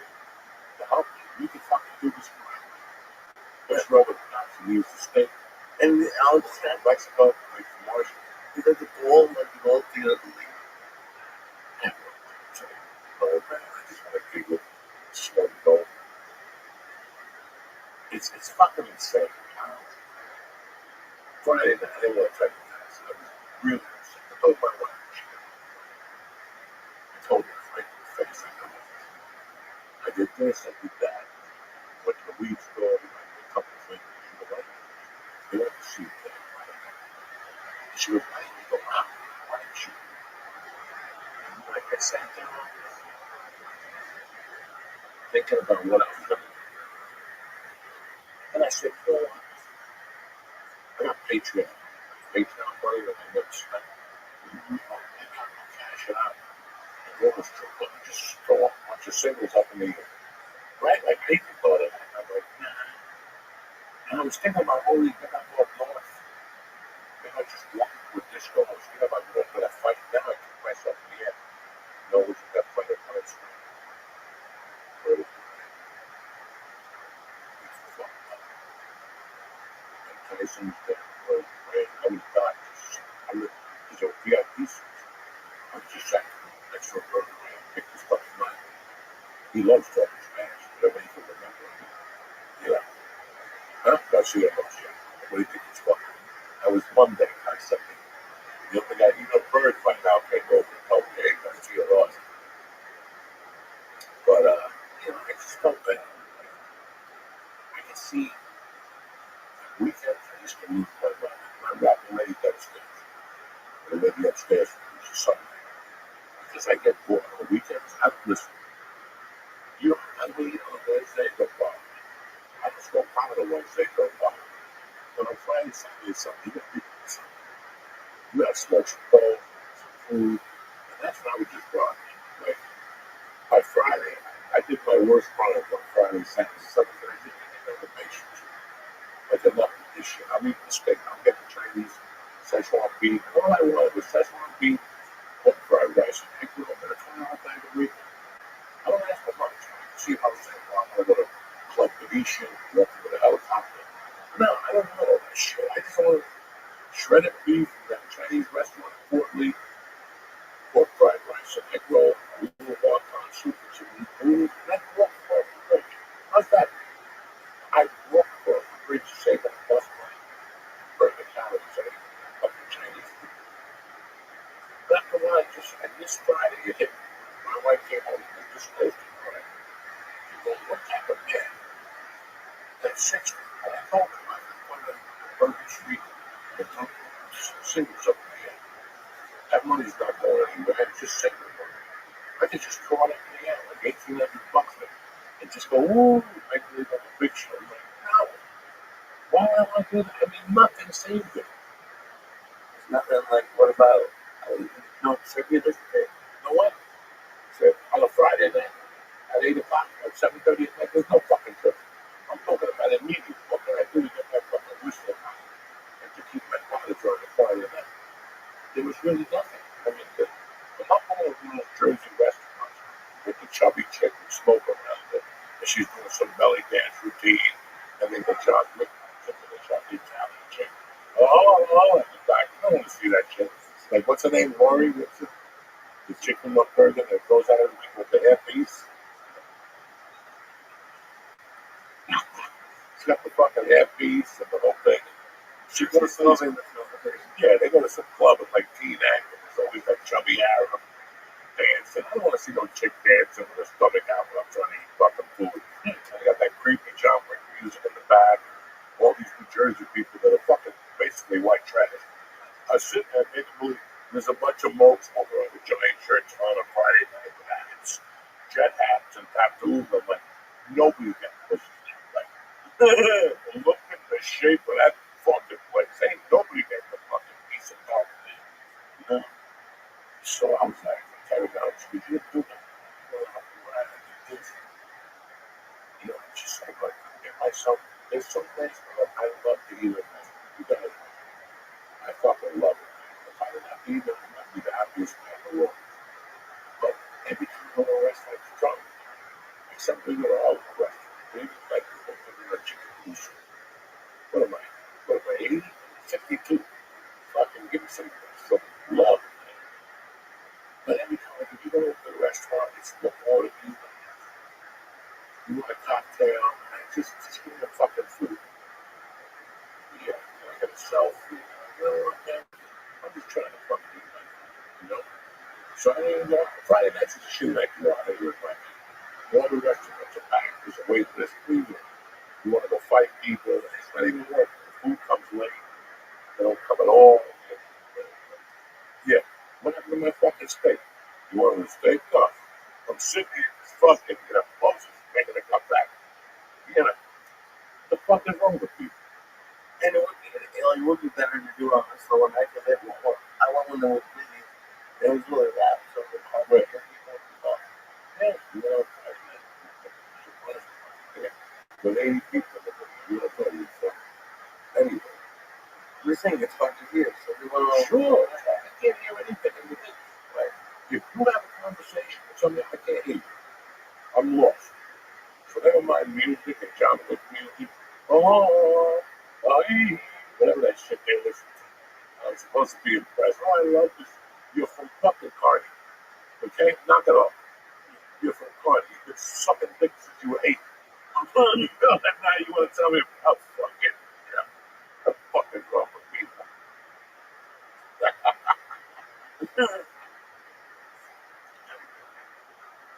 You don't even hear my brother. It's another week. This week I have a couple of shows. I have a show actually. I had a temple on the Lower East Side on Thursday. The mama alert. Big cops out there. And then on the 9th, I'm going to be at Morristown at the Colonial Comedy Show. No, it's cool. I got it by the it's cool. But I'm not. I'll give them a couple of bucks. Ali Akbar! Anyway, that's what you're going to hear outside the little Jew show Thursday night. Ali Akbar, the spitball. But, yeah. And then I will be with Josh. And you are going to be in that's the other one. Is he part of the brother? Huh? Is he part of the brother? No, he's 17 years done. We got next Wednesday, Thursday, like we told you. We'll be on a new show. This Thursday, I'm going to stop by Alpha Robles on Thursday night. George will be there.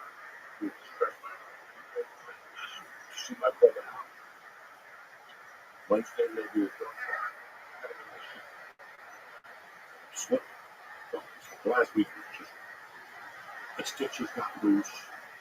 I started my court case last week. Fucking Zoom. Listen, I don't know if you've been to court. When you go to court on Zoom, that's a complete different fucking time. I don't know what I'm looking at. The judge looked like me, but she was a woman with glasses on. And when she popped up on the screen, I'm looking at my wife. Well, these motherfuckers, that's a me. That's a man with me with glasses on. The judge is like, hi, good afternoon. Thank God she hit me. Thank God. Well, it happened. I'm like, she didn't move. She just came on the screen and was looking at me. That motherfucker looked at me with glasses. Bunch of wrinkly face like mine. I'm like, what's going on with this fucker? Let's get it out. She goes, hi. She wasn't really a judge. She was a mediator. So I let you have mediation over the okay. When it goes to trial June 30th. So I started trial June fucking 30th. Every day after 5. It's 5 o'clock. It's 2 o'clock. So June 30th, 2 o'clock. And it's not criminal trial. But it's a civil suit. It's a week. Like 4. Using my life. This motherfucker went off. He went off. I don't know. I really don't know what I think. So That's the deal. I don't know. God damn it. You don't have to drop your You have to like sit in and you're gonna watch a trial go on. It's not. I don't know if they're doing jury. It's just a judge. And now we're gonna settle them how much money. That's it. That's cool. Yeah. I'm not gonna get rich. I'm not gonna see holy, but at least I make this guy fucking pay. He gave me his word, the whole thing. That kind of got me training. He put me on the contract. And the guy tried to weed and one of my trainers like, nope, not this kind of motherfucker. It's heavy duty. He's got to know where to go. Because if he doesn't, man, they take his license. And he doesn't, man. Then they go into a weed store and sell weed and make a profit. So we got our money.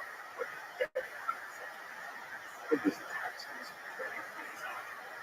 Like I said, this is why when people say that we want to get more weed, tell everybody no. You tell everybody no. It's not, I don't have the time.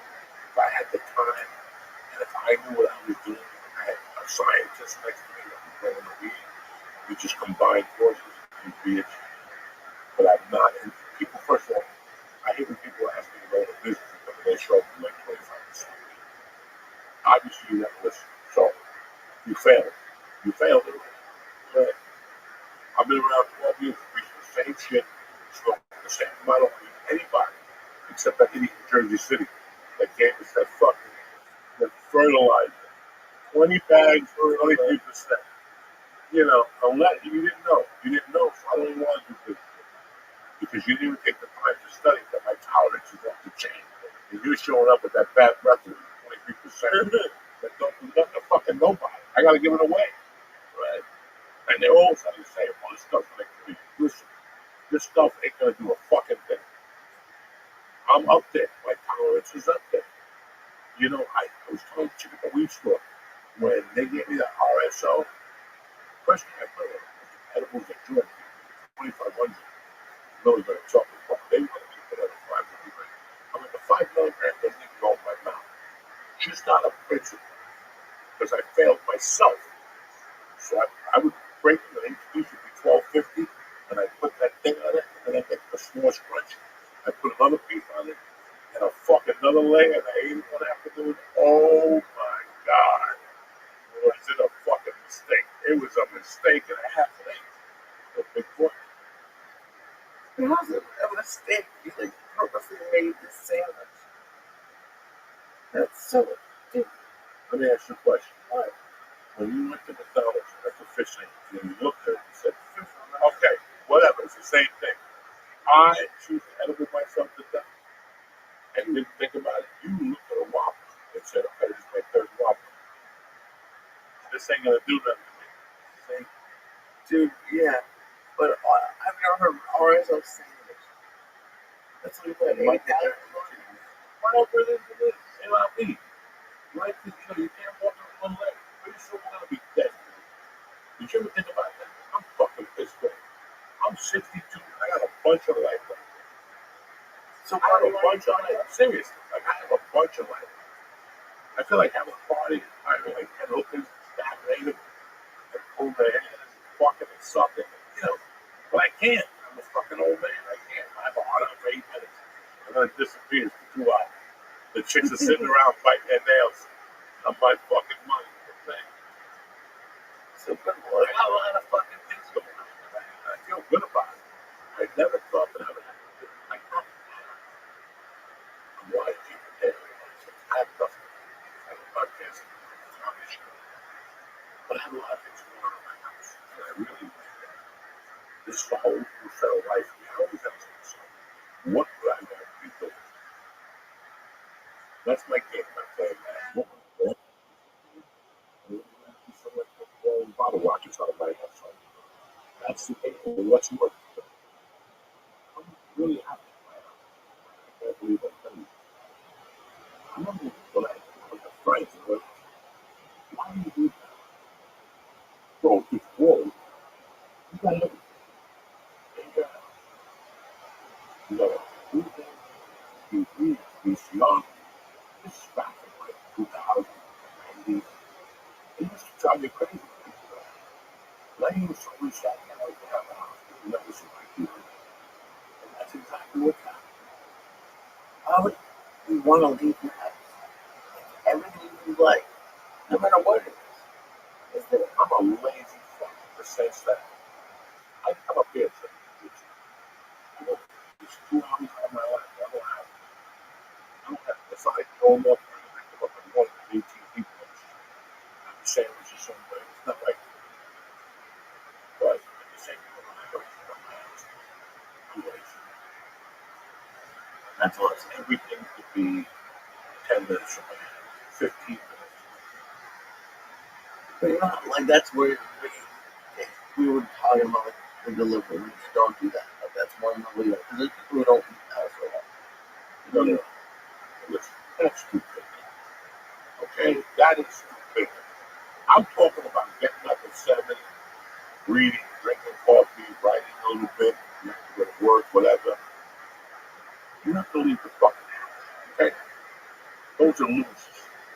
Those people are fucking losers. Okay? You gotta wash your pussy every morning because those are the people that complain the most about your life. And I'll tell you, get in the fucking shower.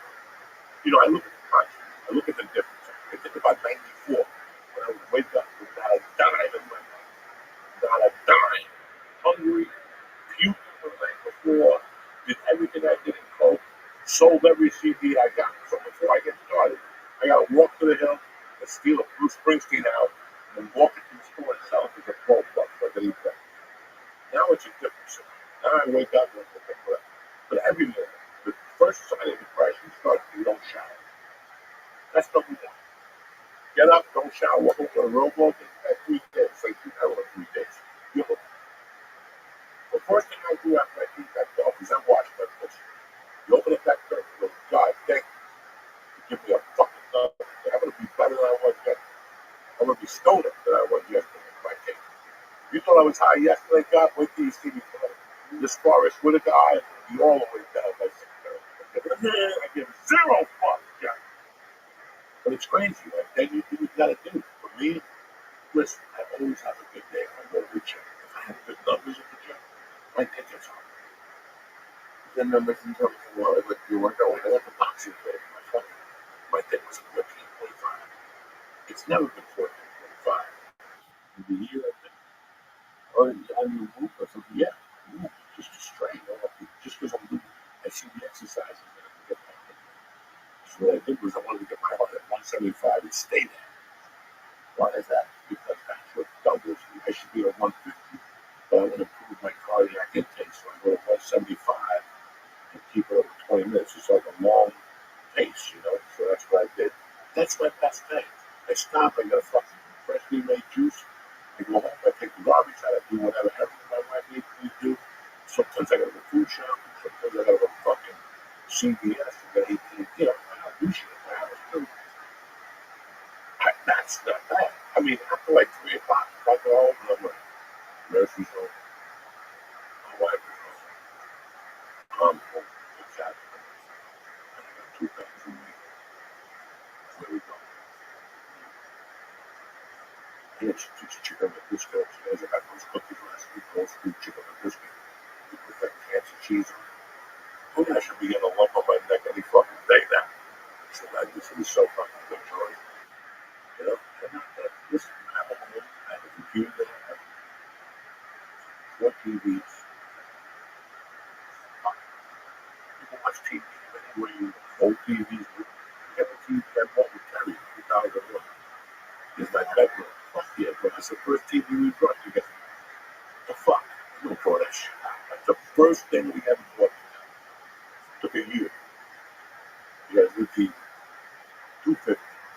Went to one of those gigs up north. I went back and stopped the balls out. The TV weighs 800 pounds. 8 people need to carry this fucking thing. But dog, it's still working. That motherfucker still works. It still looks good. Yeah, you just can't get it. The other thing. Yeah. No. The other thing, you know, what? Yeah, I can't get that. It's called Roku. Okay, you can't get Roku on it, but I had Netflix on it, and I got HBO. Yeah, Netflix is on the remote. Sure. When I find cooking, I got a punching bag in my garage. I got kettlebells. I got a fucking thing that you connect music now. It's loud. Fuck. So I go in the garage and I have a bag. Fucking bobblehead. It's just a great book. Right the danger field. I'm doing the second chapter. I have to fall to the bank and get back into reading. So it's different. I don't want to be around a lot of people still haven't been to New York. I know. Just that part of the bridge is scared. Oh, I'm not feeling it. Maybe someday I'll break the thing. He's probably making a push. No, I wonder what shape you do things. Like I said, I got nothing this week. They're all guest spots. If I do anything, I've been writing. Really excited about the 27th. Really excited about Philly on the 17th. Then July, we'll figure out what the fuck they got. I'm trying to get a little ball in my house.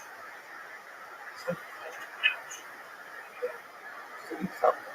It has to be like 20 minutes from my house. I can go to each week, rent a medium down, pay them, and do 30. You know, be cool when they do. Like, if there's a coffee shop or something that's closed, usually at night, but people drink. People drink all my roof. What is this? How people feel loose, how people feel that. I don't think they know it. It doesn't violate this bar that's you, the hole in the wall. So people can hear it. Aside note, the fact that you're telling me that your buddies have to take me, I just not making it up. I'm going to make it out. So, yeah, I'm on. No, at least I'm on. At least I'm fucking honest. I'm not excited. That's why. If I'm going to make the hour drive, I might as well go over. You see what I'm saying? Right, so it's 10 minutes from my house. I mean, if the brass rail has it upstairs. But then people gotta go down those before. That's what scares me. You have to throw somebody out, they fall. Or my fat ass falls. You know, so this is what I want. I want something that has a back room, 85 people, it's nice. Give me a waiter or a waitress. Give them a little appetizer. Let's do it right, sound. And you can start building something little by little. I don't want to do 800 seats. No. Just like the mini bar Sunday had. And most of the places upstairs in the Mexican restaurant. And every Monday had 20 people who go off. And we drink margaritas and tacos. We did it every Monday. 10 o'clock show. And that's what I'm looking for. So if I could get my hand on something like that, that would take a big chunk of my responsibility. But I had a fucking place to perform this. The hour, 25 minutes, that shit don't work. I want something in my neighborhood. I'll say so. But that's it. That's that. It's been another interesting episode of the New Testament. I don't know what happened to Lee today. You know what I'm saying? All I saw was the raw hand. All I saw was the raw hand. I have no idea. You came in here and there's two of you. Two what? The 200 API. Because I told you we were going to shop the system. Why? Because you're fucking around going to surprise parties with 7-year-olds and shit. And eat with Jews over a family red. I had a party for my mom and bagels and shit like that from New Hampshire. This is, you know, it's just bad. It's just very bad. We got to shock your system for it. Hopefully, when you get home tonight, you go down the stairs and get a nice piece of real bad to get you back on track. And that's it. I don't know what to tell you motherfuckers anymore. We will have 10 guests next week, and we'll be back. Lee gave you his gift. You like Netanyahu, the attack yesterday. Yeah, Netanyahu got off again. Oh, he is? That's it. They did something yesterday. But yeah, so, you know, he's doing it now for Moochies. For Moochies or something. Those motherfuckers. Oh, yeah. I bump into one of you Moochie motherfuckers, you know what I'm saying? Shooting down ships and shit. They're the same people that killed Tom Hanks in that movie, right? That movie, they stole the boat. They had to go keep it. Who gives a fuck? The New Testament will be back next week. We love you. Stay black.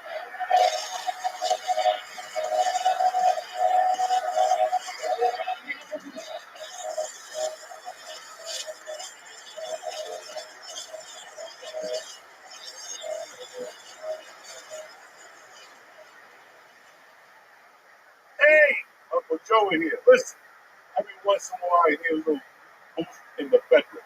Like me the other night. It was like 15 seconds and I pulled gas. You know what I'm saying? Blue Chew is the OG brand offering chewable tablets for better sex, and it's now better than ever. Trust me when I'm telling you. Introducing Blue Chew Max, which combines the active ingredients of Viagra, Cialis into one powerful chewable. Bam! Listen, you take one of these things, you put in your wallet, you bump into a picture on the pond, and there you have it. You pop one of these pills, you ask you what it is, you tell them it's a president, and then you go fucking bananas. Great sex is just a few clicks away.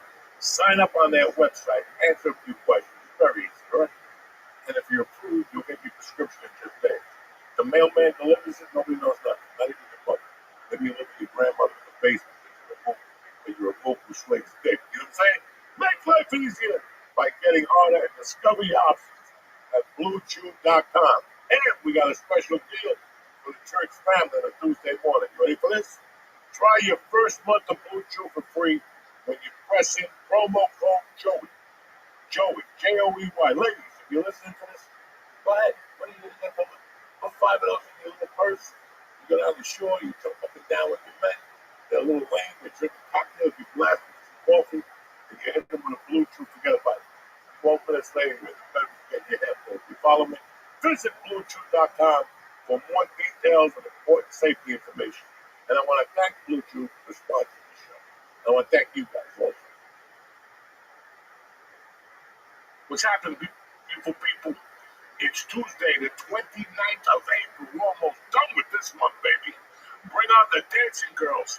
It's the church New Testament coming at you live on a Tuesday morning. Welcome back to church!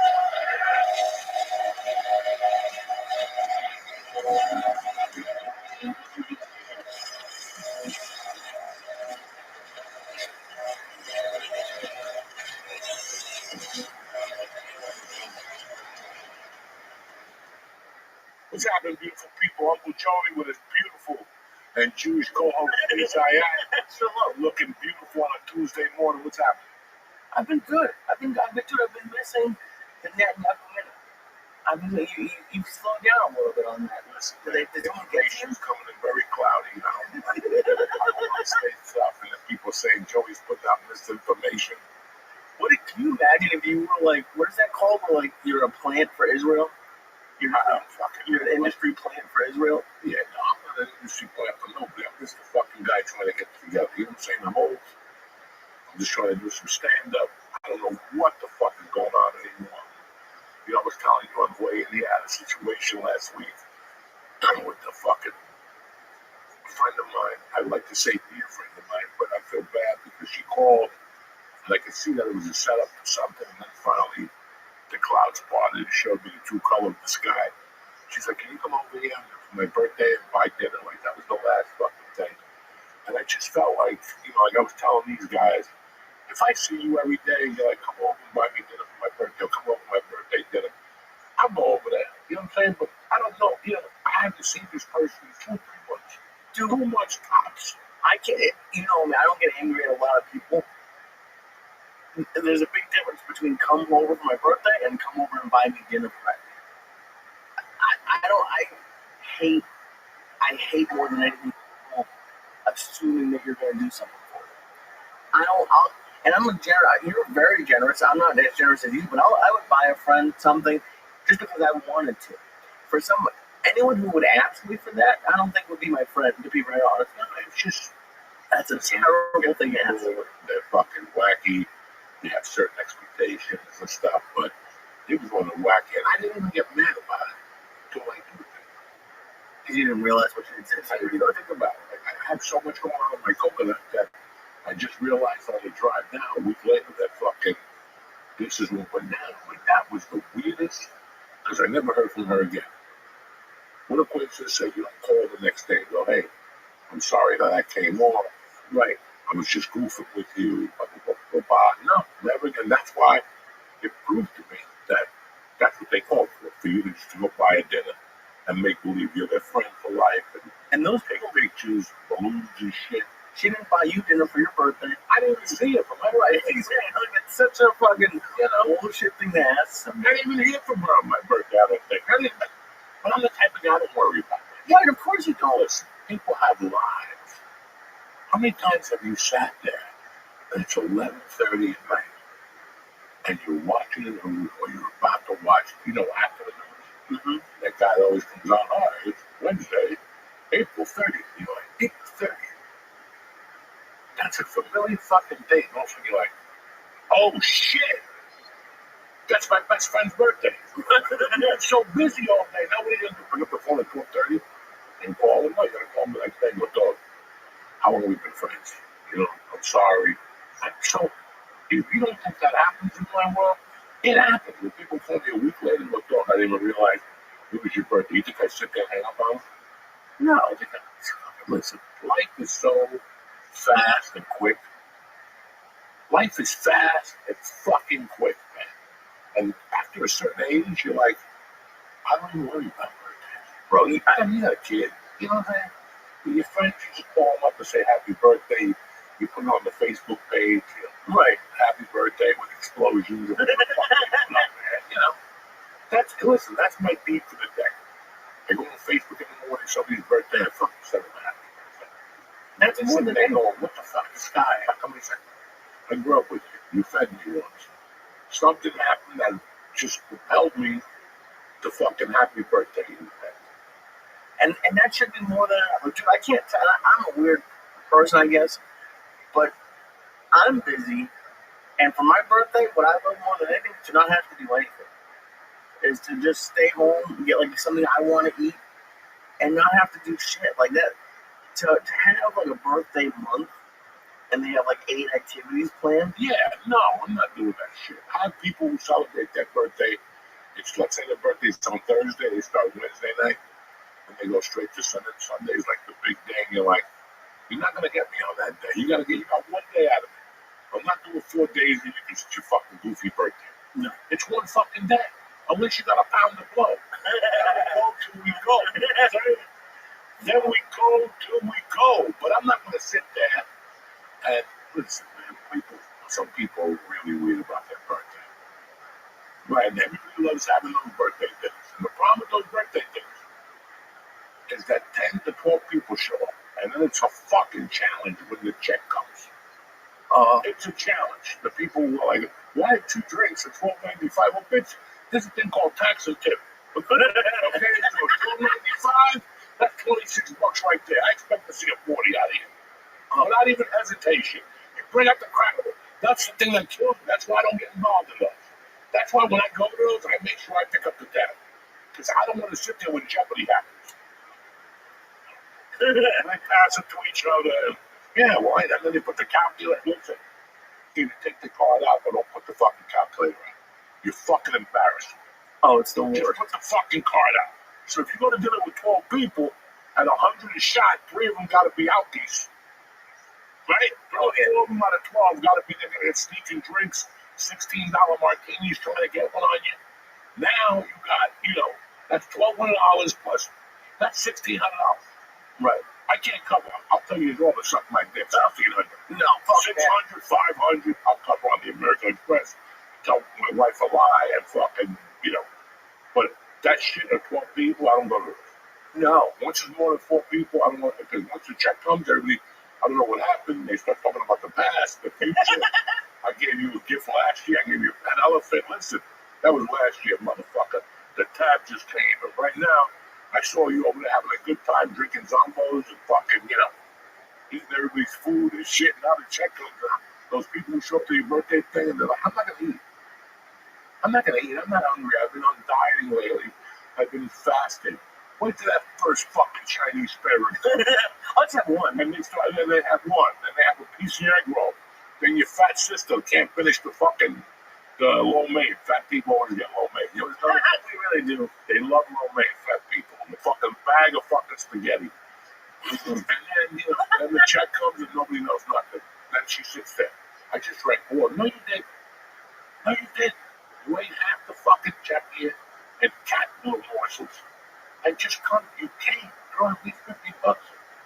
And it's always, have you ever had this where like they act like they're a big baller and then like it comes time to tip? Like I was just out to dinner with somebody and it was like a $200 tab and he was like, he wanted to leave $20 for for the tip, and it took me a minute, and I was like, hold on. He's like, that's enough, and he's like, it's in cash. They're gonna love it. And I was like, wait a second, that's like 10 per. You can't, and I don't know the server, but like, I would feel so terrible doing that. Like, I was just in the hotel, and that episode of The Sopranos was on where that server came out talking shit to Chris and Holly, I think, and they hit him in the head with a brick and killed him. And then, like, dude, I can't imagine.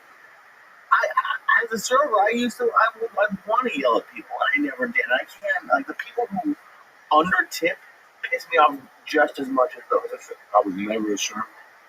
If you know anything about me, people under tip shit out of me. Oh, yeah. It's like the worst thing about I always do an extra tip. Like if I go out with three families, and one of them decides that I go, you know what? I pull the chick aside, especially if this kid's at the table. Oh, yeah. If this kid's at my table, I'll always tip that kid. I'll pull her aside. Not the fucking busboy, because that shit will go back to the door, whoever the fuck. You know what's crazy about those migrants? They really like their little backpacks, don't they? They're like half retarded. You always see them with their little fucking backpacks. I just saw like 10 of them. They all got that military head, dude. Like, I don't know who cuts that. It's not even a flow beat. It's something else. It's a flow beat unleashed or some shit. It's like go straight up this way. But all of them are like half homos with these fucking backpacks. I don't get it. I can't. You put a backpack on. I can't put a backpack on. What do you mean you can't put a backpack on? Fuck, you're like such a retard. No, I see somebody with a backpack. That kid I would have mugged him in high school or even now, like mug him, just for general purpose. What do you do with your shit? If you gotta carry that much shit, then you need to do life. Where the fuck are you going with all that shit? They're looking for new lives. That's all they Where the fucking fuck are you going? They got those bands. It's like they're in the Marines and they're walking down, like that. But where you going? Where the fuck are you going? I'm just curious. Where the fuck are you going? Yeah. What's in that fucking thing? Supplies? What kind of supplies? A computer, okay. A computer? Oh, for me or for, because I love a backpack. Yeah, I can tell. But you see me, I've had a backpack for years. I put something in it, and I carry it like a man. I'm not going to put it on my back like fucking... Oh, but that's all you have. You flew to Texas, and all you had was, I think all you had was your sleep apnea machine as your carry-on. Like, you didn't have headphones. What if you don't like carrying a sweater, it's on a charger? It's in my sleep apnea bag. Now, what about, because I've never had, knock on wood, like, what if they lost your bag? And you don't have shit, you don't worry about that? I always got weed on me. What about clothes? Clothes. We don't always buy clothes. You can't get the weed with one. You know what I'm saying? You can't smoke that weed, so there's always weed, there's always edibles in that bag, and that goes right to security. They don't even stop. No. I put the weed in my sneakers now. They don't give a fuck. Well, dude, we just had the DEA guy on. He said they don't give a shit about anything. No. Which is crazy. But they do. They do, but they don't. You're not going to go through the airport with a pound of weed on your shoulder. Right. But you got to hide it a little bit to open up, not let it stink. Oh, yeah. And then there's weed in my bag. So if the weed gets there, the only thing I need from that bag is a hose. I could borrow one of those. I get one from Amazon, delivered to the hotel. 8 pounds. Oh, what, for the sleep apnea? Yeah, so the only thing I'll put in there is my hose. But everything else is in there. Computer, glasses, wallet, nicotine gum, even for a day, just in case. Oh, I'm good. Sometimes you get to the airport and you got a 9-hour delay. What are you going to sit there like a fucking momo? Now you go back to the hotel. Across the street, go right back. Listen. And on the way back, you got no gel, you buy a hat. I got like 3 hats from places that you put a hat on. I just went to the airport, I doped it up, before it pops back up, the monkey spit wears off. I put a fucking hat on there, and that's it. I'm looking good. I really don't have that problem, but I can't find a hat that fits my head. No, look at it. Look at the size of that fucking thing. Never off. And I bought a hat recently, and I like it, but I feel like such a douchebag. Oh, that little Puerto Rican hat? Yeah. It's like an old Jewish man's hat. What was I'm trying to fucking faggot on roller skates. Dude, can you imagine me on roller skates in New York City? I would die immediately. Oh, you make $10,000 a minute. Well, how? skates? Because there's nothing more than a fact like the fucking ass while you're on roller skates. You give him some roller skates and he's behind you. He's fucking in the ass with satellite fever. Just on the way to work and staying alive up the ass. You can be doing that fucking thing. One of those people doing the Olympics with the skates and shit. The synchronized skating or something? Yeah, staying alive. He's just fucking with got a whistle, a Judas Priest hat. Forget about it. Who's better than Lee with roller skates? I would pay to see two faggots fucking on roller skates. Yeah, I think if you think this episode ain't gonna get 18, fucking now. Oh my god. Listen, guys, if you're sick of this 18 and under shit, just go to Spotify and Apple. You know, we're trying our best, but obviously it's not working no more. They want to put us on 18 and under. We don't even smoke pot on the fucking show. We don't even play music. We've taken away so many fucking things because, you know, it's a shame. It's crazy how far you. So you could use music on Spotify if you subscribe to Spotify. Yeah, you could use their music on a podcast or something. Yeah, there's something weird. So, you know, can we stream on Spotify or fucking do it? We can put a video on it. I don't think they do live streaming yet. This is, you know, you can't say what's in your heart no more. You know, and I'm not going to sit here and amend and, you know, the freedom to speak. That's bullshit. Okay, that's bullshit in my fucking world. That's the comics that want to just make something up. We're venture. Yeah, okay, good. You haven't paid your taxes in 3 years. You're trying to fucking normalize life by fucking saying some fucking amendment or something. I don't even know what the fucking thing is. But dude, it's crazy. Like, because you think about it. When you started podcasting, whatever it was. On fire, farting. Oh my god. We were doing everything. And then something happened. And listen, this is what it is now. I'm not mad at YouTube. They went corporate. Rules tightened up, and this is the way it's going to be. It is, but it's also like, because I don't know if you knew this, YouTube right now is the number one. It's the number one place in the world where people watch and listen to podcasts. And people, the reason why people love podcasts is because of the hosts. They have a relationship with them. And podcasts like ours started like that. We're the reason why YouTube is up so high. I mean, yeah, a lot of it, but. And then for them to like be so short-sighted, like yeah, I understand if you want them to be 18 plus, but don't hide us. Don't not tell people that we put up a video. We're not even doing anything that crazy. We're like it's so wild where things have gone. And then you know the consumer doesn't understand is they watch an old podcast, they watch one of these, and they go, these guys changed. We didn't change. We didn't change. Just the rules changed. Yeah. You know, if there was no foul norm, no foul, guys, I'd have a 3-foot line. I got something. I got the power one. Don't we have the power one with the fucking hoses and shit? Oh, shit. You know, I mean, this is it. You know, don't you think I like to talk about music? We had Dina. We didn't talk about music. Didn't even put it on. Yeah. That's not us. It's not that we're lame. It's the rules that they... Listen, I spoke to my friend who has the highest podcast in the world. And they 18 hit over when they see watching. So, you know, guys, this is the business. We have to find a platform. We can go nuts, or maybe put one up like that once a week somewhere. We can just go nuts, and, you know, naked women, and whatever the fuck. You know, that's what I want to do. Yeah. I want to get some naked women in here. I want to get a guy and a girl roller skate dancing and fucking around. You know me, dog. I'm a freedom fighter, but this is bullshit. And it is great. Like the old, you know what? Maybe we should put it up on Pornhub, because Pornhub doesn't give a fuck about anything. Yeah, but nobody wants to see me and you on Pornhub. You understand? Even you imagine how disappointed you got no drum. You look at the jerk off. You pop up a site, and all of a sudden that fucking headless site. My big head is right there. Forget about it. We gotta have light on fire when it's in your head. That's it. Next time you promote a date. Why do I want it to be on my head when it's on fire? Because that's the best thing you can do. Like you sit there, you have like a control in your hand, you just light it up a little bit, watch the smoke come out. People will fucking love it. Yeah, but my hair will turn on fire. Who gives a fuck? I have no hair. You had hair that you don't have. Yeah, but if I had hair, then it would hide the birds. Spots once a month.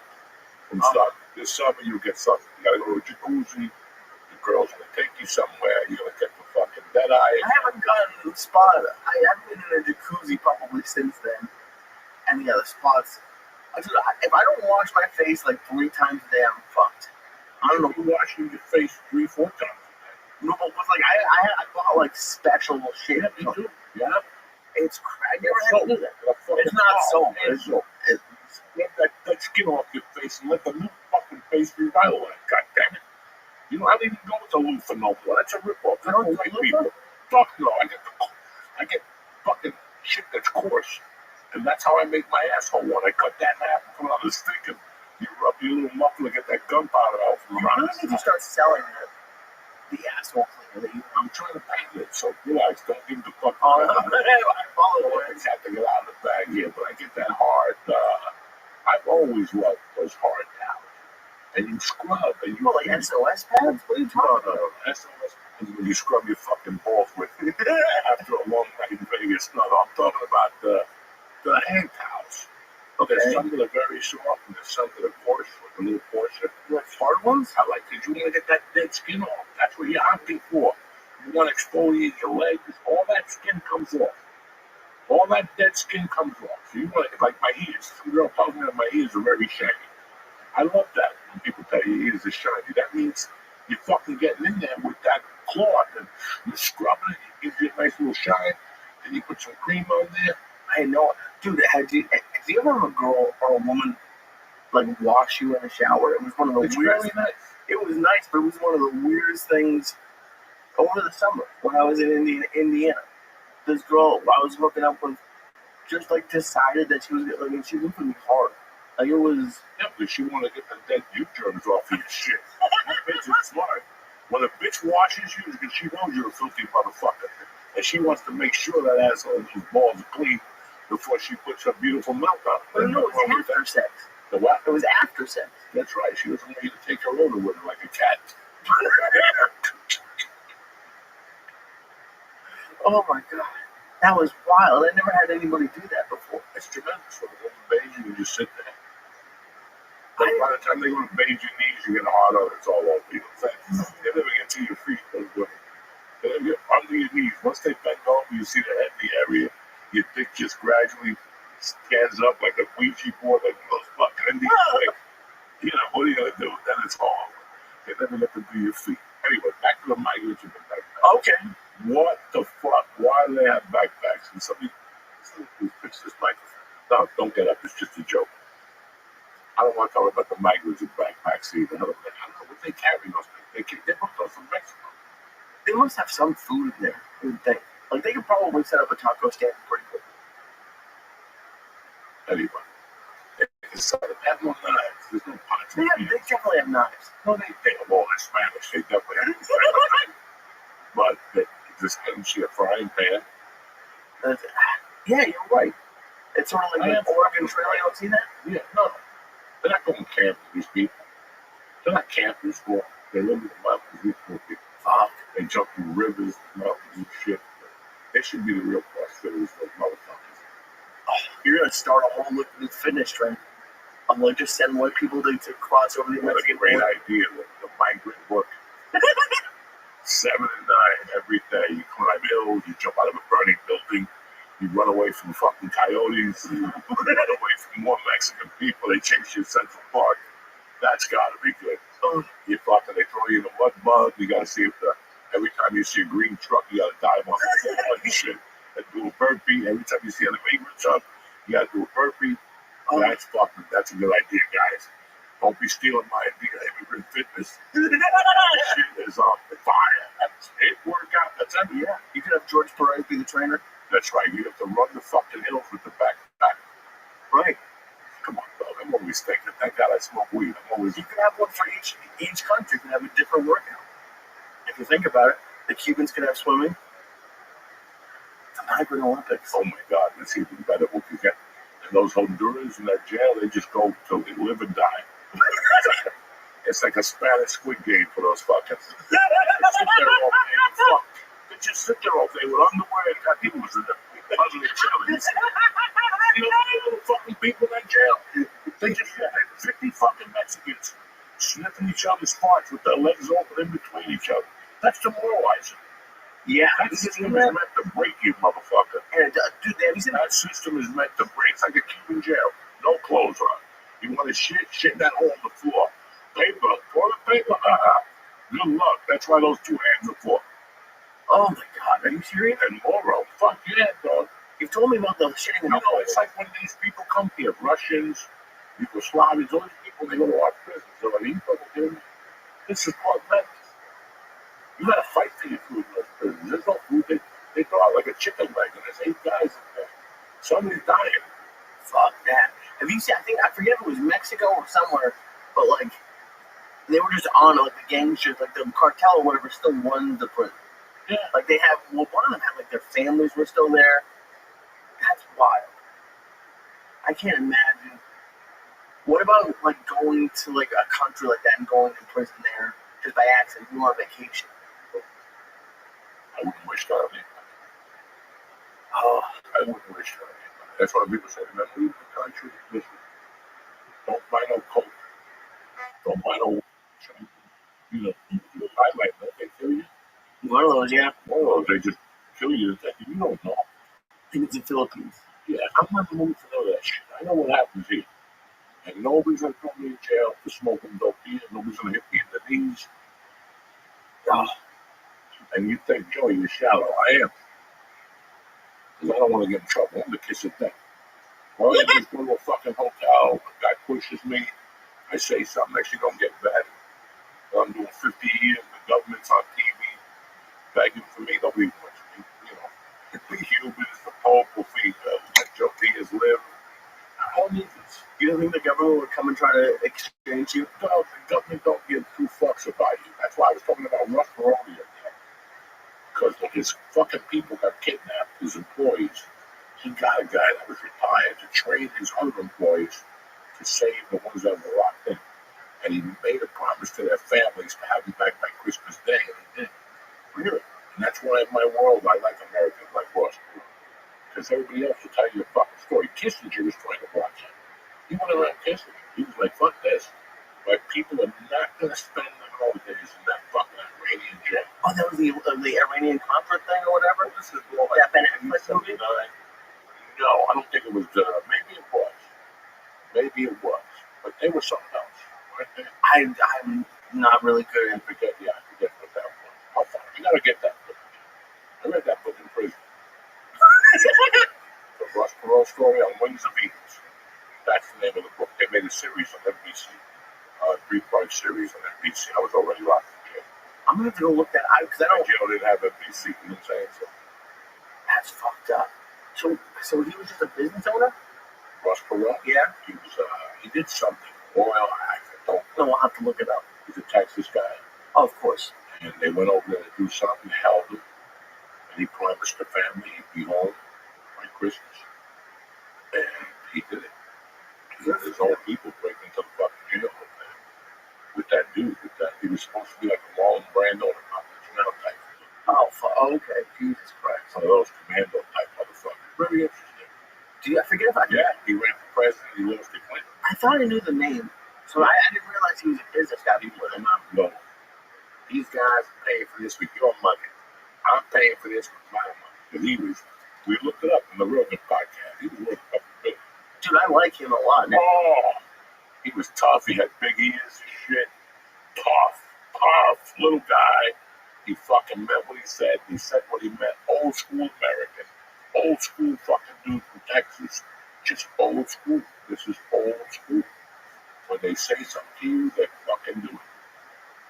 I can't imagine getting like your employee out of fucking prison. Well, I knew those guys, but I would live like that if I had that money. Him and that other dude that married the fucking Playboy bunny, he was 90, that'd be me. If I had all that money and my wife was dead, The one who died like a week later or whatever it was. whatever. And in the Colson I had something to take one time. I don't think they had Viagra then. That's the problem. Like, you couldn't put it to the test, but with that kind of money, I'll go to New York and they can give me an implant that works. And fucking things come out of the ceiling. Fireworks, that kind of shit. Oh yeah. Having a good time. Those are the only 2 options for you. Either you're gonna be a guy training his employees to save their fellow. No, I don't have to put no money. Saying like I did have to put no money. Right. I would live like he lived. But I also like Marshall. That was his name. Like the Marshall or something like that. Marshall, that's his Yeah, I name. would go that way. Oh, the guy had fucking He had spots on his head. He went into a strip club. He saw it. He just fell in love. He gave him like a fucking diamond ring. When you could give a woman something and not even miss it. Oh my God. Like when I could take $2 million out to buy a woman something that doesn't even put a crack in my account. And even if it did, at his, he knew he was dying. He was gonna have a fun, whatever it was. I'm gonna die my way, motherfucker. Yeah, why fuck your kid? My rules. I'm not gonna die sitting in a room with ukuleles, priests, taking my money. I'm gonna get myself a big, fat, fucking looking blonde with a big ass, big titties, Yeah. who doesn't have a conscience and wants to live comfortably for the rest of our life. Like, listen, man, I'll give you my $60 million fortune, but you're gonna suck dick until I drop. When I drop, you're gonna be licking my nutsack with fucking whipped cream on it. And good for her.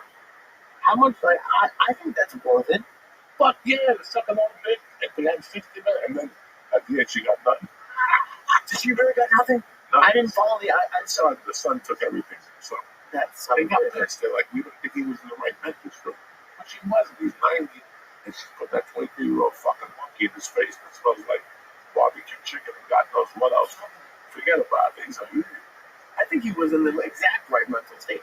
His kids probably weren't helping him, hanging around, visiting him like once a month or something.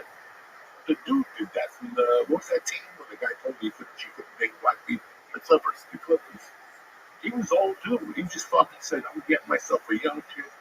You know what? I don't get a hard on, but it's better than looking at my old fat wife. I'm gonna get her to dance with me with bikinis on and shit. I think women are doing it too. Aren't they doing it now? Like I hear a lot of like, maybe not as big of an age difference, but like women are going for like 20-year-old guys from like 50 to 20. I would do, dude. I love an old woman. I always have. There's a woman connection with the dentist this morning who had to be 58, 59, just started. Still had a little body, still had cute little feet. You know, usually when their feet start going, that's it. When they start getting those bunions and it goes crooked and shit. Right, but dude, if you're in your 60s, But you guys see my feet, they ain't no portrait of Europe either. I was looking at my feet the other night. That's not, I think like a foot specialist. And they gotta start from scratch. They gotta pull nails off. I have to pull nails on. Oh, I got a nail that points up and it goes north. What did you do to your feet? I don't know. I don't listen. This one guy, I've done everything.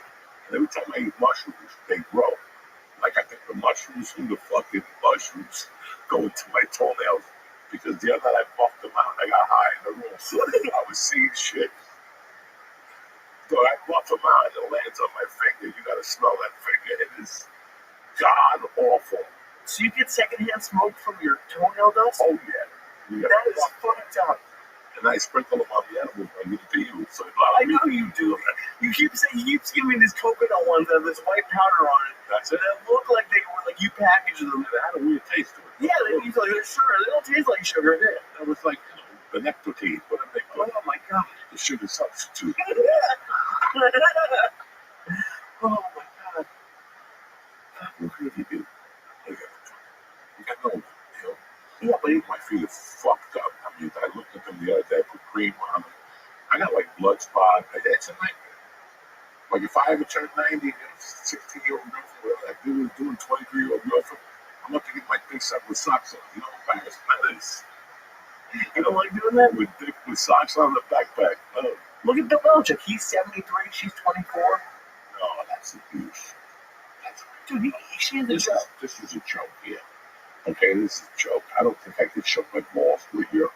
Listen, if you're 55, yeah, you can look at my balls. That's what you see every day in your life. When you're 55, but when you're 26, you don't deserve that as a woman. She's running for like Miss America, but she's like as Miss New Hampshire or Miss Maine. One of those two I just read. She has a job at the University of North Carolina. Right, he got her a job. And she was in the Dunkin' Donuts Super Bowl commercial. Right, because he put her in there, not because No, exactly. So I'm saying, So what's the his fucking balls must not be that bad. what? His balls must not be that bad. No, they are bad. That's why he's has to be run on a job for this stick around. Oh. He's doing 3 different fucking incomes. Yeah. Okay, so that's it just doesn't look good. I know he's got a daughter or a son, and they have a hard time with that. Oh yeah. They have a hard time with that. He has multiple kids.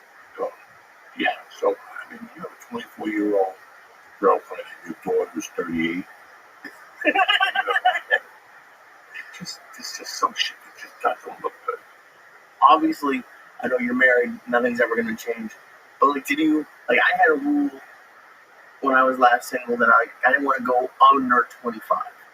And if in a different world, at 62, what do you think the youngest you would go is? 25. Okay. I have something to discuss with her. Right.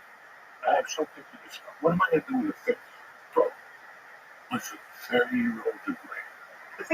They're great, they're cute, they're silly. But, come on. There's not a lot of 30-year-olds that are going to hold you every day. That you're going to hold the conversation every day. Then you go, Joey, who the fuck do you think? You're in it for the blowjob? No, you don't. Because I come on a minute. What am I going to do for another 23 fucking hours? Okay? I mean, that's how you look at it. I had a rule when I was young. And as much people want to know that when I was doing coke in the 90s, before I met my wife, that whole 9-year run, I had a rule, man.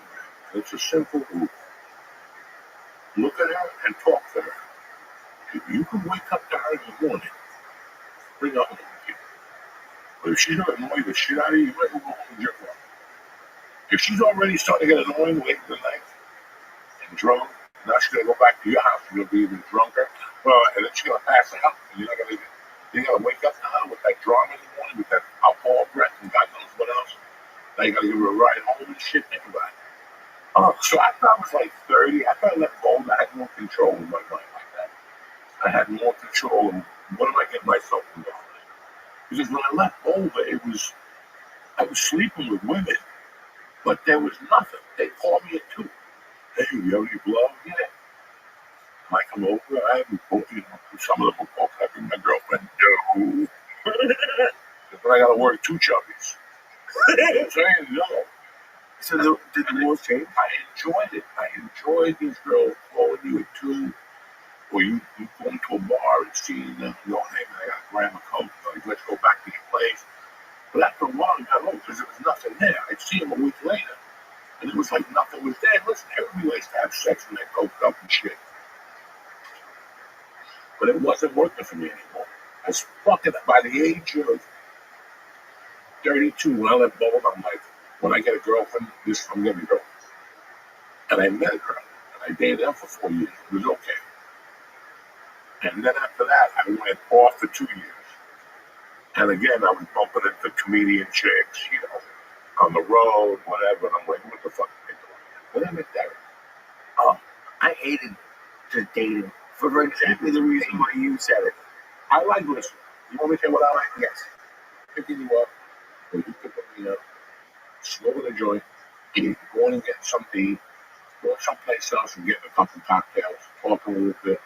Listen, we all want to bang on the first night. Of course. But then again, I mean, now people are banging in 2 nights. Less than 2. People are banging in 2 or 1 night. They're Banging in an hour. in and out. So it's kind of very, I always like working for it. I don't mind working for it. When something's too easy, you're not going to do anything with it anyway. When a chick tells you, okay, I'm up to something, you're not going to get your big something on. That's just stupidity coming out of her fucking mouth. And then you will leave, get clocked up, you buying her drinks at the bar. And next thing you know, she leaves with a chubby dude with a missing foot. And fucking, you're drinking it. You're like, dude, I like the struggle. I like meeting a woman and talking to her and meeting her mom and talking to the mom and the dad. That's another thing. Talking to them and seeing what you're going on. And then, yeah, you want to eat their ass. Have fun. That's something else. But at least you got something out of it. Right. Even if it don't work tomorrow. When I see you next time, it's going to be cool. I didn't do it for a month. I didn't do it for 6 months and get anybody doing or starting. Little things. And it was just weird. I got married and divorced. And then I went through that shit for 2 or 3 years. Just coke chicks. Very seldom did I ask a chick out to do. You just didn't want to? I didn't meet them in that capacity. I would always meet chicks out at night when they were doing coke. Nobody wanted to eat when they're doing coke. I can't even take it for a cheeseburger. And so none of those coke nights ever turned into like, hey, let's actually go and be in a relationship, or all of those were like 2 or 3 times we hook up after that. Maybe I go to the house and smoke a joint one day. I was walking in the mountains. and I would go by the house and smoke a joint or something, and then, you know, a week later, she's at a show with some other dude. Then a week later, they're calling me up. Going, hey, can I come over? No, yeah, what the fuck? You said you have my dick in my hand. You might as well come over. Right, but then like, do they even stay the night, or they just get some Some of them folks stay on there. Some of them boogie at 4 or 5 in the morning after the deal was done, the poker was done. Because what you said, I think, was exactly right. If you're annoyed with them, or if there's not someone you want to hang out with, it's always going to be that. It's like what you were saying. Like, well, of course, guys want to get laid. I'm sure women do too. Yeah, they go out, they get dressed up, they did their toenails, their fingernails. They don't want to go out to talk to somebody about insurance. But that's different.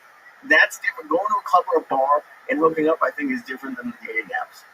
And because if you hook up with me, I've had a couple women just come right over on the dating apps, and none of them were anybody that I should have. And it's not like I was turning down too. Late at night, you invited to your house. Yeah, no, I was 100% on. I'm not blaming them, but I'm just saying. Meet them at McDonald's. So you take order what they order. They order a fish sandwich. They smell like shit. Just keep going. You know what I'm saying? Dude, if I got into McDonald's, just come home. Dude, remember there was a girl you called Milkshake, and she wants my other friend, same girl. Her nickname was Tater Tots because she Uber Eats tater tots and then got into an Uber to my house. Like people like, and at that point, I wasn't surprised either. Uber Eats tater tots. Oh, plenty of people. That's some fucked up shit. Oh yeah, the crazy one to me is Starbucks. Just couldn't get coffee delivered. I see that. Okay, listen, man, people live in that world. I don't like nobody touching my shit. So, I'm cool. It's really weird that I'm telling you guys this because it's a true story. Like, when I met Terry, I was ready for Terry. I was so ready for Terry. And I didn't get serious with Terry at all. Like, too much. It was sporadic. We did coffee. I would go to her house for lunch. I would see her at the comedy store at night. Some nights if she was working, I wouldn't go down there. Then I'd disappear for 2 weeks. I wasn't really with her at the beginning. You were like building a friendship. Yes and no. We were swapping spit. You know, Okay. shit. But I still went one like, who wants that? Like, and this is when I knew. I go, I got to get my life together. 2 months in, I finally started hooking up with her. And one night, we met at Ralphie's house. I told her I wouldn't see her for a couple of days. I was coming to New York. Like, I'm not going to see you for a few days, but I'll definitely see you when I get back. And she showed up at Ralphie's at 2:30 in the morning. She goes, you know what? I want to hang out with you. And we hung out. We stayed up the whole night. I'll never forget. I had maybe 4 cigarettes. That's the time I came through Denver and went behind the bar and just stole a pack of cigarettes from one of those coffee shops. Right. But that's how broke I was. Oh, we had 4 cigarettes, maybe a joint, maybe $20. It was like a Tuesday night on the week. It was her slowest night. Wednesday night, she made like $35. She gave me a whole 35. And I go, what are you going to do for the day? She goes, I got change. I'm probably going to sleep. And that's when I go, you know what? I got to get my life together. I come back and start dating. She just gave me the last money on her purse, the last pack of cigarettes she had, and she drove me through fire. And dude, then Usually you're embarrassed in front of a girl. Yeah. If you need to do that. You're fucking embarrassed, okay? And you didn't ask for it. I'm sure I didn't ask. And like just to like tie this back into what we started the podcast with like your friend who was like, come buy me dinner for my birthday. That's why you married Tara. And it's like that kind of like, yeah, I'm sure you must think about that all the time. I would all the time. All the time. She gave me that money, and I remember coming to New York and going, I got to get my life together. Like, this is something that she's okay. You know, I got to do something. And after that, I think I moved in on maybe a month or 2 after that. But she still tells the story that she would bring your clothes and your stuff. And I showed up in one bag. And she goes, where's the rest of your stuff? I go, this is it. And she goes, don't you have a lamp? A radio, a TV, anything? I'm like, no. This is it. I had a bag, guys. When I moved in with my wife, I had a fucking bag. And it probably wasn't that big. Like it was just a duffel bag, right? It was a fucking Army duffel bag. 4 pair of t-shirts, a CD player, some socks, toothbrush, gel. I had no underwear. I couldn't afford it. Well, there was no underwear in those days. It was cocaine or underwear. I was gonna say you could have afforded it. What's window number 2? Because by the way, underwear is like a one-time expense. It doesn't have to be like a weekly. But still, Why waste the $8 on 3 of them. You know what I'm saying? $8 times every 3 months, that's what? Fucking Every 3 months you buy underwear. Yeah, every 3 months you gotta buy underwear. You're disgusting. You got big balls. Like fucking, But there's a big today. I saw a video of my balls. Oh, they put it on Instagram. The one from when I took my balls out to the comedy store. Okay. Oh yeah. It's all on YouTube. Got like 92 million hits. I haven't gotten a dime. Fucking balls, you know what I'm saying? Yeah, they probably demonetized it. Yeah, they demonetized it. They kept all of them. I guarantee that 20 ads on my balls. Fucking greedy fucks. And yeah, man, that was, it's weird that we're about to have an anniversary this year. And I've been thinking a lot about that. But we got to cut to a break real quick. I'm going to talk to you about DraftKings, Yule, and Nick. All right? We'll be right back, cocksuckers.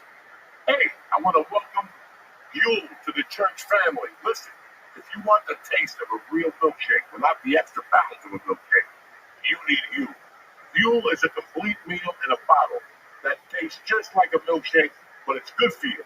It has 35 grams of protein, 27 vitamins and minerals to keep you going all day long. Me, I love the chocolate. I haven't tasted the vanilla yet, but the chocolate is still delicious. You know what I'm saying? Choose between chocolate and vanilla, because both of them are incredible. Join the community of hooligans with this exclusive offer for new customers, okay? 15% off plus a free gift when you press in code CHURCH, CHURCH, at Yule.com. Again, 15% off plus a free gift for new customers with code CHURCH at Yule.com. See our show notes for terms and conditions. But do me a favor, unlock a healthier, easier way to eat with you. You're on the run. You're on the move. You're the real deal. You ain't got time to cook it. 35 grams of protein, 27 minerals, and vitamins. Nutritionally complete meals in minutes, so you can focus on what really matters. Yo, DraftKings, get excited because the NBA playoffs are here. If you're looking to score some cash, try your hand at DraftKings Sportsbook, an official sports betting partner of the NBA. If it doesn't have to be crazy, just start out by placing a bet on your favorite player's performance. Like tonight, I got whatever to do over 25 points. Not bad. Think they'll drop 30? Put your money where your mouth is. You can win big. Listen, you know me, I love DraftKings. The same game parlay, NBA, they got the pool, you got the casino. They don't stop. You got to check this out. They got something special for first timers. You ready? New DraftKings customers. Right now, new people. You're going to bet $5 to get you 200 in bonus bets just like that. 200 bonus bets instantly is a lot of money during NBA playoff time. So make it to a playoff run to remember with DraftKings. Download the DraftKings Sportsbook app right now and press code Joey, Joey. That's code Joey, Joey, for new customers to get 200 in bonus bets when you bet just $5 instantly. Only at DraftKings, where the crown is yours. Gambling problem? Call 1-800-GAMBLER. In New York, call 877-8-HOPE-NY or text HOPE-NY 467-369. In Connecticut, help is available for problem gambling. Call 888-789-7777 or visit ccpg.org. Please play responsibly. On behalf of Boot Hill Casino and Resort in Kansas, 21 and over. Age and eligibility varies by jurisdiction. Void in Ontario. New customers only. Bonus bets expire 168 hours after issuance. For additional terms and responsible gaming resources, see dkng.co/audio. What's happening, beautiful people? Uncle Joey here for Nick. Listen, if you want the easiest way to get that nicotine fix, Nick pouches is where it's at. They're made with natural coconut fibers, so they're not going to slice up your gums, and they come in a bunch of great flavors, like strawberry, watermelon ice, which is tremendous, wintergreen, and berry lemon ice. Me, I like the berry lemonade, tremendous. You get to choose your nicotine strength, whether you want 3, 6, or 12. Are you kidding me, or what? Ba-ba-ba-da-ba-da-ba-ba. Nick has you covered. Coming soon, they even got an option with 0 milligrams of nicotine. So if you're trying to come back, if you're trying to cut back, use one of those every so often. Now listen, I love this berry ice. You put it under here, heaven. It's time to upgrade to nicotine pouches, just like I did. Right now, church listeners get 35% off when you order through my link, nykdpouches.com/church. Again, nykdpouches.com/church. Use this code up to 3 times. Don't wait. Get 35% off now of Nick Pouches, nykdpouches.com/church. And check out the church bundle with some Uncle Joey's favorite flavors. That's right, nykdpouches.com/church. Again, remember, NYKD products are only for adults of legal age. Every order is age verified, so don't try it. Also, this product contains nicotine, but you already know that, because nicotine is an addictive chemical. How's that feel? Right now, get some Nick products and get the party started. We're back in black. You know, I was talking before the break about that this year is June. It'll be 25 years. Isn't that crazy? That's crazy. 25 years. When she mentioned it to me like 2 months ago, what are we doing for an anniversary? I'm like, what anniversary? She's like, July. We've been together 25 years, Joe. And it destroyed my insides. I'm like, how the fuck I last 25 years with a woman? I never thought I could make it past 4 years. Like, I lasted 4 years with my ex-wife. I lasted 4 years with the girl after that. But, you know, I was a 4-year man.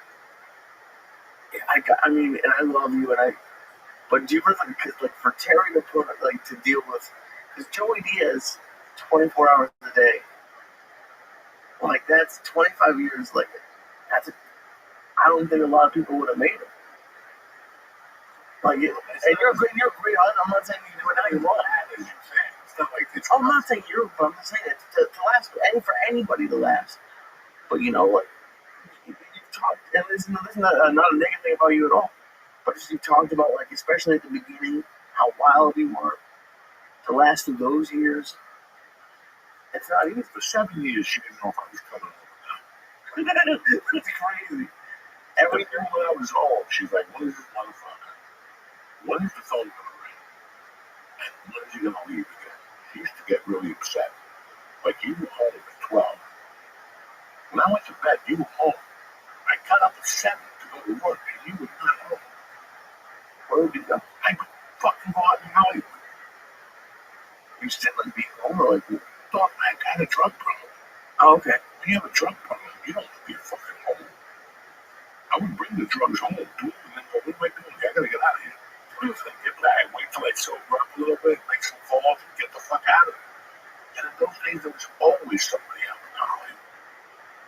Always. I had a friend over on whatever. She was a drunk, and there'd be people over there. She went to the bar, so at 3, she took Hammond, bring some gay guys over there, they'd be doing coke and shit.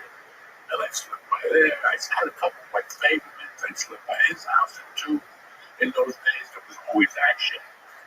The guys at the store would hook up again at 2, go to some parties and shit.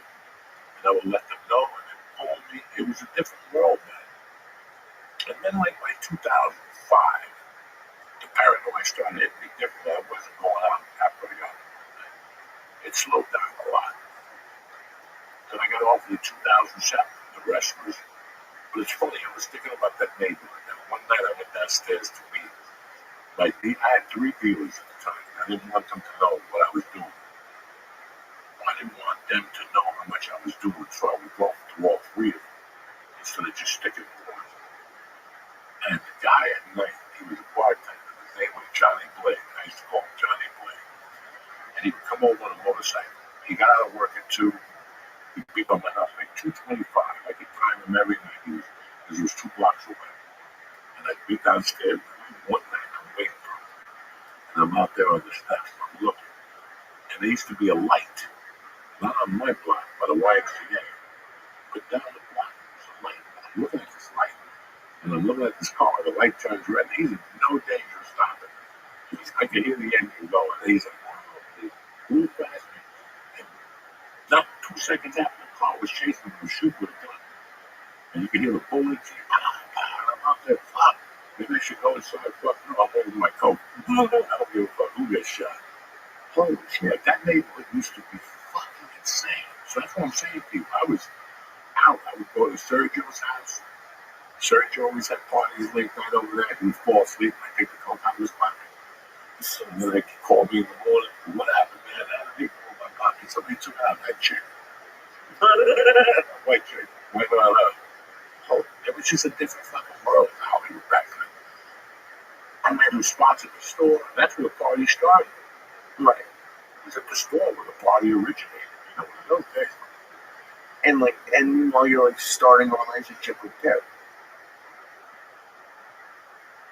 So yeah, I mean, and then there's been a few different phases because then like you stopped doing coke. Terry was phases because I still remember Terry waking me up one morning like after breakfast while you to talk to him. In those days, Marilyn Martinez would call the house every night at 3 in the morning. Like just to see it. In those days, Dice used to call the house at 3 in the morning. And was it a house phone or a cell phone? It was a house phone. So the whole house would ring. And one night I wasn't home. And Marilyn called at 3 in the morning. And my wife answered, she goes, cocksucker. And Terry fucking blew her gasket. Terry, my wife loved Marilyn, God rest her soul. But she kind of got a little like, you know. At 3 in the morning, cocksucker's a little bit Yeah. The next morning, we had breakfast, and she's like, I gotta talk to you about something. She goes, you know, I dated guys, but this is fucking insane, Joey. The phone rings, you gotta go out, fights at the comedy store, fucking. And that was the heyday of the comedy store. She was watching everything. Remember, I would host on Sunday nights, so she was watching everything. It was always a dilemma up there. There was always an argument. I was always torturing those fucking guys. And she would deal with all this. She would have to deal with all this shit. You know, and, you know, there was a lot of times when you're at the comedy store, man. You're at the fucking comedy store. You do a set. You get off, women are going to talk to you. And the other waitress is running, or Joey's talking to the girl in the hallway. But look, if I was talking, even if I was talking to her outside, I'm talking in the hallway. So she would know. That's why my wife don't give a fuck about nothing. My wife was at the store those first 4 years, and she saw it. Well, she saw it. She saw the life of a comic, and then she came home with me. So she saw the life of a comic from the inside out. Like she saw it, and she understood it. She heard about what the other comics were doing, and then she just left me the fuck alone. And to this day, as a husband, I have one of the longest ropes in the world. If I call my wife right now and go, hey, I'm not coming home tonight, I'm going to stay at the office, she would say nothing. She trusts me that much. So she would go, okay, just be careful. You're going to go out. Do you want a drink? We don't even talk about drinking. Right. But there's no, like, if she doesn't, she walked into us to read one. I was talking to 2 women. She came right away, introduced them. The women were like, oh my God, you know. She knows. I tell her pretty much everything, even though sometimes it takes me a week or 2. But I still tell her. I still tell her that she giggles, she likes it. I tell her about stupid chicks, she fucking giggles, and she felt it. Oh, she was with me at dinner one night, and a fucking girl said something to me. And she was pissed. She was like, how dare that woman say that? A girl did I even front of your wife? Oh, yeah. And she's alive? We went to a big restaurant, the girls were there. Oh, The okay. kids there and shit. I got up to go to the bathroom. And when I was coming out, there was 2 girls. We take a picture. So my wife was going back with the girls. And my wife heard the whole fucking thing. I even said to my wife, honey, I'm going to take a picture of the table. She goes, don't worry, I got to go into the thing.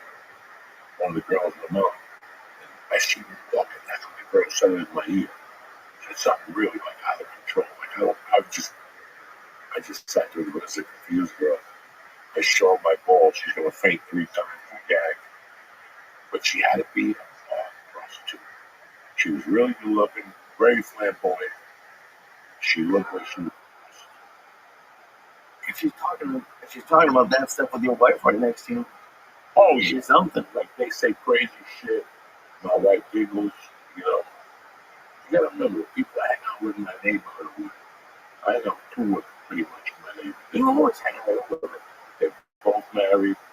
I have a great time with them. I made one of my partners. I made little stupid videos for goalie and shit. Oh yeah, Steve, of course.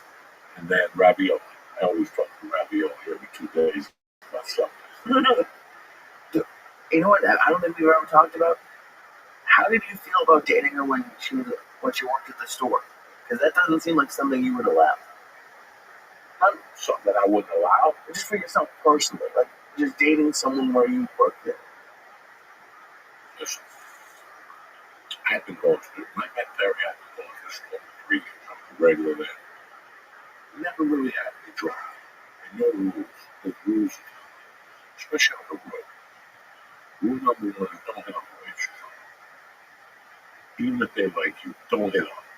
Because that club owner watches you.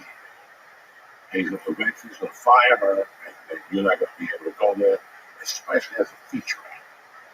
Because feature acts are what? When I was a feature act, I had to do 30 minutes and just hang out by the bathroom.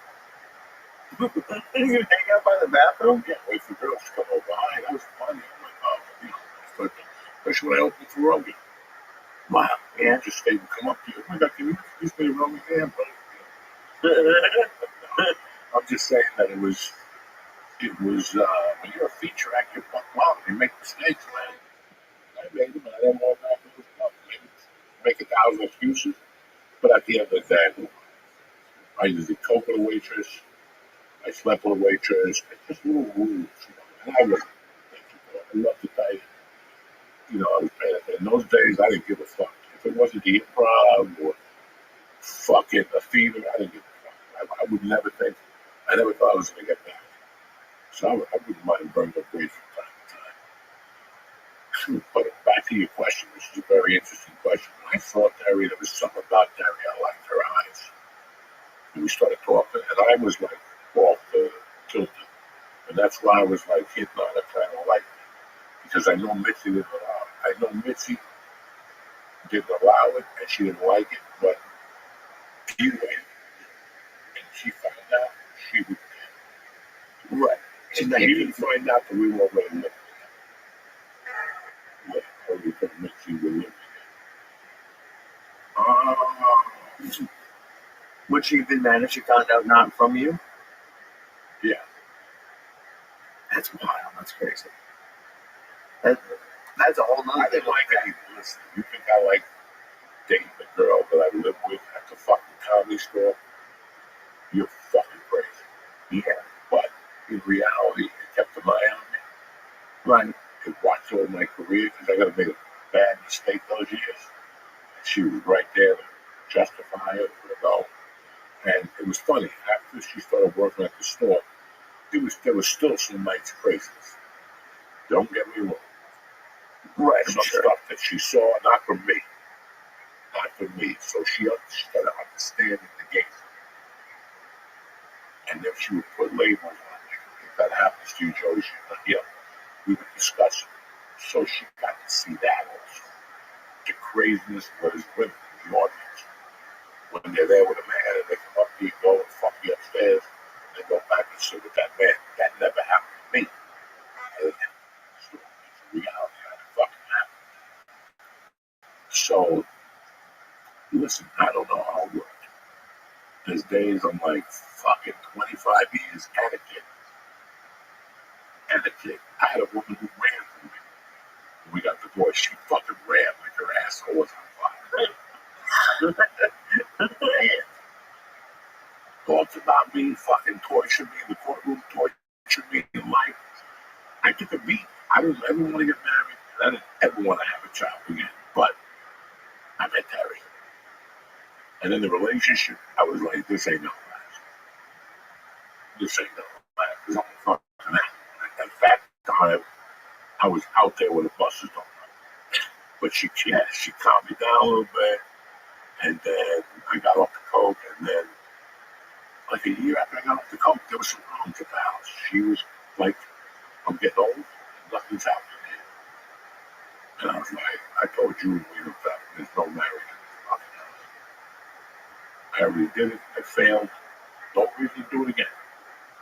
Once you fail at something like that, like marriage, like I failed the most basic thing you could fail at, communication. That's basic. Communication is basic. And we get together with women for different reasons. Yes, it's okay if you don't like somebody after 8 fucking years. Mhm. It's okay. There's nothing wrong with you. But in that situation, I failed because I had everything planned. I had a job with her. I liked her family. But I also wanted to do fucking comedy. I also wanted to do comedy in a bad way. And there was no way I was going to go fucking sell roots for the rest of my life. I had to at least know that I failed at comedy. And then I would go back to a job at it. But there was no way at that age I wasn't going to get into comedy. You had it on my mind too long, you know. Right. And then, you know, because I don't necessarily think you fail. It wasn't a great end to the relationship. But I think it's better. I honestly think it's better to break up than to stick around for the kids. I see it now. When I go to softball games, parents don't communicate. The kid knows. 100%. The fucking kid always knows. So in my house, listen, when you walk in my house, especially with my daughter Shelly, I wanted my house to be completely opposite of the house I grew up in. We all do, right? Like, I didn't like that about my house. I didn't like that about my house. I didn't like that about my house. If I get a house someday, it's going to be different. And that's what I've done with this house. And one of the things is like a no pressure. Like, we don't have to get up at 8 and we have to jump in the shower and run out of water. Like, she gets up, let her jump in the shower with my wife, and I lurk. I lurk till about 9 o'clock. Then I jump in. I get out of there. So that takes a lot of strength. There's just little things that nobody drinks in the house. Nobody drinks alcohol in the house. So there's no fucking arguments. There's no drunk talk. There's none of that shit. I smoke dope in the garage, and sometimes I go outside and fucking car. Nothing's in my fucking house. Like, I don't want no smoke upstairs. I don't want, you have to. This is what I have to do to maintain this house with a daughter in the house. Would it be different with a son? Yes and no. You still have a child in the house, right? So there's a certain way you have to act when you have this child in the house. I don't want to smoke pot in my living. No. I'd rather she don't see me and she have a suspicion to me. have a suspicion. I'd rather her do that. And she Right. even told me when she knows it's my stash.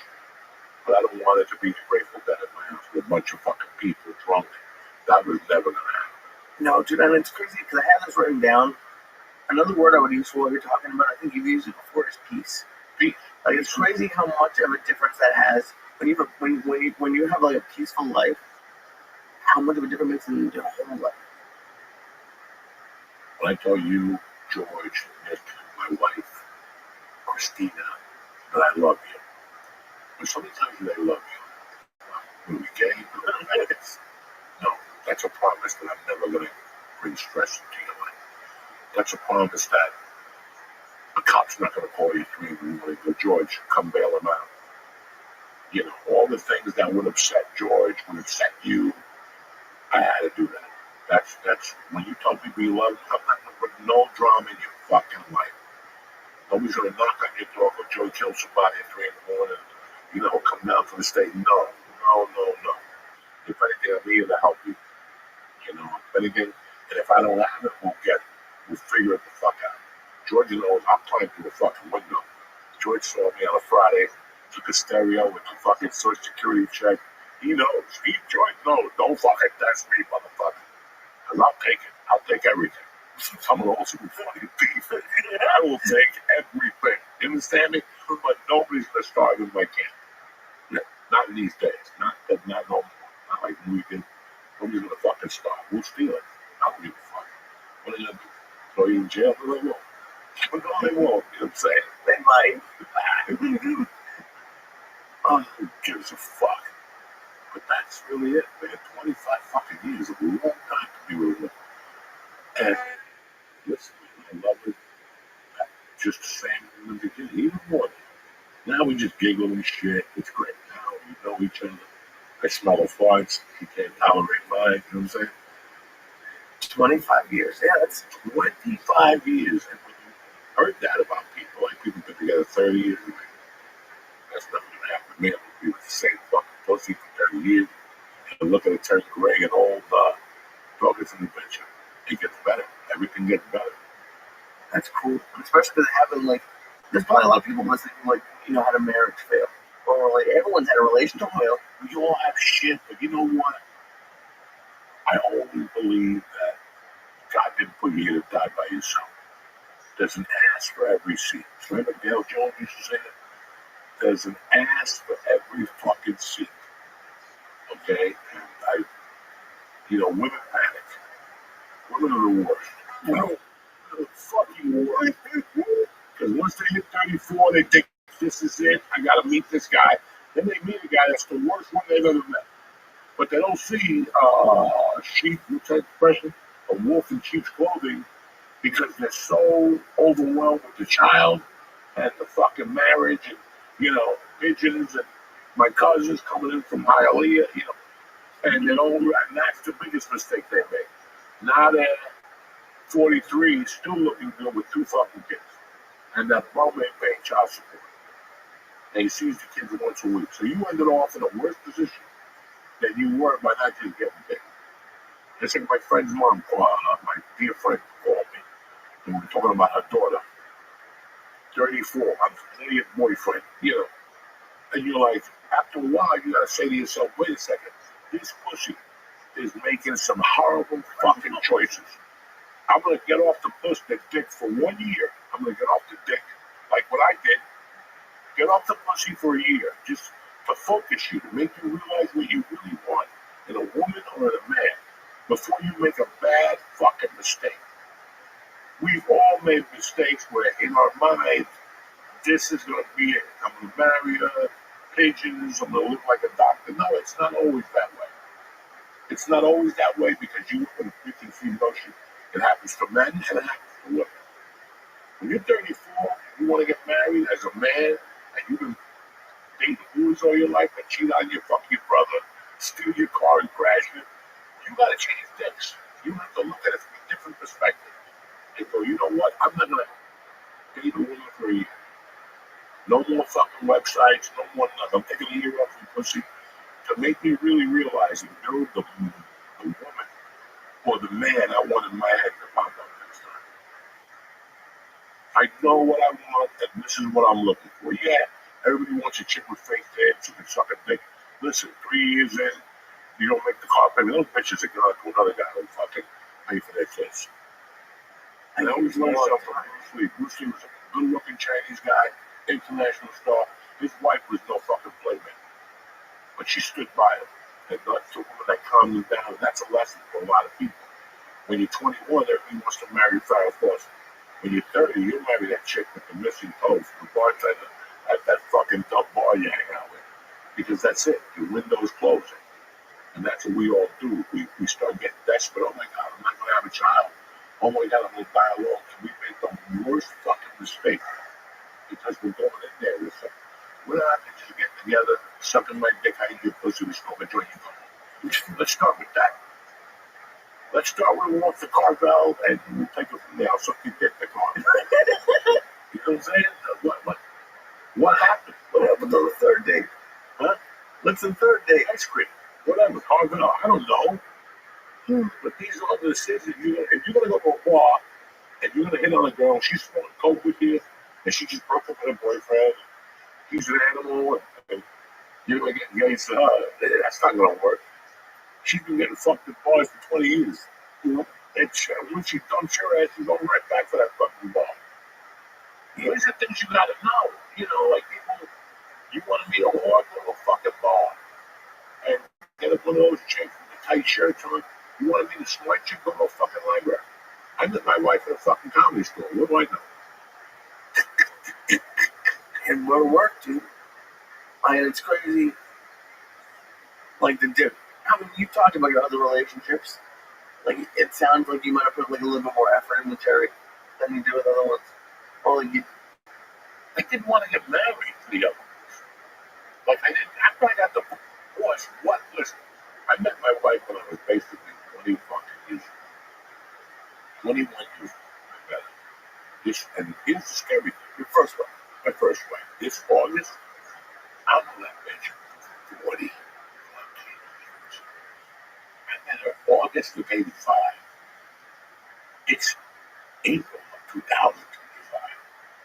Yeah. She knows me like the back of my fucking hand, that bitch. Even though you haven't spoken to her in a while? Because she was there at the beginning. She's probably at Wow. So I met her at 85. We were done in 91, maybe. You gotta figure I didn't see her for 6 months. I was locked up. Bless her ass. But it is what it is. And I wasn't gonna get married again after that. I lost everything. I paid debt till fucking 10 years ago. I paid debt on that fucking divorce. So you said like you weren't gonna get married. What made you decide to finally get married? I wasn't gonna get fucking married. Right. I had met other girls. Some of them were nice, some of them were. Nobody was married. Honestly, you want me to tell what made me married, Tommy? Yeah. When I woke up at 4 in the morning one day, she had my football suit on, a long shirt. And I was like, what the fuck is going on? This ain't a regular girlfriend. This is not a regular girlfriend. Up with me. Because I had to be there at 5. So I would have to get up at 3:45. Sometimes I just stop going coke at 3:30. She would get up, fucking I'd take a shower with the football suit on. She'd make me a little breakfast, just so I wouldn't drive down there 45 minutes with nothing in my stomach. A lot of people don't do that. They wouldn't give a fuck if you left hungry. So that gave me all the consideration. It's really funny. There's an episode of Sopranos where he's going to go out and meet the realtor. And he goes to a house, but that's the night that she helps him button the shirt. Oh yeah. Remember that? She helped him button the shirt. That's a really good scene.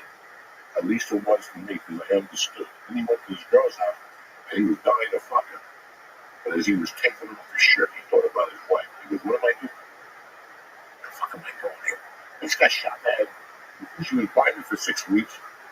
And then I was home for fucking 4 weeks, and there she is. Now I'm the fucking first chick that moves around. And I learned that when I was like 20. The guy who used to own the gas station across the street from North Bergen had everything. The Porsche, he's 25, a Porsche, a house in Miami, a truck, and all these women would go to that gas station because he was a good looking Spanish dude. And I remember a girl that has a boyfriend that was going to get married came up and she was really Taik. Taik with a sleep with on the side. Nobody will know.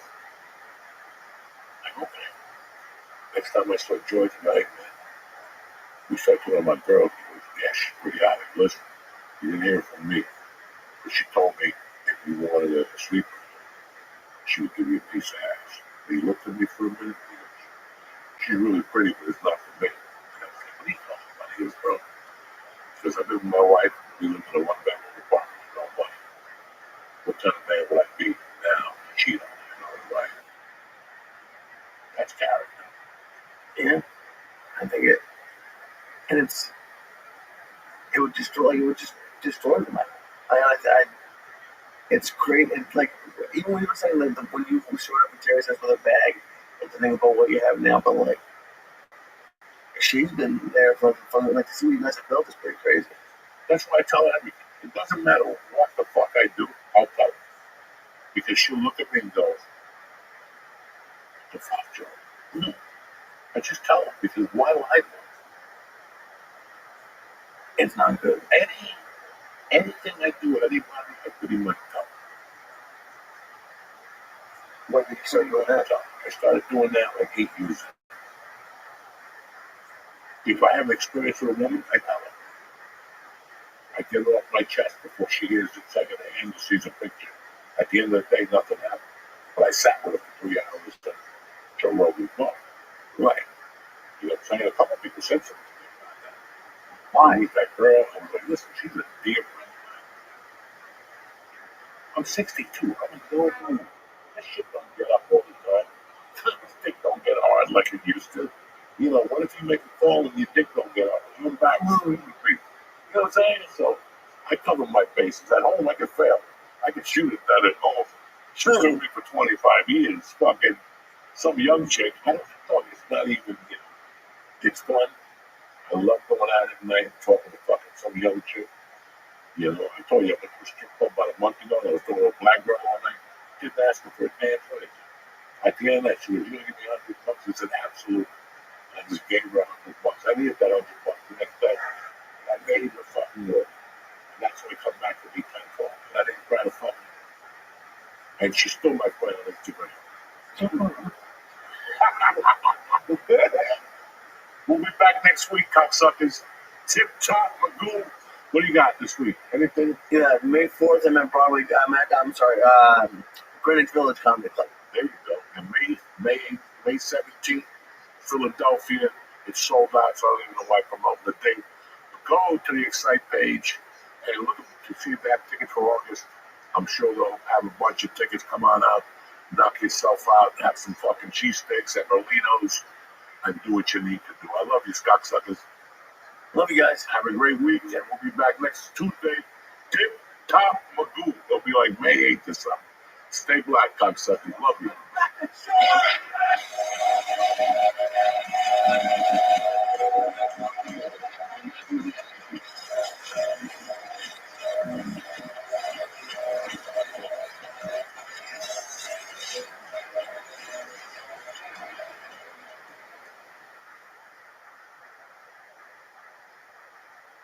What's happening, you bad motherfuckers? It's Tuesday, the 22nd of April, the day the devil was buried in sea. The church of what's happening now, New Testament coming at you. Let's get this fucking party started.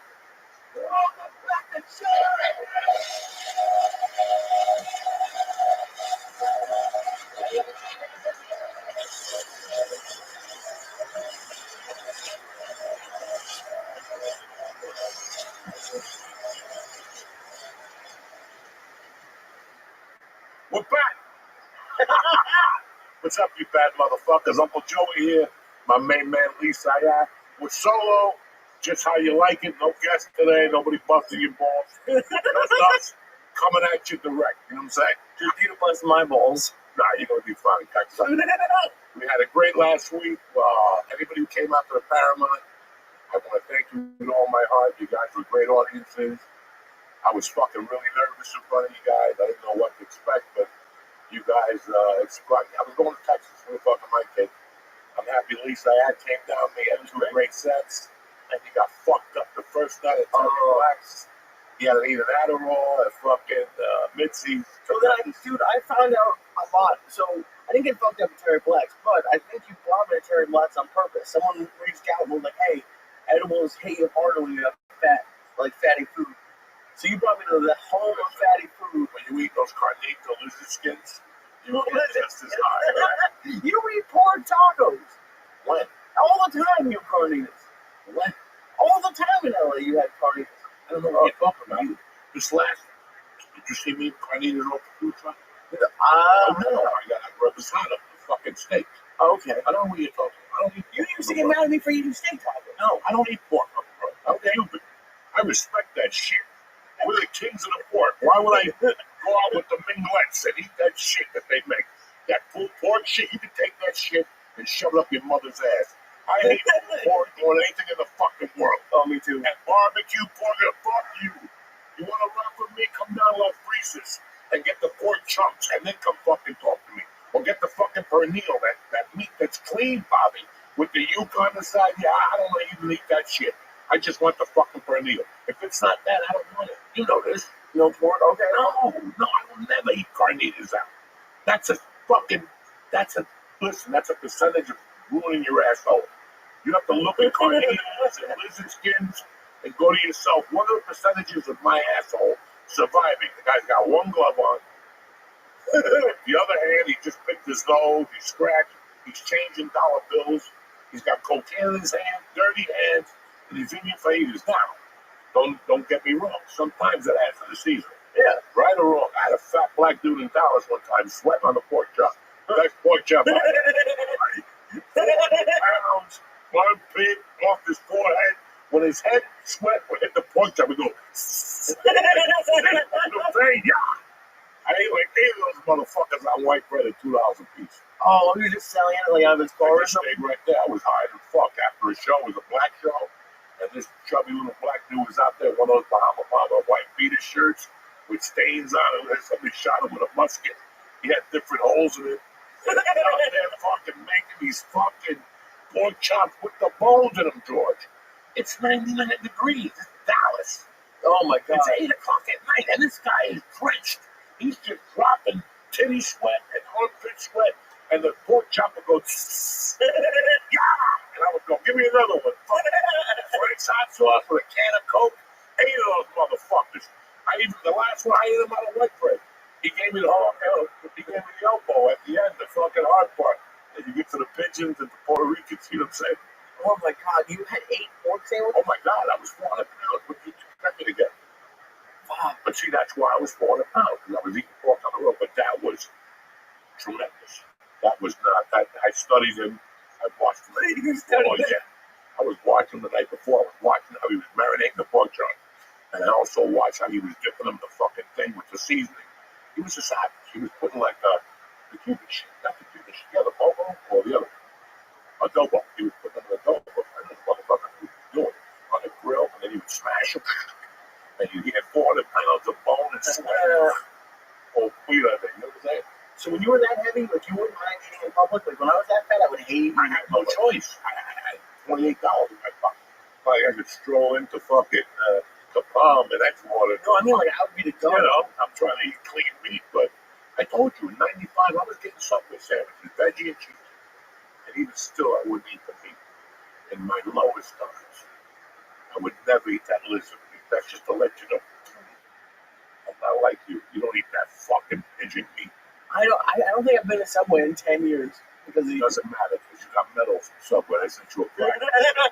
You were a pedophile, that motherfucker that's still in jail. Oh Jesus! That motherfucker's still in jail. Last time I heard about him, he's getting like super fat again. Like, he's getting super fat because he carbs. You think they give you fucking lean meat in prison? Oh, I heard it like it was like honey buns. Like he's going. Oh yeah, and he's sucking dick. They're raping him in there. He's getting beat up. Remember an article came out like 3 years ago. He's getting beat up like the first month. He had a black eye and shit. Yeah. Oh yeah, they got it. Once they know you're a pedophile, they give it to you. When somebody finds out, they suck between every place you go. They're gonna fuck you. That's I'm for that. But like, how do they make that rule? They're like, okay, pedophile, we're gonna kill you. You killed 30 people, but you're cool. Like, I don't get what the rules. You kill 30 people, they put you on the death sentence, right? Or life in prison. If you get the death sentence, you get exhausted with appeals. Right. And someday you'll have to face the music, but by that time it might be 18 fucking years. So you can buy yourself 18 years. A pedophile, unless somebody dies, they just put you in jail. They do that liquid castration. Oh shit. Give you those pills to knock your dick off so you don't get hurt. I don't know. Right. I don't know. So I just heard about this maybe 2 or 3 years ago. That some prisons give you, if you have a long sentence, they give you medication to, no, not smoking. It's something to fuck. It's chemical castration. Yeah. Chemical castration. So the time you're done, you'll never bother nobody. By that time, Dude, it's crazy. Did you see that they're executing people now with like the firing squads, like guns? Where? In America, a couple of like over the last couple of months, there's been a couple of people who've chosen firing squad. That's fun. I mean, what the really? Let's say you shoot somebody, right? And you get the chair. You ever go see what happens here in the chair? Yeah. And if the chair don't work, you still half alive, your eyeballs hanging, and they're like, shoot him. They're giving you all this shit for your heart. I rather listen. That's the best way to go. Somebody says, listen, you got to go in the morning. Pick your poison, cyanide, fucking whatever. You like that? You walk out there, they raise the flag. There's a guy behind you, a little drunk. They put you to the wall. They take the mask off you. You have the thing around your head. They do last request. Do you like a cigarette? Yeah, they give you a little cigarette, right? Whether you smoke or not, you take the cigarette. You know what I'm saying? Oh, yeah. You kill an extra 3 times. That's extra 3 minutes. You're out there with you smoke that cigarette to the fucking filter. You got another one? No, just one cigarette and shit. Then they put a blindfold on you. It's not like you're watching the guy shoot you. If they put the blindfold on, they just start praying. Holy Mary, Mother of God, pray for. And you move. That's it. You're dead. That's the way to go. But you want to be sitting in a place, you fucking pray, and then they put a mask on you, and they shoot. Why are we talking about this? Who's going to the chair? I'm thinking, why are we going to the chair? I didn't even do nothing. That's where I felt like I was going on a Wednesday in fucking Austin. Dude, that was the highest I've been in my life. We had 200 milligrams and 2 coconuts. So I had 300 milligrams, and he was fucking falling asleep next to my friend. I was talking to my friend, and he was like, and finally, thank God, she's a savage. She was weak. Taking that of him. I was scared. After that, he was drinking fucking, what was he drinking? Maker's Mark and Taik. He had like 2 of them. He's like, I'm going to go home. Okay, let's go home. I had some fun with that. Stop. You had 1 or 2 for that fuck. How much did you have? You actually had some margaritas. I forgot about that. You never drink. Never. I was popping spicy margaritas, good tequila. And you saw me walk out there. Alcohol does not affect. It's not. Saturday night, I had to meet somebody. I was sitting there for 2 hours. My brother go, fuck, give me a margarita. And I drank it on the way home. I had to think about it for a bit. I fucked up. I'm like, not at all. In fact, I even tried cutting the lines just to fuck with people. In case there was a helicopter up there or something. You know what I'm saying? But that was a lot of fun. That was dude, because I've been, like, Austin was the first place I ever did anything on the road. You let me do, like, 3 minutes on a late show at the old Cat City. And I was so fucking nervous that after I got off stage, my legs shook. I had to lean against the wall. My legs shook for like 10 minutes. I just couldn't deal with the adrenaline that I had. And then I've been back a couple of times, but it was the biggest room I've ever done.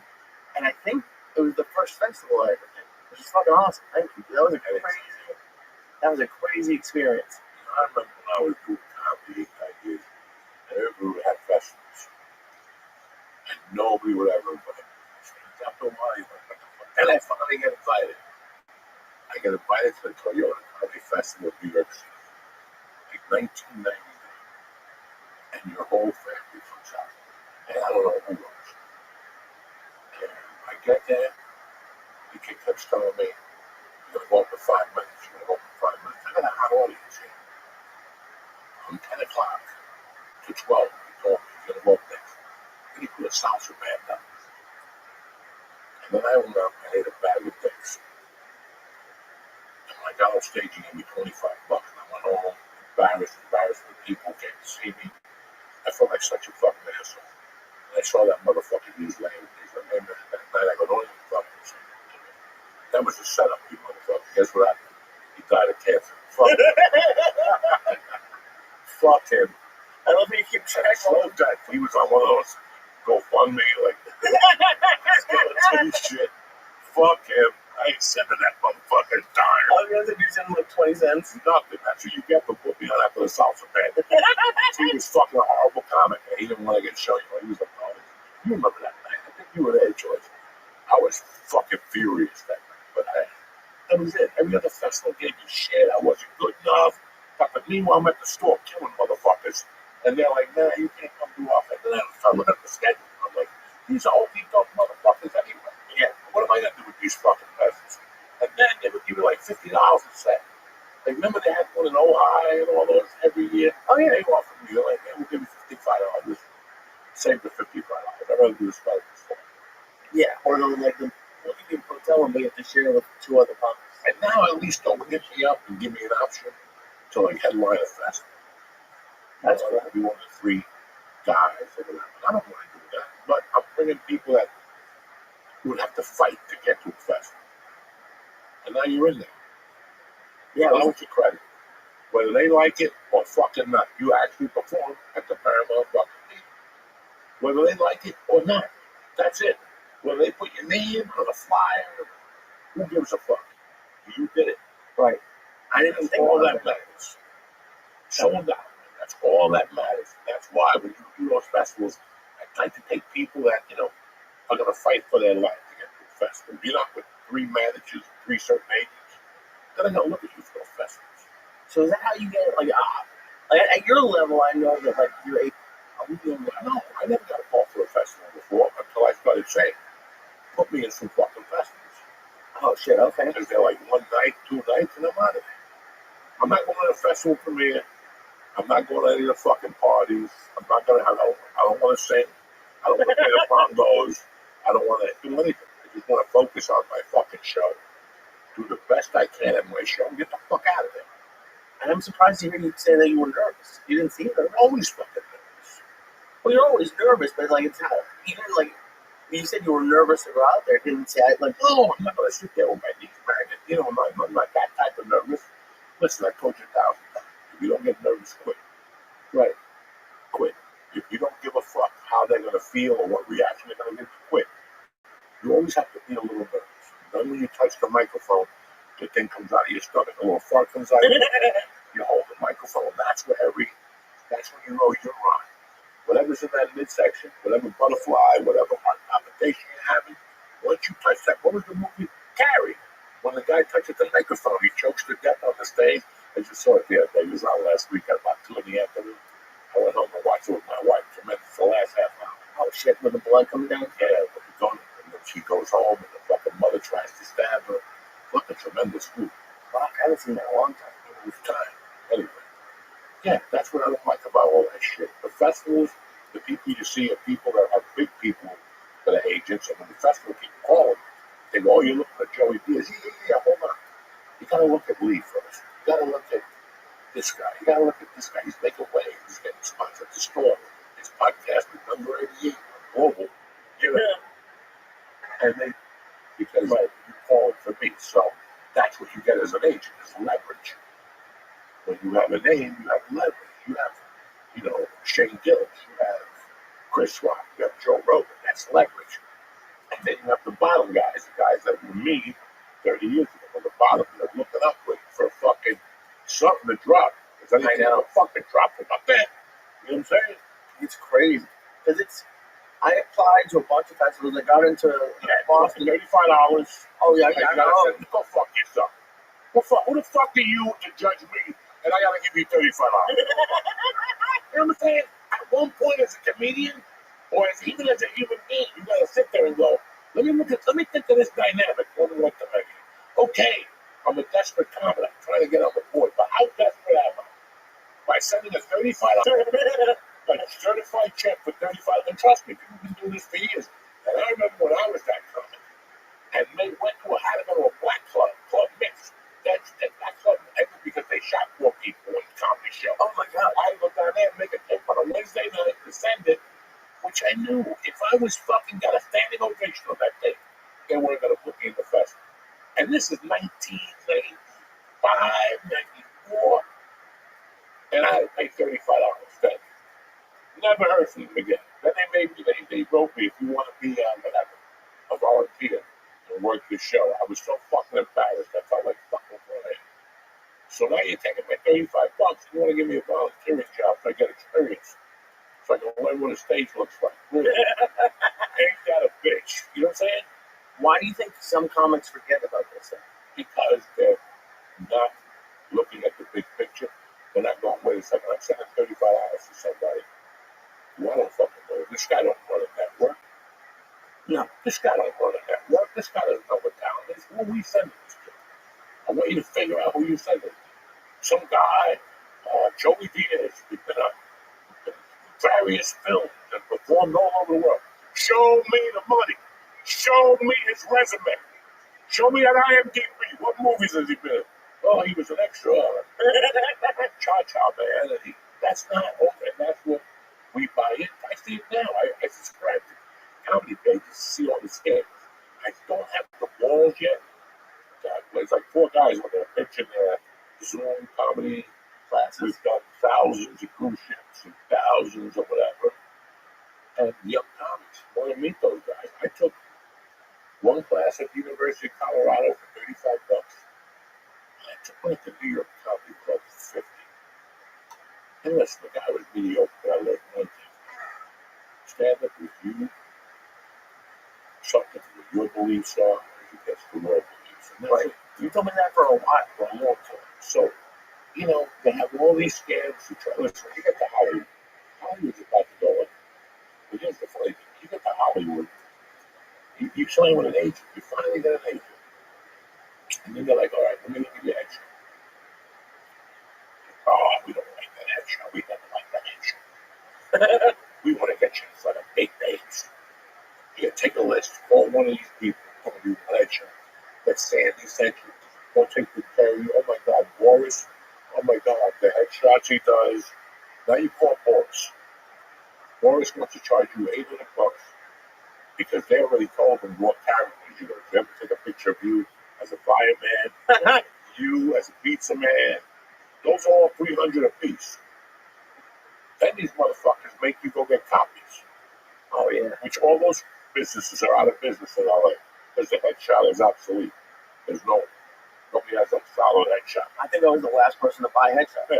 And you still have to throw them away. Oh, I threw them away when I left LA. I threw away boxes of them. I got still some headshots left, but they're fucking useless. They're 30 years ago. So then they get you there. Then you get a commercial in. And they're like, we love your look.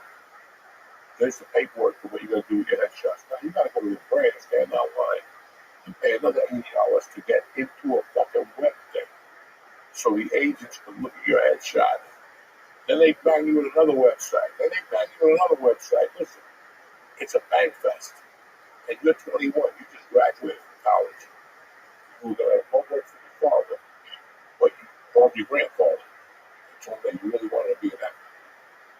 You and your friends used to jerk off by Saturday Night Live and thought it was the best thing you ever watched. Now you got your grandfather's like, okay, I'll give you my inheritance early. And he gives you like $100 grand. And you got a house. You fall for all the scams. They see you from breathing exercises for acting, how to move and balance and acting. It is unfucking real. Oh, dude, like a year before we left LA, I did a commercial acting class. And I did it, and then this commercial agent reached out to me. I went down to his office, and I swear to God, I can't remember. Zurich. Maybe. Zulik or something like that, yeah. Dude, I was in the waiting room, and there was a little person in his office, a girl, and he calls me, and he goes, and this was when I was over 300 pounds. And he looked straight at me, he's like, yeah, I think we're going to do good things. The only other fat guy I have is a ginger that scares people. So he was all he did was look on that website for like weird looking. He had the little person, he had the fat guy. Yeah. That was all he had, was just weird people. And that, like, it was, and I still I got more auditions when I left LA. He still sends me emails somehow. Remember he sent you for the show as the fat guy that you wouldn't do. I want to go for $300. Oh, I didn't. Dude, and I'm like, go, you sort of set your career on fire. And he's like, I don't want to go for $300. I moved. I was in Massachusetts. I got an email to fly to LA to audition to be the fat guy, like dancing on Tosh.0, like tomorrow. They were like, you gotta be here tomorrow. And I was like, no, I don't want to be the fat guy dancing. And I'm not gonna fly there to probably not get it either. Oh my God, I had never experienced that. Like I went to like 3 auditions, and it was like how whenever you hear about auditions on like podcasts, like, oh, you go and there's 80 of you in a room. I went and there were 20 of me, and it was scary. And they were like, because you were supposed to be like outside in your pajamas getting the newspaper, and so all the other guys were. It was not. I think that was rock bottom for me. Just realizing what I looked like. That's not you too. Oh, it was all on you. Yeah, that's a fucking nightmare. That's why I keep you there all day for like 500 cash. But dude, I was talking with someone recently about when I met you. I was there editing reality TV, and literally, I think a week before I left my job, and we just did this full time, I went to a meeting to join the editors union. And like, it's crazy, dude. In another life, like I'm 600 pounds in LA, either dead or editing. Like it was crazy, like where my life almost went. And yeah, dude, they scammed me there. When I was editing, I got a call one day to edit the poker TV shows, not the big one, like the small one. They wanted to give you like $800 a week, and then they can use you. This was the best. They said, listen, you know how every other job you work 5 days a week? Here, you have to agree to work Saturdays, but we almost never ask you to do it, which means they ask you to do it every week. Yeah. 6 days a week for 8, and I have to pay the dues, like you have to pay the dues. I would have been crazy. It was wild. It's wild how that happened. It's crazy how you go to school for something Yeah. and you get there with same what I signed up for. I was looking for the bitches. Oh yeah. The chicks in bikinis and shit. Going on there. In my mind, I thought I was going to be editing like Scorsese's. Like that was my dream. To, like, edit like a fucking cool movie. And I got to do some really cool TV shows. But it was the peak of what I was going to do was reality TV. And now I'm talking to people and like they're not even getting that. They're getting like you're editing someone's YouTube channel. Like that's what I would have done in school, made all those college zones back for to be some YouTube, and you can make a good living doing it, and there's nothing wrong with it. But that's not what my dream was. It's crazy what they sell you out there. And now it's just going down. That's it. Production companies are moving on. People are working for tax breaks in other states. They have to get our state to agree like a 5-year tax break, and that state's going to fucking blow the fuck out. Oh yeah. And every state does it for about 2 years. Mm-hmm. And they go, we can't do this no more. That's the end. That's it. Houses dry up, jobs dry up. We need a state that will do it, just like California. What happened to California was it got so expensive to shoot in California. Mm-hmm. Say this to me again. It's like you told me it's too expensive in Detroit to build a car there. You know what I'm saying? That's what happened in California. That's why at production, listen, when I got there, bro, there was always auditions. There was this, there was that. It was kind of a joy. I had more options. On Fridays, I would have to snort coke. I would have to snort coke from all the movies I auditioned for and the commercials. I was hanging. I couldn't wait till Monday now to find out. Maybe Sunday night. It's Friday. I don't have any fucking money. I gotta pay the rent. It was stressful. That came in the fucking sit there all week and wait. So Right. And then it just ended. After 2007, whatever happened in 2007, that was the end. That was the end. When like the economy crashed. Listen, I fucking did great 2000 to 2005. My career went down after the longest yard came out. But usually, most people go up. Mine went stutter. It just fucking stayed there flat. From 2000, I shot 20 fucking things on TV, movies, Taxi, and this. Then I was shooting these short films, these fucking low budget things. And then I started picking up steam. I got sober, and I'm like, oh shit. And all of a sudden today, I'm in fucking Sacramento. And I'm opening up to Gabriel. But Gabriel's coming on Friday. But they wanted us there all week. So it was me and another comedian. We're going to work Wednesday and Thursday. And then open for Gabriel. This is like the craziest week ever. Fucking Wednesday morning radio. I got into an argument with the other comic. We almost went to balls right on radio. On morning radio? We were going to go outside and fuck it up. And the manager had to go in there, the radio staff. So we did the show Wednesday night. I didn't like what was going on. Fucking Thursday, I go to Red Lobster to eat lunch because it was right next to that hotel. And I get a fucking call. And it's an agent, a friend of mine, like, oh, Greg Garcia is looking for you. I'm like, are you fucking sick? What? Realize he's got to move. My name is Earl.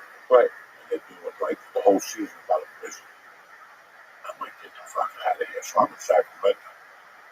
And I go, what time I got to be there? They go, you can be there by 1. So I said, fucking, I'll be there. I did that last show Thursday. Friday morning, I woke up 6 a.m. flight to LA. Walked in that room, had a laughing. Walked it before I even got to the airport to come back. And at the airport, I got a call already. It was Roman telling me, listen, what are you doing this weekend? Because Harvey got a commercial. Come to San Francisco to college to do 5 shows. I was like, fuck it, I'm on the plane, cocksucker. That's wild. So I came all the way down, did the 2 shows with them, and then I did 5 shows up there, and I booked Greg Garcia. So now, he's fucking calling me at 4 in the afternoon. Greg Garcia, what are you doing? I got a scene for you to come on down. We were an hour away. That's how it was. Once or twice, they actually called me and gave me a call sheet. I said, you have to be here tomorrow at 1 in the afternoon. First time I showed up to that set, Zero fucks were given. I was sober from coke, but I was smoking weed like a fucking soldier. And you guys will never see this. Find the shirt. Find the picture with me with a weed thing on my shirt. Right. I'm not a fucking poster child. I smoke weed. I don't have to fucking advertise it. That's my belief since I was a kid. Right. But somebody gave me a shirt from a weed store. They gave it to me, and God rest his soul, Ralphie. They actually went on their way and made Ralphie like a 7X, and they made me like a 4X because I was big. Right. They made me a 4X, but once you watch it, you just felt your body. There's not too many shirts that do that. You know that one or two shirts you have that just, you go, damn, this shit's looking tight. Yeah, I love those shirts. You know what I'm saying? And from the side, you're still a fat fuck. From the front, at a certain angle, your shit is smooth. You look like fucking, Superfly walking a dog. Like that type of shit. Oh, yeah. But I love this shirt. It just felt good. The guy spent money on it. It had like a big weed thing. It had camouflage shorts on. I went on the set of this. I usually walk on the set. People don't say dick. As soon as I walk on that set, people turn around, look at me at the shirt, and go, yeah. I'm in there 8 minutes. I'm like, oh, these motherfuckers are smoking weed on the set. Oh shit, I went right into my green room, fucking rolled up a bone. They had a little vent, a little fucking thing. Then over there fucking puffing. They knock on the door, Joey, you're on the fuck, go in there. Then they put me in a prison suit. That was the prison thing. I remember, so I did 1 episode of the book. And then he would just call me and go, Joey, come on down. I want to get in the scene. Don't worry, you're going to get paid. Don't worry. Then we go down there. Then he called me, what's your comedy schedule? After the 2007, I go, or 2008, I go, I'm wide open. I just got weekends with Roby. He goes, we're going to shoot 13 more episodes in that fucking prison. I'm like, oh, shit. And in my mind, I'm like, I'm going to be on TV doing pilot season, which never fucking happens. That means people are going to pick their pilots and they're watching you on NBC on some show. You might be recurring on or something. It was perfect. And the fucking strike came. And that was the end of that. And did you at all think like maybe when the strike's over they'll just pick you back up? I knew that was the strike. The strike went on for a few months. By the time they got everything back together, that changed the story and people had moved on. How many people do you think like there must be hundreds of people who have stories like that, like they could have been the next big fucking anything, but then something happened. Have you ever seen the Green Book? Yeah. Remember the beginning when they stole that guy's hat? He was at the club and somebody stole his hat. Yeah. Greenville Morrison brings his hat back. That dude was one day from being one of the biggest fucking stars in Hollywood. Holy shit. One day. He was the original character of John Johnson. They had put him on retainer, $750,000 with the series went, everything.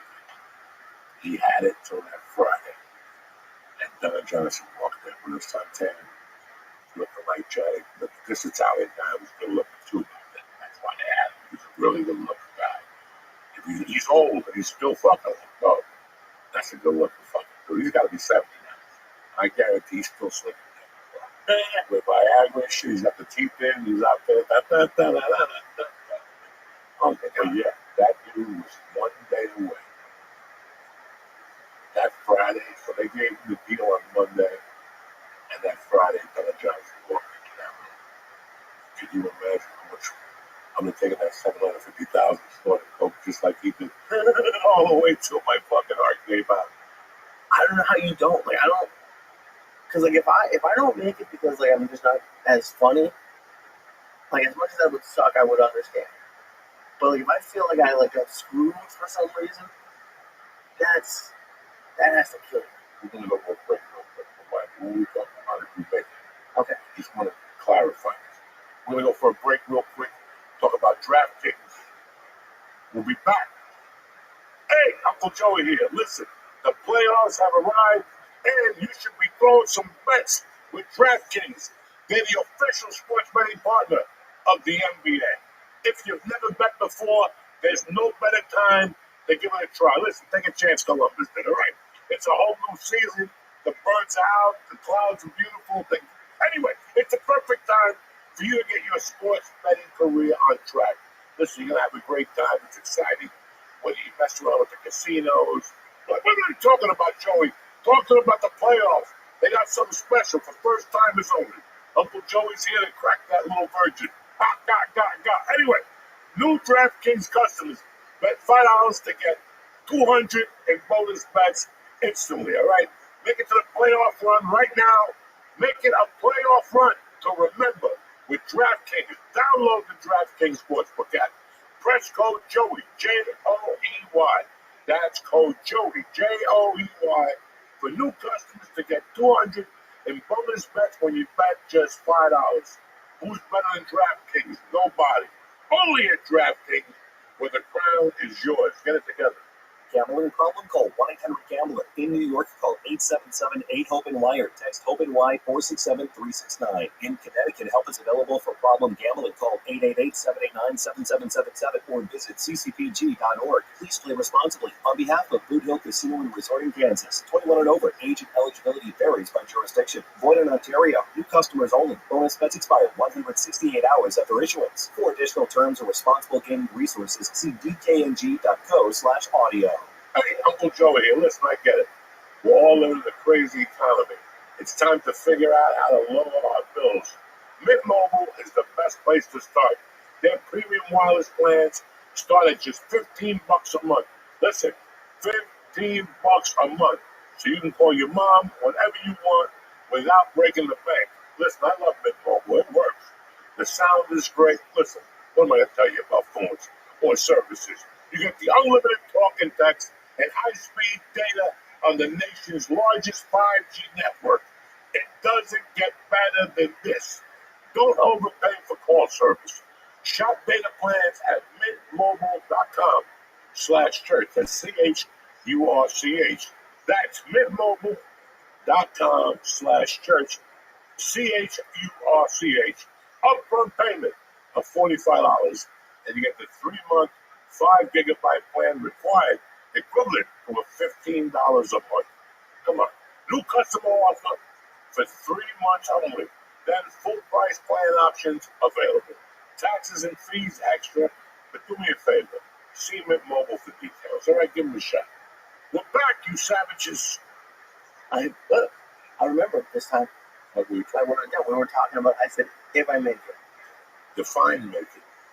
Because I'm sick and tired of hearing make it or be a millionaire or no, people throw that out to the fucking wilderness. I know exactly what I want right now. Okay, what do you I want to have the ability to do any comedy club in the country. I want to be on the road between as much as I want to be.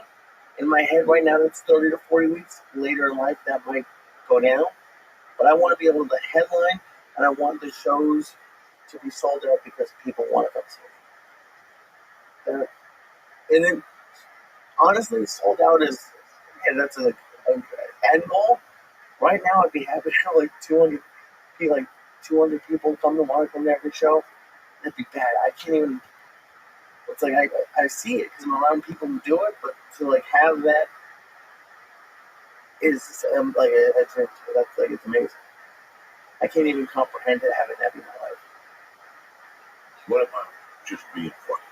I would love to just be funny, but the reason I talk about it like professionally is like that's what I was saying before. If I don't make it, I don't think I'd ever stop. But my goal is to make my living doing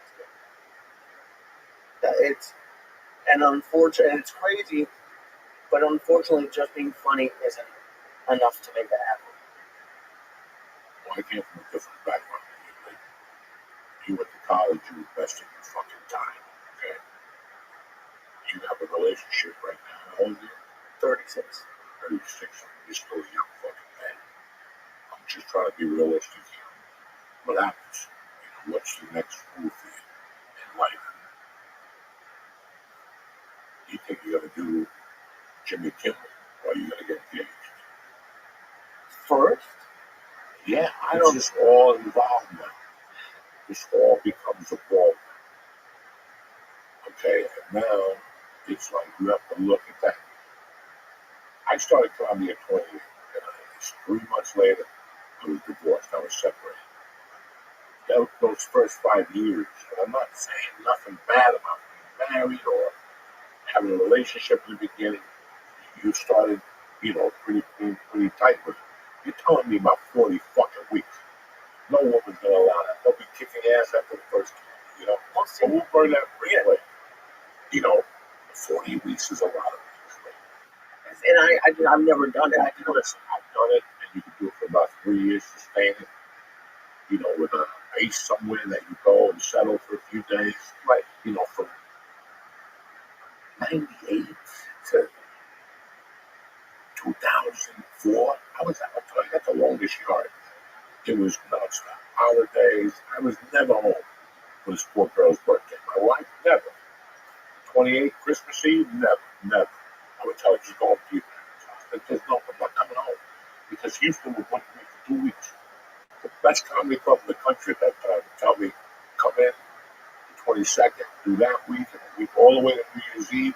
And then New Year's, I bring in Jim Gaffigan, and I would shoot to the comedy store. It's like I didn't lose a fucking thing. That's awesome. You follow? And then I would work that, and I would always be done. For me also, it was mixed an addiction. I knew that I could go on the road and go into deep places, and nobody would see me like the people right in front of me. You know what I'm saying? Right. That's the best way to disappear. And that's the thing is I don't want to disappear. So when I say, honestly, that was my goal, like even before I moved to New York. Now that I'm here, part of those, and I'm just 40 weeks I've only left. I think I did like 30 something last year. I want to live in New York. I never want to leave here. So if some of those weeks means I'm doing 2 spots a night at major clubs in New York, that would be amazing too. When I was 36, it was 1999. I was living with Ralphie, I would live with Gavin, I would live wherever was out of town, that's who's badass now. There was always somebody out of town. You know what I'm saying? Right. And I was just, in those days, it was so crazy, nothing was important. Like by 99, I was gone, like not on drugs, gone. Like I was overstimulated. Like I didn't have an apartment. It was like being homeless and being a comic. So if I wasn't home at night, sleeping on Josh's couch or something to do with that, I was somewhere right with somebody. I was at the front of the store with your t-shirt off, stealing sodas from the store. You improvise. But what I'm trying to say, it was like going to a 6-week training camp for me in those days. But it all ended with cocaine or somebody's couch, not having money, waking up in the morning. There used to be a gas station on Sunset. You would have loved it. Right? Since I'm a professional, there's a gas station on Sunset across from where the old Denny's was, where they put that restaurant that was kind of Jewish. They were from Israel. They had the bread. Yeah, the Israeli food, the Mediterranean food. Yeah, right. There you go. That used to be a fucking Denny's. That was the worst Denny's in America. Rock and roll Denny's. Everything on that block is called rock and roll. Yeah. Rock and roll supermarket, they're rock and roll because, dog, it's a party. Friday night, that supermarket before 3 o'clock, you walk in there, you don't know who you're going to see. When I first moved there, I saw the kid with the bandana with bald, Poison. I saw him one night, like at 3:45. But every time they closed the bar at 2 o'clock, Rock and Roll Ralph sells booze by the gallon, dog. And all you had to do was sit out there 20 to 2 just to see the motherfuckers that came in last minute. So that extended over to Rock and Roll Denny's. I remember one night having Rock and Roll Denny's joints. I got no fucking dough. I got $12, $13. I don't have to lie to nobody. It's 19. No, it's like 2001. And this is the last $20 I got before I go to Kennedy Airport, coming to New York City to audition for Analyze That on my birthday. And I go to Denny's that night, fucking starving. I mean, I'm so lit there. Maybe at like a waitress or something. It's about 1 in the morning and I'm eating. I'll never forget 2 eggs with that fucking ham and toast. And they give you those artificial potatoes chopped up. I don't know what they call them. And I get like the iced tea. I'm sitting there minding my business. And dog something slides into me. And I'm eating it. What? And it's a fucking white girl. Pretty, but all cracked up. This can only happen to me at Howard. All cracked up. Bruises on her thighs. And she's picking up her dress to show me a